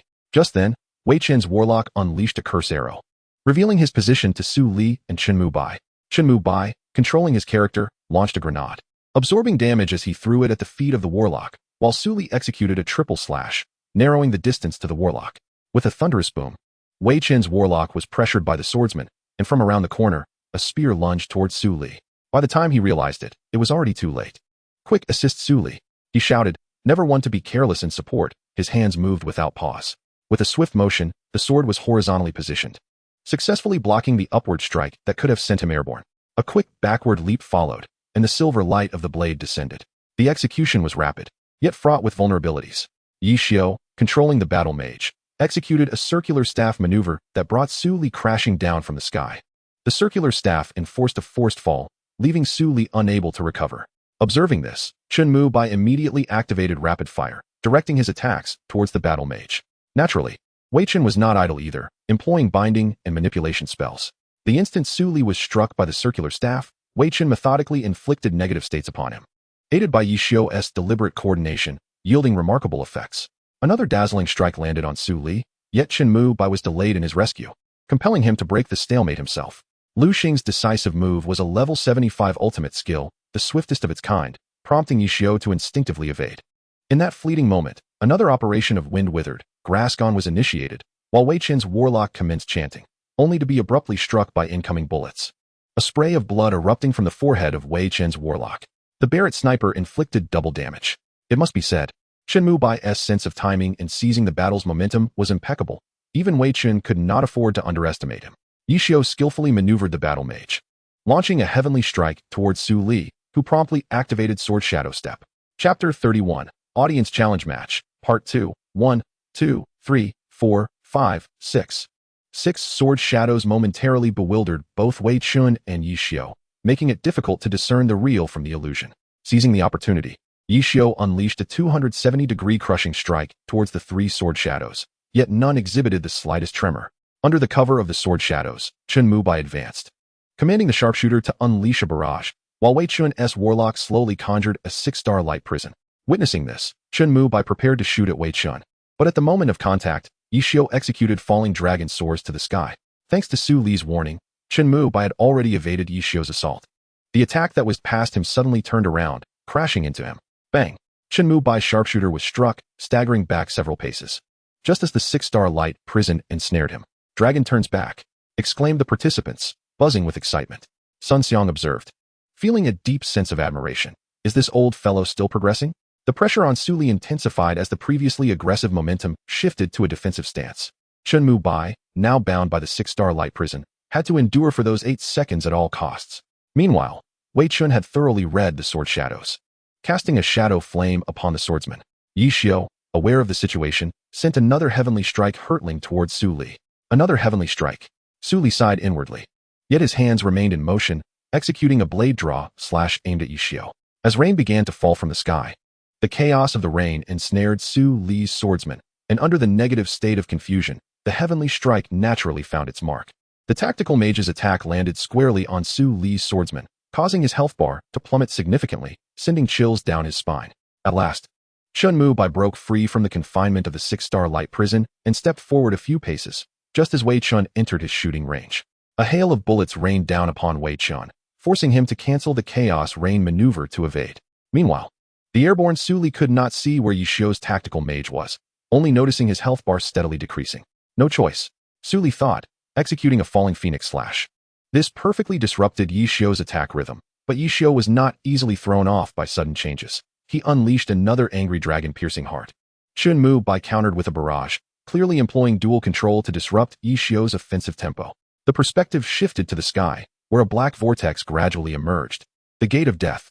Dark hands seeped from the portal, and both Su Li and Chun Mu Bai recognized the dire situation, redirecting the trajectory of their barrage. Su Li then executed an illusory, unseen sword, aiming at Ye Xiu. Wei Chen was not without support. He had a more reliable ally who required no oversight from him. The dragon surged forth from the sea, winds whipping violently. The twirling spear summoned magical waves that stirred the air, enhanced by the synergy of two skills, creating a mist. These two moves halted Chun Mu Bai, but Su Li pressed forward, executing a strong dragon press, with a formidable judgment that interrupted the illusory, unseen sword from behind. While another circular staff yanked Su Li back, the staff slowly emanated dark energy, and black tendrils reached toward the characters controlled by Su Li and Chun Mu Bai. Seizing this moment, Ye Xiu and Wei Chen unleashed their skills in unison, drastically depleting Su Li and Chun Mu Bai's health bars. Another fierce dragon-breaking army struck, sending Su Li and Chun Mu Bai flying several paces apart. Come on, is it really necessary to be this ruthless? Su Li exclaimed, don't bully the newcomers. Yet despite his words, his actions remained relentless. He activated the awakening skill Sword Dominates the World, significantly enhancing the swordsman's attack speed and power, while binding sword energy with an expansive range and heightened damage. In an instant, the sword energy from blade draw slash appeared before Ye Xiu, who maneuvered the tactical mage aside. A spear lunged at Chun Mu Bai, who swiftly retreated, dodging Ye Xiu's attack with a backflip followed by a flying shot. Ye Xiu then turned, launching a dragon tooth toward Su Li. In response, Su Li executed a mountain crash, clearly surpassing the judgment of Dragon Tooth, prompting Ye Xiu to cancel his action. This maneuver allowed Ye Xiu to endure several bullets from Chun Mu Bai, yet it was of little consequence. Fierce dragon-breaking army directly pierced Chun Mu Bai's chest, leaving him no time to evade, and he was struck entirely. Su Li, seeing this, immediately launched a reverse wind stab towards Ye Xiu, only to be ensnared by Wei Chen's binding spell. Observing the situation, Ye Xiu initiated illusory dragon tooth. 1, 2, 3, 4, 5, 6. 6 illusions momentarily disoriented Su Li. Undeterred, Su Li initiated Blade Storm, though it ultimately fell into Ye Xiu's hands. Chun Mu Bai would not remain passive.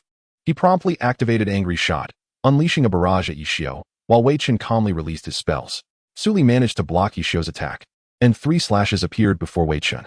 Boss Wei, you're quite the nuisance, remarked Su Li. Kid, you're still too young, Wei Chen retorted. Let's talk, more action. Su Li declared. A swift slash was aimed at Wei Chen, an attack so rapid that he could not evade it. Su Li followed up with an ascending dragon slash, propelling Wei Chen even higher, only to hear several explosive sounds as a bullet struck his head.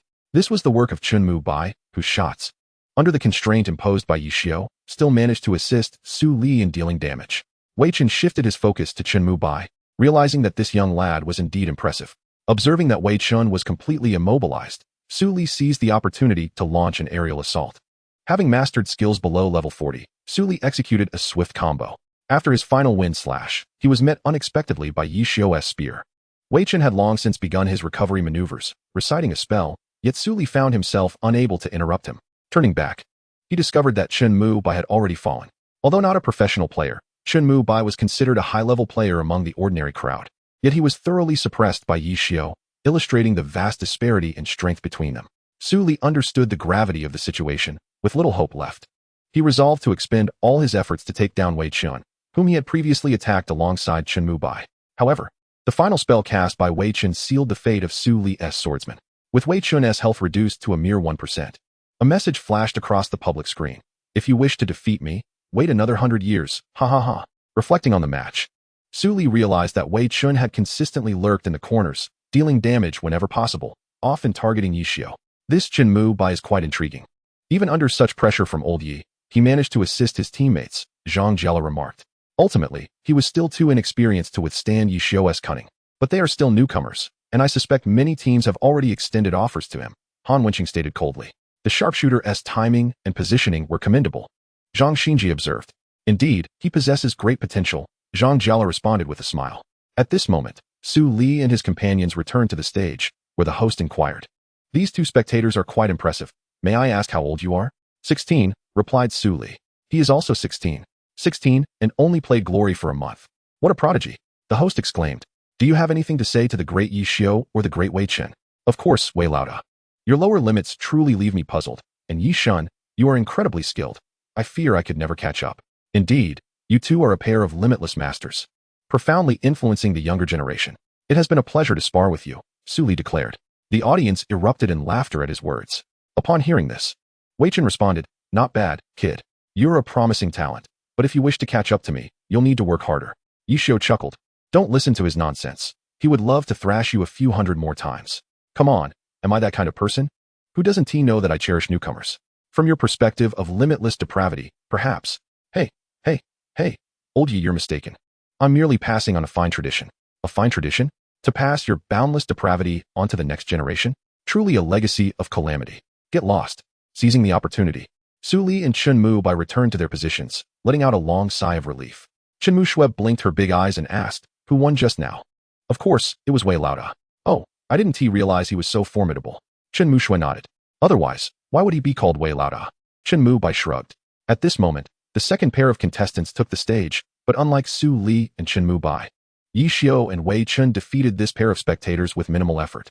After exchanging a few words, Wei Chen and Ye Xiu left the stage.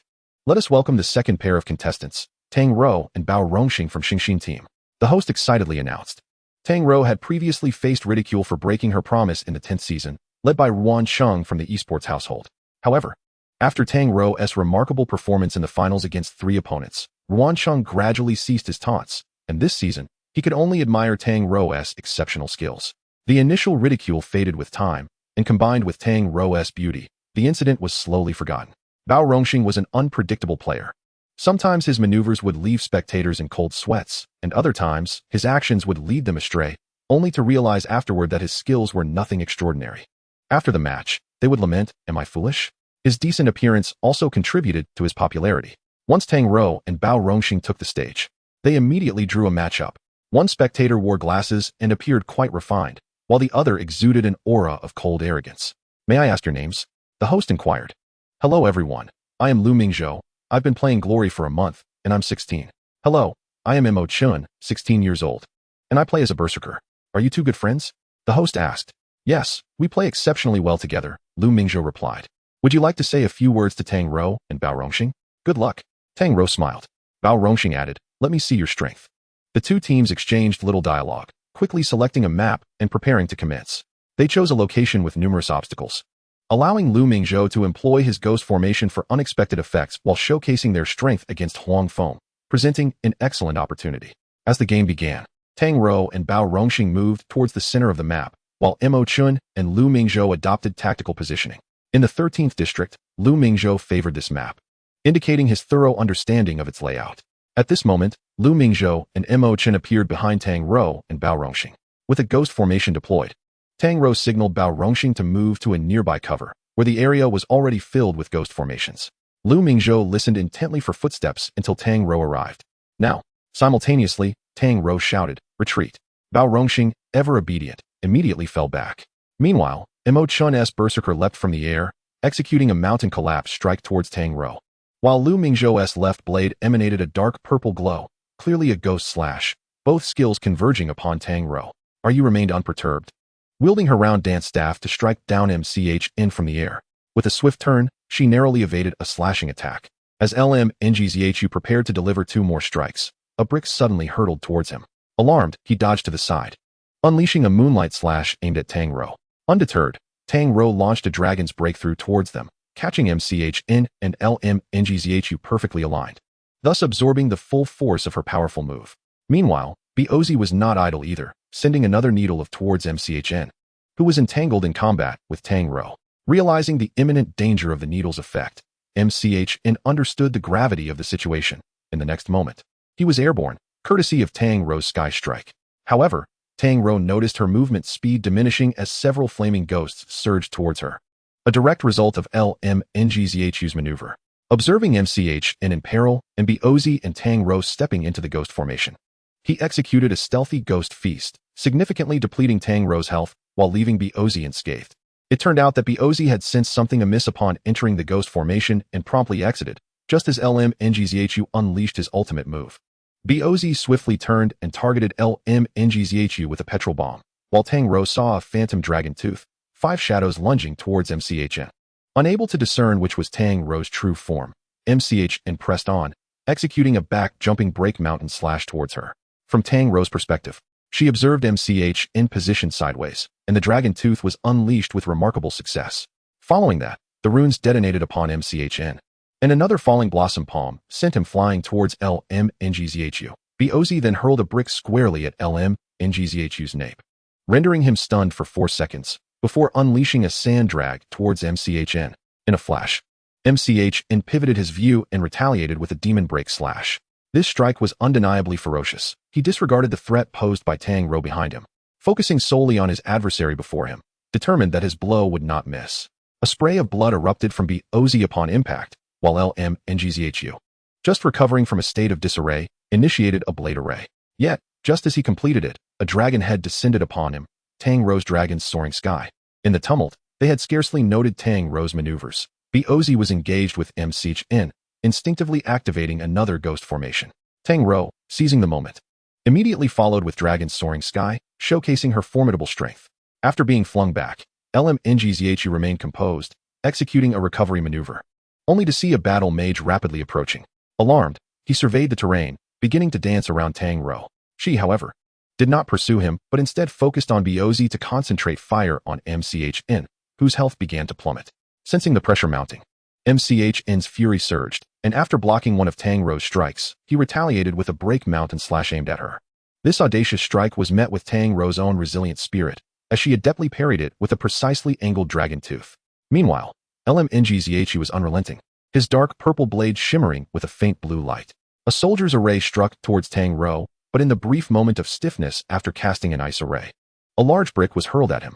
The hit was successful, stunning LMNGZHU as BOZ delivered a powerful knee strike, combining it with a series of swift attacks that depleted LMNGZHU's health significantly. Realizing his precarious situation, LMNGZHU urgently summoned MCHN for assistance, but MCHN remained firmly suppressed by Tang Rou, his health dwindling rapidly. With no other option, LMNGZHU resolved to handle the situation alone. He took cover, casting a silence array, awaiting BOZ's approach. However, BOZ, upon advancing halfway, diverted away, leaving LMNGZHU bewildered, questioning how his intentions had been perceived. Undeterred, he pursued BOZ, nearly catching up when BOZ executed a level 70 ultimate move. The Fierce Tiger's Dance, pinning LMNGZHU's ghost swordsman to the ground once more. LMNGZHU was again left in confusion, wondering if his strategy had been seen through. In reality, BOZ had simply chased LMNGZHU for a while before realizing the distance was too great and chose to return, only to find LMNGZHU reappearing, prompting BOZ to unleash his ultimate ability and engage. Such a straightforward matter eluded LMNGZHU, who perceived BOZ's tactics as profoundly intricate. Meanwhile, MCHN, under relentless pressure, exhibited his fury, yet it was met with Tang Rou's unwavering strength. With only 29% of his health remaining, he could no longer hold back and unleashed a demon break slash. This powerful skill, coupled with a 50% reduction due to his critical state, compelled even the steadfast Tang Rou to evade. This evasion, however, ignited the counteroffensive, at least in MCHN's mind. He attacked with fervor, while Tang Rou responded with deflections and evasions. It was evident that MCHN had yet to grasp the significance of Tang Rou's combo count until it reached 120.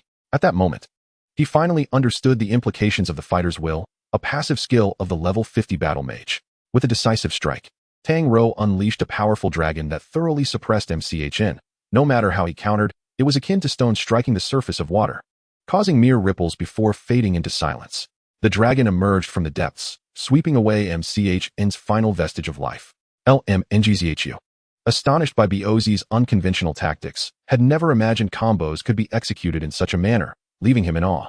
Under the combined assault of Tang Rou and Bozi, LMNG's Ye Xiu could not endure much longer and ultimately succumbed.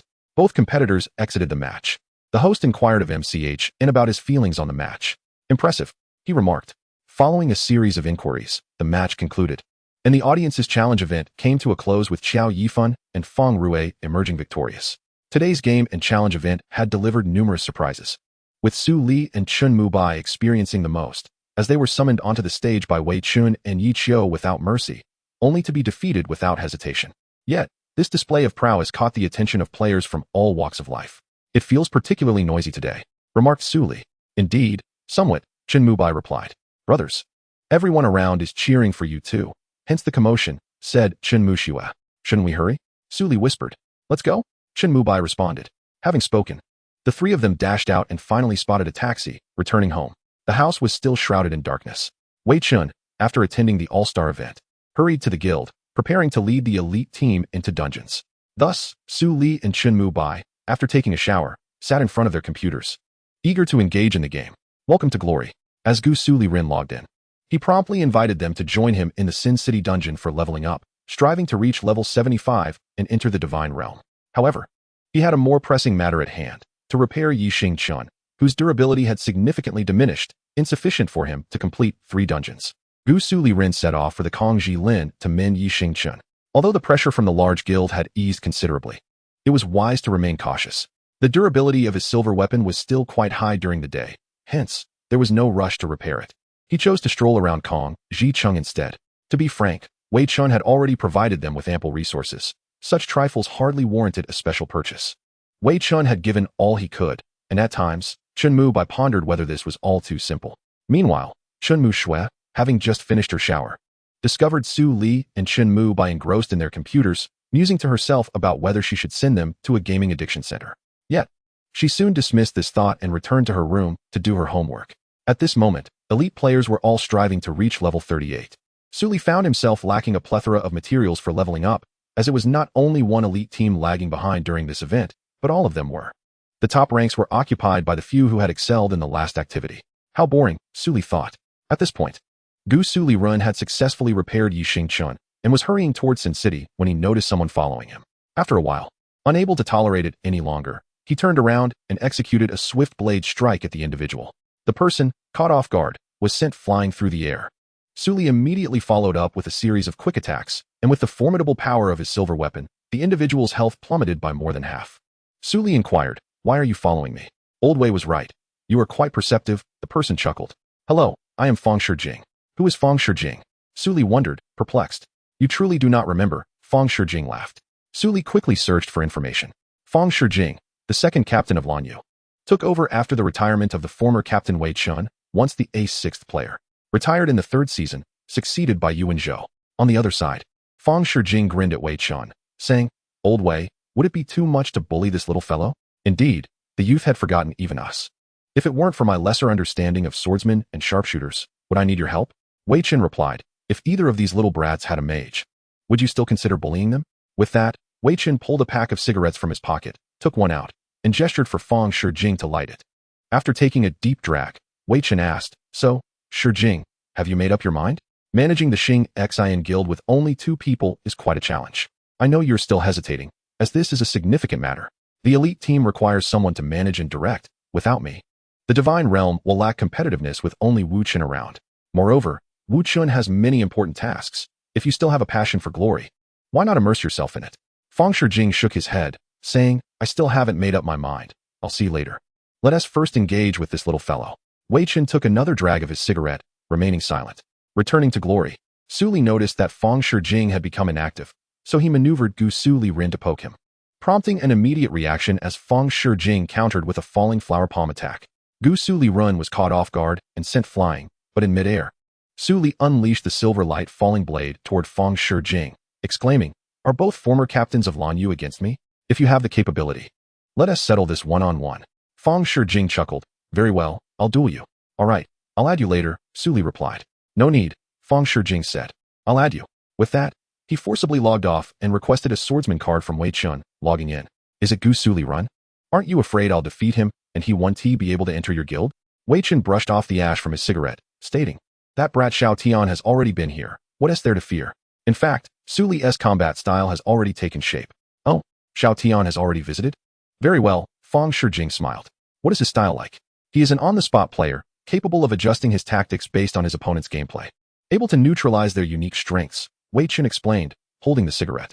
Take Xiao Tian for example. He is an opportunist who always seizes chances for a decisive strike. Su Li's current individual skill may still be lacking, but in a team setting, Xiao Tian can conceal himself to find opportunities. While Su Li can act as a shadow player, filling the gaps left by the main players, thereby significantly diminishing Xiao Tian's value. Let me give you another example. Back then, Sun Zhiping was quite wild and brave, right? He could also modify his tactics based on his character, continually employing a sneaky strategy to wear down Sun Zhiping's momentum. In other words, he could very well become the second Old Ye. Isn't Old Ye known for adapting strategies based on opponents' weaknesses and performing in real time? Is he not very much like Old Ye? Such high praise? Fang Shijing exclaimed. Then could he also become a second glory textbook like Ye Xiu? I believe if he is willing to devote considerable time to mastering other professions, it is likely. Wei Chen contemplated. I see, Fang Shijing nodded. And what about the other little brat you mentioned? Regarding him, Wei Chen took a drag of his cigarette. I am still uncertain whether he will act as support or damage dealer. His style is quite variable. You may need to probe a bit more before I can draw a conclusion. How does he compare to Sumu Qiu? Fang Shijing inquired while logging into the swordsman account. That guy, Wei Chen chuckled, could also be a possibility. Though their duo has only recently commenced in the new district, their synergy is nothing short of a perfect match. At times, Su Li can provide support for Mu Bai's output, while other moments see Mu Bai assisting Su Li. His proficiency in firearms is remarkably high, showcasing an impressive performance that cannot be overlooked. Nevertheless, they remain but inexperienced youths in need of further honing. Very well, I understand. Fang Shijing has already begun searching for Gusu Liren, and I shall observe the capabilities of these two youngsters. Meanwhile, after a brief wait, Su Li finally encountered a swordsman from the Kongji Lin. Given the overwhelming number of friend requests he received, it was impractical to accept them all. So he opted for the simplest solution, waiting in place. Why doesn't Fang Shijing inquire with Wei Chen, who was right beside him? Because Wei Chen has logged off to invite Junru Hua to gather a crucial material for crafting the Dragon Swordsman, which is essential for the equipment Ye Xiu and Hui to reach level 75. In such a pivotal moment, Fang Shijing certainly wouldn't want to disturb Wei Chen. Come now. Gusu Liren sent a message and a friend request to Fang Shijing S.E. Jianqing Cheng. Naturally, the two chose to team up along the way. Senior, how did you come to seek me out? While I long to join Lanyu, my loyalty to Wei Laoda is paramount. If you wish for me to go, I shall certainly decline. Although Xiao Tian sought me previously, it was merely for practice, and I harbor no intention of joining Lanyu. Su Li rambled on. Are swordsmen always this noisy? Kid, don't emulate Xiao Tian, Fang Shijing remarked. I was invited by Wei Laoda to mentor you, not for the sake of Lanyu. My ties to Lanyu have long since faded. Hearing this, Su Li felt a tinge of sadness. The seniors have dedicated so much time to glory. Yet once past their prime, they fade into obscurity. Knowing that his longevity in esports is limited, is this pursuit truly worthwhile? After pondering, Su Li asked Fang Shijing, Senior, is it worth it? Absolutely. Esports is my dream, and glory is my passion. These are my own choices, Fang Shijing replied. With those two youngsters leading Lanyu, it compensates for my regrets. Although both Wei and I have distanced ourselves from Lanyu, we certainly made our mark in the past. Isn't that worth something? Countless individuals aspire to become professional players, and among thousands, I was chosen. Shouldn't I be thrilled? Su Li fell silent for a moment. Indeed, I am grateful that Wei Laoda chose both Mu Bai and me. Therefore, I do not wish to disappoint his expectations. I want to shine in the professional league and, like the seniors, leave my own mark. Fang Shijing smiled. That's the spirit, kid. Go for it. By the way, senior, what does a sixth man mean? It refers to someone who can play any role. Although far inferior to Ye Xiu, they can barely be compared to professional players. So you could potentially dominate me across all 24 professions? Not quite. Unfortunately, the priest and guardian are out of the question. Chapter 33, The Last Day. Forget it. I shan't tease you any longer, Fang Shijing stated. To be fair, his in-game handling is superior to Su Li's, with decisive operations and strong learning abilities, as well as commendable skill and positioning. Oh, what kind of player do you think he is? Wei Chen inquired, although reluctant to admit it. He truly possesses potential akin to Sumu Qiu. Wei Chen nodded, understood. Thank you for your assistance today. No trouble at all. I'll take my leave now. Fang Shijing gathered his belongings to depart. Wei Chen, puffing smoke rings, remarked, once you've made up your mind, remember to contact me. Yes, I will. With that, Fang Shijing slowly exited the Xingxin Internet CAF. On the other side, Su Li and Chen Mubai, not having waited for Fang Shijing and Wei Chen, logged off simultaneously to wash up and prepare for bed, as the following day marked the final day of the All-Star game, the most grandiose day of all. Early that morning, Chen Muxue woke, organized her luggage, and went downstairs to prepare breakfast. Today is October 6th. Despite her reluctance to leave the city, she must depart. She had already taken a 3-day break, and if she lingered any longer, her grades might suffer. A few minutes later, Su Li and Chen Mubai emerged, looking rather haggard. Upon catching a whiff of the delicious aroma wafting from downstairs, they descended in search of the source. Although Su Li could cook, he found it bothersome and opted for takeout instead, having previously earned some money from selling equipment. "Why are you up so early today?" Chen Muxue inquired, holding a plate of buns. "Since you're leaving, of course, one must rise early," Chen Mubai responded, with Su Li nodding in agreement. "Oh, you knew? Then why didn't you come to pick me up?" Chen Muxue asked. Chen Mubai was momentarily at a loss for words. "Forget it. Let us just have breakfast. After we eat, I'll prepare to leave." Chen Muxue did not press further, merely feeling uncertain about when she would return. Noting that she wouldn't come back during winter break as she needed to focus on preparing for the high school entrance exams. "Come here, let us hug." Chen Mubai opened his arms and embraced Chen Muxue. "Su Li and I will see you off. Remember to call me. I'll join in too." Su Li also wrapped his arms around Chen Muxue and encouraged, "Good luck, Muxue." Chen Muxue nodded, "I will." After the three finished breakfast, Chen Muxue grabbed her suitcase, affectionately patted Su Li's head, and hugged her yogurt, thinking, "Next time I come, I will definitely stay here. Wait for my return." Chen Mubai and Su Li also stood to see Chen Muxue off. Meanwhile, Wei Chen, having gone the entire night without sleep, stood by the computer, stretching his body, and addressed Ye Xiu beside him. "How is it going?" "Pretty good. Lao Wei, you've managed to acquire quite a lot." Ye Xiu replied with a smile. "Of course, I was referring to those two youngsters." Wei Chen gestured toward the match footage of Gusu Liren and Yi Jianqing. "Impressive, achieving such skill in just a month," Ye Xiu said, taking a drag from his cigarette with a grin. "These two still require further training. They're not yet at a professional level. Keep up the good work, Lao Wei." With that, Ye Xiu exited the Xingxin Internet CAF. Wei Chen had already completed his dungeon runs for the day, and the start time for the All-Star game was approaching. Fortunately, Wei Chen did not mingle with Ye Xiu. Instead, he took a seat beside Su Li. "Oh, there's someone else?" Wei Chen inquired. "They left," Su Li replied. "You truly are ruthless, Wei Laoda. We were all summoned by you and Yi Qianbei, only to be thoroughly trounced. Anyone would harbor resentment towards you. Fortunately, I am understanding and possess a broad mind, so I shall reluctantly forgive you. Get lost. Old man like me needs your forgiveness?" Wei Chen jested. "How did it feel yesterday?" "It was excessively abnormal," Su Li reminisced. "Yi Qianbei truly did not know how to play. It was flawless, not to mention you, Wei Laoda, adding fuel to the fire, rendering me utterly powerless. Haha, learn from me, for I was once the captain of the Lan Yu team." Wei Chen whispered in Su Li's ear.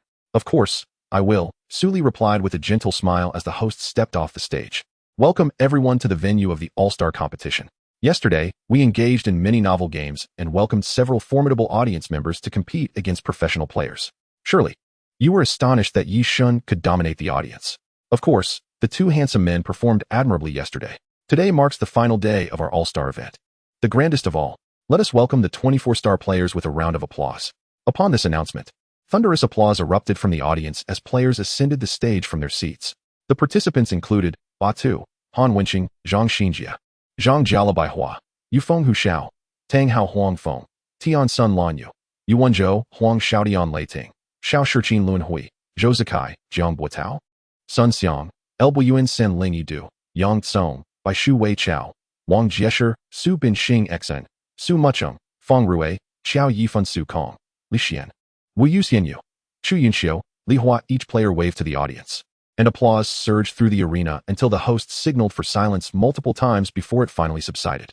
The audience was undoubtedly eager to see how the team assignments would unfold. And now it begins. The screen gradually displayed a spinning wheel. The audience gasped in anticipation, knowing that this team division would certainly offer many highlights, and the first match commenced amidst the excitement. Sun Xiang smiled as he took the microphone from the host's hand. Addressing the audience, "Hello everyone, I am Sun Xiang from Luanhui, and this time, I will win." With that, he raised the microphone, prompting another wave of cheers. Another player seized the microphone from the host, stating, "Let us see if you have the capability to do so." This voice could only belong to Tang Hao from Hushao.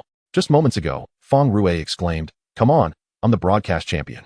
Let us have Mu Cheng and Yifan join me at the broadcast station. Our broadcast performance has always been excellent. You're hogging all the good stuff. What am I supposed to pick? You, Su Meizi, and Ye Fun should go engage in team battles. Let us and Lan Yu handle the broadcast, shall we? Huang Xiaotian chattered incessantly, adamantly opposing Feng Rui's suggestion. But what about Wenzhou? What if we need him for the team match? You might as well compromise and go for the team battles. Watch as my golden right hand secures the broadcast, Feng Rui retorted. Actually, our Yan Yu team excels in individual matches, Chu Yunxiu interjected. Hold on, Chu Meizi, I am the broadcast champion here, if you're not convinced. Let us settle it one-on-one.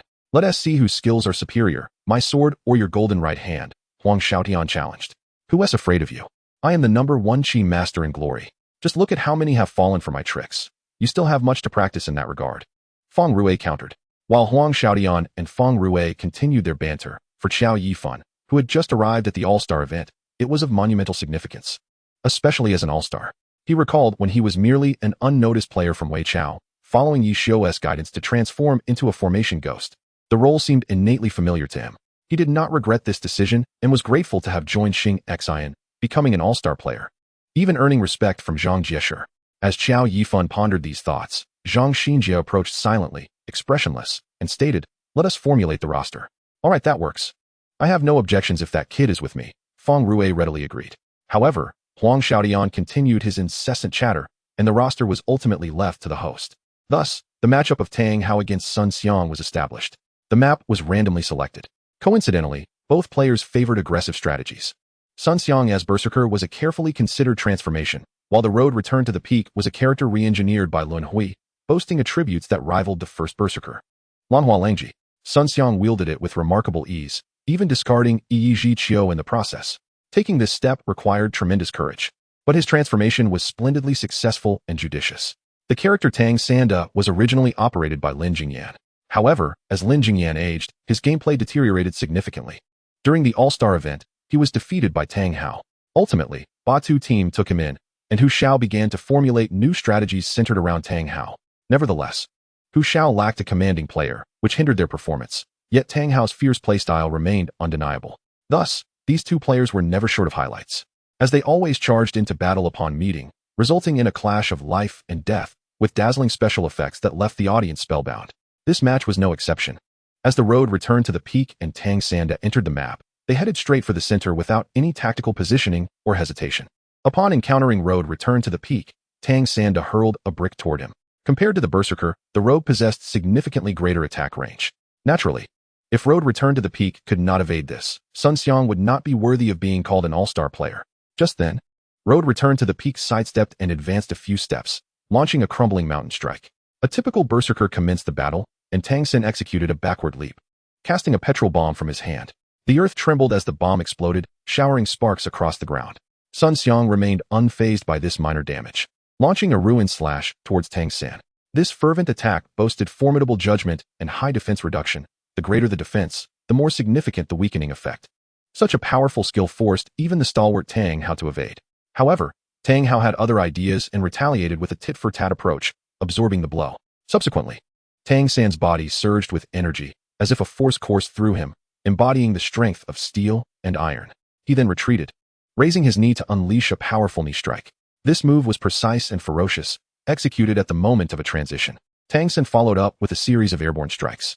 Yet, Sun Xiang was hardly defenseless. In the intervals of Tang San's onslaught, a silver blade descended from the heavens. Lu Huifeng Zhuang executed a cross slash. With a flick of his wrist, the great sword's arc widened, delivering a horizontal cut followed by a vertical strike against Tang San, causing blood to spurt forth in a perfect cross pattern. Tang San crossed his arms, performing a Lan Shan Hu technique, his claw blades swiftly carving two crescent arcs across Lu Huifeng Zhuang, inflicting yet more sorrow and drawing forth a spray of blood. Lu Huifeng Zhuang leapt backward, delivering a powerful downward slash towards Tang San.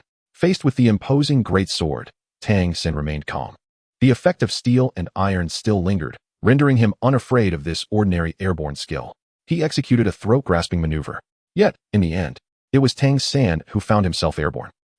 Su Li and Chen Mu Bai exchanged puzzled glances, wondering how it was that Tang San was the one suspended in the air. Only Wei Chen chuckled silently nearby, leaving the two to continue watching in confusion. Lu Huifeng Zhuang radiated an aura of bloodlust, his entire being turning crimson, as if thick blood were about to burst forth from his skin. With a tremor, A blood hand summoned by his fury seized the airborne Tang San. Another backward leap culminated in a devastating crashing mountain strike, sending Tang San crashing down. Seizing the opportunity of Tang San's brief rebound, Sun Xiang charged forward with the great sword aimed at the suspended Tang San. Next came a blood-infused horizontal slash followed by a vertical strike, seamlessly connecting in a perfect cross. At this moment, Tang San also struck back with a fierce attack filled with vitality. Sun Xiang realized that Tang San had intentionally absorbed that ruin slash for its damage and skill effects. The 70% defense shatter lasting 5 seconds compounded the already exacerbated defense of Lu Huifeng Zhuang, who had activated his frenzy. This ruin slash disrupted Sun Xiang's offensive momentum, signaling the commencement of Tang San's counterattack.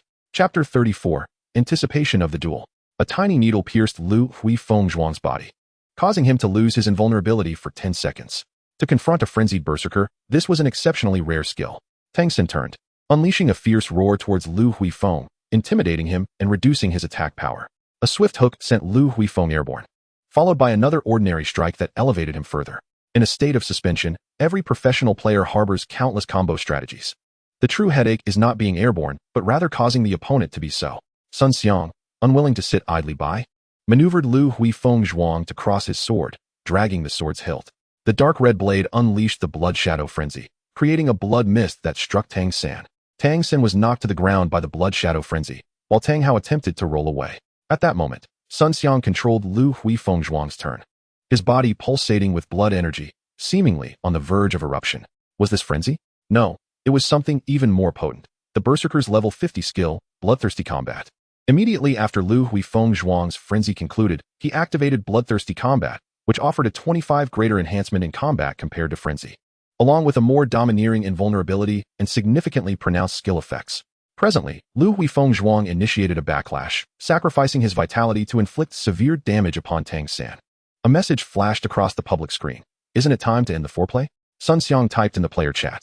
With a swift motion, Lu Huifeng Zhuang appeared before Tang San, raising his great sword, which became enveloped in a whirlwind as it descended upon Tang San. Tang San, just regaining his footing, retaliated with his claws swirling like a tempest, striking at Lu Huifeng Zhuang. The Street Storm, as an attacking skill, possessed commendable damage while also being a status-altering technique. During its duration, lower-tier skills within the Rogue series received enhancements, unaccounted for under normal cooldowns. Activating this skill demonstrated Tang San's determination to exchange blows with Lu Huifeng Zhuang. Lu Huifeng Zhuang engaged him in kind, each of his strikes whittling down Tang San's health, causing onlookers to gasp in astonishment. However, the augmented attacks from Tang San also rapidly diminished Lu Huifeng Zhuang's health. Lu Huifeng Zhuang advanced once more, executing a crashing mountain strike with his blood-infused great sword, descending upon Tang San with an imposing force that made resistance seem futile. Yet, Tang San countered with a Lan Shan Hu, deflecting the blow and headbutting Lu Huifeng Zhuang in return. Lu Huifeng Zhuang's left hand glided along the blood-infused great sword, summoning a barrage of blood arrows directed at Tang San.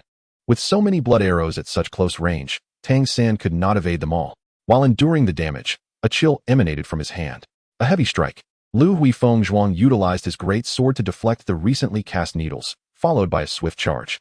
Tang San attempted to retreat, but in an instant, Lu Huifeng Zhuang reappeared before him, his great sword poised high, infused with furious blood energy, descending upon him. Even as Tang San exerted all his strength to evade the impact, he still bore the brunt of it. Following the Earth Splitter slash, Lu Huifeng Zhuang stepped forward.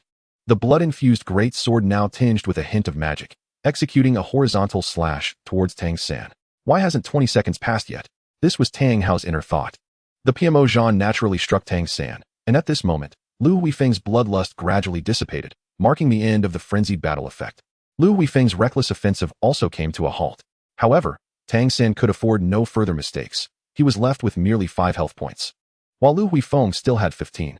He could only seek another opportunity for a decisive strike, yet Lu Huifeng would not easily grant him that chance. Tang San advanced to throw sand, but Lu Huifeng evaded the attack, and a brick flew forth, striking Lu Huifeng squarely on the forehead, causing him to become momentarily stunned. Tang San quickly pressed forward, his claws glimmering with a faint green light. A hook punch shattered Lu Huifeng's defenses, instantly ending the state of confusion. Another elbow strike followed, aimed at Lu Huifeng's face. Lu Huifeng raised his sword to block the blow, only to find Tang San's figure appearing before him. In the flurry of attacks, Tang San leveraged Lu Huifeng's heavy sword to obscure his vision. unleashing a relentless barrage of punches. Lu Huifeng was forced to the ground, allowing Tang San to strike at his face repeatedly. The exact number of blows was lost to Lu Huifeng amidst the uproar, and the battle concluded. Standing in the arena was not the Tang San who had surged forth at the last moment, but the bloodied Lu Huifeng. Glory. The victor is Sun Xiang. The director immediately replayed the final moments, revealing that after Tang San's barrage, Lu Huifeng executed a devastating blow, and Tang San, initially intending to evade, found himself trapped against a wall, unable to escape or block. With a deft flick of his wrist, Lu Huifeng delivered a beautiful cross, leaving a crimson mark as he claimed the remnants of Tang San's life. Sun Xiang and Tang Hao emerged from the competition seats. Sun Xiang shook hands with Tang Hao, expressing his eagerness for a rematch. I feel the same, Tang Hao replied. In the audience, Su Li inquired, Wei Lauda, can you now explain why Tang San, with his steel muscles ability activated at that moment, was still struck down by Lu Huifeng? The effect of steel muscles had a remaining second of duration. Tang San aimed to extend his offensive with a throat lock, but Lu Huifeng repositioned his heavy sword, causing the attack to land just as the steel muscles effect expired. Wei Chen responded, is that even possible? Chen Mu Bai interjected, indeed. By timing the skill precisely and understanding its mechanics, it can be executed, Wei Chen affirmed. Sun Xiang is truly formidable. Even those without regrets must train diligently for a long time to reach such heights, Su Li remarked, shaking his head. On another side of the audience, Mo Chen sneezed, prompting Lu Mingzhou to ask, what's wrong? Are you catching a cold? Mo Chen shrugged, indicating uncertainty.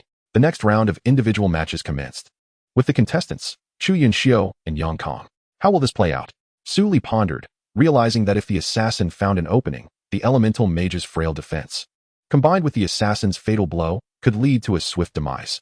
Sister Chu, it's a pleasure to duel with you again, Yang Song smiled. Likewise, Chu Yanxiu replied, shaking his hand.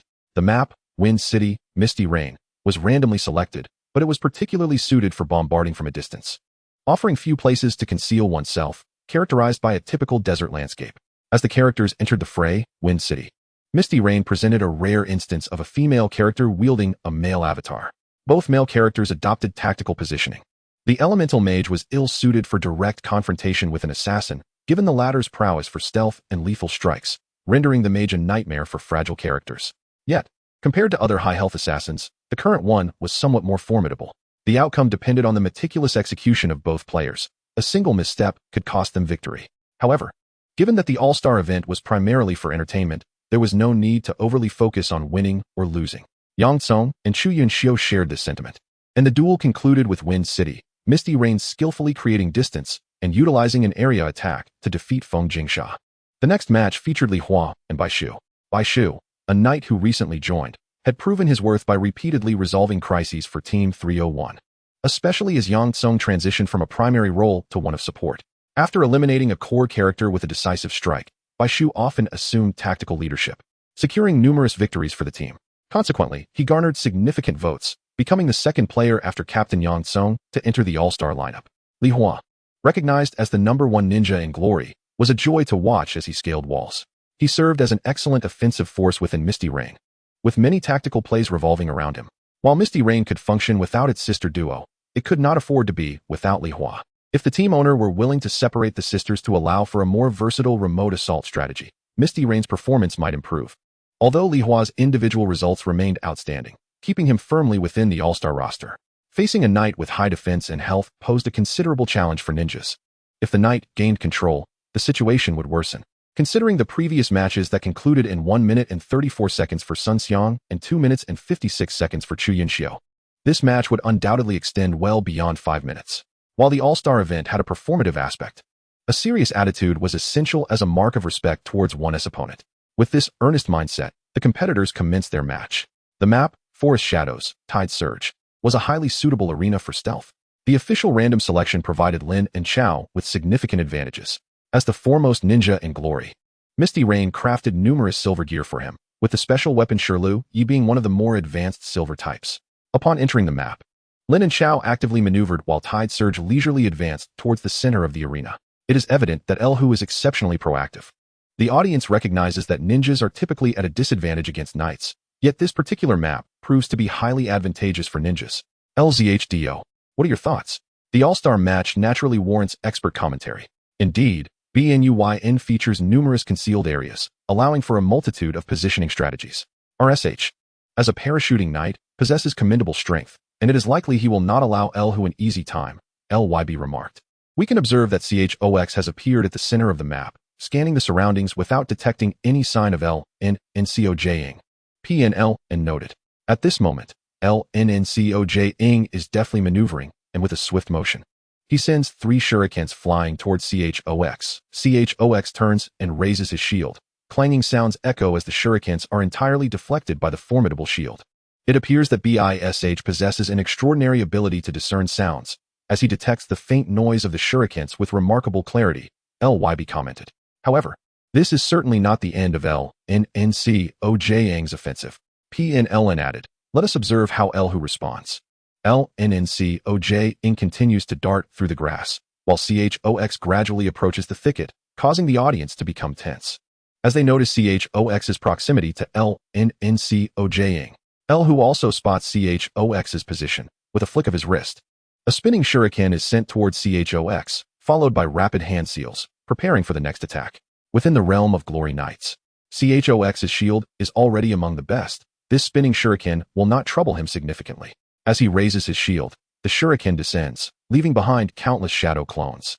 The ninjutsu, Shadow Dance, is expertly controlled by the first ninja, Hu, as the perspective shifts continuously, with several clones advancing towards Chox, unfazed. Chox lowers his shield and roars, causing the 6 shadow clones to inexorably approach him, yet the clones manage to stab him with multiple blades. With both hands forming a seal, he leaves behind a single clone while his true self appears directly above Chox. At that moment, Chox leaps heroically, causing the shadow clones on the ground to vanish. Bish is taken aback, and Hu descends upon him from above. Ncojing tucks his body mid-air, extending his legs to kick off Chox's shoulder. After leveraging this, he executes a series of water flow slashes, with Chox glowing brilliantly, indicating the activation of Night Spirit. However, this strike is evaded by Chox's courageous charge. The imposing shield appears before Ncojing, tilting slightly forward after the charge. Ncojing, sharp-eyed, immediately deduces the nature of this skill and with a slight bend of his fingers, vanishes from sight. Chox scans the surroundings, finding no substitute dolls or shadow clones, only to be taken aback by Ncojing's sudden disappearance. Bish has already inferred this, and without hesitation, he executes a backward jump while raising his shield. Ncojing emerges from the ground, and with a resounding clang, the shield deflects the earth-shattering decapitation technique, as Ncojing swiftly retaliates, summoning several shadow clones before Chox.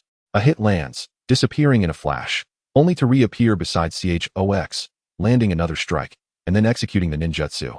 Chaotic body rush. Chox struggles to defend himself, and just as the third attack is about to connect, a white light emerges behind him. Evidently the activation of Honest Storm counterattack. Hu, showing no hesitation, maneuvers Ncojing to retreat, yet Chox pursues him. Invoking the Crusader's judgment. With the knight's sword raised, it descends with tremendous force towards Ncojing. Slice, slice, slice, slice, slice. Bish unleashes the Crusader's judgment, clearly demonstrating exceptional control, while Ncojing attempts to escape, but cannot evade Bish's relentless assault. This opponent is even more formidable than I imagined. Chapter 35, All-Star Team Competition. The crisp sound of 7 strikes resonates in Hu's ears. This attack sounds so authentic, and Ncojing's health bar drops significantly. Following the Crusader's judgment, Chox gestures forward, compelling Ncojing to approach uncontrollably. Yet, he merely advances without interrupting Ncojing's offensive. With remarkable speed, Ncojing forms hand seals, transforming his ninja blade into the flame ninjutsu, Fire Slash. Chox raises his shield to absorb the impact of this attack. Lowering his shield, he charges bravely towards Ncojing. At the moment the shield makes contact, Ncojing vanishes from sight. How cunning.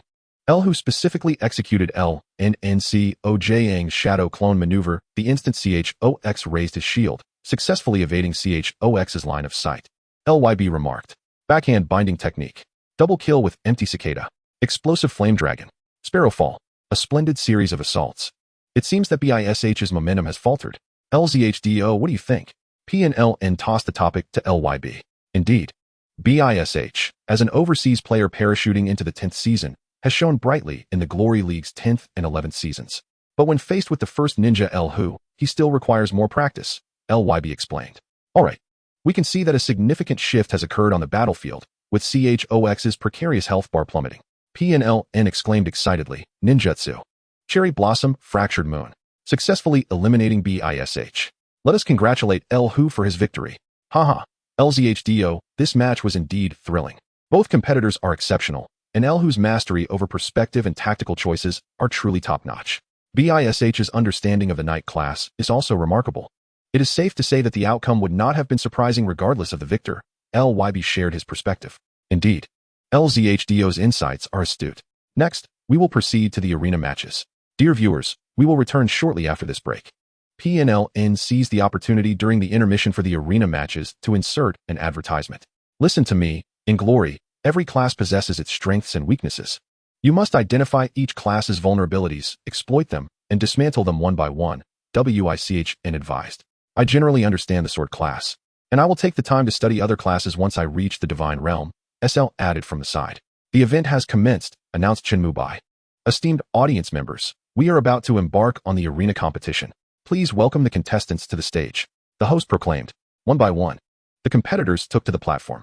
Xiao Yifun and Elbu Yuan, with Xiao Yifun deliberately controlling the distance and timing of his ghost formation, left Elbu Yuan unable to conjure any tricks. Under the relentless assault of the ghost formation, Yun Kangluan ultimately succumbed. As Wu Yus entered the fray, he eagerly sought opportunities. Swiftly leveraging his expertise in the ghost formation to send 34% of Yikunhui off the stage. The second competitor for the team was the esteemed exorcist Tian Sr. In a fierce exchange, the life-advantaged sweeping incense dispatched the ghost mark. The final contestant for the team, Li Xian, found himself hindered by the ghost formation of Fengshan Guqi and fell to sweeping incense, paving the way for the final competitor, Zhang Jiala. Amidst a dazzling display of light and shadow, Fengshan Guqi fell swiftly. The audience erupted in cheers, for they were about to witness the grandest team competition. The contestants for the All-Star Team competition were revealed through the process of elimination. Team A, Su Mucheng, Fang Rue, Huang Xiaodian, Yu Wenzhou, Zhang Xinjia. With the sixth member Han Wenqing. Team B, Zhou Zikai, Jiang Buitao, Su Bin, Wang Jieshi, Xiao Shiqin, with the sixth member Yu Feng. For Team A to secure victory, they must effectively utilize the healing presence, engaging in a war of attrition to deplete Team B's life. They must construct a team capable of maximizing healing benefits. While Team B faces the daunting challenge of lacking healing, necessitating the formation of a team capable of explosive damage to dismantle Team A. In terms of winning potential, I am inclined to support Team A, Li Yibo stated. Haha, if Coach Li backs Team A, then I shall support Team B, Pan Lin replied. The map for the 11th anniversary of Glory was meticulously crafted by the company, featuring mountains, rivers, ancient paths, and forests, with a fountain at its center. Flanked by two columns, seemingly commemorating Glory's 11th anniversary. Upon entering the map, Team A wasted no time, swiftly arranging their formation. With Du Hua and Wu Lang at the forefront, Wang Buliexing and Shengling Mian the center, and Yichang Chuan Yun concealed at the rear. This formation charged towards the center of the map, leaving a series of scenes in their wake. In contrast, Team B positioned Yi Yushinfan and Hai Wuliang at the front, with Shi Bujuan a few paces behind, and Muyu Chengfeng and Su Kusai at the back. As Yi Yushinfan sought to surge ahead, Hai Wuliang immediately obstructed his path, prompting Fang Rue to sagely remark, "No hurry, no hurry."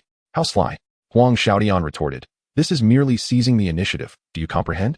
"Seizing the initiative, indeed, you are merely offering up ahead," Fang Rue countered. "Roll, roll, roll, roll," Huang Xiaodian exclaimed, uttering the word roll 7 times. Yet he obediently maneuvered Yi Yushinfan to hide beside Hai Wuliang. Is this truly effective? You understand. Huang Xiaodian displayed his remarkable skill, suppressing his rebuttal, but then he queried, "Sly Fang, how did you transform such a righteous Qi master into a rogue?" "Do not remain silent, Sly Fang. I have discerned your secret. It must be the movement techniques and skill deployment, am I right? By the way, did Old Ye's departure impact you? Did the golden right hand express any sorrow? To be frank, Old Ye's brief participation this season was quite unsatisfying. Let us converse later." Fang Rue wholeheartedly concurred with the sentiment that if verbosity could secure championships, Huang Xiaodian would have already won 8 titles. However, amidst their musings, a voice emerged. "Someone is coming," Zhang Xinjie announced. The 5 members of Team B materialized before Huang Xiaodian and Fang Rue. A series of gunshots rang out, and bullets immediately flew towards Hai Wuliang's concealed position. My goodness! Exclaimed Feng Rue, swiftly maneuvering Hai Wuliang to evade, while conjuring a blade of energy to counter the attack. I cannot believe this, Sly Feng. Is your hiding merely a paper fade? Huang Xiaotian shouted. He promptly commanded Ye Xiu to take a step forward, unleashing a chilling sword light. Yet, another formidable shield intercepted this strike, accompanied by the shadow of the flame wave blade. How outrageous! Are they employing such tactics? 2 against 1, 2 against 1. I shall inform you of your numerical disadvantage. Huang Xiaotian yelled, retreating to Hai Wuliang's side. By the way, Sly Feng, hasten and unleash your secret technique. You jest. With 5 adversaries, even your secret technique would lead to demise. Feng Rue retorted. Retreat. Zhang Xinjie commanded. Ye Xiu immediately sheathed his sword and withdrew, while Hai Wuliang scrambled back to his team. With their retreat, the 2 frontline members became conspicuous. Du was swiftly retreated, while Wu Lang sheathed his sword and darted aside. At this moment, the second tier, Wang Buliexing and Shengling Mia, stepped forward, with Wang Buliexing casting a magical projectile. This spell was effortlessly evaded, prompting Huang Xiaotian to chime in. Wang Jieshi, such a trivial attack could never disrupt our formation. You are so naive. Where's Sly Feng? Come forth and demonstrate your secret technique. Let him witness what true devastating damage entails. This remark jolted Team A's players into awareness, unbeknownst to them. Hai Wuliang had stealthily departed from formation, silently maneuvering into the forest. The team quickly adjusted to evade, yet Hai Wuliang unleashed a powerful attack born of accumulated energy. The precision of his angle and timing left all in awe of his cunning. The energy, though silent, surged forth with a deafening roar upon collision with the air. Team A's players instinctively dodged, but unfortunately, due to their proximity, one was struck. Hai Wuliang's attack, combining both himself and his energy, obliterated the mechanical being Shengling Mia. I am astounded by the level of indecency displayed. I am truly tempted to deliver a strike. Huang Xiaotian, standing nearby, added fuel to the fire, while Ye Xiu promptly advanced, using his ice rain to disrupt the connections among the team. However, the team was not to be underestimated. Wang Buliexing immediately retaliated against Ye Xiu, while in the distance, Mu Yuqingfeng's hand cannon sparkled with light, though Soxar was nowhere to be seen. A spurt of blood erupted from Shengling Mi's mouth, a stark indication of severe internal injury. Xiao Shiqin swiftly commanded, surround him. At this moment, Zhang Xinjie also urged support. The team members quickly cornered Feng Rue. Hai Wuliang thrust his hands outward, creating a chi shield. Yet, under the Team S offensive, the shield merely delayed the inevitable by a second that could be utilized for numerous actions, such as providing support and Huang Xiaotian's incessant banter. So many are bullying one. How despicable. I hold you all in contempt. Although the indecency is evident, it does not warrant death. Observe the swordplay, he exclaimed. I am coming to rescue you. Speak if you are alive. Huang Xiaotian maneuvered Ye Xiu, charging forth with his sword raised. The explosions centered around Hai Wuliang erupted violently, showering the team members in bursts of blood. While the assault on Hai Wuliang diminished slightly, the pressure on Ye Xiu intensified. Quickly, where's old Han? Accelerate. Feng Rue exclaimed. It turned out that just moments ago, Yu Wenzhou had switched with Han Wenqing, which explains Soxar's absence from their sight. Xiao Shiqin thought to himself, promptly commanding Shengling Mi to deploy an electronic eye. Where's Han Wenqing? Xiao Shiqin inquired. Right here, Wang Jieshi replied, as Wang Buliexing grappled with Damo Guxian. A piercing projectile traced an elegant arc through the air, exploding with a resounding bang, resembling a firework, as multiple spikes rained down from above. Retreat, Xiao Shiqin decisively ordered. Several projectiles plummeted to the ground, igniting a cascade of sparks that enveloped the team members. Ha ha ha, Su Meizi, what a splendid coordination. It seems old Ye's departure has had no effect on you, Zhou Zikai declared, charging forth with his sword, exclaiming, observe the swordplay, slash. Huang Xiaotian praised, directing Ye Xiu to unleash the phantom sword. The sounds of gunfire erupted, enveloping Ye Xiu, Hai Wuliang, and Damo Guxian in a storm of bullets. Clearly, it was an assault utilizing rapid fire and scattershot techniques. They would inevitably sustain some injuries, yet with Zhang Xinjie, the healer, present, it was of little concern. Wu Lang leapt forward, deploying an ice wave, a wide-range attack that swept towards Hai Wuliang and Ye Xiu. Jiang Buitao's ice wave completely severed the connection between Ye Xiu and Hai Wuliang. Hai Wuliang, rolling and scrambling, thrust his hands downward, creating a minefield. Nearby, Wu Lang and Du Hua were both lifted into the air, alongside several mechanical devices deployed by Shengling Mi. A blinding white laser struck, sending both of them flying several paces away. Clearly a move executed by Su Muqing's Mu Yuqingfeng. After Wu Lang and Du Hua were sent hurtling, Wang Buliuxing and Xing Lingmi appeared before Ye Xiu and Damo Guxian. Gather. Zhang Xinjie instructed. Ye Xiu swiftly sheathed his sword and retreated, while Damo Guxian also gradually withdrew. However, Wang Buliuxing and Xing Lingmi would not allow them to escape so easily. Xiao Shiqin surveyed the battlefield, swiftly directing Xing Lingmi to retrieve an item from his mechanical box, placing it in the grass, and equipping a booster on his feet. Declaring to them, launch a strong assault. Wang Buliuxing soared through the air, gliding past Ye Xiu and Damo Guxian, but the magnetic field coils increased his weight, preventing him from intercepting them immediately. Mu Yuqingfeng raised her hand cannon, unleashing a torrent of bullets, which Wang Buliuxing dodged, charging towards Shibujuan. Under Xing Lingmi's brief distraction, a member of the second wave, Yiqiang Chuanyun, stepped forward, raising dual pistols and surging ahead, unleashing a flurry of bullets upon Ye Xiu and Damo Guxian. While Xing Lingmi continued to add commentary from the sidelines, Damo Guxian staggered, activating a defensive skill that enhanced his resilience and bestowed upon him the enviable status of invulnerability, which all professions coveted. Amidst the chaos from Yiqiang Chuanyun's barrage, Damo Guxian charged forth. At this moment, a flash of white light appeared around Ye Xiu. As a minor healing spell, undoubtedly cast by Shibujuan, slightly restored Ye Xiu's rapidly depleting health. 16 strikes. This phantom sword technique executed a remarkable 16 slashes. It is worth noting that Lu Xiaobia, a master of speed, achieved merely 15 slashes. Such an output is astonishing. This transpired within mere seconds. Meanwhile, Wu Lang and Du Hua returned to the fray. Huang Xiaodian, sensing the overwhelming numbers, contemplated retreat, but Han Wenqing would not yield. Damo Guxian unleashed a fierce barrage.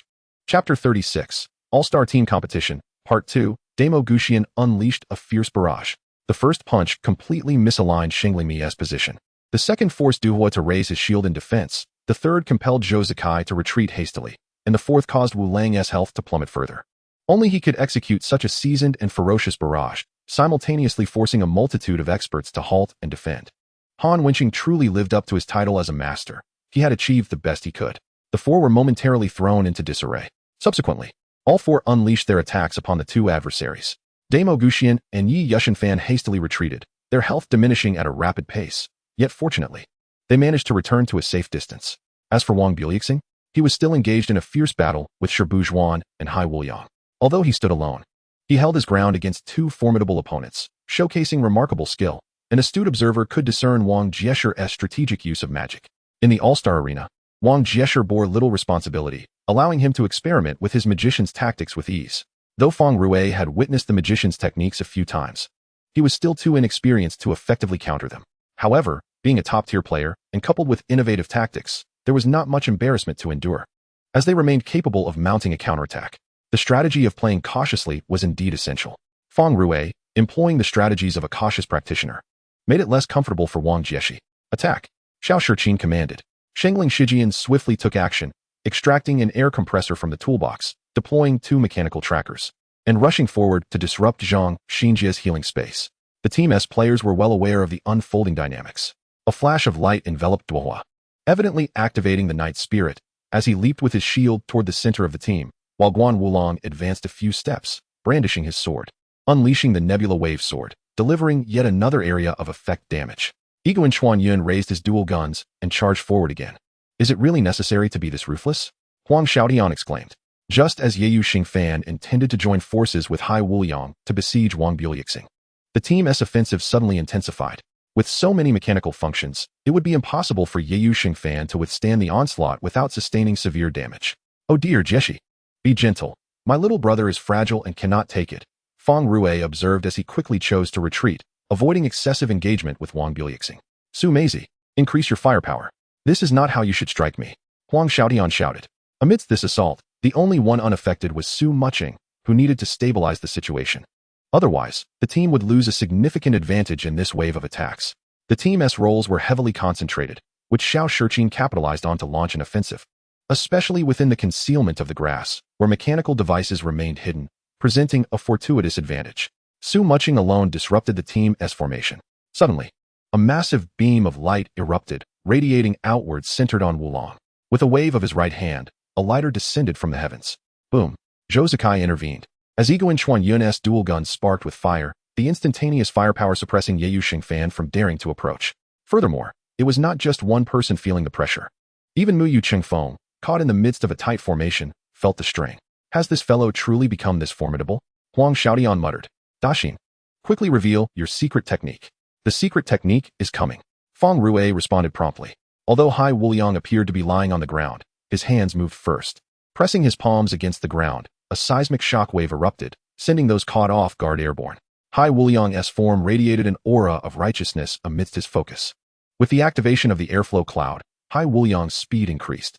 With both hands positioned before his chest, he gathered his energy, and the airborne Yiguan Chuanyun, true to its name, unleashed its shot. Where is your cover, Huang Xiaotian?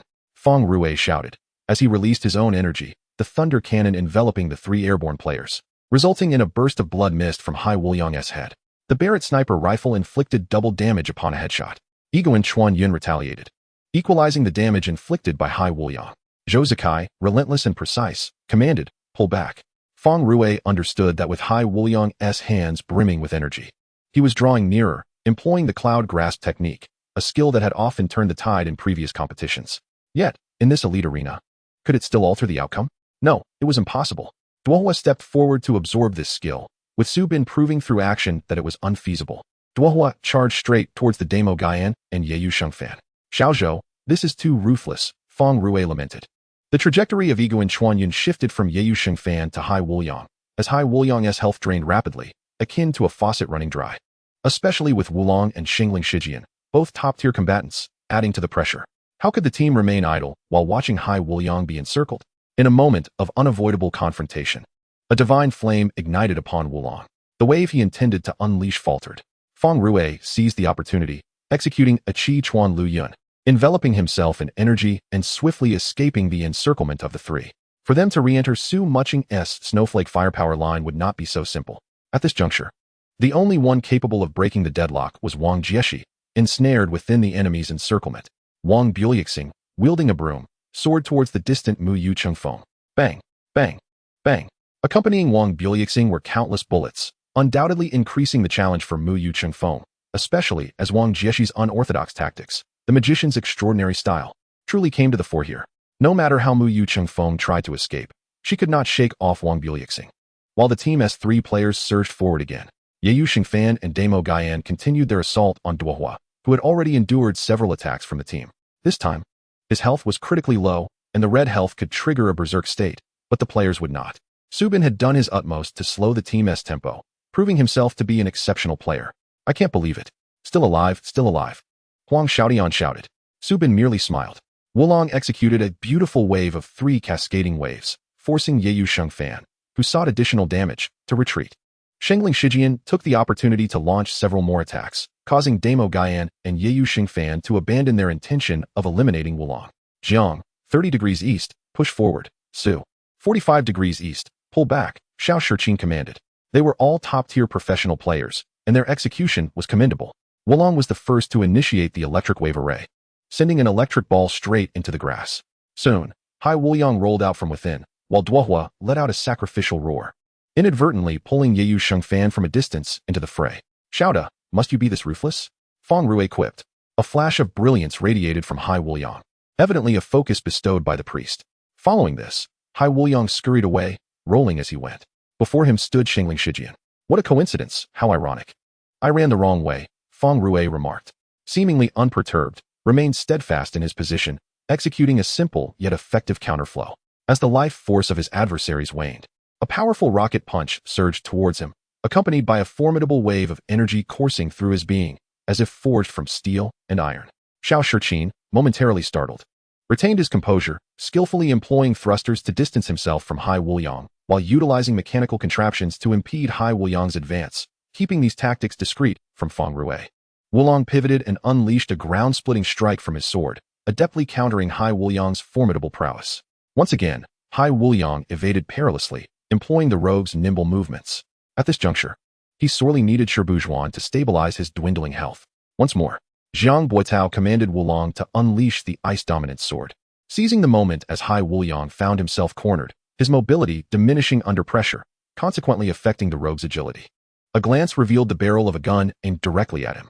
With a resounding bang, a volley of bullets erupted, not merely a single projectile but a barrage, striking Hai Wuliang with brutal force. Feng Rue, acutely aware of the need to vacate the battlefield without delay, maneuvered Hai Wuliang accordingly. Yet, Zhou Zikai had no intention of allowing his escape. Utilizing the limited physical techniques available, Yichang Chuanyun restrained Hai Wuliang. "Step back. I am about to unleash my full potential," declared Feng Rue. "Then let me witness your true strength," Jiang Buotao replied. Wuliang raised his hand, summoning a fiery wave, immediately followed by Yichang Chuanyun's bullets. There was no evasion for Hai Wuliang against this assault. Despite the protective effects of steel and iron, his health diminished only slightly as he approached Yichang Chuanyun, rapidly marking him, followed by a dazzling flurry of strikes at the opportune moment. Countless energy blasts surged towards Yichang Chuanyun as an equal number of bullets penetrated Hai Wuliang's form. "I'm coming," shouted the sly Feng. Huang Xiaodian unleashed a three-part strike towards Wuliang, who deftly parried the attack with his sword. A thunderous sound resonated from the direction of Shengling Mie, unmistakably heralding the arrival of Han Wenqing. At present, the healthiest among them was still Ye Xiu Fan, possessing 60% of his health, while Hai Wuliang stood at 26% and Damo Guyan at 42%. In stark contrast, the opposing team's knight was reduced to a mere 10% health. Yet they lacked the opportunity to eliminate a single adversary, with none of their members falling below 50%. A rapid draw and slash emerged from Ye Xiu Fan. Yichang Chuanyun leapt back, and a flurry of bullets rained down upon him. Wuliang executed yet another area attack, the ground-splitting wave sword. Hai Wuliang extended his hand, gliding momentarily in midair as an energy shield materialized. The glow of the shield rapidly dimmed under the relentless onslaught from the opposing team, ultimately vanishing completely. With the aid of teammates, the once visible Hai Wuliang swiftly reverted to a more evasive stance. "Retreat," Zhang Xinjie commanded succinctly, his orders both clear and precise after assessing the battlefield. As Hai Wuliang gathered all his energy within his palms, a torrent of energy surged downwards, allowing Ye Xiu Fan and Damo Guyan to escape amidst the chaos. Wang Shijia, witnessing this, maneuvered Wang Buliexing to withdraw from the pressure exerted by Mu Yu Chengfeng. Yichang Chuanyun continued to restrain Mu Yu Chengfeng and Shibu Zhuan, while Wang Buliexing approached Hai Wuliang, relentlessly striking him with a broom. "Press on," Xiao Shiqin urged, questioning why they did not concentrate their fire on Hai Wuliang, as doing so would alleviate Zhang Xinjia's burden significantly. Previously, due to Wang Jieshi's continuous pressure on Su Muqing and Zhang Xinjia, the latter struggled to find opportunities to heal. Reducing pressure on Zhang Xinjia while focusing fire on Hai Wuliang could provoke a significant backlash against their team, which lacked healing support. Such a scenario would be disastrous. It was imperative to compress the healer's influence to amplify the team's advantage. Upon recognizing this strategy, Zhang Xinjia understood and requested Huang Xiaodian and Han Wenqing to provide cover. While he prepared to heal Hai Wuliang, Xiao Shiqin and Wang Jieshi coordinated their efforts against the elusive Feng Rue. At this moment, Feng Rue's only thought was to fight and retreat, leaving no room for hesitation. Wang Jieshi, however, would not grant him such an opportunity, striking at Hai Wuliang with his broom. With a swift energy blade, Hai Wuliang countered, directing an energy slash towards the airborne Wang Buliexing. Wang Buliexing's sword passed, while Hai Wuliang executed another explosive energy blast. Simultaneously, Hai Wuliang leapt again, unleashing a torrent of energy from his palms. Wang Buliexing narrowly avoided the attack, as Shengling Mie retrieved mechanical rotors from his box, ascending into the air. "Not yet, not yet," Feng Rue cried out, as Hai Wuliang unleashed another powerful strike. But it barely diminished the health of the two combatants, each at 10%. As for himself, his health had plummeted from 26% to 13%. "Run." Hai Wuliang rolled away. At that moment, flames ignited around him, the sacred fire. Wang Buliexing and Shengling Mie remained immobile. Ye Xiu Fan and Damo Guyan seized a fleeting opportunity, executing a sudden healing spell, restoring a portion of Hai Wuliang's health. A surge of healing energy invigorated the team, raising Hai Wuliang's health to 15%. Although his health line had improved, the main influence remained with Wang Buliexing and Shengling Mie. When he finally returned to formation, Hai Wuliang was left with a mere 5% health. Su Bin, upon seeing this, resolved to take action.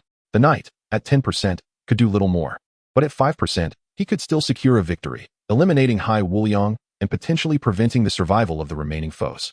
However, Hai Wuliang could recover and reclaim control of the battle, while he could not. Thus, a radiant aura enveloped Du Hua, as the knight's spirit ignited. With shield raised, he leapt towards Hai Wuliang, a just and brave leap, charging directly at Hai Wuliang. Clang! The sound that echoed was not one of Hai Wuliang being struck, but rather the clash of swords. Ye Xiu Fan had expertly parried the blow. Not enough. Su Bin unleashed another Crusader's judgment. A sword struck Ye Xiu Fan, while a second sword charged towards Hai Wuliang with great speed. The third sword landed onto Mo Guyan, and the fourth sword dealt a blow that reduced Hai Wu Liang's health by a mere 9%. With only 5% health remaining, Hai Wu Liang faced a sixth and seventh sword, both of which were skillfully blocked by Ye Xiu Fan, who used his body as a shield. The eighth sword was deflected by Da Mo Gu Yan, while the ninth sword came alarmingly close to Hai Wu Liang. In that moment, a sudden large healing spell was cast upon Hai Wu Liang, restoring him from 5% health to 14%. He swiftly turned and bestowed a sacred light upon Du Hua, seizing the opportunity for Ye Xiu Fan to unleash several skills, successfully eliminating Su Bin. Bang! A Barrett sniper rifle shot soared towards Hai Wu Liang's head. Timing was impeccable, and the damage was undeniable. It aimed to take him down without any justification. Encased in a surge of energy, Hai Wu Liang evidently activated Qi Zhuan Lu Yun, sweeping his hands from above his head to either side, casting out a Qi shield. The shield was instantly shattered, and with a leap, buoyed by a speed boost, Hai Wu Liang managed to intercept the Barrett sniper shot, not with his head, but with his body. The damage registered at 12%. Now only 2% health remained. Hai Wu Liang pressed forward, dangerously close to Yichang Chuanyun. Yichang Chuanyun immediately aimed his gun at him. Just a few shots would suffice to end his life. In a flash, Hai Wu Liang struck Yichang Chuanyun twice, reducing his health to 1%. With a series of decisive strikes, he unleashed a brilliant flare burst. Bang! Bang! Bang! At that critical moment, Zhang Xian Jie provided a healing spell to Hai Wu Liang, enabling him to complete his ultimate move. Qigong explosion erupted with energy, surging onto Yichang Chuanyun, yet in the chaos of incoming attacks, Hai Wu Liang was ultimately slain. This Qigong explosion deducted 20% health from Yichang Chuanyun, while a message appeared on the public screen. My golden right hand is indeed formidable. As the team eliminated Hai Wu Liang, they also lost Du Hua. The remaining characters on the battlefield were nearly equal in health, with the lowest being Ye Xiu Fan, who had 46% health left. At this moment, Wang Bu Luxing was indeed pressuring Mu Yucheng Feng and Shibu Zhuan. If the timing was not ideal, not only would Ye Xiu Fan survive, but Wang Bu Luxing could also find himself in peril. Now was the time for concentrated fire. Yichang Chuanyun's dual gun sparked as bullets rained upon Ye Xiu Fan. Reacting swiftly, Ye Xiu Fan flicked his body, summoning 8 sword shadows. In that instant, the team members could not discern which was the real Ye Xiu Fan and resorted to probing with their skills. Wu Lang was the first to cast the Ice Creation Wave Sword, while Sheng Ling Mie employed a martial arts skill. Suddenly, Xiao Shiqin realized and exclaimed, Xiao Zhou. Be careful. Too late, Sheng Longzhan. Huang Xiaotian shouted, as one of the Ye Xiu Fan figures charged at Yichang Chuanyun. Zhou Zeikai voiced his confusion. I miscalculated the distance. Huang Xiaotian reacted, but Zhou Zeikai would not afford him the chance to adjust. Immediately, light and shadows flickered around Ye Xiu Fan. His sword lunged forward, his form falling like a shooting star, meteor style, the swiftest technique. Yichang Chuanyun rolled backward, raising his guns to fire wildly. On the battlefield, bullets flew chaotically, with most striking Ye Xiu Fan, while some were redirected towards the arriving Daemo Gu Yan. Daemo Gu Yan stood firm, undeterred, his form vibrating with steely resolve.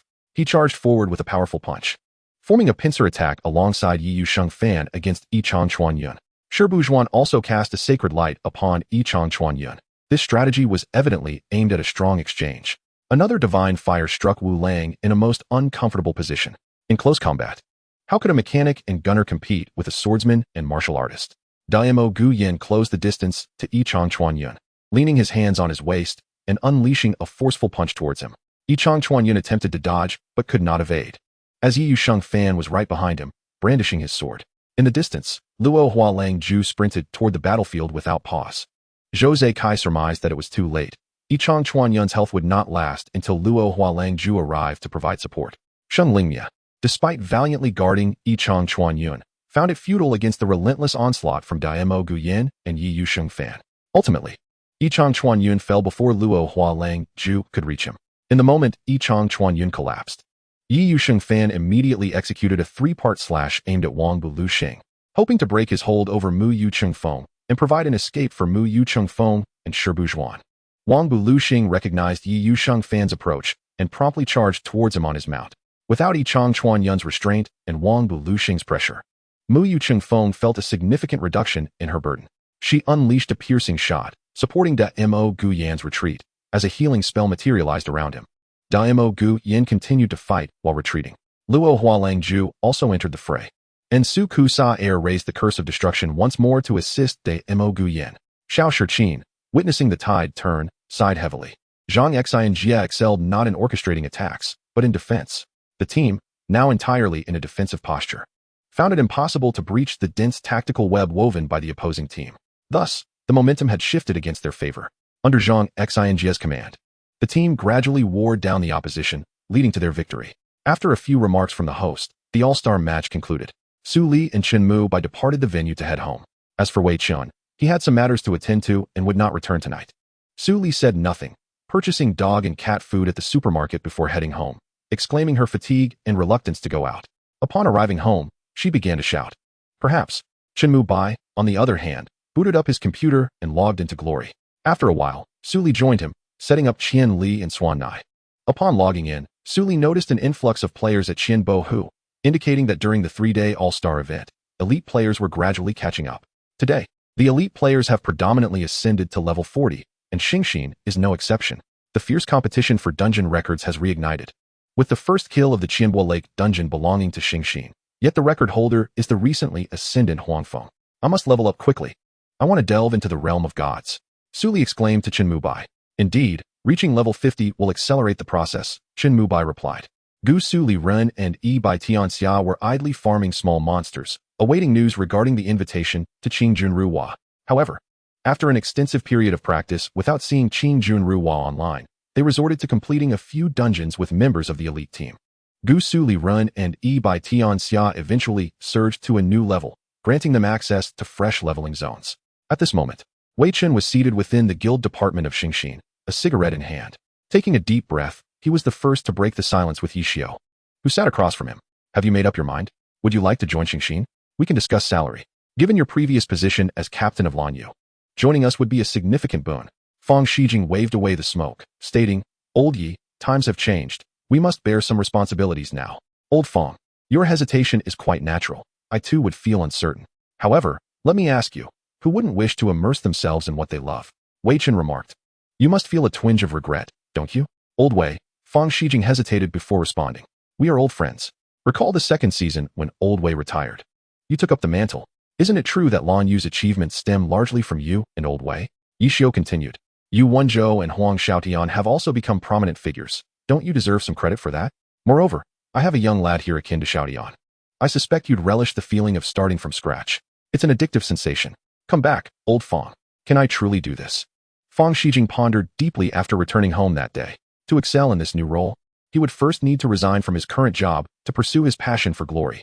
Yet, this was not the past. He could not provide an answer so decisively. Daily necessities require money, and is it worth it merely for love? Does the guild genuinely need me? There are countless responsibilities I must shoulder. Can I truly manage this? Starting from scratch, Glory, are you willing? This question echoed persistently in his mind, yet was drowned out by an inexplicable force. I do not wish to leave behind regrets. I yearn to immerse myself in glory. I cherish glory. Let me conclude my past. It must be said, a man remains youthful at heart until death, always swept away by the fervor within. Yet, there is no room for regret. Very well, Fang Shijing finally resolved to remain, for he preferred a career intertwined with glory over his current occupation. Emitting his final brilliance is a privilege each retired glory player deserves, and he was no exception. He simply did not wish to burden Lan Yu any longer, choosing instead to retreat from the competitive scene like Wei Chen. Welcome to Xingxin. Ye Xiu greeted Fang Shijing with a smile. I will return home to organize my belongings and come back in a week, Fang Shijing replied calmly. Go ahead, Wei Chen said, taking a drag on his cigarette as he logged into glory. Welcome to glory. Meanwhile, Qing Junruhua had also reached level 40. Upon noticing Gusu Liren and Yi Bai Tianxia had surpassed level 40, he promptly invited them into the new dungeon. This new dungeon offered rare materials for upgrading Yi Xingchen and Bai Zhou Wanya. With Ye Xiu's guidance and Wei Chen's leadership, they encountered no obstacles and commenced a casual conversation. Where will you be spending the new year? Su Li inquired while battling monsters. I will probably celebrate at my sister's. Chen Mu Bai replied. What about you, old Wei? Su Li pressed on. I, of course, will be going home for the new year. Why? Are you not returning home? Wei Chen responded. I will see, Su Li said. Since the rift with Su Cheng, Su Li had rarely returned home for the new year. Having spent the last few years away, his sister had continuously urged him to return, yet he could not bring himself to do so. Feeling a barrier that he could not cross, everyone hoped for Su Li's father to support him in pursuing a professional career, a path he had never discussed with Su Cheng. Su Li felt a sense of pride. He often reflected on why he did not intervene during their argument, which ultimately led to his parents' separation, leaving his mother unreachable. Aside from earning money through playing on behalf of others and selling cheats, Su Li also received over 10,000 yuan each month from Su Cheng. Although his actions had strained his relationship with his father, Su Cheng still cared for him in his own way. The new year, the reunion dinner. Only in the presence of family can one truly celebrate the occasion. For these past years, Su Li had spent the new year alone in this home. Chen Mubai returned to his family, so why couldn't Su Li do the same? Focus on leveling up. Once you overcome the challenges in the realm of gods, you will have plenty to keep you occupied, Wei Chen chuckled. Indeed. Su Li and Chen Mubai echoed in unison. After a while, they completed the Yu and Forest Dungeon, and Wei Chen received news that Qianbo Lake had appeared. He quickly summoned everyone to rush towards Qianbo Lake, and naturally, Su Li and Chen Mubai were also called upon. Have you returned? A voice called, contacting a young woman. I have returned. Dad, is my brother coming home for the new year this year? A clear and melodious voice responded. That kid Su Li? How would I know? A deep voice replied. This was none other than Su Li's sister, Su Yaoyao, conversing with their father, Su Cheng. Honestly, I haven't seen my brother in ages. Dad, why did you and my brother argue? Wasn't he performing well in school? Is it just because he opposed you gaming? Or is it because of mom? Now we don't even know his whereabouts, Su Yaoyao lamented. Why concern yourself with that kid? Worst case, just the two of us will celebrate the new year. Su Cheng retorted. Dad, your relationship with him is still so strained. I don't care. I want to see my brother. Su Yaoyao insisted with unwavering determination from her seat in the car. Unbeknownst to me, the bond between you and your brother is quite profound, compelling you to distance yourself from my side in search of him. Su Cheng chuckled. Alas, with mother gone, it is merely you and my brother left. Su Yaoyao smiled, adding that it had been quite some time since she last saw her brother, and with the new year approaching, it was only natural to miss him. Focus on your studies for now. Once the final exams conclude, I shall take you to see him, Su Cheng declared, demanding. Bring that rascal back. Hee, I promise to fulfill the mission. Su Yaoyao replied. You attend to your matters. I shall return shortly, Su Cheng said with a smile. Drive safely, Su Yaoyao cautioned. After hearing the familiar sound of the car horn, she set her phone down. After a moment's contemplation, she picked up a pen and began her homework. Chapter 38. No destruction, no establishment. I shall take my leave now, Xiao Li, Chen Mubai said, lifting his suitcase as he addressed Su Li. Off you go. Remember to send my regards to Mu Shui. Su Li waved his hand. With a thud, the door closed, restoring silence to the room. Su Li glanced at the calendar. The new year was fast approaching, and once again, he would be alone. Wei Chen had already departed for his hometown before Chen Mubai, and all those who needed to leave had done so, leaving only Qian Li and Su Li behind. Qian Li lay at Su Li's feet, while Su Li scribbled notes in his notebook. As the third character in the game to reach level 50, there was still much to accomplish, such as tackling dungeons, strategizing for upgrading silver weapons, and adhering to Wei Chen's training regimen. Quite fulfilling indeed. Su Li reassured himself. Isn't that right, silly dog? He nudged Qian Li with his foot. Wong, wong, wong. Qian Li barked, leaping up to nuzzle against Su Li. Su Li reached out, petting Qian Li before embracing him and drifting off to sleep. In his dreams, Su Yaoyao persistently knocked on the door, calling out, Brother, I have come to take you home. Father and I have been waiting for you. Thus, Su Li awakened with a start. Gasping for air, the doorbell rang incessantly, as if it would not cease until he opened the door. Dressed in slippers and bleary-eyed, he opened the door. Brother, Su Yaoyao exclaimed, her arms outstretched as she rushed to embrace him. Caught off guard, Su Li was enveloped in her hug. What brings you here? He inquired. I simply missed you, brother. Su Yaoyao replied, looking around. Is this where you live? It's beautiful and luxurious. Oh, and Qian Li is here too. What a good dog, let me pet you. Qian Li approached, rubbing his head against Su Yaoyao's hand. Look at you. Su Li chuckled. Did you come alone? You mean father? Su Yaoyao giggled. You still care about him, don't you? Enough with the nonsense. Where has he gone? Su Li asked, exasperated, throwing up his hands.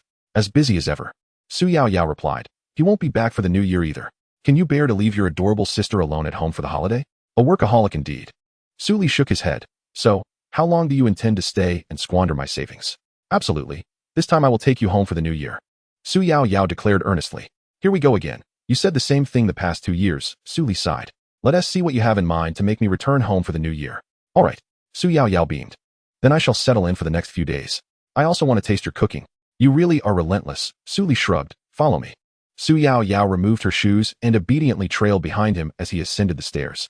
Will you sleep in my room or another? In your room, of course. She answered without hesitation. Fine, then I'll take the other room. Here, this is my room. Su Li led her into his neatly arranged room, which exuded a subtle fragrance. On the desk lay 2 conspicuous notebooks. What is this? Su Yaoyao inquired, flipping through them. Night Star Sword Blade, Sword Hilt. What are these? Silly. This is from the game. Su Li ruffled her hair. All right, I don't understand. Can you show me the other rooms?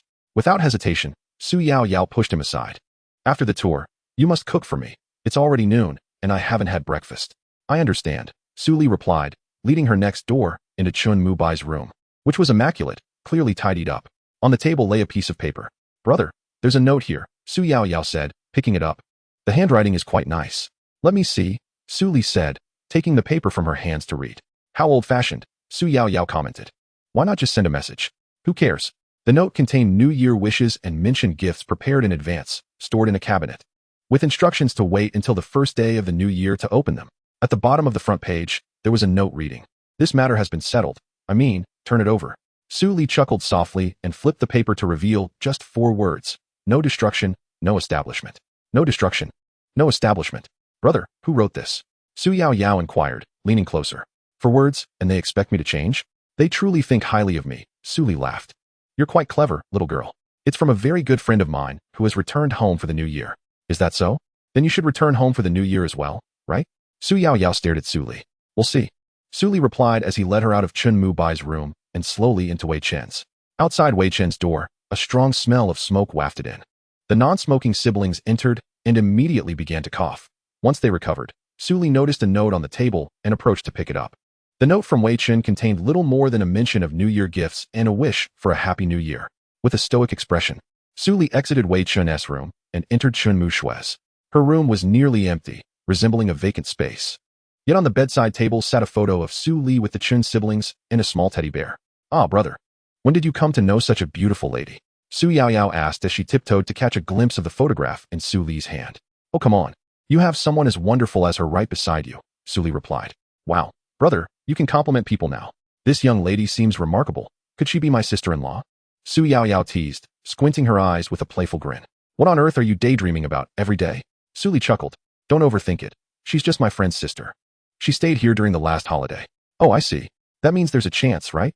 Proximity brings opportunity. Su Yao laughed heartily. Meanwhile, Chen Muxue had officially begun her holiday.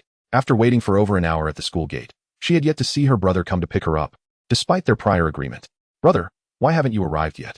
Chen Muxue exclaimed, feeling a bit frustrated. Such a fool. A classmate waved goodbye to her. See you next semester.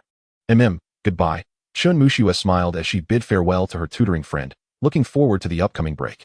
Chun Mubai had informed her that he would be celebrating the new year here and promised to pick her up, yet after half an hour, he still had not appeared. As she prepared to leave with her suitcase, she heard someone calling her from behind. Muxue. Chun Mubai called out with a warm smile. You're finally here. If it were anyone else, they would have been furious by now. Chen Muxue pouted at him.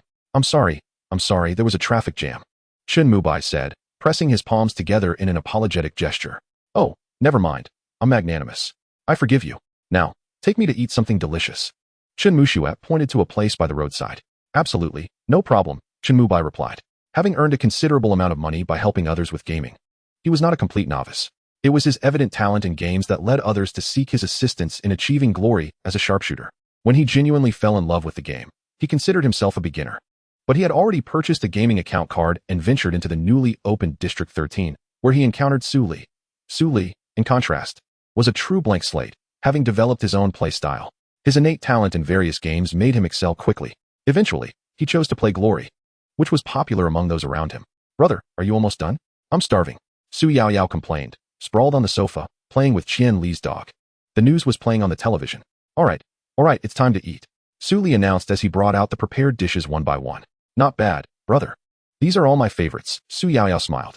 Then be sure to eat plenty. Su Li chuckled back at her. Yes, I will complete my mission. Su Yao saluted playfully before sitting down to eat. Su Li observed her ravenous appetite with amusement and began to eat as well. On the television, the news reported, according to relevant sources, Su Cheng, chairman of the group, intends to invest in Glory, and related work has already commenced. Let us interview Chairman Su. Mr. Su, what opportunity prompted you to consider investing in Glory? A reporter inquired.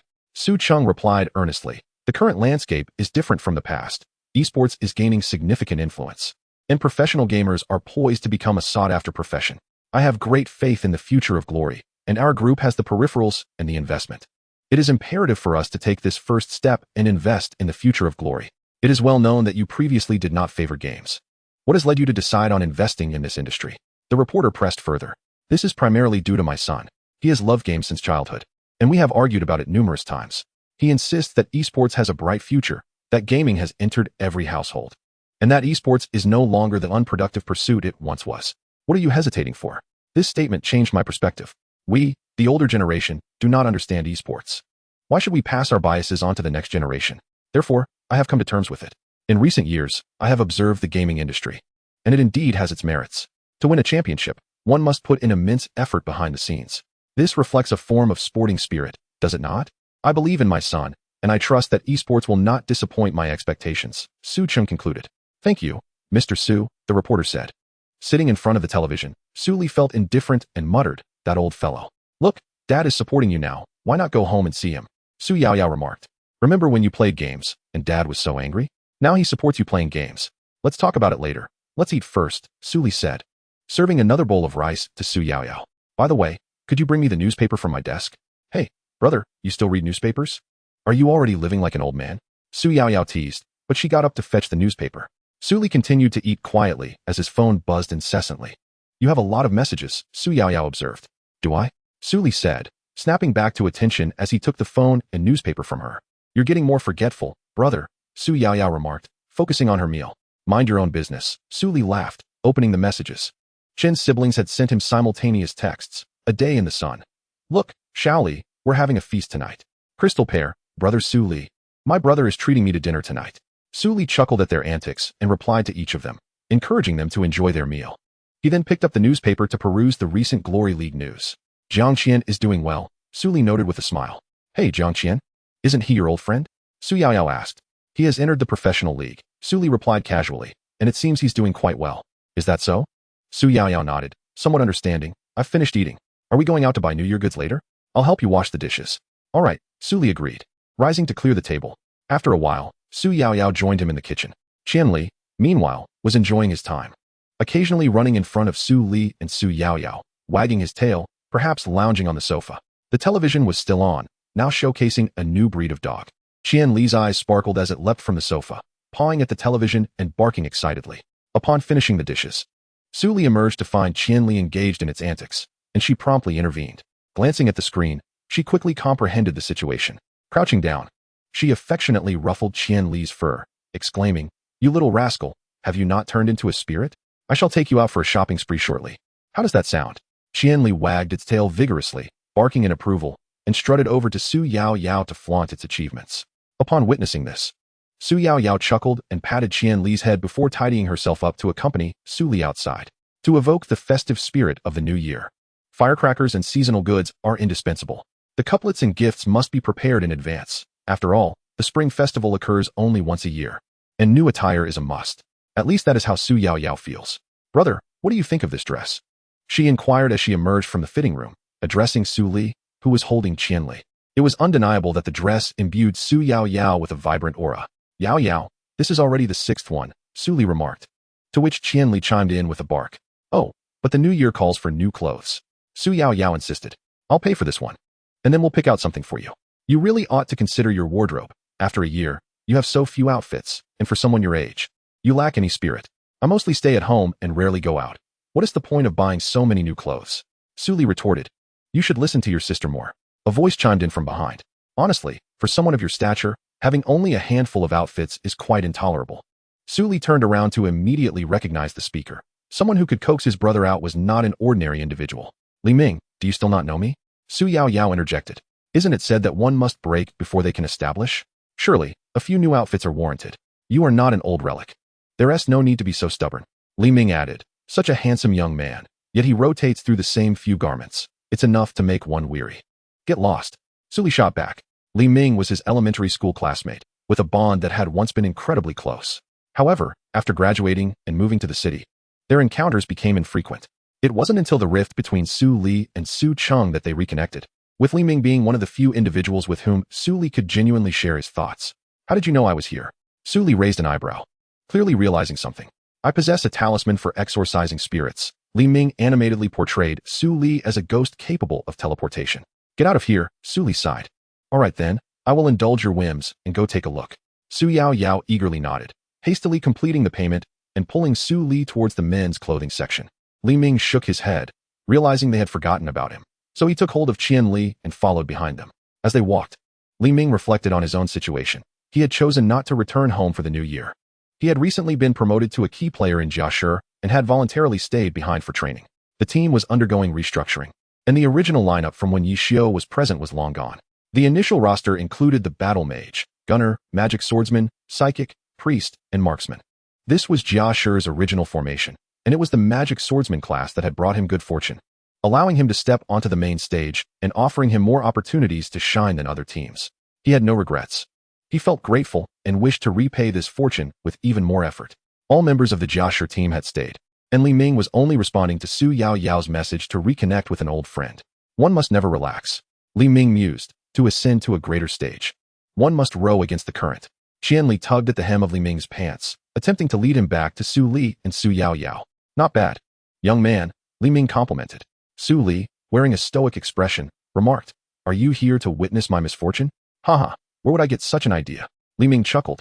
I am being sincere. Get lost, Su Li retorted, inquiring why Li Ming hadn't gone home for the new year. I had matters to attend to and did not return, Li Ming replied. Before Su Li could respond, Su Yao forcefully ushered him into a fitting room with another dress. Having a sister to take care of you is quite beneficial. Why do you seem so discontent? Li Ming's voice, too soft to reach Su Yao, trailed off as he led Qian Li outside and settled on a stone bench beneath the street lamp. When Su Li finally emerged, half an hour had passed. He was laden with bags of clothing, prompting Li Ming to grin even wider. Who would have thought I would see you in such a disheveled state today, haha. Watching from the sidelines, are we? Su Li quipped, too bad none of this is on my card. Isn't that normal? Li Ming laughed, it belongs to the Su family. Besides, I am taking care of Qian Li, so the effort I put in is worth more than any money you could offer. Oh dear brother, these outfits truly showcase my taste, Su Yao chimed in. Come on, let us hurry and buy the New Year's goods. Su Li smiled, looking at Li Ming, who had remained home this year, and felt a twinge of guilt at the thought of leaving him behind. Haha, then I shall graciously accept your invitation, Li Ming said with a laugh. Let us go, Qian Li, we shall feast on your master. I agree, I also want to feast on my brother. Su Yao enthusiastically echoed, grabbing the leash from Li Ming's hand and marching ahead. Watching her retreating figure, Su Li turned to Li Ming and said, this should lend a hand, right? This little girl truly has no concept of weight when it comes to buying so many clothes. She is still young, Li Ming replied, taking half of the bags from Su Li. Will you be going home for the New Year this year? No, Su Li said, perhaps next year. Would you care to join us for the New Year's Eve dinner? What a splendid idea. Truly a testament to your brotherly wisdom. Haha, Li Ming responded. This year, Li Ming had not returned home, and being alone felt particularly desolate. Had Su Li remained, it would have been different, filled with warmth. Let us go, Su Li urged. Keep up with the younger crowd. Li Ming lightly acknowledged him and moved forward. A few minutes later, Su Yao's figure came into view, her arms laden with numerous items. Even Qian Li was carrying several shopping bags in its mouth. How terrifying, Su Li and Li Ming both exclaimed in unison. In another location, others were expressing similar sentiments. How terrifying indeed. Chen Mubai carried a large bundle of items and gazed at Chen Muxue, who was wandering about, sighing. Although Chen Muxue had not purchased as many goods as Su Yao, it was Chen Mubai alone who bore the burden. Truly a case of having the heart, but lacking the strength. Alas, it is not yet over. Chen Mubai resolutely returned to Chen Muxue's side. By the time Su Li returned home, it was already quite late. Su Yao had long since finished her evening routine and gone to bed, leaving only one person and a dog in the living room. Qian Li, being a husky, had also succumbed to Su Yao's charm, lying at Su Li's feet, appearing particularly fatigued. At this moment, Su Li had entrusted his character to a leveling service, as it seemed he had little time to play these days. Without hesitation, Su Li decided to delegate the task. He jotted down his thoughts on the leveling strategies for Ye Xiu and Bai Zhou Wanya, who had both reached level 45, and then went to sleep. Brother, wake up. Look, the DNGDR effect, Su Yao exclaimed. Above the city, sunlight poured down through the gaps in the clouds like a cascading waterfall, breathtakingly beautiful. However, during the propagation of light, when it strikes particles much larger than the wavelength of the incident light, reflection occurs. If the particles are smaller than the wavelength, scattering happens. The light that radiates around the microparticles is known as scattered light or milk light. The DNGDR effect is merely a phenomenon of light scattering or milk light. Why the astonishment? Su Li, still bleary-eyed, replied, really, you lack a sense of humor. When will you find a girlfriend? Su Yao pouted. Let me sleep a little longer. Su Li turned over on the sofa. Get up. It's time for breakfast. Su Yao nudged him. Ultimately, Su Li had no choice but to rise. Su Yao remarked. Brother, Why are you sleeping on the sofa? Do you want to sleep with me? Stop right there. Su Li immediately interrupted her. Oh, come on. We used to sleep together when we were kids, Su Yaoyao said with a beaming smile. Not a chance. I'd rather sleep on the sofa. Su Li once again halted her words. Hearing this, Su Yaoyao felt it was rather dull that she could not tease him. All right, brother, I was just joking, she said, sticking out her tongue. How about you sleep on the floor? I worry you'll stay up late. Fine, Su Li reluctantly agreed. Let us go have breakfast. Su Yaoyao smiled. Seizing the opportunity, Su Li decided to buy the dog food he had been thinking about for Qian Li yesterday. The two quickly tidied themselves before heading out. The DNGDR effect that had just appeared was now nearly dissipated, which Su Yaoyao found somewhat regrettable. However, Su Li hurried towards the breakfast shop, adeptly ordering several dishes before sitting down. With the new year approaching, few breakfast establishments were open. Fortunately, the one Su Li favored was still in business, perhaps because it was located in his hometown. Upon entering, Su Li noticed that Su Yaoyao's phone was vibrating incessantly. Your phone keeps ringing. Aren't you going to answer it? He asked. Realizing, Su Yaoyao quickly picked it up and pointed at the phone, saying, It's Dad. With an expressionless face, Su Li replied, Answer it, on speaker. As soon as Su Yaoyao picked up, Su Cheng's voice resonated. Yaoyao. Have you arrived at your brother's place? How is that boy? Pretty good, Dad. You didn't call for just this, did you? Well, this year I won't be coming home for the new year. I have some matters to attend to out of town. I need to discuss a project. If you're going back, remember to do your homework and take care of yourself. I've transferred some money into your account.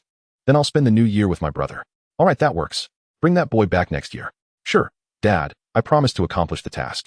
Have fun with your brother, but remember to study hard. Okay. The call ended with the sound of a dial tone. Su Yaoyao looked at Su Li with excited eyes, while Su Li, listening to the conversation, could only shake his head helplessly. Yay! Su Yaoyao exclaimed, but her excitement was interrupted by the boss's voice. 2 bowls of mixed noodles and a steamer of dumplings. The boss cheerfully placed the breakfast before them and inquired, Oh, a new face? Yes, boss. I'm Su Li's sister. My name is Su Yaoyao, she replied with a bright smile. Why haven't you brought your sister here before? The boss asked. Usually, these young girls are busy with school and not in the city. This year, she's here to have some fun, Su Li explained. My brother and I have a great relationship. We've always been open with each other, Su Yaoyao said with a mischievous grin. Really? The boss asked with a serious tone, adjusting his glasses. Haha, she's just joking, Su Li said with a wry smile. That's not the case. Oh well, enjoy your meal, the boss said before walking away. Chapter 40. New Year activities. When we were young, you were quite clingy. I couldn't shake you off, Su Li remarked while eating his noodles. That's why I like my brother, Su Yaoyao replied. Therefore, keep our matters private, Su Li said earnestly. All right, I understand. I need to handle some matters later. You can head back first. For lunch, just grab something to eat, Su Li added. Okay, I got it, Su Yaoyao responded. Su Li nodded and went to settle the bill. The boss quietly remarked, You and your sister are quite the playful pair. Su Li shrugged, saying, Who could deny it?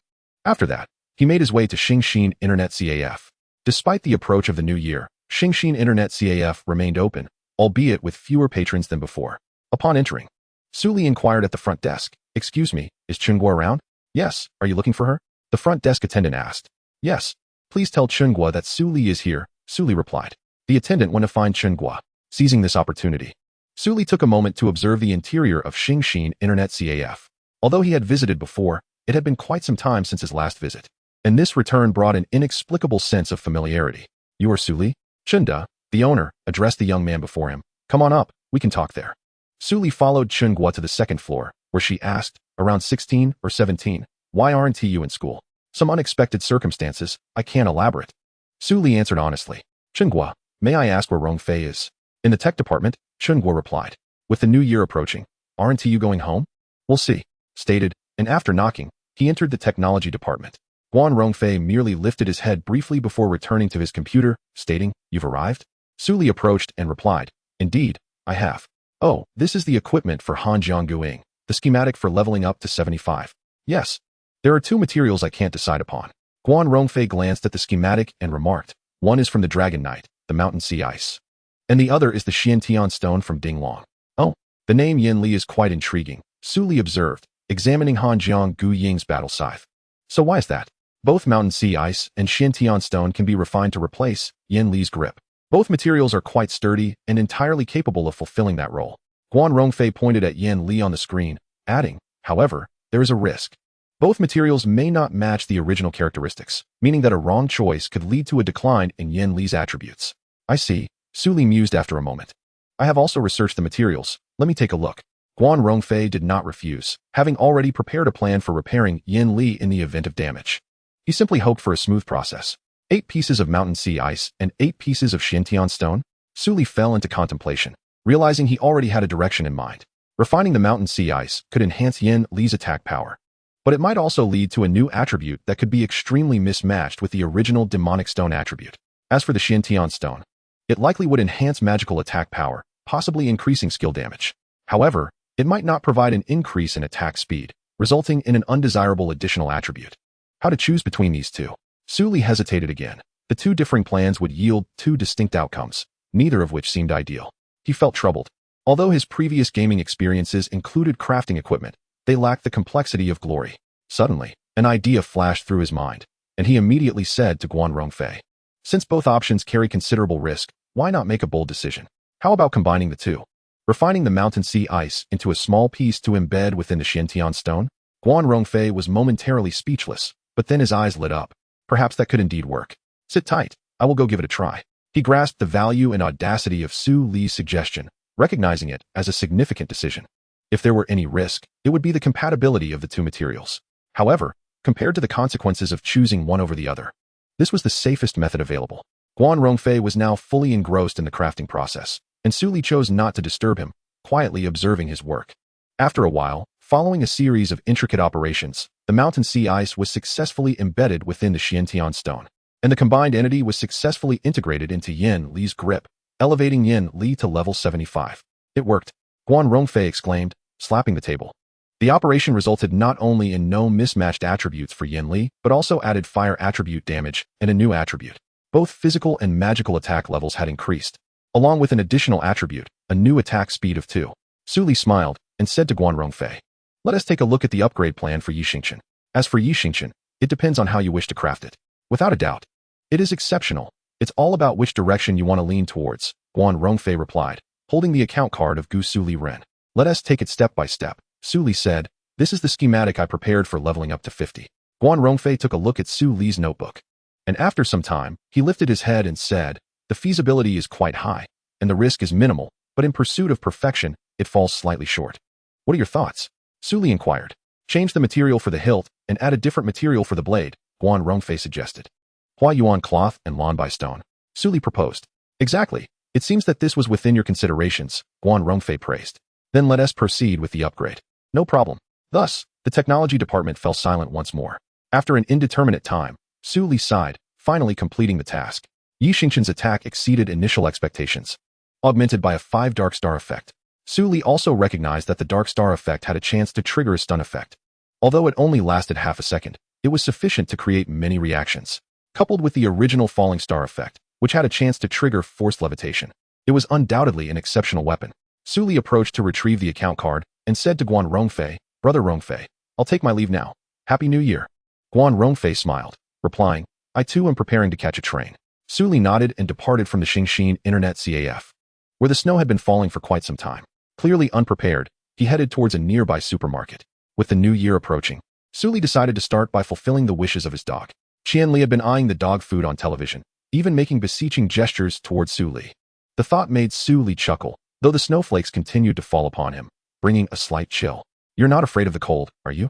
A person holding an umbrella approached Su Li. It's you, Li Ming, Su Li remarked, glancing over. I forgot to ask that day, what are you doing now? A student? Or something else? A professional player, Li Ming smiled, surprised. It's amusing. Everyone around me seems to have become professional players, Su Li laughed. Which team are you with? Xingxin? Or Jiashi? Jiashi, and I'm a core member, Li Ming replied. Oh, isn't Jiashi over 20 miles from here? Su Li questioned. Just a coincidence, Li Ming answered. Do I look like a 3-year-old? Su Li shot Li Ming a glare. Haha, just kidding. I happened to receive a discount coupon from this supermarket. Li Ming chuckled. Spend over 200 to get a 25 discount. Damn, why didn't I get that? Su Li teased. I am a person of great fortune, Li Ming declared. This was no jest. He had been directly promoted to a core member from Jiashi's training camp. Firstly, his chosen profession brought him luck, and secondly, his efforts caught Xiu Fei's eye, even leading to frequent discounts in daily life. Su Li, weary of debating with him, decided to enter the supermarket directly. So what shall we say? Li Ming pushed the shopping cart and inquired. You will pay, Su Li replied without hesitation. Tomorrow, Come to my house for the New Year's Eve dinner. Oh, this deal seems quite acceptable. Li Ming smiled. I will definitely arrive on time. Ah, you've managed to amuse me again. Su Li remarked as he picked up an iron rice bowl from the shelf and said, this suits you well. Haha, that grin of yours is rather unsettling. Su Li paused for a moment before saying, forget it, let us buy dog food and canned food. Agreed, Li Ming said, pushing the cart towards the pet section. From now on, we shall be rivals, Su Li whispered, watching Li Ming's silhouette. I'm back, Su Li announced as he returned home, carrying a large bag of goods. He found Su Yao Yao sprawled on the sofa, asleep with the television on. Su Li shook his head and softly remarked, this little girl has no idea she might catch a cold. He gently lifted Su Yao Yao and placed her on his bed, tucking her in before heading downstairs. Su Li approached the computer, powered it on, and logged into Glory. I can already undertake the tasks in the Divine Realm, he mused. Upon entering Glory, the Xinxin Guild channel was abuzz. Boss Gusu has arrived. Gusu Liren, Boss Gusu, someone is looking for you. You finally made it. They have been waiting for you for quite some time. Su Li inquired upon seeing the messages. What is going on? Wu Yuan Wu Hui is looking for you. Replied a guild member. Why do they seek me? Su Li asked, perplexed. They want to spar. You should inquire with them, came the response. Very well, Su Li said, opening his friends list and messaging Wu Yuan. What is up? We need 2 players for a team match and thought of inviting you, and you buy? Wu Yuan replied candidly. Which deity has summoned you to invite us? Su Li jested. To be frank, it's the esteemed Guo Mingyu, Lu Mingzhou interjected. That's impossible. Su Li stated plainly, Guo Mingyu has been retired for quite some time. If he were still in glory, his prowess would certainly attract the attention of every major guild. This isn't the all-star event. Lu Mingzhou chuckled. Indeed, such trivial tricks cannot deceive you. The truth is quite simple. We merely wish to engage in a match.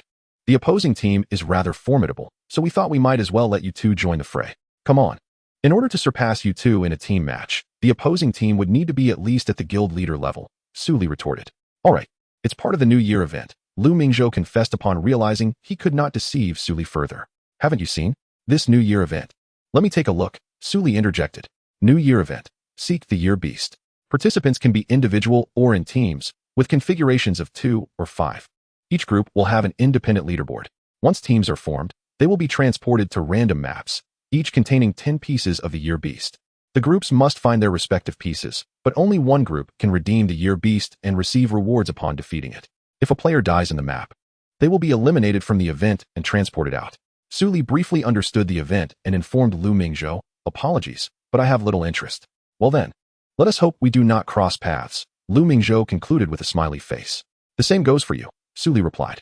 Chapter 41. Where is the retreat, fraudster? Su Li picked up his phone from the side and dialed Chen Mu Bai. Are you there? Su Li asked. I've answered the call. Are you there or not? Chen Mu Bai retorted, perplexed. About the New Year event, Su Li stated, log in quickly, we'll duo queue together. We just hit level 50, so we can enter the 45 to 50 area. What about the differing levels in the New Year event? Chen Mu Bai inquired. Of course, they will be divided into blocks. Every 5 levels constitutes a block, ensuring every player has a fair gaming experience. That's how Glory operates. Chen Mu Bai replied nonchalantly, I'm on my way. He then hung up the phone and logged into Glory. As for Chen Mu Shui, she was currently busy with her winter vacation homework. Welcome to Glory. Yi Bai Tianxia directly proceeded to the coordinates sent by Gusu Liren. His character, by Zhou Wanyi, was still at level 45, but that was of little concern as he firmly believed Su Li would assist him in gradually leveling up. He was one of the few players at level 50 in the new area, so entering the 45 to 50 zone posed no worries about level suppression. Moreover, his synergy with Su Li was impeccable, ensuring they would undoubtedly reap rewards from this event. Ah, you've arrived, Su Li exclaimed. What a given, Chen Mu Bai replied. Let us dive right in. All right then, Su Li grinned, sending a team invitation to Yi Bai Tianxia before entering the event map. The event map consisted of 4 interchangeable landscapes, and each character could only enter 5 times a day. It was likely a precautionary measure following the anomalies in the previous level rankings. This time, the map featured a snow festival scene. The wind howled, and snowflakes danced through the air, immersing players in the festive atmosphere. However, these beautiful illusions would not linger for long, as the true challenge was just beginning. Gusu Liren and Yi Bai Tianxia spawned at the map's boundary, surrounded by undulating snow pits and sparse forests, creating a breathtaking wintry vista. Su Li remarked, it looks quite splendid, though this outfit of mine is rather conspicuous. The professional attire worn by Gusu Liren contrasted starkly with the white snow, predominantly black, complemented by a blue-black-gold color scheme that made his weapon strikingly attractive. It's passable, Chen Mu Bai commented. Let us find the Year Beast. There are 10 fragments and 20 players, so competition will be fierce. There's no need to worry about that, Su Li countered. To me, it's merely a matter of seizing the wild resources. Isn't this about collecting materials to snatch the year beast? Chen Mubai queried. Nonsense. Think about it. With 20 players, the enemies are 18. We surely cannot win through brute force, so we must employ strategy. For instance, once they finish collecting, we can charge in to draw aggro and eliminate those two, making the year beast ours. We'll reap the benefits as the fishermen. You've completely adopted Wei Lauda's tactics, Chen Mubai remarked, as he prepared to hide in a bush with dual pistols drawn. Wait, Su Li interjected. It's better to find a spot where there are other players. In this place, we might wait in vain for someone to come along. Fair point. Let us move cautiously, Gusu Liren and Ye Xiu agreed, rising to head towards the New Year festival. As they walked, the system announced a message. Without regret, you have collected a fragment of the year beast. How annoying, Su Li remarked. This system is too underhanded to broadcast such things. You're not much better, Chen Mubai retorted. Since the enemy is aware of our presence, we shall remain hidden. Let us gather 5 fragments of the year beast before we make our move. However, we must be cautious not to attract attention. What a hassle, if we delay. We can only resort to seizing opportunities, and if we act too soon, we will face significant losses. Do we have enough potions and food? Chen Mubai inquired. Yes, we have sufficient supplies. Let us send a few players out first, Su Li replied. With that, Gusu Liren drew his sword and executed a 3-part slash towards a concealed player nearby. Upon recognizing the name, he laughed. President Ye Xiu, are you secretly in love with me for watching me so intently? Less chatter. Ye Xiu Hantan snapped, raising his shield and leaning forward to deliver a shield bash towards Gusu Liren. Gusu Liren leaped back, unleashing a chilling strike towards Ye Xiu Hantan. The sound of a clang echoed as his blade struck, leaving Ye Xiu Hantan momentarily stunned. Suddenly, a bullet from a distance soared towards Ye Xiu Hantan. He did not flinch, using his shield to deflect the incoming shots. A flash of white light enveloped Ye Xiu Hantan, restoring some of his health. Gusu Liren attempted to advance for another attack, but hesitated just before striking Ye Xiu Hantan. A blazing white flame ignited before Gusu Liren, nearly sealing his skills with the divine fire. Su Li chuckled. President Ye Xiu, you are quite cunning. You almost tricked me. Damn it, I didn't get to you at all. Ye Xiu Hantan fumed, realizing even the priestess had seen through his position. Left with no choice but to fight fiercely, Ye Xiu Hantan activated his knight's spirit and leaped, aiming to sever the connection between Ye Xiu and Gusu Liren. Who among us lacks awakened skills? Su Li jested. Gusu Liren, wielding the Night Star, radiated a powerful sword aura, launching a 360-degree attack. Ye Xiu Hantan's valorous leap was intercepted by Gusu Liren, leaving him vulnerable to the sword energy that swept through. Stunned, Ye Xiu Hantan found himself immobilized, a state Su Li would not let slip by. Gusu Liren raised his sword, striking at the defenseless Ye Xiu Hantan with an upward slash. What do you think, President Yi? Have I grown stronger? Su Li laughed, executing a series of combo attacks on the airborne Ye Xiu Hantan, just as the assault reached a point where contact seemed impossible. A stunning blow struck Ye Xiu Hantan. What the hell? He exclaimed, spitting blood as Yi Wei Yang found himself unable to cast even a single healing spell. Completely defenseless. Is it truly this formidable? He pondered, realizing the might of Yi Xiu. Typically, Su Li shone brightly, while Chen Mubai remained in the shadows. But if Chen Mubai were to take the lead, his skills would rival Su Li's. Was it so? Gusu Liren's brilliance often outshone the contributions of Yi Xiu, making it easy to forget that Yi Xiu was a powerful contender in his own right. I can't take it anymore. Nightstar swept through the air, delivering a decisive downward slash that left Ye Xiu Hantan reeling. How humiliating it was for a president to be so thoroughly dominated. Ye Xiu Hantan thought. The reality was undeniable. He and Yi Wei Yang were eliminated. Gusu Liren had slain Ye Xiu Hantan, while Yi Xiu had dispatched Yi Wei Yang. How shameless. The system even broadcasts when someone is killed, Su Li complained. Shortly after, several system messages appeared. Without regret, has slain Shan Wu Yuxing. Without grievance, has slain Luo Yungue. Without regret, has collected 5 fragments of the year beast. Those two have really struck gold, Su Li remarked. Now, without regret and without grievance possessed 2 fragments of the year beast, while the remaining fragments had been collected, leaving Gusu Liren with just 1. What do you think? Chen Mubai asked. A battle is imminent. What else is there to consider? Besides, we also have a fragment, Su Li replied. In urgent matters, we act slowly. In less pressing matters, we act swiftly. They wish to rush, but we shall play at our own pace. If they seek to battle the year beast, they must come to us. With our relaxed demeanor against their urgency, who will prevail? Naturally, we shall. Tension too tightly strung may snap, So we will play at ease, Suli expressed his thoughts. Surprisingly, that makes sense. Chen Mubai responded, astonished. I was taught by Wei Lauda, Suli replied, smiling even more brightly.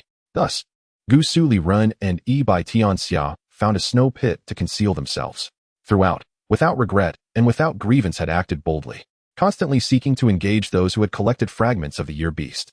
By the end, only 4 players remained. Without regret, without grievance, Gusu Liren and Yi Bai Tianxia. Stop hiding.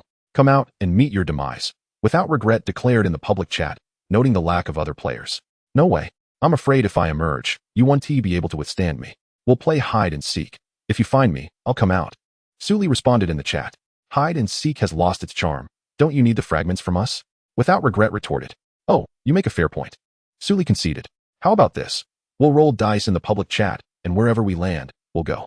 With that, without regret rolled the dice. 58. He announced. Suli then rolled. 98. Where are you? Without regret inquired. Didn't you notice I was silent when you rolled the dice? I had already guessed you would land on 58, hiding in ambush, Suli replied. Huh. I anticipated your move at 58 and 98 as well, without regret countered. Oh, I must be cautious now, Suli remarked. Neither spoke further, both realizing that Gusu Liren was likely nearby, just as Suli had suggested. After all, they had witnessed Su Li's cunning before.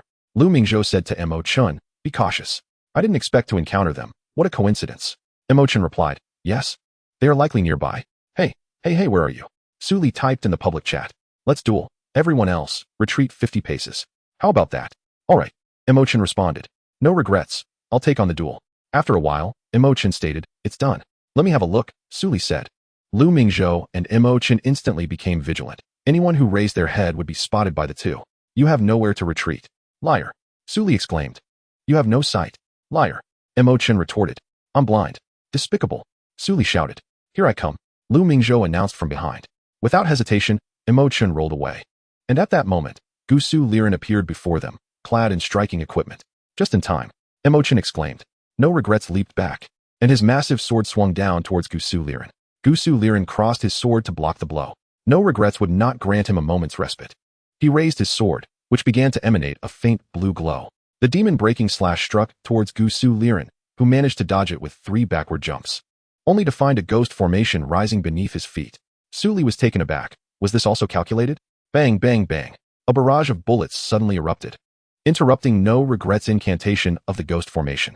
No Regrets' assault surged again. With a flick of his wrist, a precise cross hit Gusu Liren. He raised his massive sword before him, blood energy erupting from his body as if it would burst forth. This was frenzy. Suli realized that Gusu Liren was retreating after sheathing his sword. No Regrets' figure shimmered, and his enormous sword appeared before Gusu Liren once more. Gusu Liren swiftly thrust the Night Star at him. No Regrets jumped back, believing he had escaped the range of the reverse wind thrust. However, unbeknownst to him, Suli had concealed a portion of the attack, ensnaring No Regrets within its reach. Chapter 42. Attempt, Realm of the Gods. Well, Mo Chun clicked his tongue, not expecting to fall into the trap of the reverse wind thrust. Yet, it was of little consequence. He was unperturbed by such minor damage. No Regrets charged forward again, lifting his sword as he dashed towards Gusu Liren. A clear clanging sound resonated between them as Gusu Liren attempted a wind ranker to repel No Regrets. But No Regrets remained undeterred, braving the damage and striking down upon Gusu Liren. You madman! Suli exclaimed. No Regrets fought with relentless fervor, offering no chance for a breather, maintaining an unwavering rhythm at the peak of intensity. With no other choice, Suli had to escalate his speed and attack tempo. Gusu Liren raised the Night Star, unleashing a powerful downwind slash. No Regrets hesitated momentarily, but continued his onslaught, leaping into the air. As the once pristine snowfield shattered under the impact of the ground-splitting slash, striking Gusu Liren directly. Support! Suli shouted. In an instant, a barrage of bullets enveloped No Regrets and Gusu Liren, perfectly timed to coincide with the moment No Regrets' frenzy effect dissipated, drastically alleviating Gusu Liren's pressure. As No Regrets redirected his fire during the daylight, he seized the opportunity to conjure an ice formation beneath Gusu Liren's feet, then rolled to the side, creating a blade formation beneath No Regrets. Indeed, No Regrets, Chen Mubai praised. To find an opening for casting the ghost formation amidst such a dense hail of bullets is remarkable foresight. The battlefield afforded Chen Mubai no time for contemplation. As daylight myriad nights erupted with sparks, another wave of bullets followed. No Regrets' blood energy surged again, rolling within him, as if about to erupt. This was not just frenzy. It was far more domineering. Damn, are you going to spare anyone? Su Li shouted. Just as Gusu Liren emerged from the ice formation's range, he turned to see No Regrets unleashing bloodthirsty frenzy, his speed dramatically increasing. He unleashed a mountain shatter strike. Gusu Liren jumped back. But this mountain shatter strike was evidently different from when No Regrets was not in bloodthirsty frenzy. Both the pressure and skill effects were far superior to those during the frenzy phase. What a troublesome opponent, Su Li lamented inwardly. Gusu Liren rolled away as No Regrets continued to close in. Gusu Liren flipped again, and after No Regrets' charging strike, an opening finally appeared in his assault. The Night Star struck No Regrets twice, followed by a cold sword light aimed at him. No Regrets neither dodged nor evaded, swiftly leaving a beautiful cross mark on Gusu Liren before delivering a weighty downward slash towards him. At times, Wei Chen did not merely exhibit strength, but rather madness. So what if I get hit? So what if I take damage? I intend to make you suffer. I will trade health indiscriminately. Su Li understood this well. If Gusu Liren truly engaged him in a contest, he would be the one to fall behind. Su Li swiftly made a decision. Gusu Liren crossed his sword to block the downward slash, but his character was uncontrollably pushed back. This backward roll was a testament to the effectiveness of the downward slash, characteristic of the bloodthirsty frenzy. Seizing this opportunity, Gusu Liren launched a three-stage slash directly at No Regrets, who noticed Gusu Liren's approach. Two rapid successive slashes were directed at Gusu Liren, who deftly evaded them. As for No Regrets, amidst the dense firepower of daylight, he could indeed reach Gusu Liren's side, but the cost would be immense. Waiting for the bloodthirsty frenzy effect to conclude would likely see his health depleted first. Wei Chen was indeed mad, but not to the point of recklessness. He certainly had to mentally navigate through the situation, calculating the optimal strategy to safeguard his interests. Chen Mubai, Wei Chen, and Lu Mingzhou had yet to discern where his firepower line truly lay. 9 paces felt effortless, 10 paces executed perfectly, but they had never tested the extremes, nor had they the opportunity. So which one should it be? Gusu Liren or Daylight Myriad Knights? Disregarding everything else, Bai Tianxia, Wei Chen made a resolute decision. The heavy sword in his grasp, Wu Hui, had already confirmed its trajectory. Under the enhancement of bloodthirsty combat, Wu Hui's speed visibly surged. Chen Mubai also observed that Wu Hui's sword was directed at Bai Tianxia. The bullets from Wan Yi Bai Zhua had shifted their focus from the main battlefield of Wu Yuan to Wu Hui. Wu Hui braved the rain of bullets to approach Bai Tianxia, just as the state of bloodthirsty combat concluded. How annoying, Chen Mubai lamented. Yet, Bai Tianxia showed no signs of hesitation, immediately leaping back to create distance. Wu Hui charged forward once more, executing a powerful attack from above, aiming to strike Bai Tianxia directly. It's not easy to intercept you, Su Li remarked to Lu Mingzhou. But isn't this precisely an interception? Lu Mingzhou responded.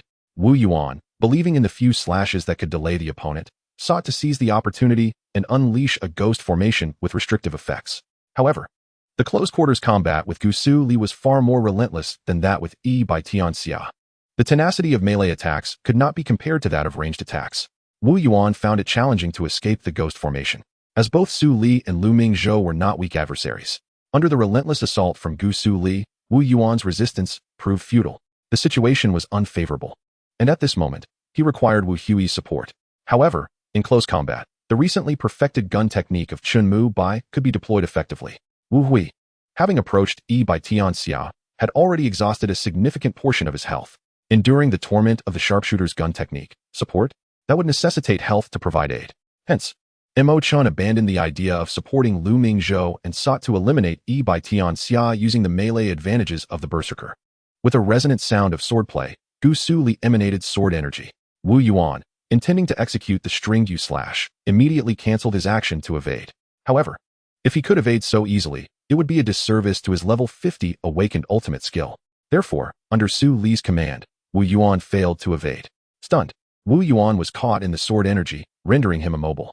Gusu Li lightly executed an upward thrust, followed by an ascending dragon slash. Stars erupted around Wu Yuan, triggering the falling star effect of the night star, leading to a continuous barrage of strikes upon Wu Yuan. With no recourse, he could only forcibly break free from Gusu Li's onslaught, using his silver light slash.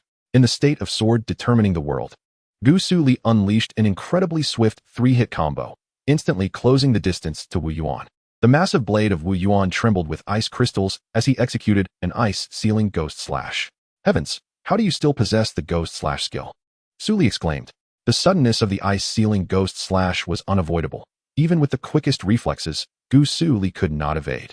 Gusu Li was slowed, which undoubtedly favored both Wu Yuan and Wu Hui. How could I ensnare you without a little surprise? Lu Mingzhou chuckled. You're quite cunning, Su Li retorted. Mutual sentiments. Lu Mingzhou replied. Despite being slowed by the ice-sealing ghost formation, Gusu Li's momentum remained unyielding. A rapid draw slash was executed. The dark stars exploded, triggering the dark star effect. A brief immobilization of 0.5 seconds followed, fleeting yet sufficient for Su Li to react. Gusu Li approached Wu Yuan, initiating a combo with a basic attack. Gradually, Lu Mingzhou realized he could not keep up with Gusu Li's rhythm. Since you call me cunning, I shall be more so, Su Li smiled. Gusu Li's attacks on Wu Yuan were swift at first, but gradually slowed. Lu Mingzhou failed to perceive this change in tempo. Following that basic attack, Su Li accelerated dramatically. As for rhythm, true to his nature, Lu Mingzhou discerned the issue, yet the life lost could not be reclaimed, ultimately succumbing beneath the Night Star's blade. As for Wu Hui, he could not withstand for long against the 2-on-1 scenario. Ultimately, the earlier battles had drained significant stamina, and their reaction times could not keep pace with the two who had accelerated. In the end, both were left with less than 30 health combined. Impressive. The intensity of this clash exceeds my expectations, Su Li remarked. Let's recover. We still have the Year Beast to contend with, Chen Mu Bai suggested. I wonder what class this Year Beast belongs to, Su Li pondered. After a while, Gusu Li and Yi Bai Tianxia found their health and mana sufficiently replenished, and they commenced their assault on the Year Beast. A magical array materialized on the ground, revealing a colossal Year Beast before Su Li and Chen Mu Bai. Oh, it looks quite formidable, Su Li commented. Gusu Li charged forward, unleashing a flash of sword light that bore down on the Year Beast. The beast's health bar diminished, albeit slowly. However, with a thunderous roar, it swung its tail. Gusu Li deftly braced the impact with his sword, calculating the damage and finding it relatively minor. He then executed a 3-hit slash against the Year Beast. Due to its massive size, evasion was impractical. The Year Beast roared again, its claws swiping at Gusu Li. He effortlessly dodged, realizing the attack pattern was merely repetitive. Let us attack, Su Li said to Chen Mu Bai. Its strength is limited. With a series of gunshots ringing out, Su Li smiled, acknowledging his reliable ally. After a few rounds, the Year Beast's health was nearly depleted. You retreat first. Let me test the waters, Su Li instructed. The Year Beast let out another roar, emanating a crimson aura. Berserk? Bloodthirsty combat? Su Li mused, delivering a slash. The Year Beast retaliated with rapid claw strikes, but Gusu Li nimbly evaded. As the Year Beast leaped, Gusu Li positioned his sword to block, and when it landed, the shockwave affected Yi Bai Tianxia. 10. Su Li concluded, assessing the damage delivered. It's merely a berserker with knightly attributes, nothing extraordinary. With Su Li's deliberate interruptions, the Year Beast soon fell to their onslaught. After the encounter, their loot included a small Year Beast and fragments, which could be exchanged with Mathis for rewards. In contrast, those who exited prematurely received only fragments, needing 5 to redeem a small Year Beast. In subsequent encounters, Su Li and Chen Mu Bai faced no unexpected challenges, successfully completing the New Year event. Upon glancing at the time, which had already struck 7, Su Li hastily exited the game to prepare dinner for Su Yaoyao. Su Yaoyao had long awoken, and upon rising, she was greeted by the rhythmic tapping of the keyboard. Observing Su Li so engrossed in his activity, she refrained from interrupting him and instead ascended the stairs to tackle her homework. It was only after Su Li had prepared the meal that Su Yaoyao made her way downstairs, perhaps too famished to wait any longer. As she promptly seated herself at the table and began to eat. Eat slowly. No one is going to snatch your food, Su Li remarked. All right, I understand. Su Yaoyao replied. When are you leaving? Su Li inquired. I've only just arrived a few days ago. Why are you rushing me? Su Yaoyao responded. Let us see. I might leave in a week. Fine then, Su Li replied. Soon after, they finished their meal. Su Yaoyao took hold of Qian Li's hand and ventured out for a walk, while Su Li remained seated in front of his computer, logging into Glory. As Su Li intended to accept a task from the realm of gods, he noticed that Gusu Liren had already surpassed the halfway mark on the experience bar for level 50. Thus, the challenge in the realm of gods commenced. The first task was to retrieve a wallet, which left Su Li perplexed. It was hardly a challenging endeavor. The outside world spoke of daunting tasks. Yet little did they know that this particular task stemmed from Wei Chen's training. Consequently, Su Li completed it with remarkable ease and swiftly moved on to the next task, which required 1,100 points. Su Li found this somewhat absurd. The challenges in the realm of gods were excessively varied. The requirement to defeat 100 goblins with merely basic attacks was quite the conundrum. If these were not just minor foes in a dungeon, how long would it take to accomplish such a feat? Moreover, there was the added pressure of a level restriction of 20 levels. With no other choice, Su Li decided to give it a try. Upon entering the village, 100 goblins did not come one by one, but surged forth in waves. This is too chaotic, Su Li mused, yet he saw no alternative. Chapter 43. Idleness breeds discontent. I can't take it anymore. Su Li exclaimed, what a grotesque level 75 night cat demon. It's utterly disgusting.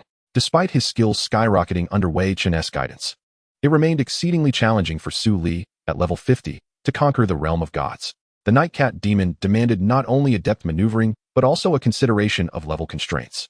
Even Gusu Liren, wielding silver weapons, found that his attacks merely grazed the demon's defenses. After battling for an hour, Su Li, distracted by his skills, ultimately fell victim to the claws of the night cat demon. Indeed, entering the realm of gods was not as simple as it seemed. Taking a deep breath, Su Li exited the challenge. I should wait until my level increases a bit more before attempting again, he declared, while Gusu Liren entered the arena. To access the realm of gods, one must fulfill not only the challenge tasks, but also the win rate requirements of the arena. Achieving 10 consecutive victories and maintaining full health, along with other criteria, was enough to make Su Li feel exasperated. The level 25 restriction loomed large. To break free from this limitation, he would have to wait until his level rose and then leverage substantial experience to defeat his opponents. However, with no limits like Wei Chen, Su Li quickly contemplated the idea of persuading others to intentionally let him win to aid in completing his challenge in the realm of gods. He resolved to give it a try and began cross-server battles against the level 75 magic swordsman, Gusu Liren. At this point, Su Li's skills had far surpassed those of ordinary players. The magic swordsman could not rely on his level 25 advantage to defeat Su Li and found himself steadily retreating under Su Li's onslaught. Not bad, Su Li said, though inwardly he was acutely aware that had the opponent possessed superior skills, he would have undoubtedly been defeated.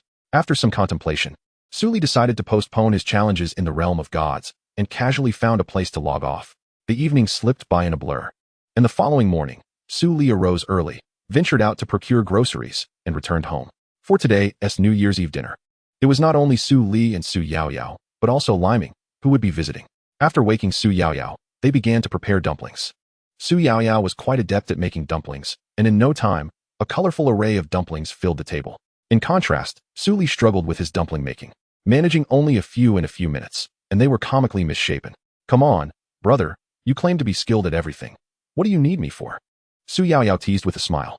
All right, I'm just washing my hands, Su Li replied. That's the spirit, Su Yaoyao said. Done. The work is complete. While the quantity of dumplings was modest, it was sufficient for the three of them. Among the dozens, a few oddly shaped dumplings undoubtedly bore the mark of Su Li's handiwork. In light of this stark contrast, Su Li felt a hint of embarrassment, though he soon brushed it aside. As they continued, Qianli trotted over, wagging her tail and pawing at Su Li's pant leg, then nudging her bowl with her paws.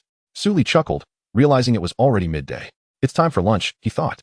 Approaching the cabinet, he fetched the freshly bought dog food and poured it into Qianli's bowl. She immediately began to devour it, and Su Li found himself increasingly fond of her, never regretting the decision to adopt this spirited husky. Though she occasionally had a penchant for mischief, more often than not, she brought him joy. All right, let us eat, Su Li said, setting aside his thoughts. He hastily consumed a few bites before heading out once more. This time, his mission was to select New Year's gifts for Su Yaoyao and Liming. Moreover, after much effort, he had finally acquired a discount coupon, which he was determined not to waste.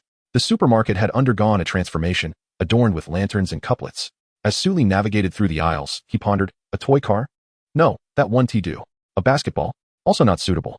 A transformation device? Too childish. This is frustrating. He felt utterly at a loss regarding gifts for the two of them.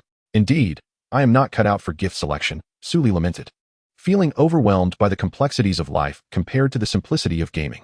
Passing through the department store section, an idea sparked in Su Li's mind as he pushed his cart inside. This tabletop display looks good. He selected a small pig figurine and a bobblehead doll, adding a charming hairpin for Su Yaoyao. As for Liming, Su Li found himself at a complete loss for what to gift him. Despite having given Liming presents over the years, none had held any significant meaning. This year marks the inaugural season for Li Ming as a mainstay in the team. And as a good brother, it is only fitting to present him with a gift of some sentimental value. A mouse? A computer? Headphones? Such items are far too commonplace. Clothes? Shoes? They lack significance as well. As a fellow player of glory, Su Li conceived the idea of gifting Li Ming a piece of equipment, but then recalled that Jia Shi is never in short supply of such items. They possess an abundance of silver weapons. As Su Li pondered while pushing his cart, a father and son passed by him. Dad, I want a figurine of Chang Chuanyan. No, if you achieve good grades on your finals, I will buy it for you. It's a promise. It's a promise. A figurine? A figurine. What a splendid idea. Li Ming's magic swordsman has yet to gain renown. And thus there are no promotional figurines available. Where then could one procure such a treasure? Su Li immediately knew whom to inquire. A sweet voice emanated from the other end of the phone. Hello? Sister Chen, this is Su Li. I need your assistance regarding the custom options for glory figurines. Su Li asked. Oh, Su Li, Chen Guo replied. There are indeed options available. Why do you ask? Could you please help me customize a figurine of Rongguang? I am willing to pay any price. Su Li stated. Rongguang? Isn't that Jia Shi's new magic swordsman? Chen Guo inquired. By the way, aren't you a swordsman player? Wouldn't a figurine of Ye Xiu fan suffice? Why choose Rongguang? Wu Lang and in Wu Tianri would also be acceptable. No, it must be Rongguang. To be frank, Rongguang's player is my good brother. This year is his first as a main player, and I wish to gift him something meaningful. Su Li explained. All right, I understand. I will get in touch. Thank you, Sister Chen. No trouble at all, Chen Guo chuckled. I'll hang up now. Goodbye, Sister Chen. Su Li concluded the call, realizing that commissioning a figurine would be quite time-consuming. After making his purchases, Su Li hurried home to prepare for the New Year's Eve dinner. The meal was delightful, and all three enjoyed it thoroughly, leaving them satiated. After washing the dishes with Su Li, Su Yaoyao went off to complete her homework. As for Su Li and Li Ming, they sat on the sofa, unsure of what to do. What do you usually do at this hour? Li Ming asked. Feeling quite bored. Let us play Glory. Su Li suggested, noting that there were no events happening today. But I didn't bring my account card, Li Ming replied, raising his hands in resignation. I have one, Su Li said, moving to the computer and rummaging through the drawer before tossing an account card to Li Ming. Since we have idle time, let us give it a go. Li Ming smiled and agreed. All right, I'll accompany you for this adventure. Su Li then called Chun Mu Bai and Wei Chen, and they logged into the game. Oh, we're one player short, Su Li remarked. With me here to hold the fort, we don't need too many players, Wei Chen confidently declared. By the way, this young brother is unfamiliar to me. But he must be a member of the Xing Xian elite squad, he noted, eyeing Li Ming's character, Ping Bui Jiang. Yes, my friend. Su Li briefly explained before forming a team and entering the game. Under Wei Chen's leadership, the player team and the elite team faced no significant hurdles, easily securing victories in 5 rounds of the New Year's Beast event. Throughout these matches, Wei Chen deduced that Li Ming possessed the caliber of a professional player and immediately considered recruiting him. No, I'm a Jiashi player, Li Ming replied helplessly. Oh, you're not that newcomer Li Ming, are you? Wei Chen recognized him. Indeed, Li Ming confirmed modestly. What a pity. You could have won a championship with Xing Xian. Wei Chen remarked, feigning disappointment. Haha, senior, you're quite the jokester, Li Ming laughed. Then let us grab a win. Wei Chen suggested, Western Desert, Blue Crystal Knight. Li Ming appeared taken aback by Wei Chen's boldness, initially preparing to decline, but then reconsidered. He decided to observe Su Li's capabilities, though he felt somewhat guilty for doing so. However, compared to his desire to recruit Su Li into Jiashi, this seemed viable. He would have to compete with seasoned veterans like Wei Chen for talent, and the odds of success were slim. After a moment's contemplation, he chose to follow Wei Chen's lead. In the Western Desert, levels 50 and 55, players from both the grind and elite teams were arriving in droves. With information flowing quickly, when Wei Chen arrived, no one was prepared to initiate combat, as they were merely testing each other's strengths. I say, President Gu, you seem to be everywhere these days, Yi Du Han Tan remarked first. Not at all. I still fall short compared to President Wan Shi, Guyin smiled. I say, fellow presidents, shall we remain at a standstill? If we wait for others to arrive, will we even have a match left? Wan Shi Shunsui of Jia Shi Dynasty stated. You can go ahead, I'll assist you from the sidelines. How about a 50-50 split? Bai Yanfei proposed to Wan Shi Shunsui. Oh, must you trouble yourself with such trivial matters? Yi Du Han Tan retorted. Let us be honest.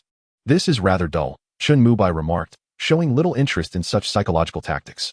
Glancing over, Su Li had already begun discussing strategies with Wei Chen on how to seize this opportunity. In contrast, Li Ming listened intently beside Su Li and even entertained thoughts of defecting to Jiashi Dynasty, though he quickly suppressed it. After all, he was there to support Su Li. At that moment, the Huangfeng Guild initiated the assault, instantly drawing the ire of several guilds towards them.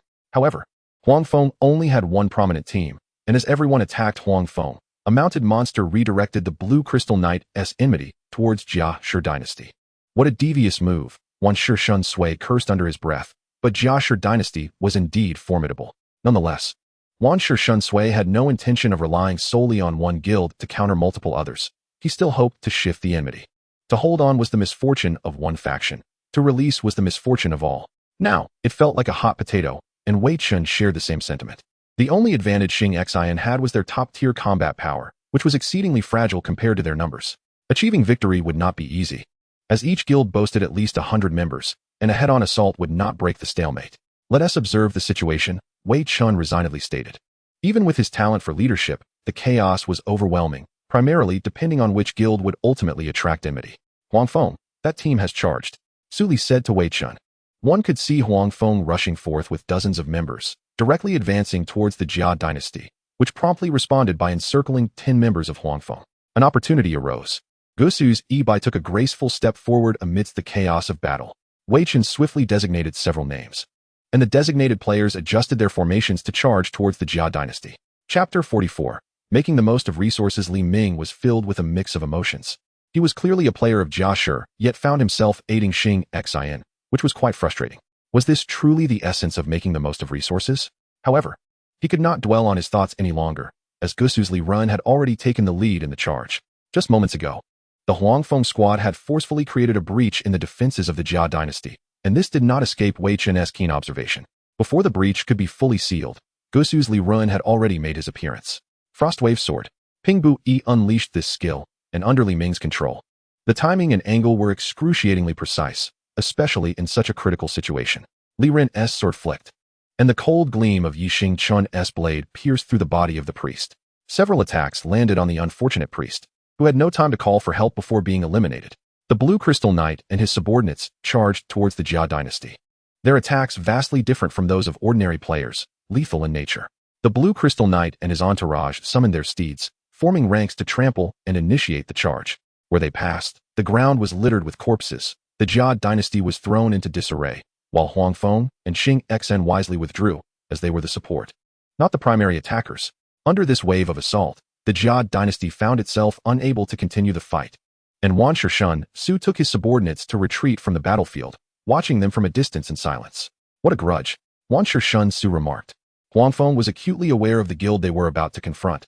Hatred was being reshuffled, now directed towards Ba Qi Xiong Tuesday. Breaking through Ba Qi Xiong Tu's defenses would not be an easy task, as their elite team's strength surpassed theirs significantly. Once again, an unexpected synergy emerged as the two teams exhibited previously unseen camaraderie, temporarily breaching the defenses of Ba Qi Xiong Tuesday. President, we can't hold on. Someone shouted in the formation, and the president referred not to Yi Duhan Tan, but to Jiang Yu. Team 1 advance, Team 2 pull back, Team 3 shout. Team 4 artillery, be careful not to hit the front lines. Jiang Yu observed the scattering formation, tears welling in his eyes, and hastily commanded to encircle Xing Xian and Huang Feng's 2 squads. Cover. Team 3's fiery assault, Team 5's icy rain. Wei Chen commanded, aiming to ensnare Su Li within, making the chance of seizing the opportunity exceedingly slim. It became apparent that the Blue Crystal Knight's ire had once again shifted toward Xing Xian, and Wei Chen was filled with elation, urging Team 1 to act swiftly, without hesitation. Control them. Team 2 be ready to take over. The situation became crystal clear. Huang Feng, Luan Hui, and Lan Shigu all launched attacks on Xing Xian, while Ba Qi Xiong Tu found itself under siege. Oh dear, can we not be a bit more sneaky? The enemy's knights are coming to take over. Just use your bodies as shields. Wei Chen's eccentric voice echoed across the western desert. Ninja team, Earth Shatter, back attacks. Do not cower at the back. Move to the front. Do you really require me to personally teach you? Ninjas go. No need to wait for skills to recharge.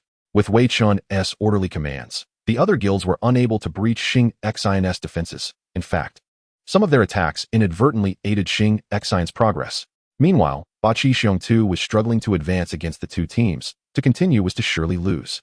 Yet to withdraw risked further humiliation should the two teams regroup. Release. Jiang Yu commanded. Hey, where are you hitting me? Su Li exclaimed at the nearby mad swordsman. Less chatter. The unrepentant mad swordsman replied, following up with a mountain collapse strike. Clang. Gusu Liren crossed his sword to block the unrepentant attack. Su Li then said, Hey, don't be reckless. We can't initiate a battle here. Stop the tricks, Imochen remarked. Clearly, they were unaware that at this moment, Xing Xian was in control. Otherwise, they would undoubtedly engage Su Li in combat. See you next time, Lu Mingzhou smiled. The two teams then parted ways to return to the main battlefield. Upon seeing the situation, Lu Mingzhou sighed. I never expected to meet again so soon. Huangfeng squad, having exited again, found the situation at a stalemate. No one could breach Xing Xian's defenses, and Xing Xian was temporarily unable to advance. To alter the current situation required a high-output squad, and Huangfeng fit that requirement perfectly. Unrepentant charged forth. He, the unrepentant magic swordsman spoke. Wei Chen cast a brief glance at Ping Bu Yi and internally scoffed, thinking he must be playing chess with a delusional mindset. However, he soon realized this individual was far from ordinary. Ping Bu Yi rolled backward, thrusting his sword forward. The earth splitter sealed off Unrepentant's escape route. In an instant, no one dared to enter that restricted zone. As the earth splitter concluded, Unrepentant steadied himself, and with a dash, he closed in on Ping Bu Yi. The blade array was unleashed from Unrepentant's hands, appearing beneath Unrepentant's feet at the precise moment it was meant to. Li Ming's heart sank. But as a mainstay of Jiashi, he remained composed. He leaped back, rolled forward, and executed the Frostwave sword in one fluid motion. The icy shards fell steadily upon Unrepentant. Unrepentant, undeterred, activated his rage, and as the massive blade descended, Ping Bu Yi seized the moment once more. Rolling backward to evade the strike, the earth splitter sword was unleashed. With unwavering resolve, he raised his blade, poised to unleash a spectral formation, when an unwelcome swordsman materialized before him, shattering his illusions of support for Wu Hui. Greetings, little ghost of the formation, the swordsman chuckled. Why do you linger like a wraith? What a nuisance, Lu Mingzhou replied, recognizing the swordsman as Su Li, a timely appearance that epitomized his incessant, furtive development. Isn't this a meeting for the next time? Su Li grinned, as the sword's aura dissipated around him, prompting him to charge forward. Frost Phantom Formation. Flame-devouring full moon. Wu Hui wielded his blade, evidently employing these two skills. Unfazed, Su Li, now wielding the sword's dominion, braved the two skills, and the sword's energy swept toward Wu Hui. Reverse wind thrust. Caught off guard. Wu Hui was instantly ensnared by the sword's force. Change, Su Li commanded. Su Li then pivoted sharply, unleashing a razor-sharp beam of light toward his rear. Exactly to my liking. Dawn proclaimed. Blazing wave sword. He commenced with the most potent of wave swords. With Wu Hui suspended in midair, evasion was futile. He could only succumb to the onslaught of this wave sword, taking a step sideways, executing the swift light wave sword. The rapidity of the wave sword ensnared even Wu Hui. Goodness! Su Li marveled inwardly, relieved to be allied with Dawn, for otherwise, he too might have experienced the same vexation. The timing, angle, and trajectory were impeccably executed, yielding substantial damage. Stepping forward, he unleashed another shattering wind wave sword, with Wu Hui relying on his invincibility to shield Wu Hui from the blow. It seems you have a capable ally, Wei Chen remarked. Which one do you refer to? Su Li responded with a smile. A beam of light from Su Li's sword met Wu Hui's cross slash, yet the judgment favored the cracking wave slash. The sword's light swept past, binding Wu Hui in its wave's power. Wu Hui, the ice formation has been disrupted. By whom? A white day dawned. From behind, Ping Bu Yi Jiang struck again, employing another cracking wave slash to ensnare Wu Hui. Wei Chen felt his strength rendered useless. The effects of Su Li's sword's dominion still lingered, sweeping both Wu Hui in the air and Wu Huan on the ground. Both of them, Lu Mingzhou sighed. Wu Hui refrained from launching another attack, and Su Li's group also ceased their onslaught. Why? Because Wei Chen had already commanded the Xingxin forces to seize the Blue Crystal Knight, rendering further conflict unnecessary. Each guild sounded their retreat, and naturally, Su Li and his companions resumed their positions. The battlefield required tidying, for one must fend off assaults from other guilds while also dealing damage, ensuring significant losses were inevitable. Well done, lad, Wei Chen grinned at the trio. Your ability to seize this was undeniably aided by your distractions against others. Let us go, let us tackle the dungeon and the events. Su Li cheerfully suggested to Dawn beside him. All right then, I shall accompany you this evening, Dawn replied with a smile. Subsequently, the four engaged in various dungeons, completing the day's activities. By now, morning had arrived, and Su Yaoyao descended with her suitcase in hand. Where are you off to? Su Li inquired, puzzled. A classmate invited me for extra lessons. I'm heading back now. Brother, don't miss me too much. I'll come to fetch you home next year. No refusals. Su Yaoyao declared in an irrefutable tone. Don't misunderstand, brother, it's a girl. I've sent you my location. Feel free to call me anytime if you're worried. I'll always be thinking of you. All right, Su Li replied. Wait a moment. He retrieved a New Year's gift he had prepared from a nearby bag and handed it to Su Yaoyao. Brother, I love you to bits, Su Yaoyao exclaimed, accepting the gift and wrapping her arms around him in a big hug before preparing to leave. I'll take my leave as well. Call me if anything arises, Dawn said with a smile. Everyone leave. No need for farewells, Su Li remarked. After a while, the commotion gradually subsided, leaving only Su Li and Qian Li, one person and one dog, in the room. Su Li chuckled softly, then proceeded to wash up and retire for the night. When he awoke again, it was already 6 in the evening. After opening his door and turning on the lights, he approached Qian Li, pouring some dog food, and reheated the leftovers from the previous day for a quick meal. Following this, Su Li retrieved a character card of an unknown profession from his drawer and logged into Glory. Upon logging in, he swiftly accessed his character details for a glance. Tian Wang, profession, mechanic, armed with a level 45 purple weapon, adorned in blue gear. His attributes are quite commendable, capable of rivaling elite team players. Su Li then perused the skill list, finding the skill points fairly standard. After a cursory review of the details, he initiated the activity. The solo activity would only match him with other solo players. Reminded of this, Su Li felt confident in his understanding of the mechanic profession, as excelling amidst chaos demanded high skill. Scanning the participant list, he noted the absence of Wu Hui and Wu Huan, feeling fortunate. Once the map loaded, Su Li surveyed the surrounding terrain. This map was themed around a spring festival gala. Before Tian Wang stood the main scene of the banquet, an edifice comprising 4 grand floors, each presenting a distinct scene, reminiscent of the Last Supper. Tian Wang did not linger. There were no hiding spots on the periphery, so he pressed directly into the hall.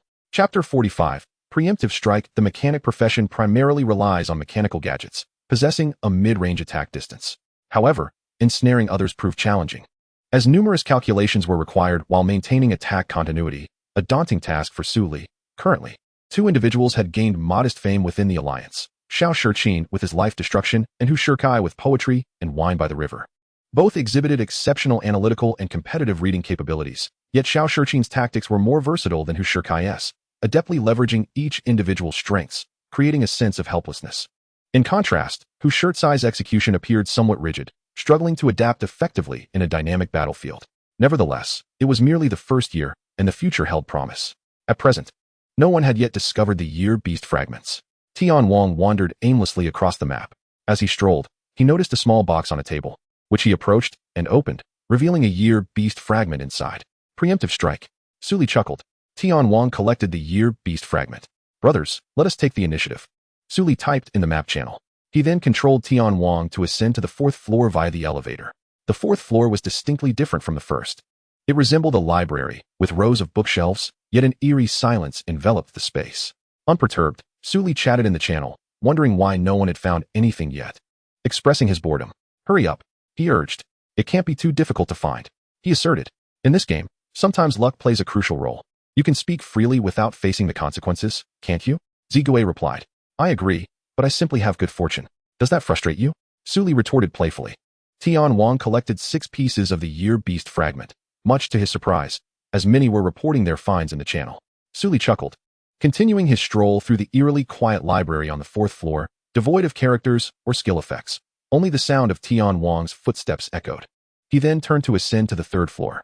The 3rd floor was divided into various rooms: a training room, a dance room, and a chess room. He attempted to stealthily exit a bedroom where a martial artist was searching for something. However, he was soon discovered. What a surprise. I will graciously accept those 2 Year Beast fragments, the martial artist exclaimed, beaming. Without hesitation, the martial artist charged forward. Tian Wang dodged nimbly, hurling a grenade in response. The martial artist, sturdy and unyielding, remained unfazed by the explosion. Engaging with a martial artist of such resilience was beyond Tian Wang's courage. If it had been Su Li, a single might have posed a threat, but not for Tian Wang. The martial artist lunged again. Tian Wang rolled backward, evading the blows. The martial artist immediately redirected his attack towards Su Li. Tian Wang retrieved his mechanical wings from the box and took flight, yet the ceiling's height limited his escape. The martial artist launched an aerial assault. Alarmed, Su Li quickly cancelled the mechanical wings skill.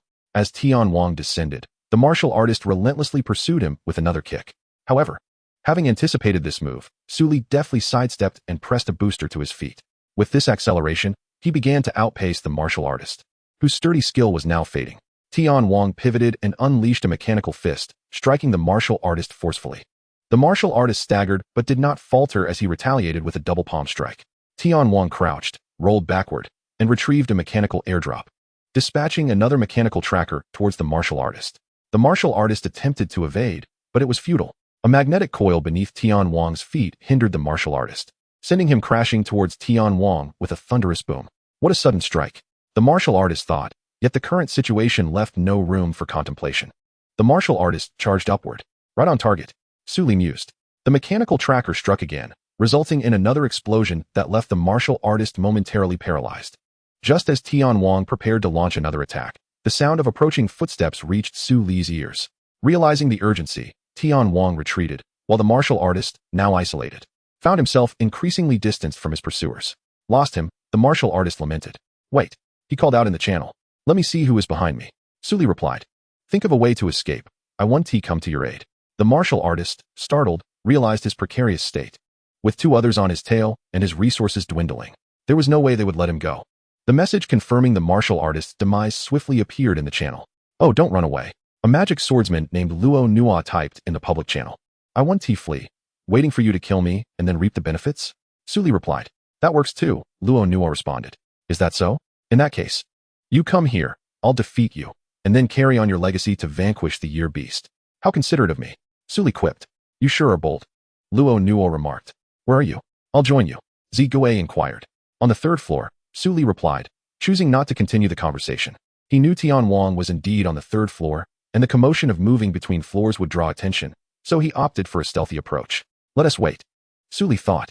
While Tian Wang was fleeing, the skill tree was gradually becoming complete. If Suli was forced into battle, he would not be at a disadvantage. Presently, Suli had Tian Wang crouched stealthily behind a bed, with the sounds of combat reverberating outside. Gradually, several notifications of pickups and kills appeared in the channel. While the fighting sounds outside began to wane, Tian Wang decided to venture out. The 10-year beast fragments had been distributed among various players after the recent skirmish. The areas Suli had explored, except for the 2nd floor, were quite familiar to him. To secure victory, he needed to draw them into his territory. Now, including Suli, there were only 5 players remaining, each possessing an average of 2 fragments. Individual eliminations were unlikely. Would they simply wait for one another to fight? That was not feasible, as all shared the same thought. Thus, chance encounters became the only option. I'm on the 4th floor. Come find me for some fun. Suli typed in the public channel. Creating such an encounter was rather audacious. Yet Suli felt a sense of satisfaction in his words, believing it would surely draw them to the 4th floor. At this moment, Tian Wang was hiding in the library corner on the 4th floor, occasionally glancing outside. 2 minutes passed, and finally, someone arrived on the 4th floor. And then, there was no follow-up. That person had also hidden away.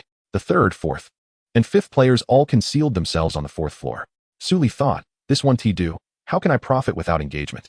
Suddenly, 2 gunshots rang out as Tian Wang opened fire, followed by the buzzing of mechanical wings resonating in the ears of everyone present. The ranged player fired again, and Suli deftly dodged the bullets, causing the shooter to cease fire, knowing that continuing would reveal their position in a desolate and forsaken place. This was tantamount to seeking death. Wu Wang, in despair, randomly canceled the mechanical clan's wings and executed a roll to conceal himself in another location. No need to hide. Yun Gui 145-32, Luo Nua 145-68, Li Jun 134-53, and Gao Daoqiu 153-93. Subsequently, Suli transmitted the coordinates of these individuals. The previous mechanical wings were not without purpose, as they lured Li Jun into firing, which was one aspect. The confirmation of the others' locations and classes was of utmost importance. A marksman, a magic swordsman, a battle mage, an assassin, and his own mechanic. Seeing through but choosing not to reveal, Yun Gui typed in the channel. And his battle mage calmly emerged from hiding. Such courage, Suli praised, yet Tian Wang showed no intention of revealing himself. Then accept death. Luo Nua typed in the channel, and his magic swordsman stepped forth, launching an attack against Yun Gui. The Earth Shatter Wave sword was executed, ordinary in appearance. But Yun Gui deftly evaded it, and countered with a heavenly strike. At this moment, the other 2 joined the fray, and the 4 engaged in a fierce struggle. Suli observed for several seconds and realized they were merely acting. The decline of their life force was exceedingly slow, and the disjointed nature of their attacks was evident. They could have triggered a combo together, yet they deliberately allowed each other to land hits. Stop pretending. I will not come out, Suli typed in the channel. The 4 were taken aback, their offensive momentarily subsiding, unsure of their next move. However, after a brief pause, their assault resumed with renewed ferocity. Suli immediately deduced that Tian Wang had emerged, deploying mechanical tracking and airdrops from the mechanical box. How sneaky, Luo Nuo remarked. What do you know? This is called strategy, Suli replied with a smile. The frost wave sword was suddenly unleashed from Luo Nuo's hands, sending beautiful shards of ice sweeping across, forcing Tian Wang back and shattering the mechanical tracking. Simultaneously, with a loud explosion, the airborne mechanical drop was also destroyed.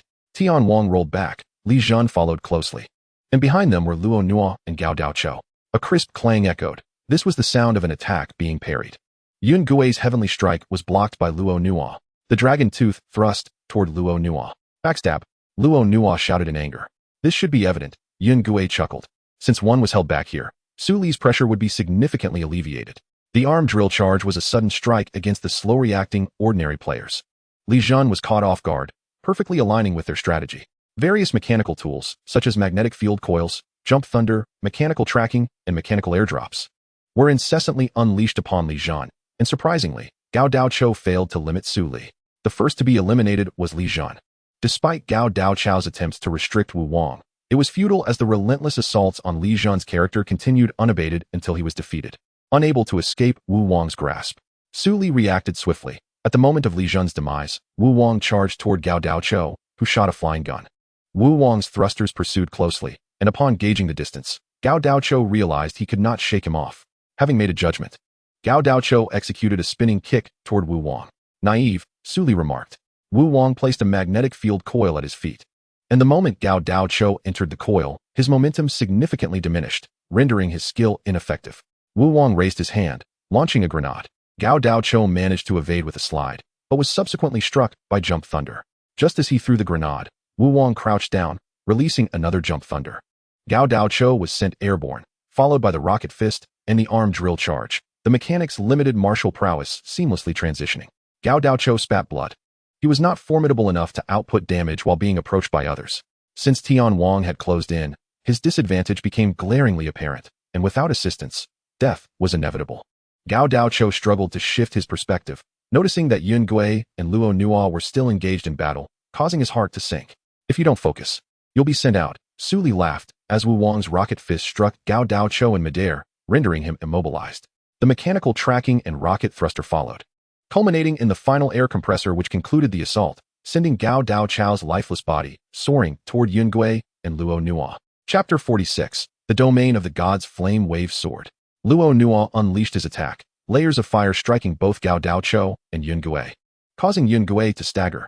Undeterred, Luo Nuo pressed on with the Earth Shatter Wave Sword. With a sudden thrust, Luo Nuo found himself pierced by Yun Gui's spear.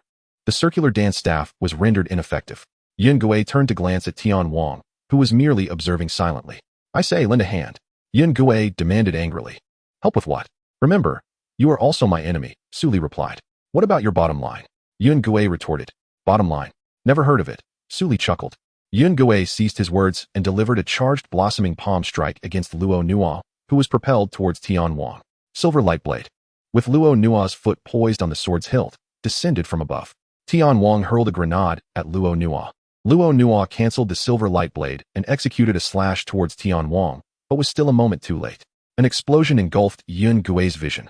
Amidst the flames, Yun Gui surged forward. Boom. Another explosion erupted, this time centered on Yun Gui. When did he deploy jump thunder? Yun Gui pondered. Fortunately, Tian Wang did not pursue, allowing Yun Gui to swiftly regain his composure. The Frost Wave Sword. Luo Nuo was embroiled in close combat with Tian Wang. Under the influence of the Frost Wave Sword, Tian Wang was decelerated. Elated, Luo Nuo struck again with the Shattered Wind Wave Sword, unleashing a wave of cutting force. Tian Wang rolled back, executing a mechanical tracking maneuver mid-roll, catching Luo Nuo off guard. Nonetheless, Luo Nuo unleashed another rapid light wave sword. Too slow, Luo Nuo realized. The reason for the delay was the effect of the magnetic field coil. Yun Gui observed clearly from the side, as Tian Wang deployed a mechanical airdrop, equipping another thruster to himself, evading the range of the combo. The mechanical airdrop descended. In the midst of gathering his skills, Yun Gui found himself directly in the line of fire. Luo Nuo unleashed the cracked wave slash, encompassing both individuals within his attack range. The wave of force sealed off Tian Wang and Yun Gui. Luo Nuo executed another Earth Shatter Wave Sword. Strong Dragon Press. In midair, Yun Gui unleashed this highly decisive skill. Tian Wang seized the opportunity to descend beneath a mechanical rotor, while Luo Nuo below found himself in dire straits, caught under the oppressive force of a powerful dragon. A fiery attribute burst forth from Luo Nuo, just as he contemplated a follow-up attack. In midair, Tian Wang hurled a grenade. Yun Gui exclaimed angrily, perfectly judging the offensive timing. With no choice but to retreat, Yun Gui afforded Luo Nuo just enough time to rise. Luo Nuo unleashed the earth-shattering wave sword. And despite Yun Gui's best efforts to evade, he was still affected. I told you, we are enemies, Su Li remarked with a smile. Tian Wang canceled the mechanical rotor and descended. At this moment, Tian Wang's health remained relatively secure, while Yun Gui and Luo Nuo's health teetered on the brink of peril. I shall collect the fragments, Su Li declared. Indeed, he first eliminated Luo Nuo, who was under concentrated fire, and then, through cunning maneuvering, lured Yun Gui repeatedly into traps of his design, ultimately dispatching him as well. Having collected the fragments, Su Li effortlessly defeated the Year Beast and received his reward. He employed this straightforward and forceful method to enhance his understanding of various professions, switching to a new class after exhausting one, with the exception of Cleric and Guardian Angel. Throughout these 7 days, Su Li consistently utilized this approach to familiarize himself with other professions. Meanwhile, the character Gusu Liren had not been idle. Within these days of event participation, he successfully reached level 60. Fortunately, Su Li diligently completed dungeons and activities before logging off, with a plethora of level 50 dungeons available, allowing for rapid advancement. Coupled with the abundant rewards and experience from the activities, reaching level 60 was not an unattainable feat. Players in elite teams were also striving to ascend from level 61 to 62. Upon returning, Shenmu Bai was astonished to find Gusu Liren had already attained level 60, while he himself languished at level 55, prompting him to immediately join a leveling party. Su Li's method of brutally enhancing his level persisted until the conclusion of the New Year event, which extended a week longer than previous years, offering greater experience rewards. This was precisely why Su Li could elevate himself to level 60 so swiftly. You're killing me, Shenmu Bai complained. Not bad, not bad, Su Li replied, sporting dark circles under his eyes. I need to level up. Shenmu Bai shook his head and logged into glory. Su Li then embarked on the Divine Domain Challenge quest. After a period of rigorous practice, the Divine Domain tasks no longer posed a challenge for him, including a self-healing task at level 75, where he showcased his endurance during hours of arduous battle, ultimately succeeding. In addition to the Divine Domain Challenge, there were also arena tasks. Su Li devoted 3 days to complete the arena tasks, garnering accolades from numerous players on the game forum. Silver Weapon, Winning Streak, Level 60. These descriptors encapsulated Gusu Liren from District 13, attracting increasing attention from players, including several talent scouts. Unfazed, Su Li continued his tasks. With his rising popularity, Gusu Liren was identified as a member of the Xing Xian Guild from District 13, frequently seen making waves. By the end of the 3rd day, Gusu Liren finally entered the Divine Domain, becoming the first from District 13 to do so, prompting many players to send friend requests.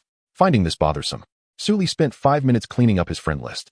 In disbelief, he noted that he had never witnessed glory crash before. This was indeed a rare occurrence, particularly in such an outrageous manner.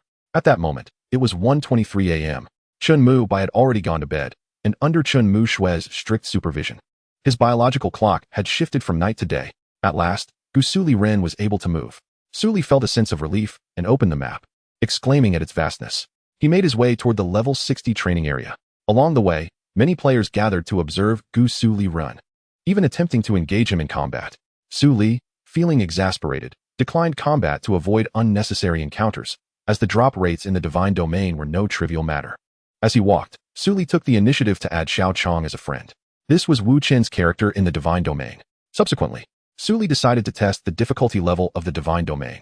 A minor creature at level 75 was effortlessly dispatched by Gusu Liren. Not difficult at all, Su Li remarked. After assessing the difficulty, he went to sleep, only to awaken at 4 p.m. You're here? Shenmu Bai asked. I am, Su Li replied, feeling a bit hungry. Breakfast is on the table. His character, Bai Tian Xia, was still only level 56, as he had accepted the Divine Domain Challenge quest early that morning. Yet again, facing characters 10 levels higher proved insurmountable, and subsequently encountering a level 75 creature with automatic health regeneration made it impossible to progress. Thus, he decided to focus on leveling up instead of pursuing the Divine Domain tasks for the time being. After a light meal, Su Li logged into glory. At that moment, Wei Chen's Xiao Chong had approved his friend request. Su Li messaged Wei Chen, Brother Wei Chen, what should I do next? Oh, Xiao Li, you should level up first. I'll call you if needed, Wei Chen replied. Su Li shrugged and muttered to himself, if only Wei Lauda were here. After the spring festival, Wei Chen had moved out of Su Li's home. The reason being, the guild required someone with Wei Chen's exceptional leadership skills. Living at Su Li's was not conducive for directing others, hence he relocated. With no other options, Su Li resolved to level up. Given that Chun Mu Bai had yet to enter the Divine Domain, and he could not efficiently grind dungeons alone, he found himself idly leveling up. Currently, the general level in District 13 was around 55. At level 60, Su Li was already quite the powerhouse. With summer vacation still over 4 months away, Su Li asked Wei Chen to arrange for someone to assist Gusu Liren in dungeons, and opened another computer to log into the priest character he had purchased. Unsurprisingly, The equipment on this account was abysmal, with all attributes significantly lower than those of Gusu Liren. Unfortunately, aside from Tian Wang, Zheng Gui, Rinjia, Battle Mage, and Knight, the rest of the accounts Wu Chun provided had all been returned to him. The priest character named Jima Xiao Yuan was a female character, which felt quite peculiar on Su Li. However, he paid little mind to such trivialities and turned to ask, "Where are you?" Chen Mu Bai was engrossed in his game and did not respond. Su Li removed his headphones and inquired again, "Where are you?" "Add me. I am known as Jima Zayuan." "What is this? What name is that?" Chen Mu Bai, incredulous, asked once more. "Jima Zayuan," Su Li reiterated. Upon hearing this, silence enveloped the group, and after a brief moment, Chen Mu Bai managed to suppress his amusement and added Su Li, "Truly, the merchants do not provide mail accounts." Su Li complained. Following this, he hastened towards the realm of gods. At this juncture, Qingjun Ruo was no longer operated by Wei Chen, but by the newly arrived Fang Shijing. For those who have followed the 10 years of glory, Fang Shijing should not be an unfamiliar name, being the second captain of Lanyu. After Zhima Zhaowen joined the Xingxin Guild, the members discovered it was a female account, leading to a flurry of newcomers requesting support and endorsements. Yet, some still reminisced about Gusu Liren. Gusu's leader has ventured into the realm of gods. How one longs for him. He has gone to develop in the realm of gods, and when we reach there, we shall reunite in the Xingxin Guild. Indeed, but I cannot compete. The challenges in the realm of gods are exceedingly difficult. Su Li smiled and replied, "No worries, take your time." Upon realizing it was Jima Zayuan speaking, someone remarked, "You are not Gusu's leader. Previously, Ye Xiu entered the realm of gods at level 50, and now Gusu's leader has also entered early." "I am Gusu's leader," Su Li responded. "What nonsense. Gusu's leader is a swordsman. You are a priest, a newcomer. How could you be Gusu's leader? Especially since this is a female account?"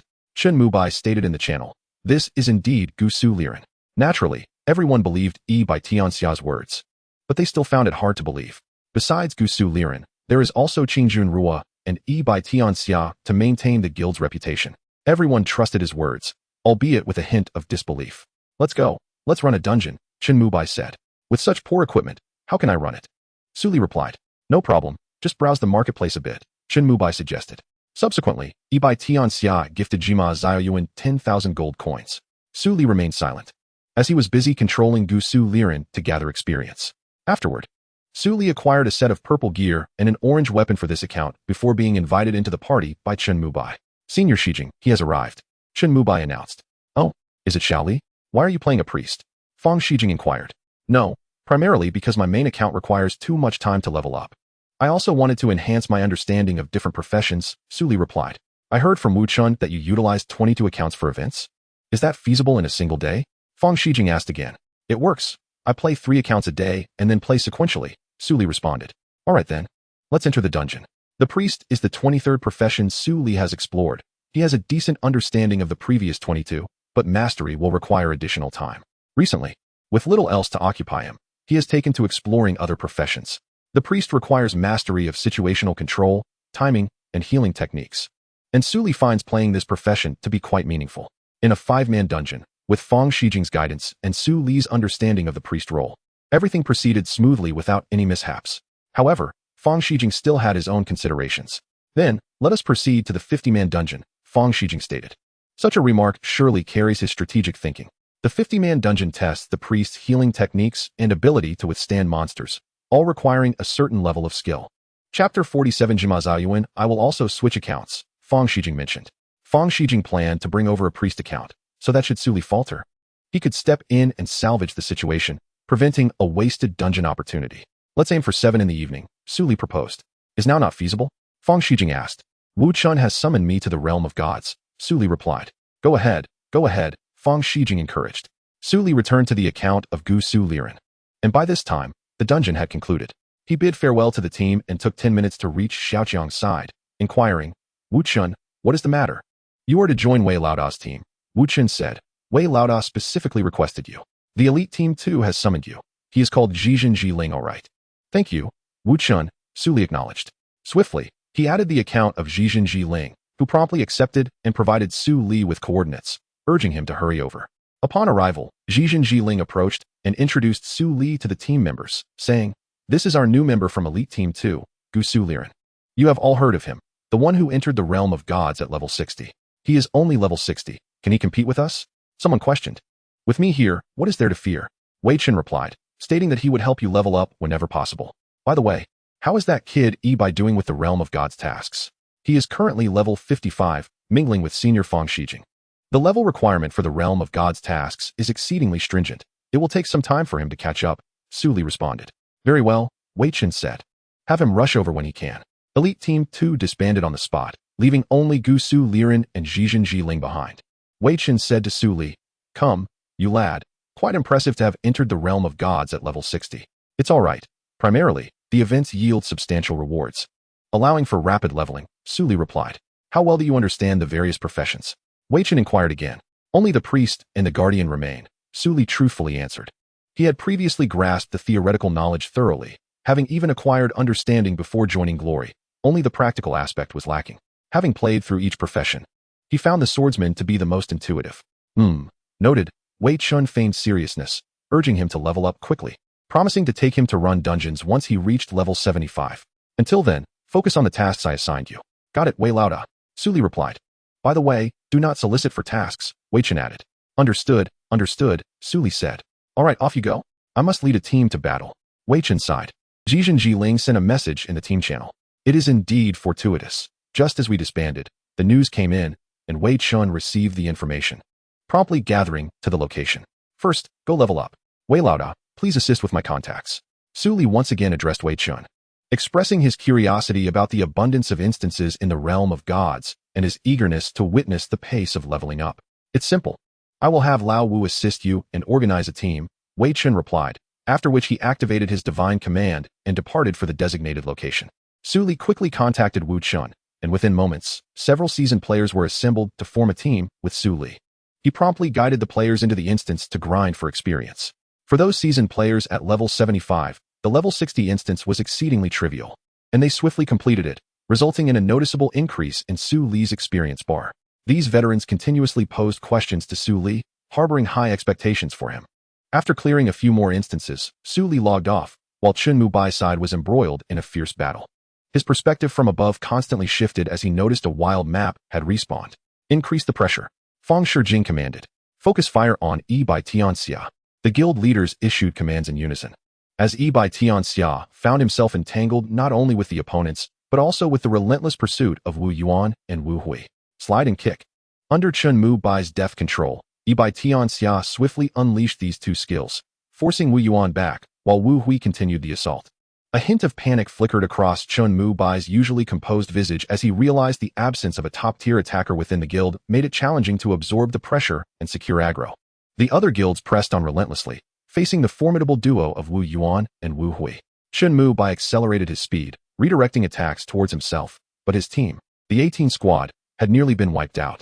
A concentrated barrage could potentially take down Yi Tianxia's health. Are we going to lose? Chen Mubai wondered. Momentarily lost in thought. Hey, don't zone out. Jima Xiao Yuan remarked in the team chat. Suddenly, a beam of white light flashed over Yi Tianxia, restoring a portion of his life.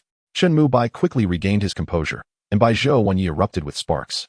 It was peculiar that Yi Tianxia, usually so steady, had momentarily lost focus. Wu Hui chuckled, advancing with the intent to strike down Yi Tianxia, but the latter swiftly parried the attack. The dual guns fired, inflicting a special effect on Wu Hui, and another pillar of fire ignited upon Wu Yuan. The 5-person guild launched a coordinated attack. Yet they could not outpace Chen Mubai, who had already secured the aggro. Focus fire. Yi Bai, retreat and stabilize your health. The knight will hold the front. Fang Shijing directed. The knight of Xing Xin raised his shield to protect the group, allowing Yi Tianxia to narrowly return to the safety of the team. With a roar, a surge of red health bar erupted as he eliminated dozens of foes before charging straight into the Xing Xin formation. Hold your ground and fall back. The second team advance, while the third, fourth, and fifth teams flank. Fang Shijing commanded once more, Jima Xiao Yuan. The defense is up to you. Understood. Gusu Liren replied. The 9th team will contract their formation, the 10th team will spread out, and the 1st team will retreat, Jima Xiao Yuan announced. The teams targeted were agile, but the other guilds were not merely attacking blindly. They adjusted their formations based on Gusu Liren's guidance and launched another assault. The 10th team retreated, while the 1st and 9th teams contracted, with the knights holding the front, sacrificing themselves for the greater good. Healers, watch the health. Qigong masters, prepare your shields. Is it not done yet? I can barely hold on. Gusu Liren exclaimed to Fang Shijing. Almost there, Fang Shijing reassured him. The rest, just a sliver of health left. Su Li's defensive formation was breached as Wu Hui led a direct strike towards Ji Ma Xiao Yuan, who fell in response. Wu Hui's assault suddenly ceased. You were a moment too late, Su Li remarked. Mo Chun observed Ji Ma Xiao Yuan and felt an urge to strike, yet he ultimately restrained himself, having salvaged a life. Perhaps, Su Li said earnestly. Not bad. We VE made progress this week, Fang Shijing acknowledged. Shall we begin? Su Li proposed. Why do you insist on such a brutal approach to self-improvement? Fang Shijing inquired, puzzled. To enter the professional league, it requires not only strength but timing. One can only join during the winter or summer transfer windows, allowing ample time to understand each class, Su Li explained. I aspire to be like Ye Xiu, able to change my identity at will, Su Li continued. However, it's not solely for that reason. Understanding the combat styles of all classes is foundational. The true essence lies in the 24 classes complementing one another. Crafting a master swordsman from diverse perspectives and roles, this is truly formidable. Fang Shijing remained silent, unconvinced by Su Li's words, but chose not to dwell on it. He logged off and switched to another priest account, Fu Sheng Zhongxiang, briefly preparing to enter the 50-person instance at Wang Chuanhepan. How do we proceed? Su Li inquired, leaning closer to Fang Shijing. You observe and maintain health at a safe level. You handle 24, while I manage 24, Fang Shijing instructed. The priest's challenge lies in timing, macro-awareness, and situational control. Intentionally creating pressure was part of Fang Shijing's strategy, only intervening when necessary. Su Li thought to himself that this training method was exceedingly harsh. Managing the health of over 20 individuals required meticulous preparation, armed with purple and orange weapons. Can you manage? Chen Mubai asked, lifting his gaze. I hope so. No one wishes to lose, Su Li replied. Do not underestimate me. Chen Mubai chuckled, but remained silent. At that moment, Yibai Tianxia entered the instance, recognizing that with Su Li's efforts, he too could not lag behind. It was imperative to seize the opportunity to level up and overcome the daunting challenge of the realm of gods. The difficulty of the 50-person instance had certainly escalated. Yet the roles remained unchanged. Knights tanked, damage dealers dealt damage, and healers healed. Su Li was well aware of this. But he faced the daunting task of managing the health of 24 players, a challenge that was self-evident. Pay attention to health and control. This is your weak point. Practice more. Fang Shijing advised as they moved forward. Glory is no simple game. Even with talent, one must build a solid foundation. At that moment, the 50-person team had just cleared the first wave, and Fang Shijing noted that everyone's health remained at a safe level. Conversely, despite Yibai Tianxia's best efforts to salvage the situation, Su Li's side had already lost 2 members. Understood, Su Li replied. The 2 individuals had not surpassed the safety threshold since their encounter, and in a flurry of chaos, Su Li had inadvertently caused several team members to drop below the critical health line, while others remained perilously close to being eliminated. All right, knights, engage the monsters, Fang Shijing commanded. He raised his shield and charged forward, initiating the battle. The first minor adversary posed no significant challenge, but the second did. As Fang Shijing had previously mentioned the difficulties of the first encounter, Su Li, amidst the turmoil, lost 4 more individuals from the 20 he was responsible for. By the 3rd and 4th waves, only 10 remained under his care, while Fang Shijing's side had suffered no casualties. In that moment, Su Li finally recognized his own shortcomings. After a brief exchange with Fang Shijing, he logged onto the Gusu Liren account. Chapter 48. The streak of victories comes to an end. Su Li reflected on his lack of situational awareness and his failure to grasp the overall dynamics of the battle. The act of scavenging and leading a team into combat truly assessed one's comprehensive abilities. While leading a team was daunting, scavenging was still within his reach. Wei Lauda, where are you currently scavenging? I would like to join, Su Li messaged Wei Chen. Look at you, still chasing after such trivial items? At Qiyun Daochong, 10:32:45. Wei Chen replied. What do you know? Su Li retorted. All right, I concede my ignorance. Seeing this, Su Li returned the Night Star to the warehouse, equipped a blue-tier weapon, and headed toward the coordinates provided by Wei Chen. As expected, competition was fierce. At that moment, the spoils did not belong to Xing Xian, but rather to Jia Shi. Given Jia Shi's former prestige, their elite team's prowess naturally outshone that of Xing Xian. Moreover, fortune did not merely favor the capable. It required a steady progression away from the battlefield. Observing the chaotic scene, Su Li sighed, reflecting on the disorder. He casually inquired of a nearby participant, how is the situation now? The individual, not turning to face him, responded, the Jia dynasty is gradually retreating. Upon glancing back, they exclaimed, isn't that Gusu Liren? I should have seized the opportunity. Su Li remained silent, hurrying toward the fallen equipment scattered across the battlefield. Everyone was overwhelmed and had no time to attend to Gusu Liren. An orange weapon, splendid. This is quite good, Su Li murmured. Equipment affects weight and speed. And just then, someone shouted, Captain, someone is scavenging. Eliminate them. The captain commanded, directing his team to seize the opportunity. Gusu Liren was not in a favorable position either, as several assailants targeted him. With a swift backward leap, he evaded the spinning staff, blocking the martial artist's punch with a guard, and executed a three-part slash to push them back. Just as he prepared to unleash the second segment, a divine flame ignited at his landing point, startling Su Li, who quickly redirected the three-part slash. Wait, I haven't even made a move yet, he protested, but it was evident that no one was listening. Battle Mage, forward. Halong Pajun. The Battle Mage unleashed a powerful attack aimed at detaining Su Li.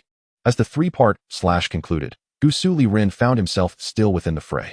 Surrounded by swirling sword energy, he was enveloped in a whirlwind of blades. Jump. Bungshanji. With the blessing of the sword that governs the world, Gusu Liren's speed was tremendous, and the Battle Mage, unable to retreat in time, was sent flying. The sword energy surged forth, culminating in a swift blade draw. As he executed the move, intending to flee, he noticed a Qi master behind him. Zhuyin Shou.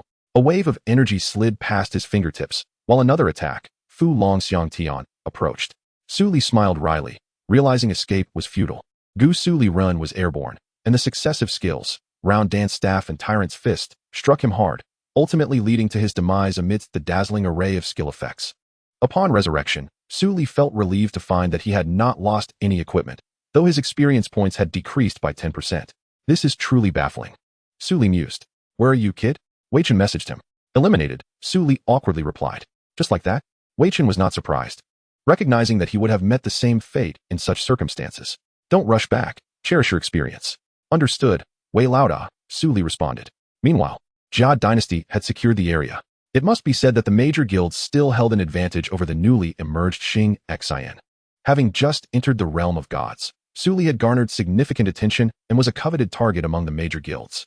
However, with his recent decline in appearances, the players had gradually forgotten about him. Congratulations, Wanshi President, for claiming another wild area. Jia Dynasty has been quite formidable lately, someone remarked. I agree, another added. President Wanshi, could there be an exceptionally strong newcomer? In the president's group, many feigned congratulations toward Wanshi Shunsui. Haha, no need for concern. Just taking one step at a time, Wanshi Shunsui replied, saying little more. Recently, he had been instructed to pay close attention to Gusu Liren. As one of the pivotal figures in the turmoil of District 13, Wanshi Shunsui had noticed the situation easing with Gusu Liren's entry into the realm of gods. However, despite the major guild's efforts to seize him, his presence was increasingly rare. Reflecting on this, it was understandable. He was only level 60 and could not manipulate the major guilds like Ye Xiu once did. Nonetheless, engagement was necessary. Xiao Zhao, how is your interaction with Gusu Liren progressing? Qiu Fei inquired as he entered. We cannot allow a repeat of Jiang Qian's situation with Ye Shen.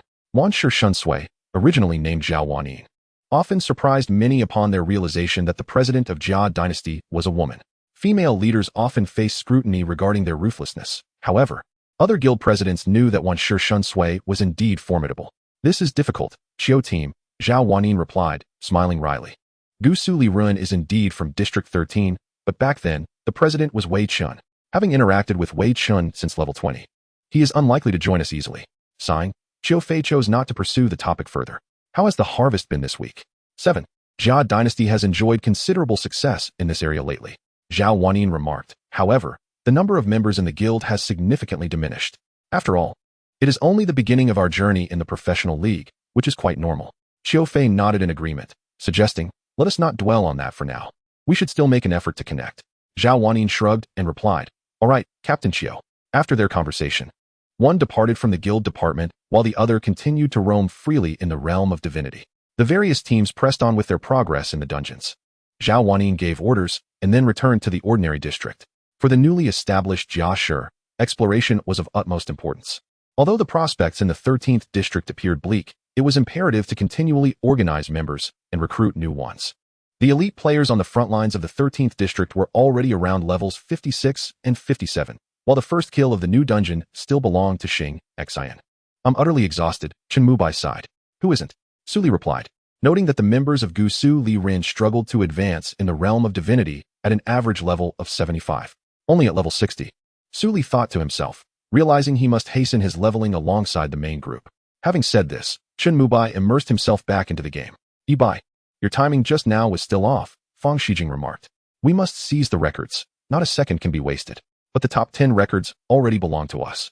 Chen Mubai replied helplessly. Moreover, claiming the dungeon record is not as simple as it seems. You are mistaken. Fang Shijing shook his head. Demonstrating our full capabilities on the battlefield is the greatest respect we can show to our opponents. Chen Mubai responded with a soft acknowledgement. Fang Shijing continued. This is the last time. Let us all give it our all. Indeed, they managed to achieve another enviable score that would make other guilds green with envy. Afterward, everyone dispersed to train, and Yi Tianxia was no exception. To complete the arena tasks in the realm of divinity, he rushed to the arena. Your winning streak ends here. Chen Mubai saw this message again. Following Gusu Liren, Yi Tianxia was also on a winning spree in the arena, having won over 10 consecutive matches. Many had uttered this phrase, yet Chen Mubai remained unfazed. He was a force to be reckoned with. Bai Zhou Wanyi ignited sparks from the very beginning, still that exasperating start. Halong Pajun. The battle mage charged forward, unleashing a grand move. A bit of courage. Chen Mubai praised, yet the distance was insufficient to reach Yi Tianxia. The battle mage took a step forward, the spear narrowly missing Yi Tianxia's feet. Bossway.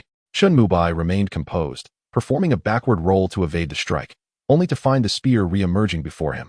With a swift move, Yi Tianxia was unable to dodge. Hey, isn't it a bit unfair to bully him like this? Chen Guo inquired from the side. It's nothing. Let Xiao Tang handle it. After all, it was Lao Wei's request, Ye Xiu chuckled. Truly without limits, Chen Guo muttered. What? Who just insulted me? Wei Chen sneezed in the guild department. Yi Tianxia executed a whirlwind kick directly at the battle mage's face. The battle mage staggered as 5 phantoms lunged at Yi Tianxia. With a series of explosions, Bai Zhou Wanyi emitted sparks, and the violent bullets engulfed the battle mage. Amidst the chaos of light and shadow, the spear still struck true. Yi Tianxia raised his hand and threw a grenade. It was a dilemma. Either both would sustain damage, or one must seize the opportunity to break the deadlock. Without hesitation, Tang Rou pulled Yi Tianxia out from the grenade's light and slammed him to the ground. Following this, she unleashed a series of combos from the battle mage, forcing Yi Tianxia to retreat step by step. We've encountered a tough opponent. A hint of panic crossed Chen Mubai's face. Yi Tianxia attempted to create distance, but the battle mage showed no signs of relent. The gun techniques were rendered ineffective in the face of such aggression. The opponent charged relentlessly, compelling him to fall into their rhythm. A sensation he had never felt even against Wu Hui. Let us give it one last push. Yi Tianxia's dual guns unleashed sparks. This time the firepower exceeding the previous by more than double, intertwined with the limited martial techniques of the sharpshooter. In the midst of this fierce exchange, Yi Tianxia fell. Chen Mubai pushed his mouse, exiting the arena. Meanwhile, Tang Rou flexed her wrists and said to Ye Xiu, I won. How was it? Ye Xiu smiled. Not bad. Tang Rou replied, I'll head to training now. If you had pressed a bit harder just now, he wouldn't have exploded at the last moment, trading 10% of his health for 20% of yours. There's still much to practice, Ye Xiu noted. Tang Rou nodded, saying nothing further, and departed for the training room. Chapter 49. Infinite Fortune. After a while, Chen Mubai emerged from his defeat. The winning streak had been halted just one match short at 20, all thanks to the previous game that rendered the prior 19 victories futile. Oh, your winning streak has ended? Suli glanced over. Indeed, Chen Mubai replied nonchalantly, I must continue to practice. Suli chuckled, saying, haha, by the way, I need to head out tomorrow, and will return in a few days. Chen Mubai lifted his head, asking where she was going. Suli pondered for a moment before saying, to pick something up and participate in a small competition. Chen Mubai did not press further, and the night passed quietly. The next day, nearing noon, Suli rose, prepared a meal with the remaining ingredients, and left with her suitcase. The weather outside was quite pleasant. Suli closed her eyes to savor the moment. She was headed to the factory, as Chen Guo had called to inform her that the figurine was ready. Though delivery would take some time, after much contemplation, she decided it was better to collect it in person. The competition for the title of Lurker King was one of Su Li's motivations for going. This competition was revealed by Li Ming, selected from a group of individuals, with matches scheduled twice a week. Li Ming had been invited to participate, held approximately 100 kilometers from here in a sports arena. The Lurker King competition was a new event launched by Glory for the 11th season, prohibiting any players who had participated in the professional league from entering. Thus, this competition was entirely tailored for players.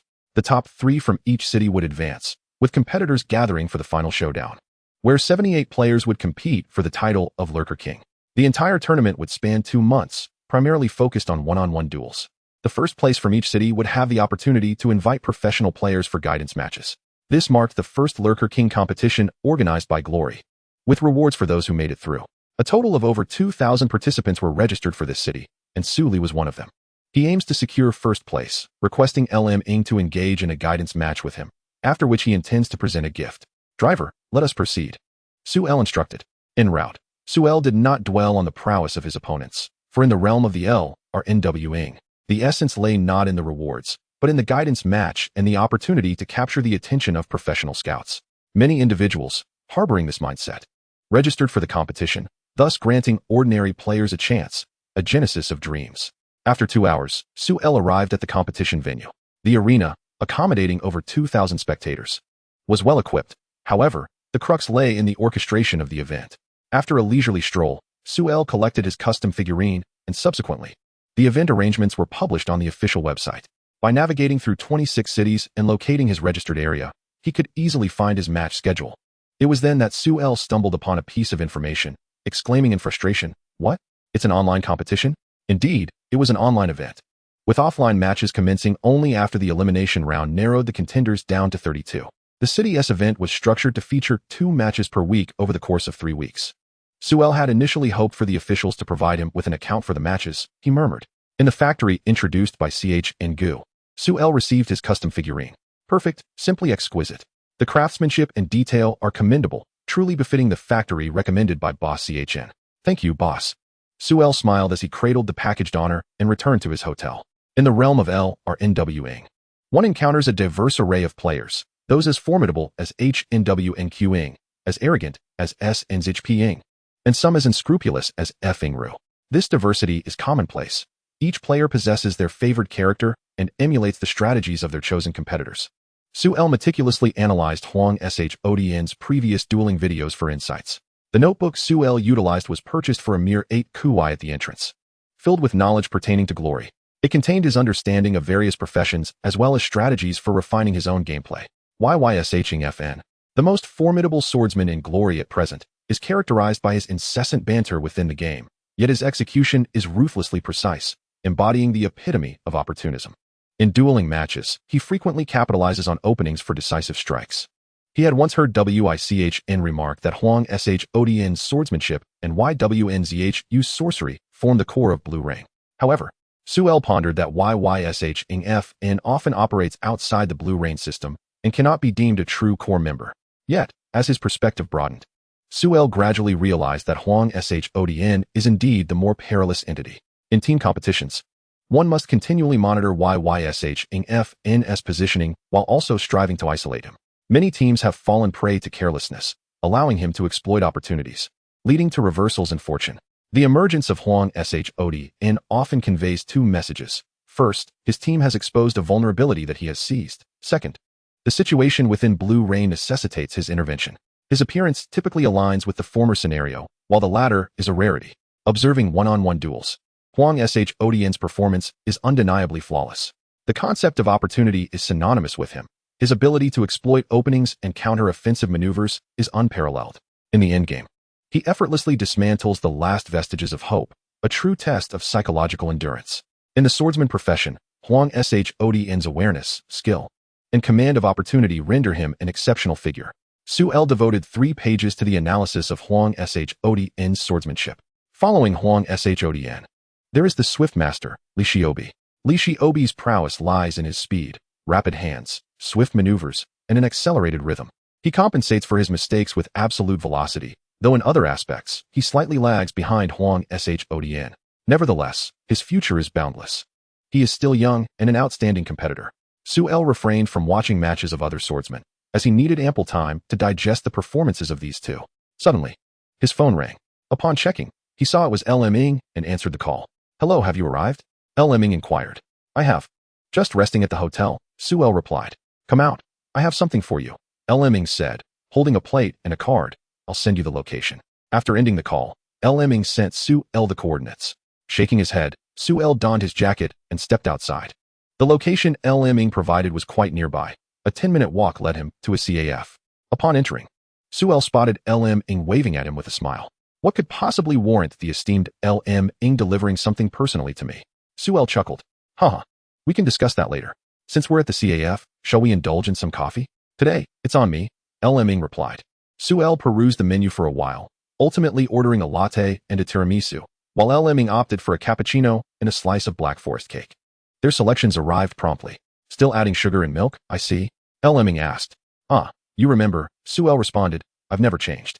After El Ming prepared his coffee, he inquired, have you registered for the LRNWing competition? I believe registration closes tonight. I have. But you should have already played a match by now, Su El remarked. So, how was the professional league? After sipping his coffee, El Ming replied, not great. They were stronger than I anticipated. Did you win or lose? Su El asked, observing El Ming. I lost. El Ming stirred his coffee with a spoon. They exploited my weaknesses, and I couldn't recover in time. At least there's a silver lining. Su El smiled. They believe in you. Haha, your comfort feels different. El Ming chuckled. It's rare not to have a knife twisted in my wounds. In future matches, I shall be sure to twist a few more, Su El teased. It seems you truly will not be joining GSH, El Ming remarked, gazing at Su El. Old Wei discovered my talent and made an early reservation. There's no way around it, Su El explained. Haha, let us not dwell on that, El Ming said as he retrieved a gift box from his bag. The box bore the words Infinite Fortune in bold letters. What is this? Su El inquired, taking it from him. A gift, open it, and see, El Ming grinned. Inside were a plate, a card, a notebook, and a bookmark, each adorned with the words Infinite Fortune. El Ming epitomizes luck. His professional journey has been remarkably fortuitous, whether in life, gaming, or interpersonal relationships. Within the gift box, there was even a level 75 swordsman account card. Li Ming bestowed Infinite Fortune upon Su Li. In truth, Su Li was also a person of luck, albeit not as universally fortunate as Li Ming. You should really be damned, once again flaunting your unerring luck with draws. Su Li remarked as he gazed at the gift box in his hands. Nevertheless, I appreciate it. You're welcome, Li Ming replied. Best of luck in the King of Casuals competition. I hope to face you in the guidance match. We'll talk about that later, Su Li responded. I have something else for you. Li Ming produced a ticket, which was for the match between Xingxin and their opponents on Saturday night. Aren't you worried I won't cheer for you? Su Li inquired. It matters not. Your presence alone is support enough, Li Ming chuckled. After exchanging some pleasantries, the two parted ways. Su Li returned to the hotel to level up and did not retire for the night until late. King of Casuals? Lu Mingzhou queried. Indeed. The King of Casuals. Are you considering signing up? Mo Chen suggested. Lu Mingzhou shook his head with a smile. I shall pass. My profession is that of a formation ghost, and besides, we have yet to enter the realm of the gods. How can we participate? Mo Chen acknowledged. True. But that fellow should be back by now. Lu Mingzhou smiled, but said nothing more. Both understood who he referred to. As the first from District 13 to enter the realm of the gods, Su Li was already fast asleep in bed. While Lu Mingzhou and Mo Chen returned to the game. Huangfeng has been struggling lately, the president of Dubu remarked, observing the guild leaders competing against them. Well, your Baki Xiongtu seems to be suffering greatly as well, Huangfeng's president, Dubu Fengyun, retorted. By the way, what about the two newcomers from your guild? They haven't withdrawn, have they? Yidu Han Tan inquired. Qinbo Lake, in the wild, 5 guilds are engaged in chaos while Xingxin is still en route. Abai Tianxiao was leading the charge, ready to strike at any moment. Fang Shijing was meticulously organizing the team. Enough of your nonsense. Haven't you seen Xingxin has arrived? Dubu Fengyun barked. Then you should delay their progress. We'll finish off the 5 and 5, Yidu Han Tan suggested. Get lost. I already figured out what sort of tricks you have up your sleeve, Dubu Fengyun retorted. Hey, esteemed guild leaders, ignoring me would not be wise. Wan Shun Sui interjected. Oh, the Jia dynasty is here too. I, Yin Fei, have no reason not to be. Lan Shigu, move up. Bai Yin Fei commanded, directing Lan Shigu to charge forward. The wilds of Qinbo Lake had long been scouted, and its health was still at 70% with 5 guilds engaged in battle. While the various guild leaders exchanged pleasantries, numerous text bubbles floated above their characters, and among them, Wu Yuan Wu Hui was lurking in the grass, poised to strike. Currently, the aggro was still on Baki Xiongtu, while Huangfeng relentlessly attacked their defenses. The other 2 major guilds were not yet ready to intervene in the fray. What a lively scene. Perhaps I should take a look. The formation of Xingxin appeared before the 4 major guilds. God, could you please take care of the screen? Many lamented. However, the side of Xingxin was directly assaulting the formation of Baki Xiongtu, prompting the other major guilds to realize they could not remain idle and swiftly followed suit. The 4 guilds collectively launched an attack on Baki Xiongtu. The orderly formation of Baki Xiongtu would not immediately collapse, but they suffered heavy casualties. After only a few minutes, Baki Xiongtu found themselves unable to continue fighting. Attention! Bai Tianxia. Attention! Wu Yuan Wu Hui. The remaining 4 guilds simultaneously issued these 2 commands. Bai Tianxiao remained resplendent, leading a team out of the Xingxin formation. Chapter 50. clouds returned to mountains and seas. Have you revived? Chen Mu Bai observed the death notification before him, feeling a mix of emotions. Thus, the guilds devised strategies to minimize the threat posed by Tianxia. In the final wave, they could not withstand Wu Yuan Wu Hui's onslaught and fell. The Xingxin guild had faltered again, this time falling into the hands of the Jia dynasty. Since Su Li entered the realm of the gods, opportunities had become increasingly scarce. As soon as Tianxia emerged, all guilds enacted their plans. Yet, it was evident that Chen Mu Bai remained oblivious. After clicking to revive, he noticed Qing Junru Wan nearby, but hesitated to approach. Bai, wait a moment. Fang Shijing called out to Chen Mu Bai. Hello, President, Chen Mu Bai said. I apologize, President, I have failed once more.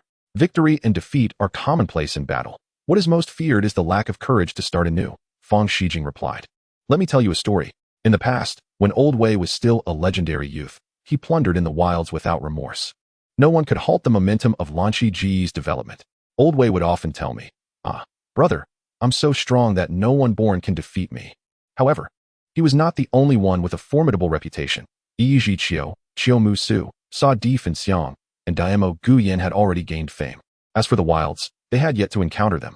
Yet, once, while competing for the Blue Crystal Knight, they crossed paths. Ye Xiu, you are truly shameless.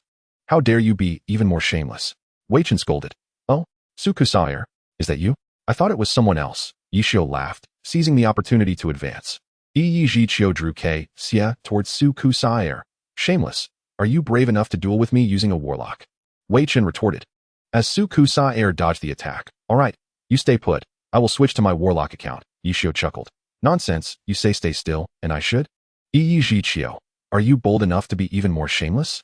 I have partnered with Daimo Guyan. If you don't leave soon, I fear I might expose your case here. Wei Chen exclaimed, such words are unwarranted. After all, I am merely an assistant, Ye Xiu replied. Wei Chen realized he could never defeat that sharpshooter or the warrior before him and had no choice but to retreat. Subsequently, Old Wei frequently encountered these two and even contemplated quitting the game altogether. However, he ultimately persuaded himself otherwise.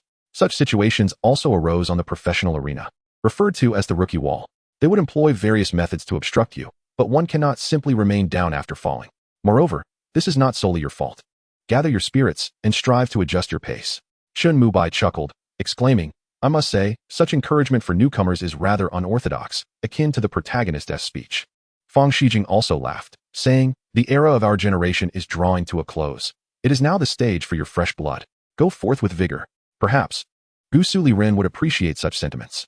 It's amusing, as if he would utter those words. At 10 in the morning, the first match of Lu Ren Wang commenced, and he was somewhat taken aback by his initial opponent. Yin Gui? Su Li inquired on the public screen. Do you know me? Yin Gui responded, surprised to encounter a level 63 swordsman. We have faced each other before. Gusu Liren declared as he brandished his sword and charged forward. Oh, pray, do enlighten me, Yin Gui countered, launching a punch that met Gusu Liren's blade head-on. The dual tiger palms surged toward Gusu Liren. He retreated, one hand shielding his sword, preparing to execute the draw slash. Last time, I obliterated an orange item during our skirmish. Suddenly, a surge of energy flowed through Yin Gui, rendering Gusu Liren's sword aura ineffective. Enough of the banter. Focus on the match, Yin Gui urged, closing the distance once more. Gusu Liren thrust his sword forward, conjuring a magical barrier, clearly elite Bizichen. Reluctantly, Yin Gui had to retreat, only for Gusu Liren to pursue relentlessly. Jianding Tianxia, with sword energy swirling around him, Gusu Liren activated the skill, a manifestation of the swordsman's awakening. However, Yin Gui was already upon him, poised to strike. Yet, Su Li, having witnessed the tactics before, opened with steel bone. Aiming to gain an early advantage as a martial artist, he calculated the duration of steel bone's effectiveness while managing distance, executing a 3-stage slash to escape. I say, is it possible that the famed Gusu Liren is retreating in panic? Quite the rarity, Yin Gui quipped on the public screen. With the enhancement of Jianding Tianxia, Gusu Liren swiftly distanced himself, but mere seconds later, he returned with a forward leap and a crumbling mountain strike. This initial tier of crumbling mountain strike locked Yin Gui's movement, and with the backing of Jianding Tianxia, he found himself unable to evade. The series of skills, upward slash, rising dragon slash, and falling wind slash, illuminated around Yin Gui, yet his health did not deplete as rapidly as anticipated. Impressive crumbling mountain strike. This lad has indeed improved. In a small corner of the smoking area at Xing Xine Internet Cafe, Wei Chen observed the match while enjoying a cigarette. What is your take? Chen Mubai inquired. With a level disparity of 12, a Tier 1 crumbling mountain strike merely induces stiffness. Capturing that stiffness demands keen eyesight. Let alone chaining hits effectively. Miss the timing, and the martial artist will unleash a flurry of strikes, Wei Chen explained. On the screen, Gusu Liren shielded his sword behind him, flicking it as he unleashed a reverse wind thrust. In that moment, the martial artist was rendered momentarily vulnerable. Yun Gui was immediately ensnared within the sword circle, and Gusu Liren pointed his sword forward, executing the assassination technique, Immortal S guiding finger. The wall behind Yun Gui was shattered. It appears you are on the verge of defeat. A comment surfaced on the public screen, yet Yun Gui did not respond. Gusu Liren stepped forward, his cold sword light shimmering. Evading this strike would not be simple. A spray of blood erupted as Yun Gui was sent flying. Another straightforward upward thrust initiated a floating combo. Eagle S tread. Yun Gui refused to remain passive, seizing the opportunity to execute an Eagle S tread. Gusu Liren, seeing this, crossed his sword to block the attack. As Yun Gui landed, he pivoted to strike, but Gusu Liren retreated swiftly, launching Steelbone once more, this time denying Gusu Liren the opportunity to unleash Li Bzhn. In an instant, Yun Gui was before Gusu Liren. Fuhu Tingxiang. This skill could not be dismissed by mere ordinary judgments, directly pinning Gusu Liren beneath him. This fool is grossly underestimating his opponent, Wei Chen remarked, taking a deep drag from his cigarette. I believe the outcome remains to be seen, Chen Mubai countered. This is troublesome. To break the deadlock, one must identify the opponent's flaws.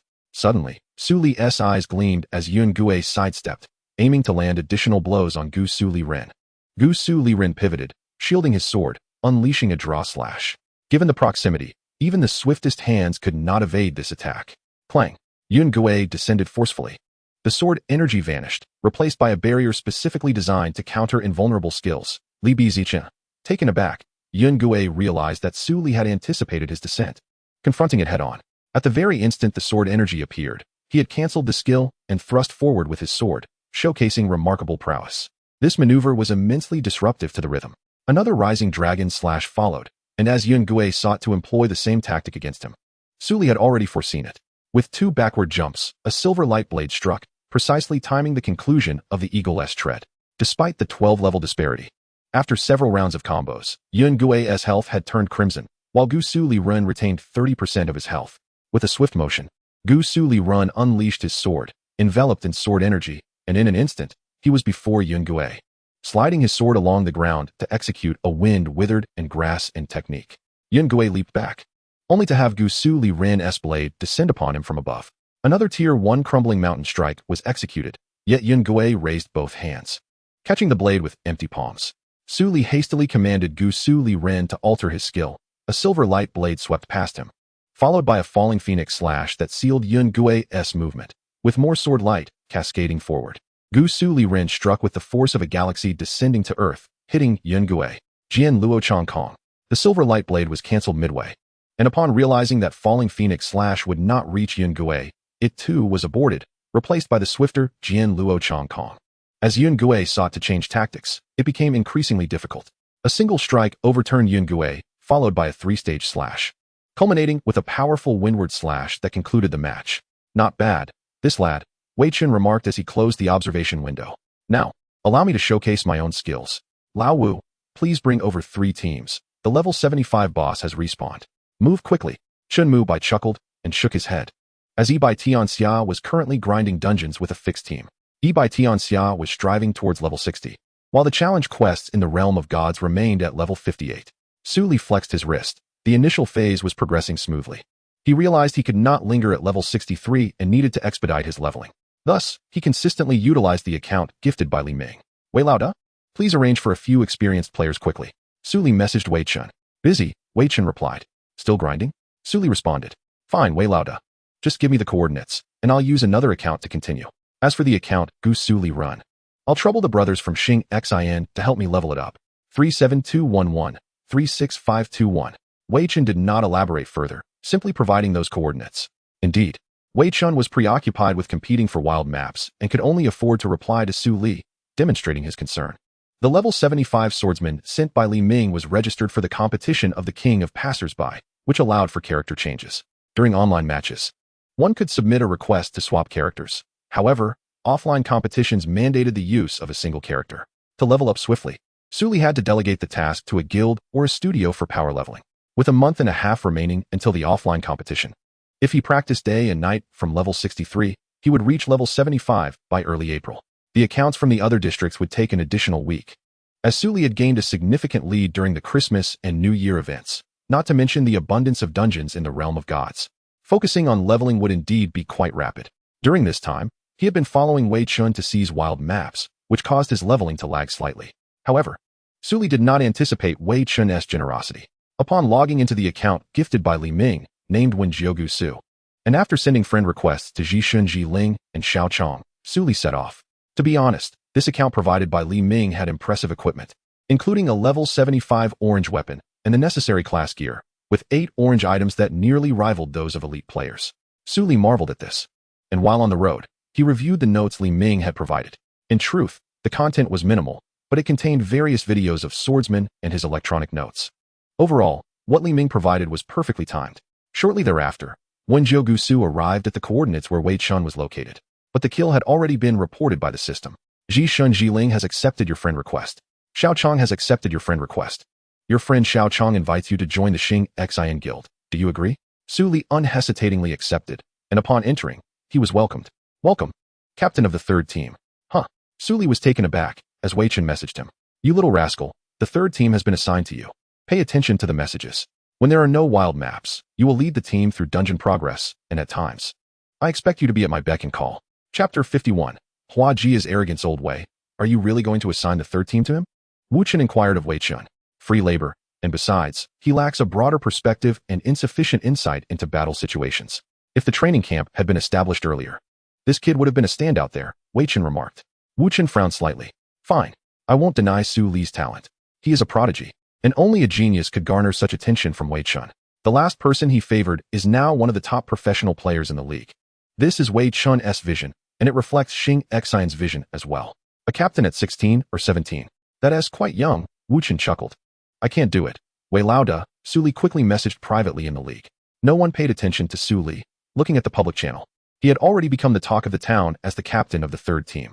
Reluctantly, Su Li accepted this heavy responsibility. Congratulations, captain of the third team. Chen Mu Bai said with a hint of mischief. Get lost. Su Li retorted, responding with 5 get lost messages in quick succession. Within the third team, most members were comparable to those in the first and second teams, but Su Li stood out among them. After organizing the third team, it was nearing 3 o'clock in the afternoon, and the second round of the King of Passers-by competition was about to commence. Every Thursday was the King of Passers-by competition. Friday was the challenge match, and Saturday was the professional match. The schedule was indeed tightly packed. Fortunately, the offline competition for the National League was in mid-April, with only the top 3 from each city allowed to participate, totaling around 78 individuals. Yet the competition spanned 2.5 months. However, there was an upside. With a longer schedule, there would be ample opportunity for training. In this regard, Wei Chen was confident that he could mold Su Li into a quasi-professional player. At 3 o'clock in the afternoon, the King of Passers-by competition commenced punctually. This time, Su Li did not participate as Gusu Liren, but as Gusu. Although Gusu's equipment was inferior to Gusu Liren's, its attributes surpassed those of Gusu Liren. Within a few minutes, Gusu defeated his opponent. Once Su Li exited, he prepared to lead his team in dungeon raids. How far have you progressed in the newly released 100-person dungeon? Su Li inquired of the third team members. We reached 53% in Yintang Lu, but after the death toll exceeded half, we stopped, responded the vice captain. A capable knight who had originally been part of the elite second team, but joined the third team after Wei Chen's persuasion. The intelligence among the first, second, and third teams was shared, and their strengths were comparable, yet their progress in the dungeons varied significantly. As for the third team, they had already cleared the Huijiao underground city, while the other teams hovered around 83%. Hua Jia, the captain, clearly hasn't tackled the 100-person dungeon before. It's better to familiarize oneself first, someone in the team remarked. Hua Jia was the in-game name, but everyone commonly referred to him as Hua Jia. Despite his name suggesting arrogance, his demeanor was quite gentle, a refreshing presence among knights. Well then, captain, let us try tackling it. After all, this week is coming to an end. Hua Jia pondered for a moment before speaking. Sure, Su Li readily agreed without shying away from his captaincy. To speak candidly, Su Li exhibits considerable shortcomings in his role as the team leader, though he possesses undeniable strength. Nevertheless, the members of the third team are still quite fond of the spirited Su Li, Previously, who was in charge? Gusu Liren inquired, acknowledging his current inability to lead, as his strength remains somewhat insufficient. At that moment, a priest stepped forward and remarked, he has already been reassigned to the first team. We are left without a leader, so it would be best for you to take command. In every guild and team, the leader possesses the authority to direct. Yet the third team currently lacks a genuine commander. What can I do? I only joined the 13th district a mere 3 or 4 months ago. I am essentially a novice, Gusu Liren replied. However, he was not mistaken. In those 3 to 4 months, he had not even fully leveled up. Let's go ahead and give it a try. Besides, reaching level 60 to enter the realm of the divine is not something just anyone can achieve, Hua Jia chuckled, assuring him, do not worry, I will cover for you. Wait, I have been called over by Wei Lauda. We can discuss this later. For now, everyone may engage in free activities, and I will contact you all for assembly afterward, Gusu Liren announced. No one voiced further objections, and they spontaneously organized themselves to hunt monsters. Gusu Liren hurried to the coordinates provided by Wei Chen and found him waiting. Wei Lauda, what do you need me for? Gusu Liren asked. Surprise, the leader of the third team, Wei Chen replied. Gusu Liren nearly blurted out a response, but restrained himself, ultimately managing to squeeze out 3 words. It's going all right. You need to familiarize yourself quickly. While I could not discern your second opponent, I noticed that your skill connections are all below level 60, and your ultimate move lacks a consistent strategy. Familiarize yourself with your skills. If you do not secure a championship, do not return and bring shame upon me. If this gets out, where would I put my face? Wei Chen critiqued Gusu Liren's performance in the second match. In truth, Gusu Liren had recognized the same issue during the execution of his ultimate move. The lack of fluidity was evident, stemming from his unfamiliarity with the character. Had the opponent been stronger, that single wave could have resulted in a counterattack climax. I will practice, Gusu Liren assured, feeling emotional.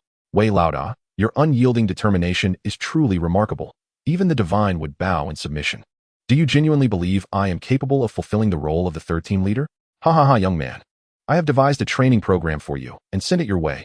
Practice diligently, Wei Chen replied before leading the second team into the Huijiao Mall. Gusu Liren shook his head and refrained from further comments. He had observed Wei Chen's matches. He would go to any lengths to secure victory, regardless of how unseemly it appeared. This approach was rather common, yet nearly everyone fell short of Wei Chen's boundless determination. After a while, at 5 o'clock, Gusu Liren gathered the third team, preparing to set foot in Yintanglu. However, regarding the matter of command, there was some debate among the members, both Hua Jia and Gusu Liren facing dissenting opinions. Ultimately, Gusu Liren merely smiled and remarked, adaptability is key. The others suppressed their urge to critique. Hey, big brother. This is a 100-man dungeon, not a 5-man instance, many wanted to say. In some respects, Gusu Liren and Wei Chen were quite similar. Within the team, there were 4 knights, with Gusu Liren himself serving as the damage dealer. Prior to tackling this dungeon, Wei Chen had issued a strategy, developed by the guild's nominal leader, Mei Guang. Gusu Liren reviewed the dungeon-related introduction before entering. In Yintanglu, the small monsters share aggro. Even a slight misstep could spell disaster for a knight. Upon entering the dungeon, Hua Jia led the way, familiar with its layout. At the start, there was a mechanism, and Hua Jia employed a small trick to navigate it safely, followed closely by one Gusu.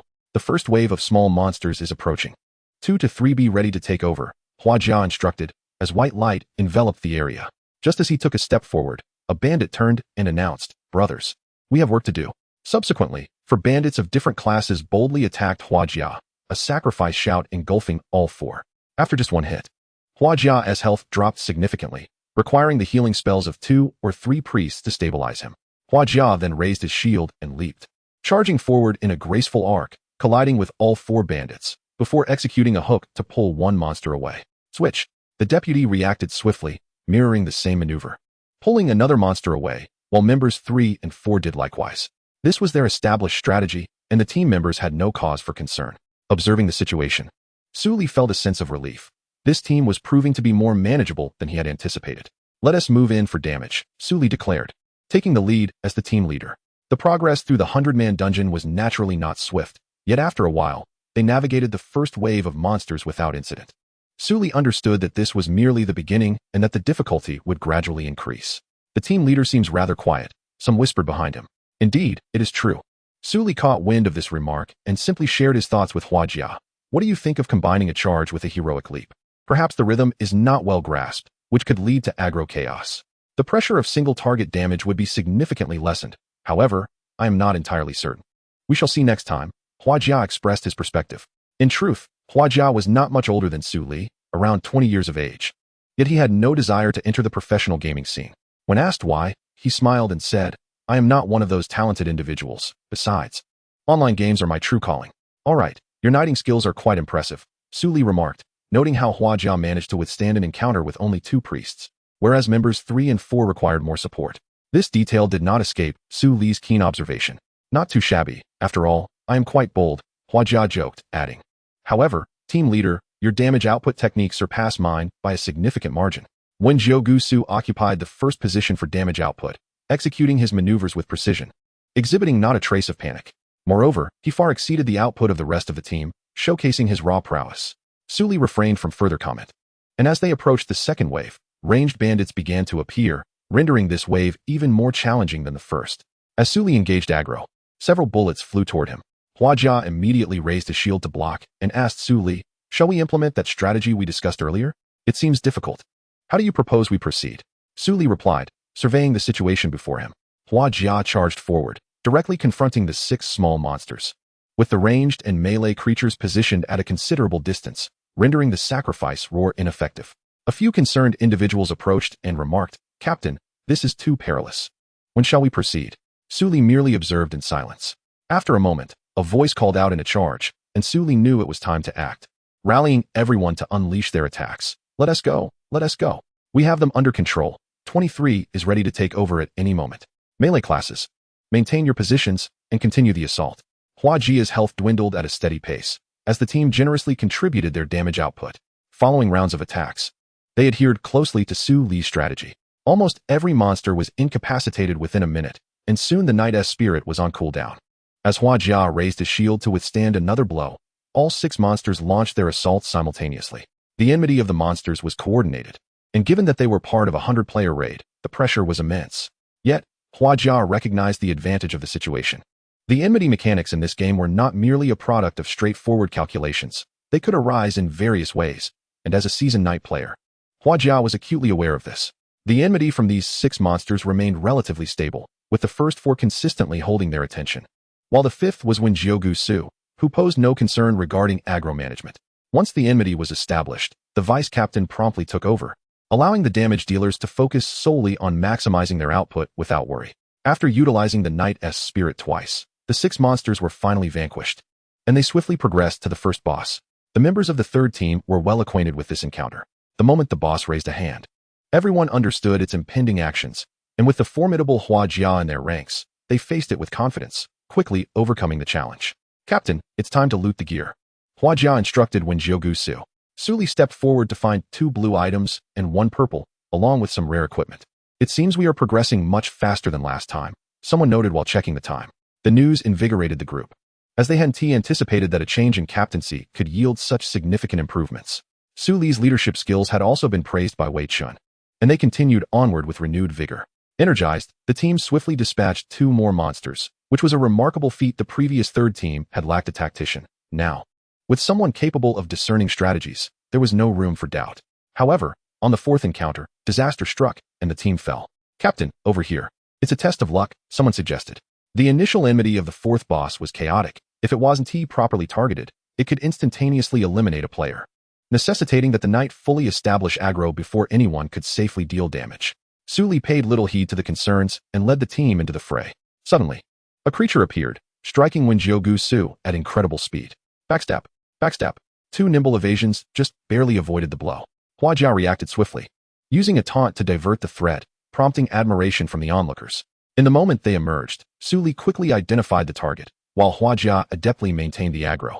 Though Hua Jia's demeanor might seem boastful, his execution was nothing short of impressive, landing a blow with remarkable speed and immediately recovering full health. Fortunate indeed. For had he been human, he would have surely lost several liters of blood. With Su Li's keen judgment and Hua Jia's formidable skills, they navigated through the encounter with relative ease. As they progressed, 12 monsters coordinated their enmity. This is quite unfair. A single misstep could lead to disaster, Su Li reflected. Indeed, even Hua Jia felt the weight of the pressure. Captain, how shall we proceed? Someone inquired, turning their gaze towards Su Li. Su Li could not guarantee that no casualties would occur this time, especially since 4 of the 12 monsters were ranged attackers. There was no choice. This segment primarily tested players' adaptability and evasion skills. Simply stacking health would backfire, making the priest the primary target of enmity, which would undoubtedly be devastating for the team. Huajia, follow me. I will draw the ranged creatures, he instructed as the rest of the team stood their ground. After a moment of contemplation, Gusu entered the aggro range of the 12 monsters while others remained stationary. Will the captain return safely from this? Someone speculated. Old Wei said the captain is quite capable. He should survive, especially with us nearby. Isn't this a bit too audacious, Captain? A female player remarked. Before long, amidst the flickering lights, Huajia and Gusu emerged, followed closely by the 12 monsters. Huajia quickly commanded the team to engage. Is this truly possible in one go? Captain, are you treating this like a 5-player dungeon? Incredible. I'm now a fan. Come on, don't jinx it. Can't you see the captain's health is critical? Another cautioned. As Gusu entered the healing zone, beams of white light surged forth, restoring health to a safe level. With a distant cry of engage, the team swiftly entered a battle-ready state, with players 2, 3, and 4 assisting in aggro management, while the others joined Su Li in dealing damage.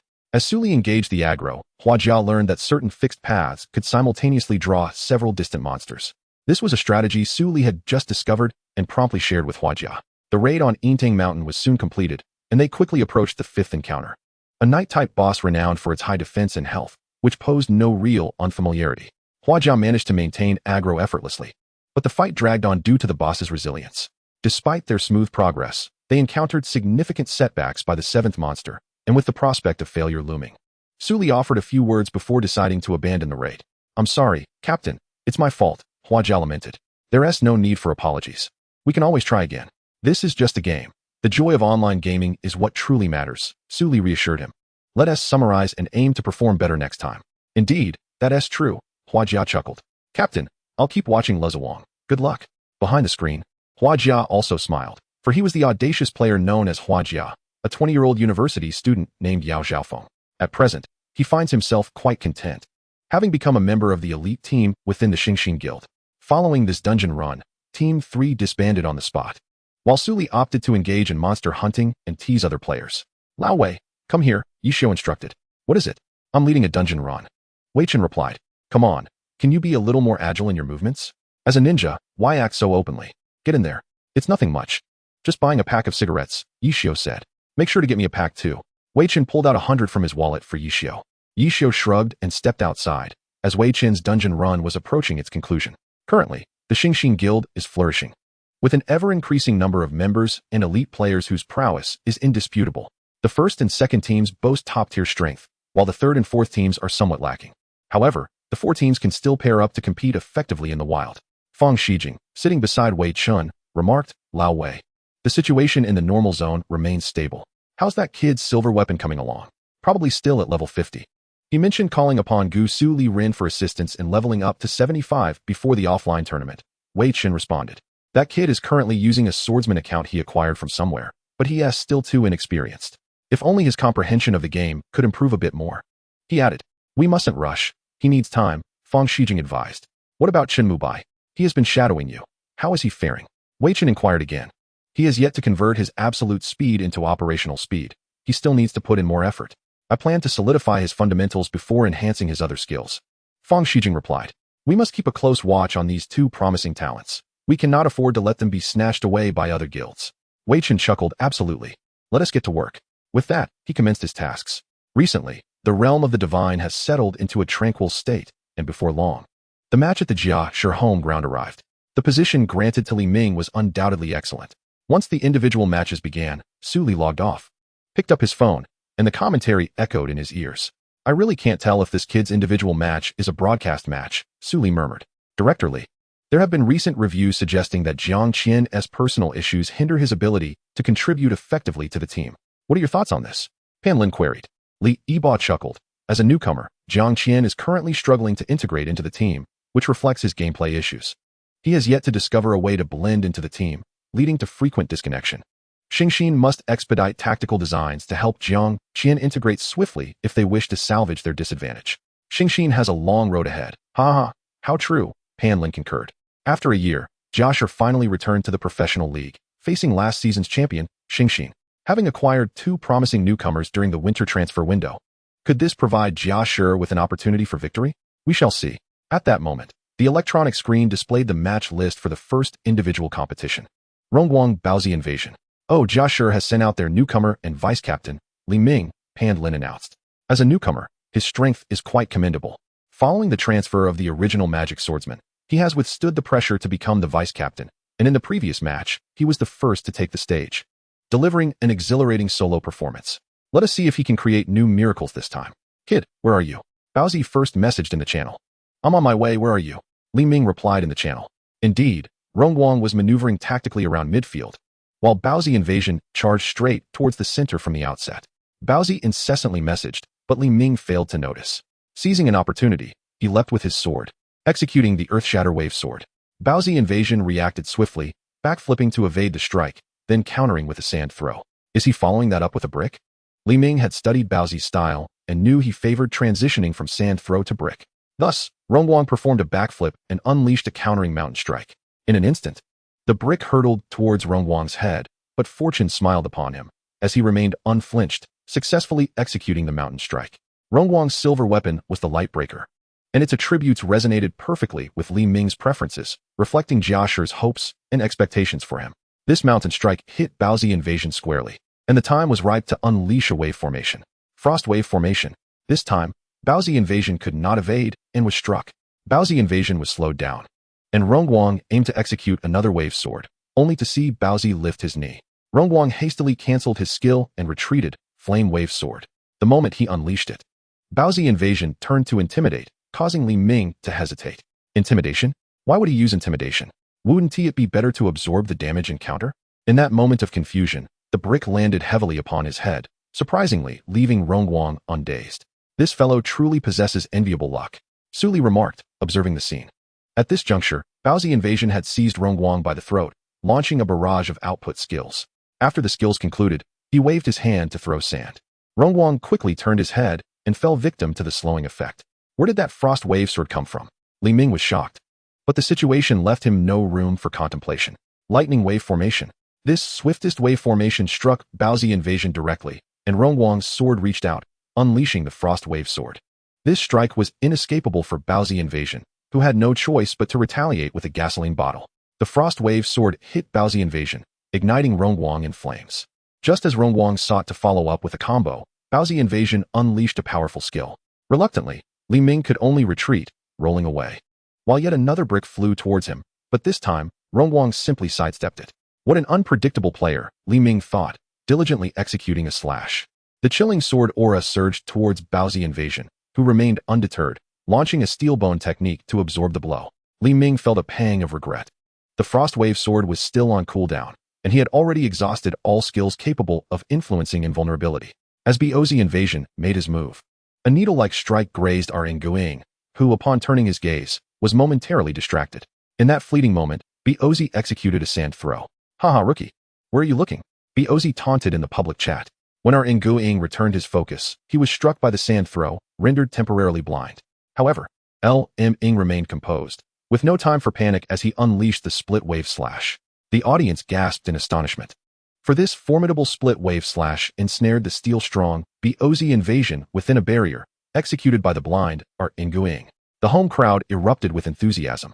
Initially, they had little faith in the newly appointed vice-captain, who had been appointed by Chi Fi despite the dissenting opinions of others. With no other option, they could only hope for the vice-captain's performance. It was now Ling's third match, and the spectators were no longer anxious. This vice-captain possessed an extraordinary heart. Splendid. Nguyen has immobilized Baozi Invasion, and he is currently in a blind state. What an incredible maneuver! Ln exclaimed. The situation on the field shifted once more. Nguyen regained his sight, and Baozi Invasion found no advantage to exploit. Nguyen pressed forward with the electric wave sword, while Ling had already maneuvered Baozi into his most favorable position. It became evident that Baozi was on the verge of defeat, a judgment echoed by Wei Chen and other professional players. Ultimately, the outcome remained unchanged, and Baozi lost the singles match. This player possesses enviable luck and astonishing courage. He is indeed a rare gem among newcomers, Li YB reflected. Chapter 53. Combat format. As Ling exited the competition area, applause erupted in waves. Ling smiled and waved, casting a glance towards SL, who also smiled back, feeling a surge of happiness. Indeed, this fellow had arrived. Well played, Chi Fi remarked with a smile. Quite lucky, I would say. Not too bad, Captain Chi. Ming replied with a grin. Next up, let's go. Following Ming's match, Ing swiftly secured victory in the second match, and in the third, Chi Fi rose to approach the competition stage, facing MFN. Known for his relentless style, Jia Shi's lineup is quite bold. They are excluding their two strongest players from the singles match. Are they forfeiting points in the broadcast tournament? PNLN commented, subsequently introducing the two competitors. Chi Fi's combat data was impressive, marking him as the core of the new Jia Shi, while Ming's or Nguing served as a secondary core. These two were poised to become the foundation of Jia Shi for the upcoming season, sharing traits of humility, steadiness, and clarity of thought. As Chi Fi took to the stage, the applause swelled once more. As the combatants loaded into the map, tactical movements commenced. However, NBJU concealed himself directly. Chi Fi had done his homework on MFN, knowing that when employing the firework style, his prowess could rival that of top-tier players. After a brief period of mental distraction, the cycle continued. Yet, I am better prepared. Chi Fi mused, and indeed, the outcome mirrored his thoughts as NBJU fell to Chi Fi's hand. Leading 2-1, not too shabby. Ming chuckled. I wonder if the unfettered SL is watching. Next came the broadcast tournament, yet they faced the formidable lineup of Ing XN. After a brief respite, the team competition commenced. Jia Shi, Chi Fi, Ming, WNL, SHNC Ing Shi J, Lu SH. Representing combat formats were Nguing, Chi G NGSH CHZH Ing Y, SH and Ki NGSH Uhu CHI, MSH Shi J, and Chu NF G Li NSH. Xing XN, SMCH Ing, Fing Ru, G Ing Chi N, Chi OYFN, and W New York. T Ing RU. Their roles included GNPOSH MYCH Ing F Ing, Chi G NGSH HIW Li Ing, QMSH NG Ing GY Ing, ZH Ngu YCN Hu, MSH Shi OSH UB Ing Li Ing, and ZH NDU FSH HNYNRU. The map, Sunset Hill, saw both teams advance forward at a leisurely pace. With little communication in the public channel, this channel is surprisingly quiet. Ming quipped. What? Are you trying to get my attention? Fing Ru immediately replied in the player chat. Not necessary, Ming retorted. Meanwhile, Ming's channel revealed the Xing X and team lurking sideways. Yet he restrained himself from striking. Initially, our Nguing had detached from the team to gather intelligence. Upon spotting Xing XN, he prepared to withdraw, for he was not foolish enough to engage 5 opponents alone. Xing XN, Ming informed his teammates. Upon receiving this information, the Jia Shi team began tactical repositioning. After all, this was their home ground, a setting akin to their own backyard. The Xing XN players sensed something amiss and gradually approached Ming's hiding spot, the audience holding their breath in anticipation of a shift in the situation. They are almost here, at the ambush point, ready to engage, Ming declared. Is there still time to retreat? Fing Ru queried in the public chat. Boom. The first strike came from MYCH Ing F Ing, a standard attack aimed directly at our Nguing's concealed position. In a flash, Ming performed a rapid backward roll, narrowly avoiding a wave of energy. As our Nguing executed another roll, a war scythe appeared before him. Ming understood he could not withstand this blow, so he sidestepped to the left, just as HIW Liing launched another assault. With his back turned to our Nguing, HIW Liing pressed downwards, unleashing a landmine. Left with no choice, Ming's figure trembled, and 5 sword shadows materialized. In this match, Ming had imbued his weapon with the skill of sword shadow step. As the 5 figures emerged, they became indistinguishable. And at that moment, rain of piercing shells descended from the sky. This move was inescapable, and the piercing shell struck home. Support, Ming called out. Our Nguing was now under heavy fire from Xing XN. If the rest of Jia Shi did not intervene, our Nguing might very well be eliminated. The combat format unleashed a mighty dragon-breaking army, disrupting HNGing GYing's attack rhythm, while the rest of Jia Shi surged from the other side, targeting YCN Hu. The pressure on our Nguing lessened significantly, with the main target now YCN Hu. As he endeavored to stall HNGing GYing and HIW Liing, a sudden burst of flame wave sword was unleashed, unwavering in its trajectory towards HIW Liing. HIW Liing's hands trembled as he summoned a flow of energy, bolstering his defenses, while HNGing GYing affixed a hard-body talisman upon himself. Witnessing this, Ming gritted his teeth, canceling the flame wave sword, and pivoted to execute the split wave slash. Reluctantly, the two had no choice but to evade this skill, with HNGing GYing swiftly maneuvering his battle scythe to force Ming into retreat. Yet, LMing not only refused to back down, but grew increasingly aggressive.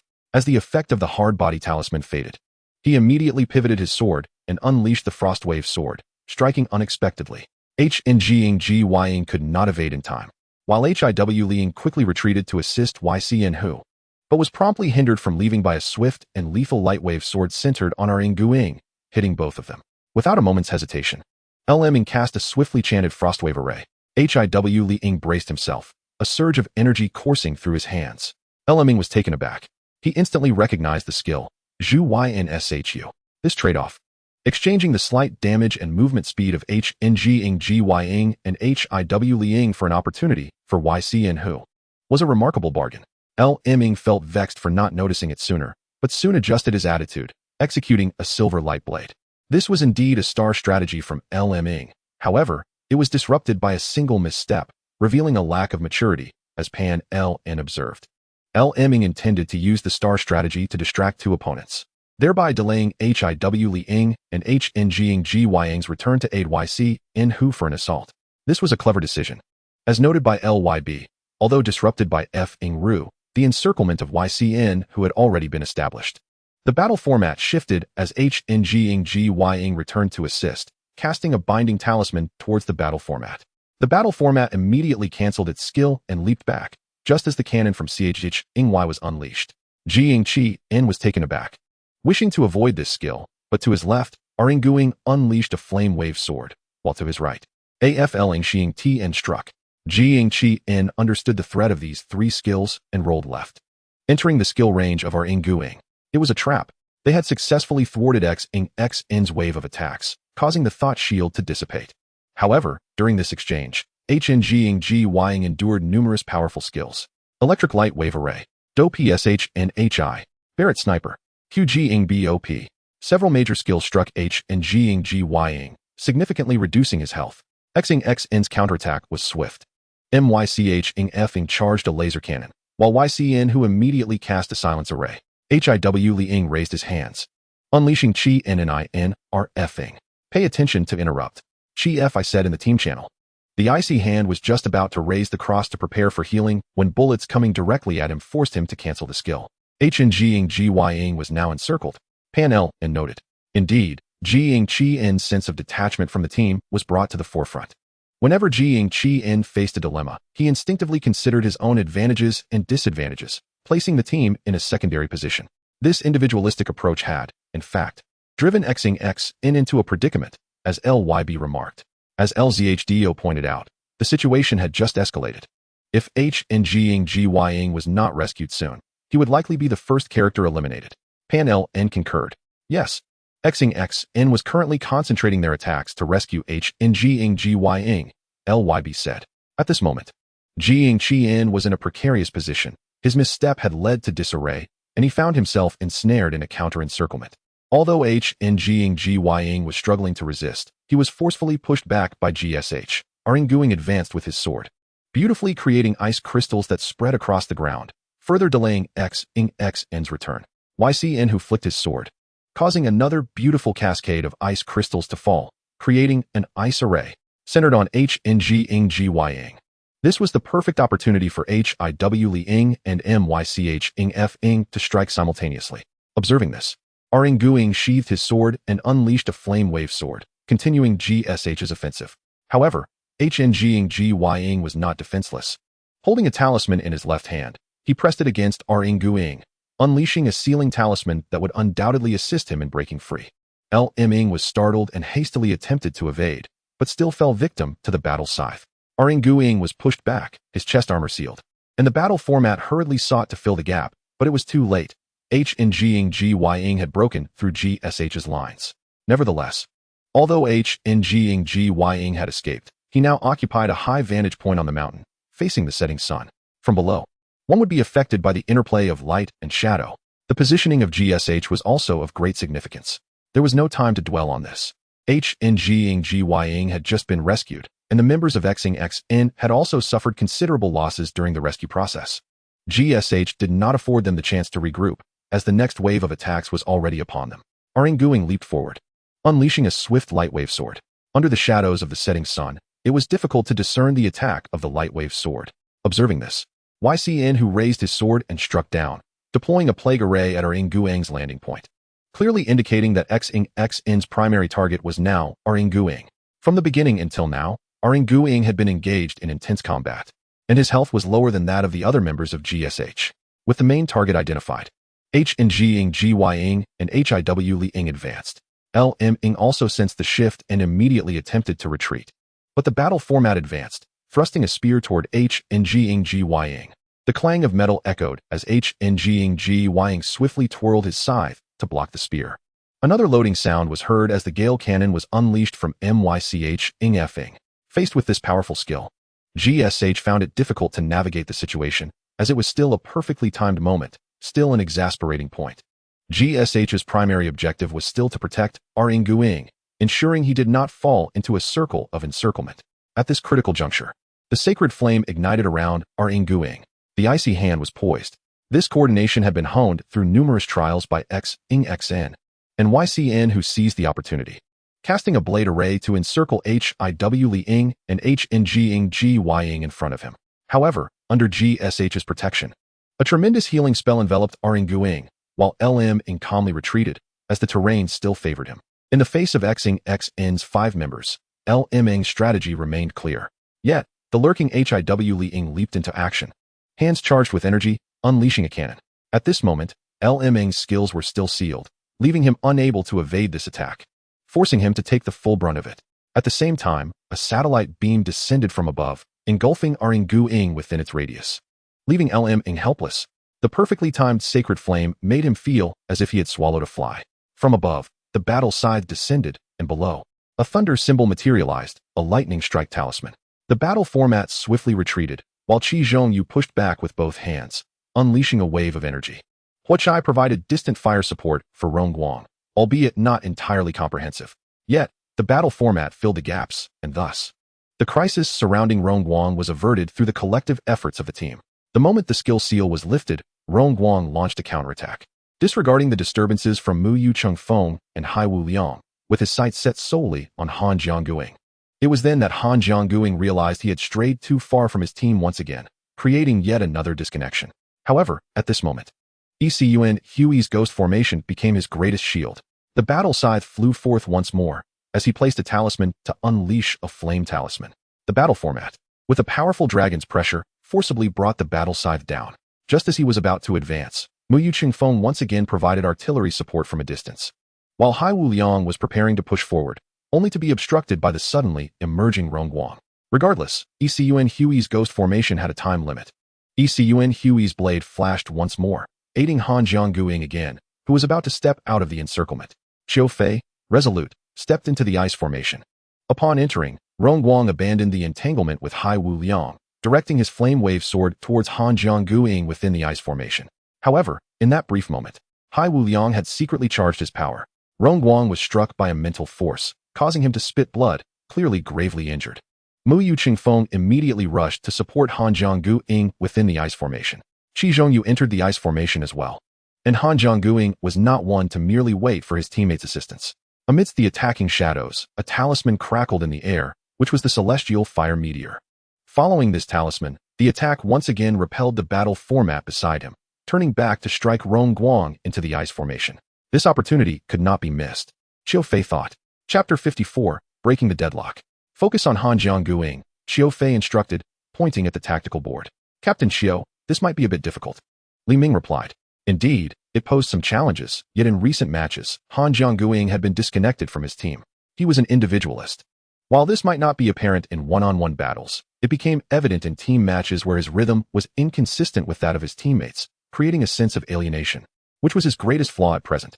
Qiu Fei stated, seize the opportunity when he strays, and deliver a decisive blow. I know him well. So how do we proceed? Li Ming inquired. Qiu Fei turned to Li Ming and replied, that depends on you. Now, Rongguang's life was at stake, more than anticipated. If they did not exert themselves, it could cost them Rongguang, a loss not worth the gain.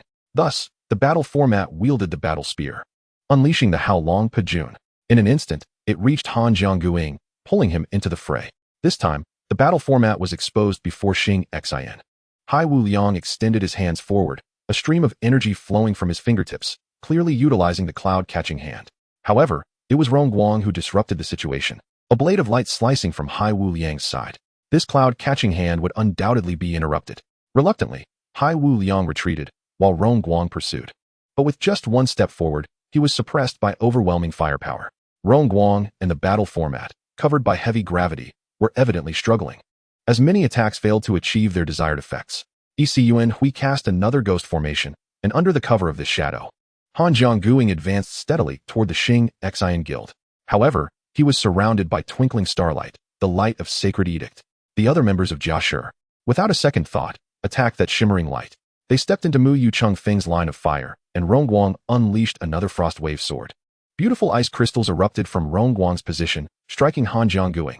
The battle format swept through like a storm, a dragon emerging from the sea, dispersing the clouds on the battlefield, while Han Jiangguying's coordinates were revealed in both channels.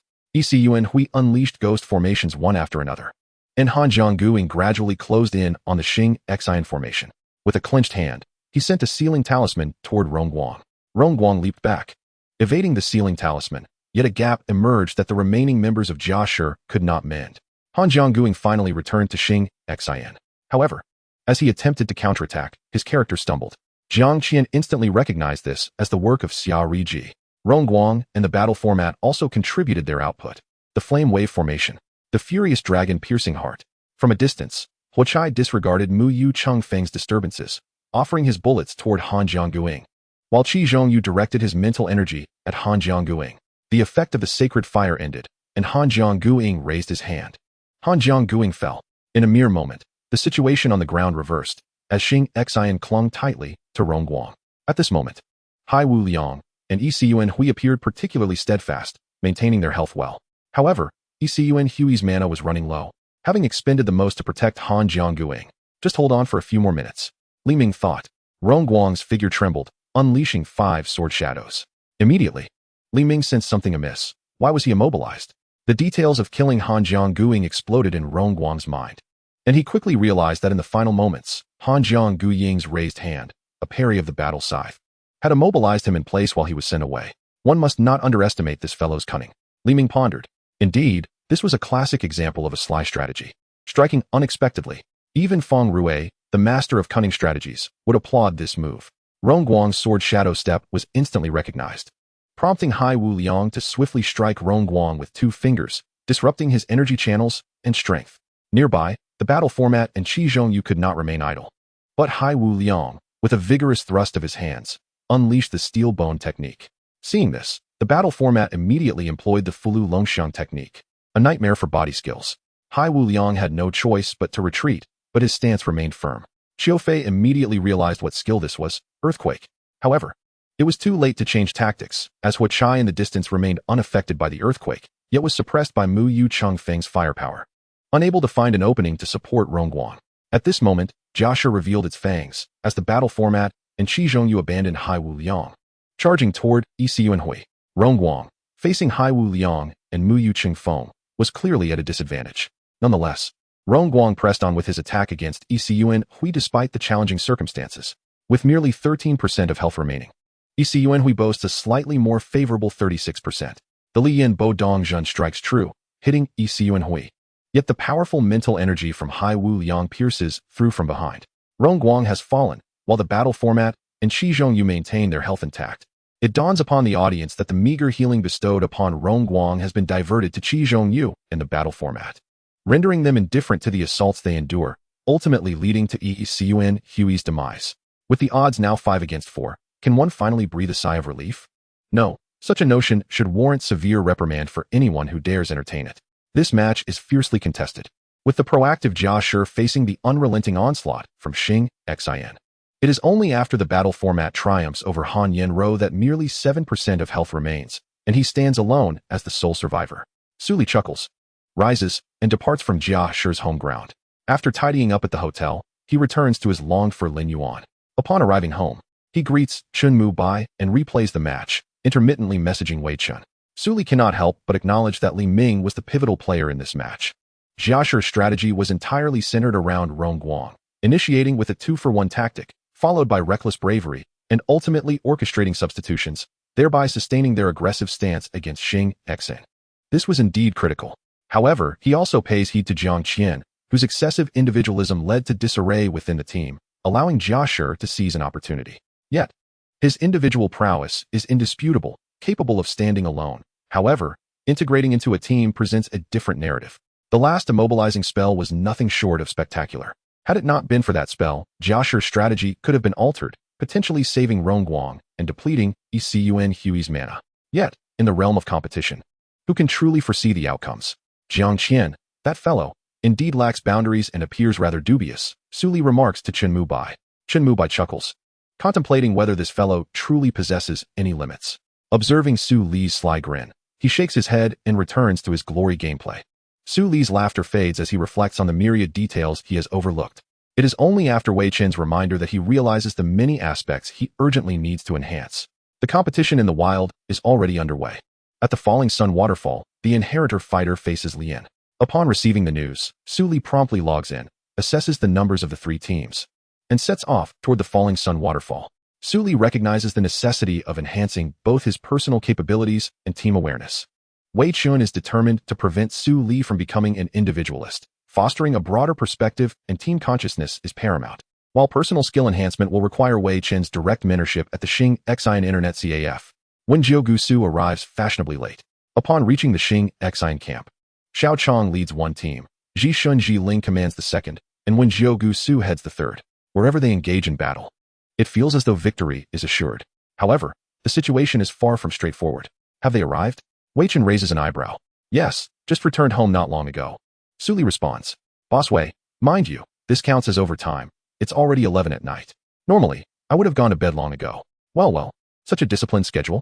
It seems I must reassess my opinion of you. Wei Chen laughs. The two engage in lively conversation, momentarily dissuading any daring actions. The 5 guilds present observe one Gusu leading his team and begin to question if this individual has appeared before. They quickly dispatch messages to their internal informants. Soon, the informant Jia responds, indicating that this player has only recently joined the guild and possesses considerable strength, leading the third team. Zhao Wanyin, the president of the Jia Wang Chao Guild, begins to feel disheartened, lamenting the competition from Xiao, who seems intent on claiming their territory, leaving little room for ordinary players. Wan Shi Shun Sui stands forth, flanked by 3 teams, positioned on the left side of Xing Xian. Wan Shi, if you do not act soon, it may be snatched from you. Wu Chen warns. A loud shout from Ali and signals the onset of action, directed towards Xing Xian. The guild leaders are taken aback. No one has dared to step into the aggro range. The wild maps, A Lian exhibits minimal desire for aggression, indicating that only a minute trigger has incited his ire. Yin, attack. Wei Chen commands, as waves of players from the various teams converge upon Xing Xian's ranks. Positioned within the third team, Hua Jia understands the call to action, signaling an advance towards Xing Xian with great fervor. Generate aggro. The knights of each guild step forward. Yet none dare to unleash their attacks, fearing immediate retribution. This momentary hesitation leads to a few steps forward. Teams 1 and 2 remain. The third team follows Gusu. A message flashes on the public channel, indicating that maintaining aggro with Team 1 is paramount. Team 1 takes the lead. Team 2 provides support. And what role does Team 3 play? Naturally, they are tasked with causing disruption elsewhere. Su Li comprehends Wei Chen's strategy. He turns to the members of Team 3 and declares, "We have reached the most critical moment. Our mission is to disrupt others. We are Xing Xian's sharpest spear. Each squad should have 2 healers. Let's coordinate effectively. Hua Jia, accompany me." Under Su Li's command, Team 3 swiftly organizes, with the first target being none other than Jia Wang Chao. The remaining guilds relentlessly assault Ziwu, while Xing Xian tactically retreats, with Team 3 bursting forth from Ziwu, colliding head-on with Wan Shi Shun Sui. It matters not, when Gusu brandishes his sword and charges forward. Fengshanji. Su Li has a particular fondness for this skill, demonstrating unparalleled mastery over its execution. However, to suggest that Wan Shi Shun Sui is intimidated by it would be an insult to his leadership. Wan Shi Shun Sui thrusts his spear towards the airborne Wan Gusu. Su Li, quick to assess, recognizes the execution of a round dance staff technique. Before the Fengshanji can be unleashed, he cancels the skill and darts past Wan Shi Shun Sui. Initially intent on an additional assault, Wan Shi Shun Sui notices a knight descending from the sky, the audacious Hua Jia, who has activated the Honest Storm counterattack. Wan Shi Shun Sui hastily retreats. Yet behind him stands Wen Gusu, now enhanced with numerous states. With a swift movement, 7 sword shadows emerge. If Wei Chen were present, he would instantly discern that 2 of them are illusions, but alas, they are merely elite players. Immediately, Zhao Wangchao's attacks envelop Wen Gusu. Yet Su Li's focus remains singular, one sure shun sui. Clang. The sword energy unsheathed, enveloped by a circle of sword aura, unmistakably signaling the dominance of the sword over the world. Such a state skill, how could Su Li afford to squander it? Another 3-hit slash rendered the sword shadows even more indistinguishable. The barrage of firepower was overwhelming. Where the light and shadows manifested, a figure suddenly emerged, executing a swift draw and slash. With the enhancement of the sword's supremacy, this strike was unleashed. Wan Shi Shun Sui, sharp-eyed, hastily retreated. Yet Hua Jia Xiaozhang showed no intention of letting her escape. With a mere wave of his hand, Wan Shi Shun Sui was drawn towards him uncontrollably. In an instant, the Jia dynasty bestowed him with added states. This brief moment was enough for Su Li to recalibrate. I've entrusted my back to you. Su Li addressed Hua Jia Xiaozhang behind him. Leave it to me, Captain. Hua Jia Xiaozhang replied with unwavering resolve. With those words, Su Li felt emboldened to press the attack, wielding the orange weapon, the light sword, and immediately launching an illusory sword strike. How long would it take to vanquish the adversary before him? The answer was 3 strikes. With 3 successive swords, no one dared to intervene. The 12 swords left Su Li at a loss, yet his command remained swift. Under his guidance, the second team broke through the Jia dynasty's defenses. The third team applied continual pressure from the flank, while the fourth and fifth teams charged head-on. The first and seventh teams exploited openings, and the sixth team cast a wide net, with the 8th, 9th, and 10th teams defending against the advancing Jia dynasty. The Jia dynasty was caught off guard by the third team, retreating 3 coordinate zones further than before, initially intending to gradually encroach upon this team. The third team decisively withdrew. The other guilds, not mere spectators, struggled to hold their ground, and the third team executed a sudden counterattack, creating a breach in the imposing formation, charging towards Lan Shigu before they could regroup. The third team's objective was not to obliterate a single guild, but to delay the encirclement of various guilds around Xing Xin. Zhao Wanyin observed this development with a sigh. Ah, the spirit of aggression. Chapter 55. The storm of justice strikes back. The spirit of aggression was palpable. The third team of Xing Xin exuded an unstoppable force, and against teams lacking in momentum, seizing upon their fleeting moments of retreat could immediately turn the tide. The third team's leader was no ordinary strategist, Zhao Wanyin mused. The second team pressed forward, the third team fell back, while the fifth team joined the second in applying pressure. The fourth team retreated a coordinate zone, and the sixth and seventh teams intercepted the leftmost coordinate zone, while the 8th, 9th, and 10th launched bombardments. Su Li incessantly relayed information within the team channel. This demanded immense cognitive prowess and rapid reflexes, yet Su Li remained undaunted. Retreat, retreat, retreat, another coordinate zone. Faced with a coalition of multiple guilds applying pressure, the third team swiftly began to condense their formation, adopting a defensive posture to buy some time. Left wing, swift assault, bring out Wen Gusu and eliminate him. Zhao Wanyin promptly restructured the Jiashi formation, immediately identifying the weakness in their left flank and issuing orders to engage. Wei Lauda, are you not ready yet? I'm beginning to doubt your abilities. President, hurry. The third team can't hold on much longer. Su Li frantically tapped at his keyboard, noticing a defensive gap on the left wing, and quickly directed the 1st and 9th teams to provide support on the left. Hua Jia, you command the right side. Understood, Hua Jia responded. After hearing this, Su Li hastily returned to aid the left wing, using a block to deflect Wan Shi Shun Sui's strike. However, Su Li remained taciturn. He was evidently a person who enjoyed conversation, yet he was no Huang Xiaotian, and it was unlikely he would announce his techniques aloud. The sword shadow step. The illusory dragon Fong. Wan Gusu's figure flickered as he executed the illusory step, yet Wan Shi Shun Sui was not inclined towards psychological warfare. Both were employing illusions, both executing superb maneuvers. Who would be more fortunate? The answer was Wan Gusu, his upward thrust connecting. Yet he refrained from chaining further strikes. Immediately following, he unleashed a divine finger that sent his opponent flying, and the 1st and 9th teams once again contracted. The left wing held firm, but in under half a minute, the third team suffered significant casualties. Wen Gusu and Hua Jia simultaneously announced a retreat, their bags filled with their team's equipment. As the third team withdrew, the various guilds charged forth, while Su Li's third team had delayed them. They had already dispatched scouts. Thus, upon the third team's retreat, the guilds swiftly converged on the location to launch an assault on Xing Xin's second team.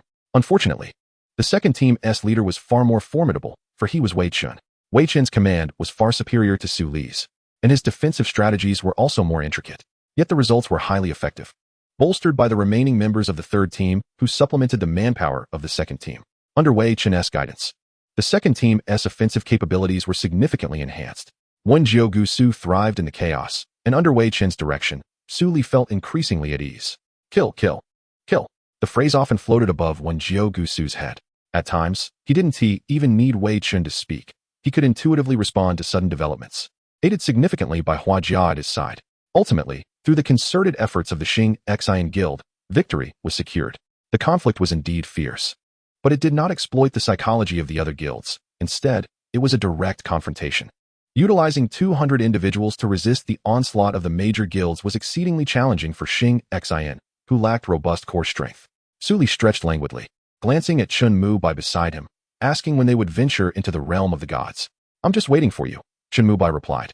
Turning to face Su Li, seeing you in such disarray, I think staying in the ordinary zone is better, following Fong Xianbei instead. What nonsense, Su Li retorted. Following Wei Laoda is far more enjoyable. Chun Mu Bai shrugged, remaining silent. Observing that his persuasion had failed, Su Li gave up and continued leading Wen Gusu and the third team in dungeon raids. It has been quite a while since I last encountered Gusu Liren, Emo Chun remarked to Lu Mingzhou. Do you miss him? Lu Mingzhou smiled. No, I merely feel it's a pity to lack a worthy adversary. Emo Chun shrugged. Perhaps, but he is in the realm of the gods.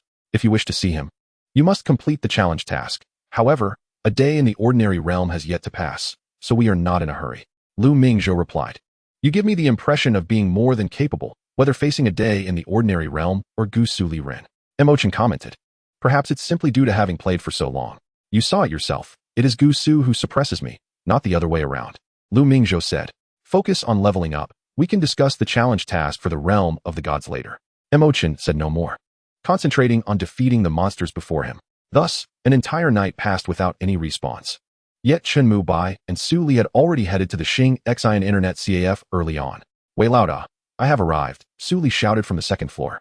Wei Chen descended the stairs with a leisurely pace, leading Su Li and Chun Mu Bai towards the guild. Naturally, Su Li took a seat beside Wei Chen, while Chun Mu Bai settled next to Fong Shijing. Here, this is the account of Gusu Liren. Su Li handed over the account card. What would happen if you sold the account with the Night Star? Wei Chen inquired as he accepted the card. Wei Laoda, here you go again. Su Li replied helplessly. You always scare me. I am not a child anymore. In comparison to my age, you still seem rather juvenile, Wei Chen remarked, patting Su Li's back. Get online. I did not summon you here merely to hand me your account card. Welcome to glory. The captain of the Zhitian team has just cleared too. What do you say? A member of the second team asked Wei Chen.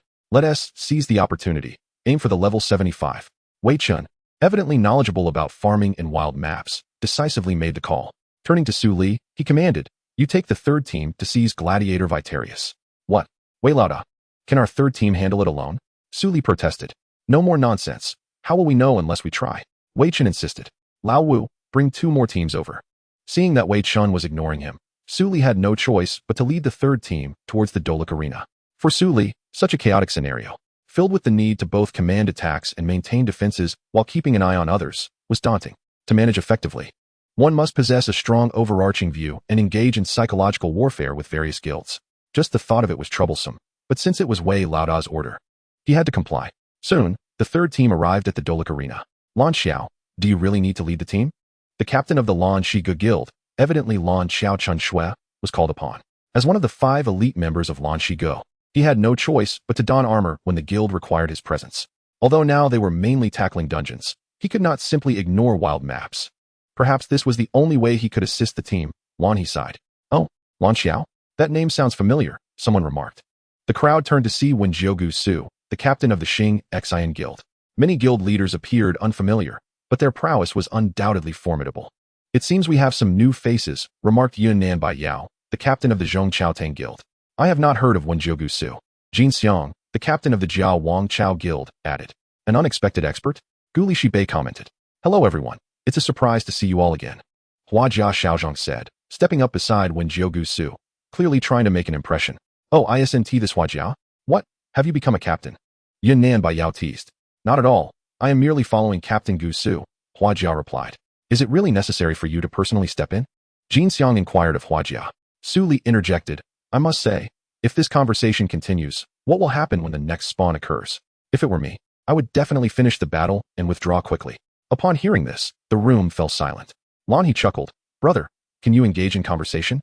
Successfully rendering everyone else speechless. Lan Xiao, don't be too arrogant. Be wary of a joint strike from Zhong Chaotang, Gu Lixi warned. Haha Lan Xiao.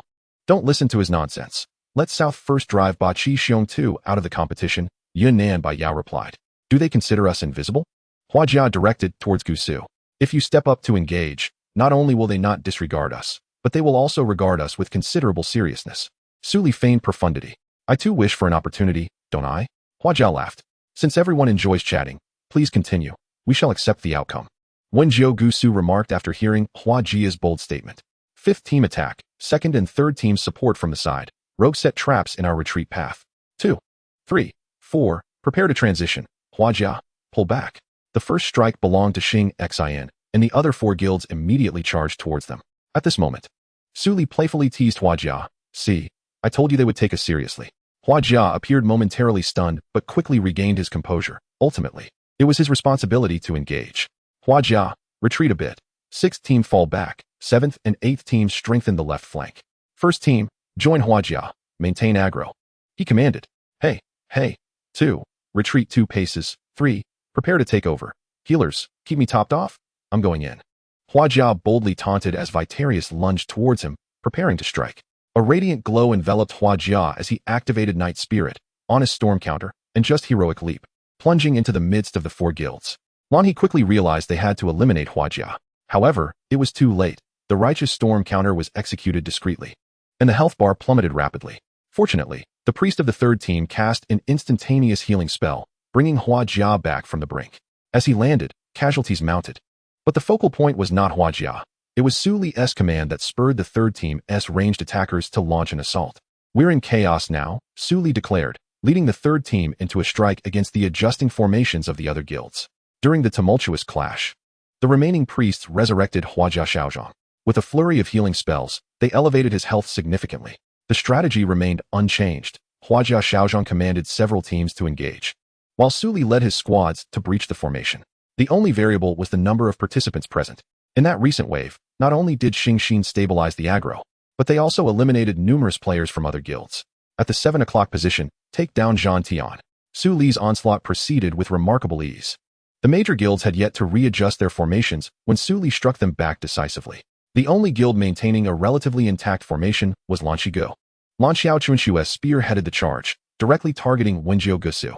Su Li quickly recognized the threat and executed a perfect block to thwart Lan Xiao Chunshu's 3-hit combo, retaliating with a swift sword slash. At such close quarters, there was no evading the draw cut. A spray of blood erupted from Lan Xiao Chunshu, who leapt into the air, unleashing a devastating attack that severed him before he could retreat. Despite being one of the top 5 experts of Lan Shigo, Lan Xiao Chunshu was far from weak. Adjusting his stance mid-air, he unleashed the falling phoenix slash.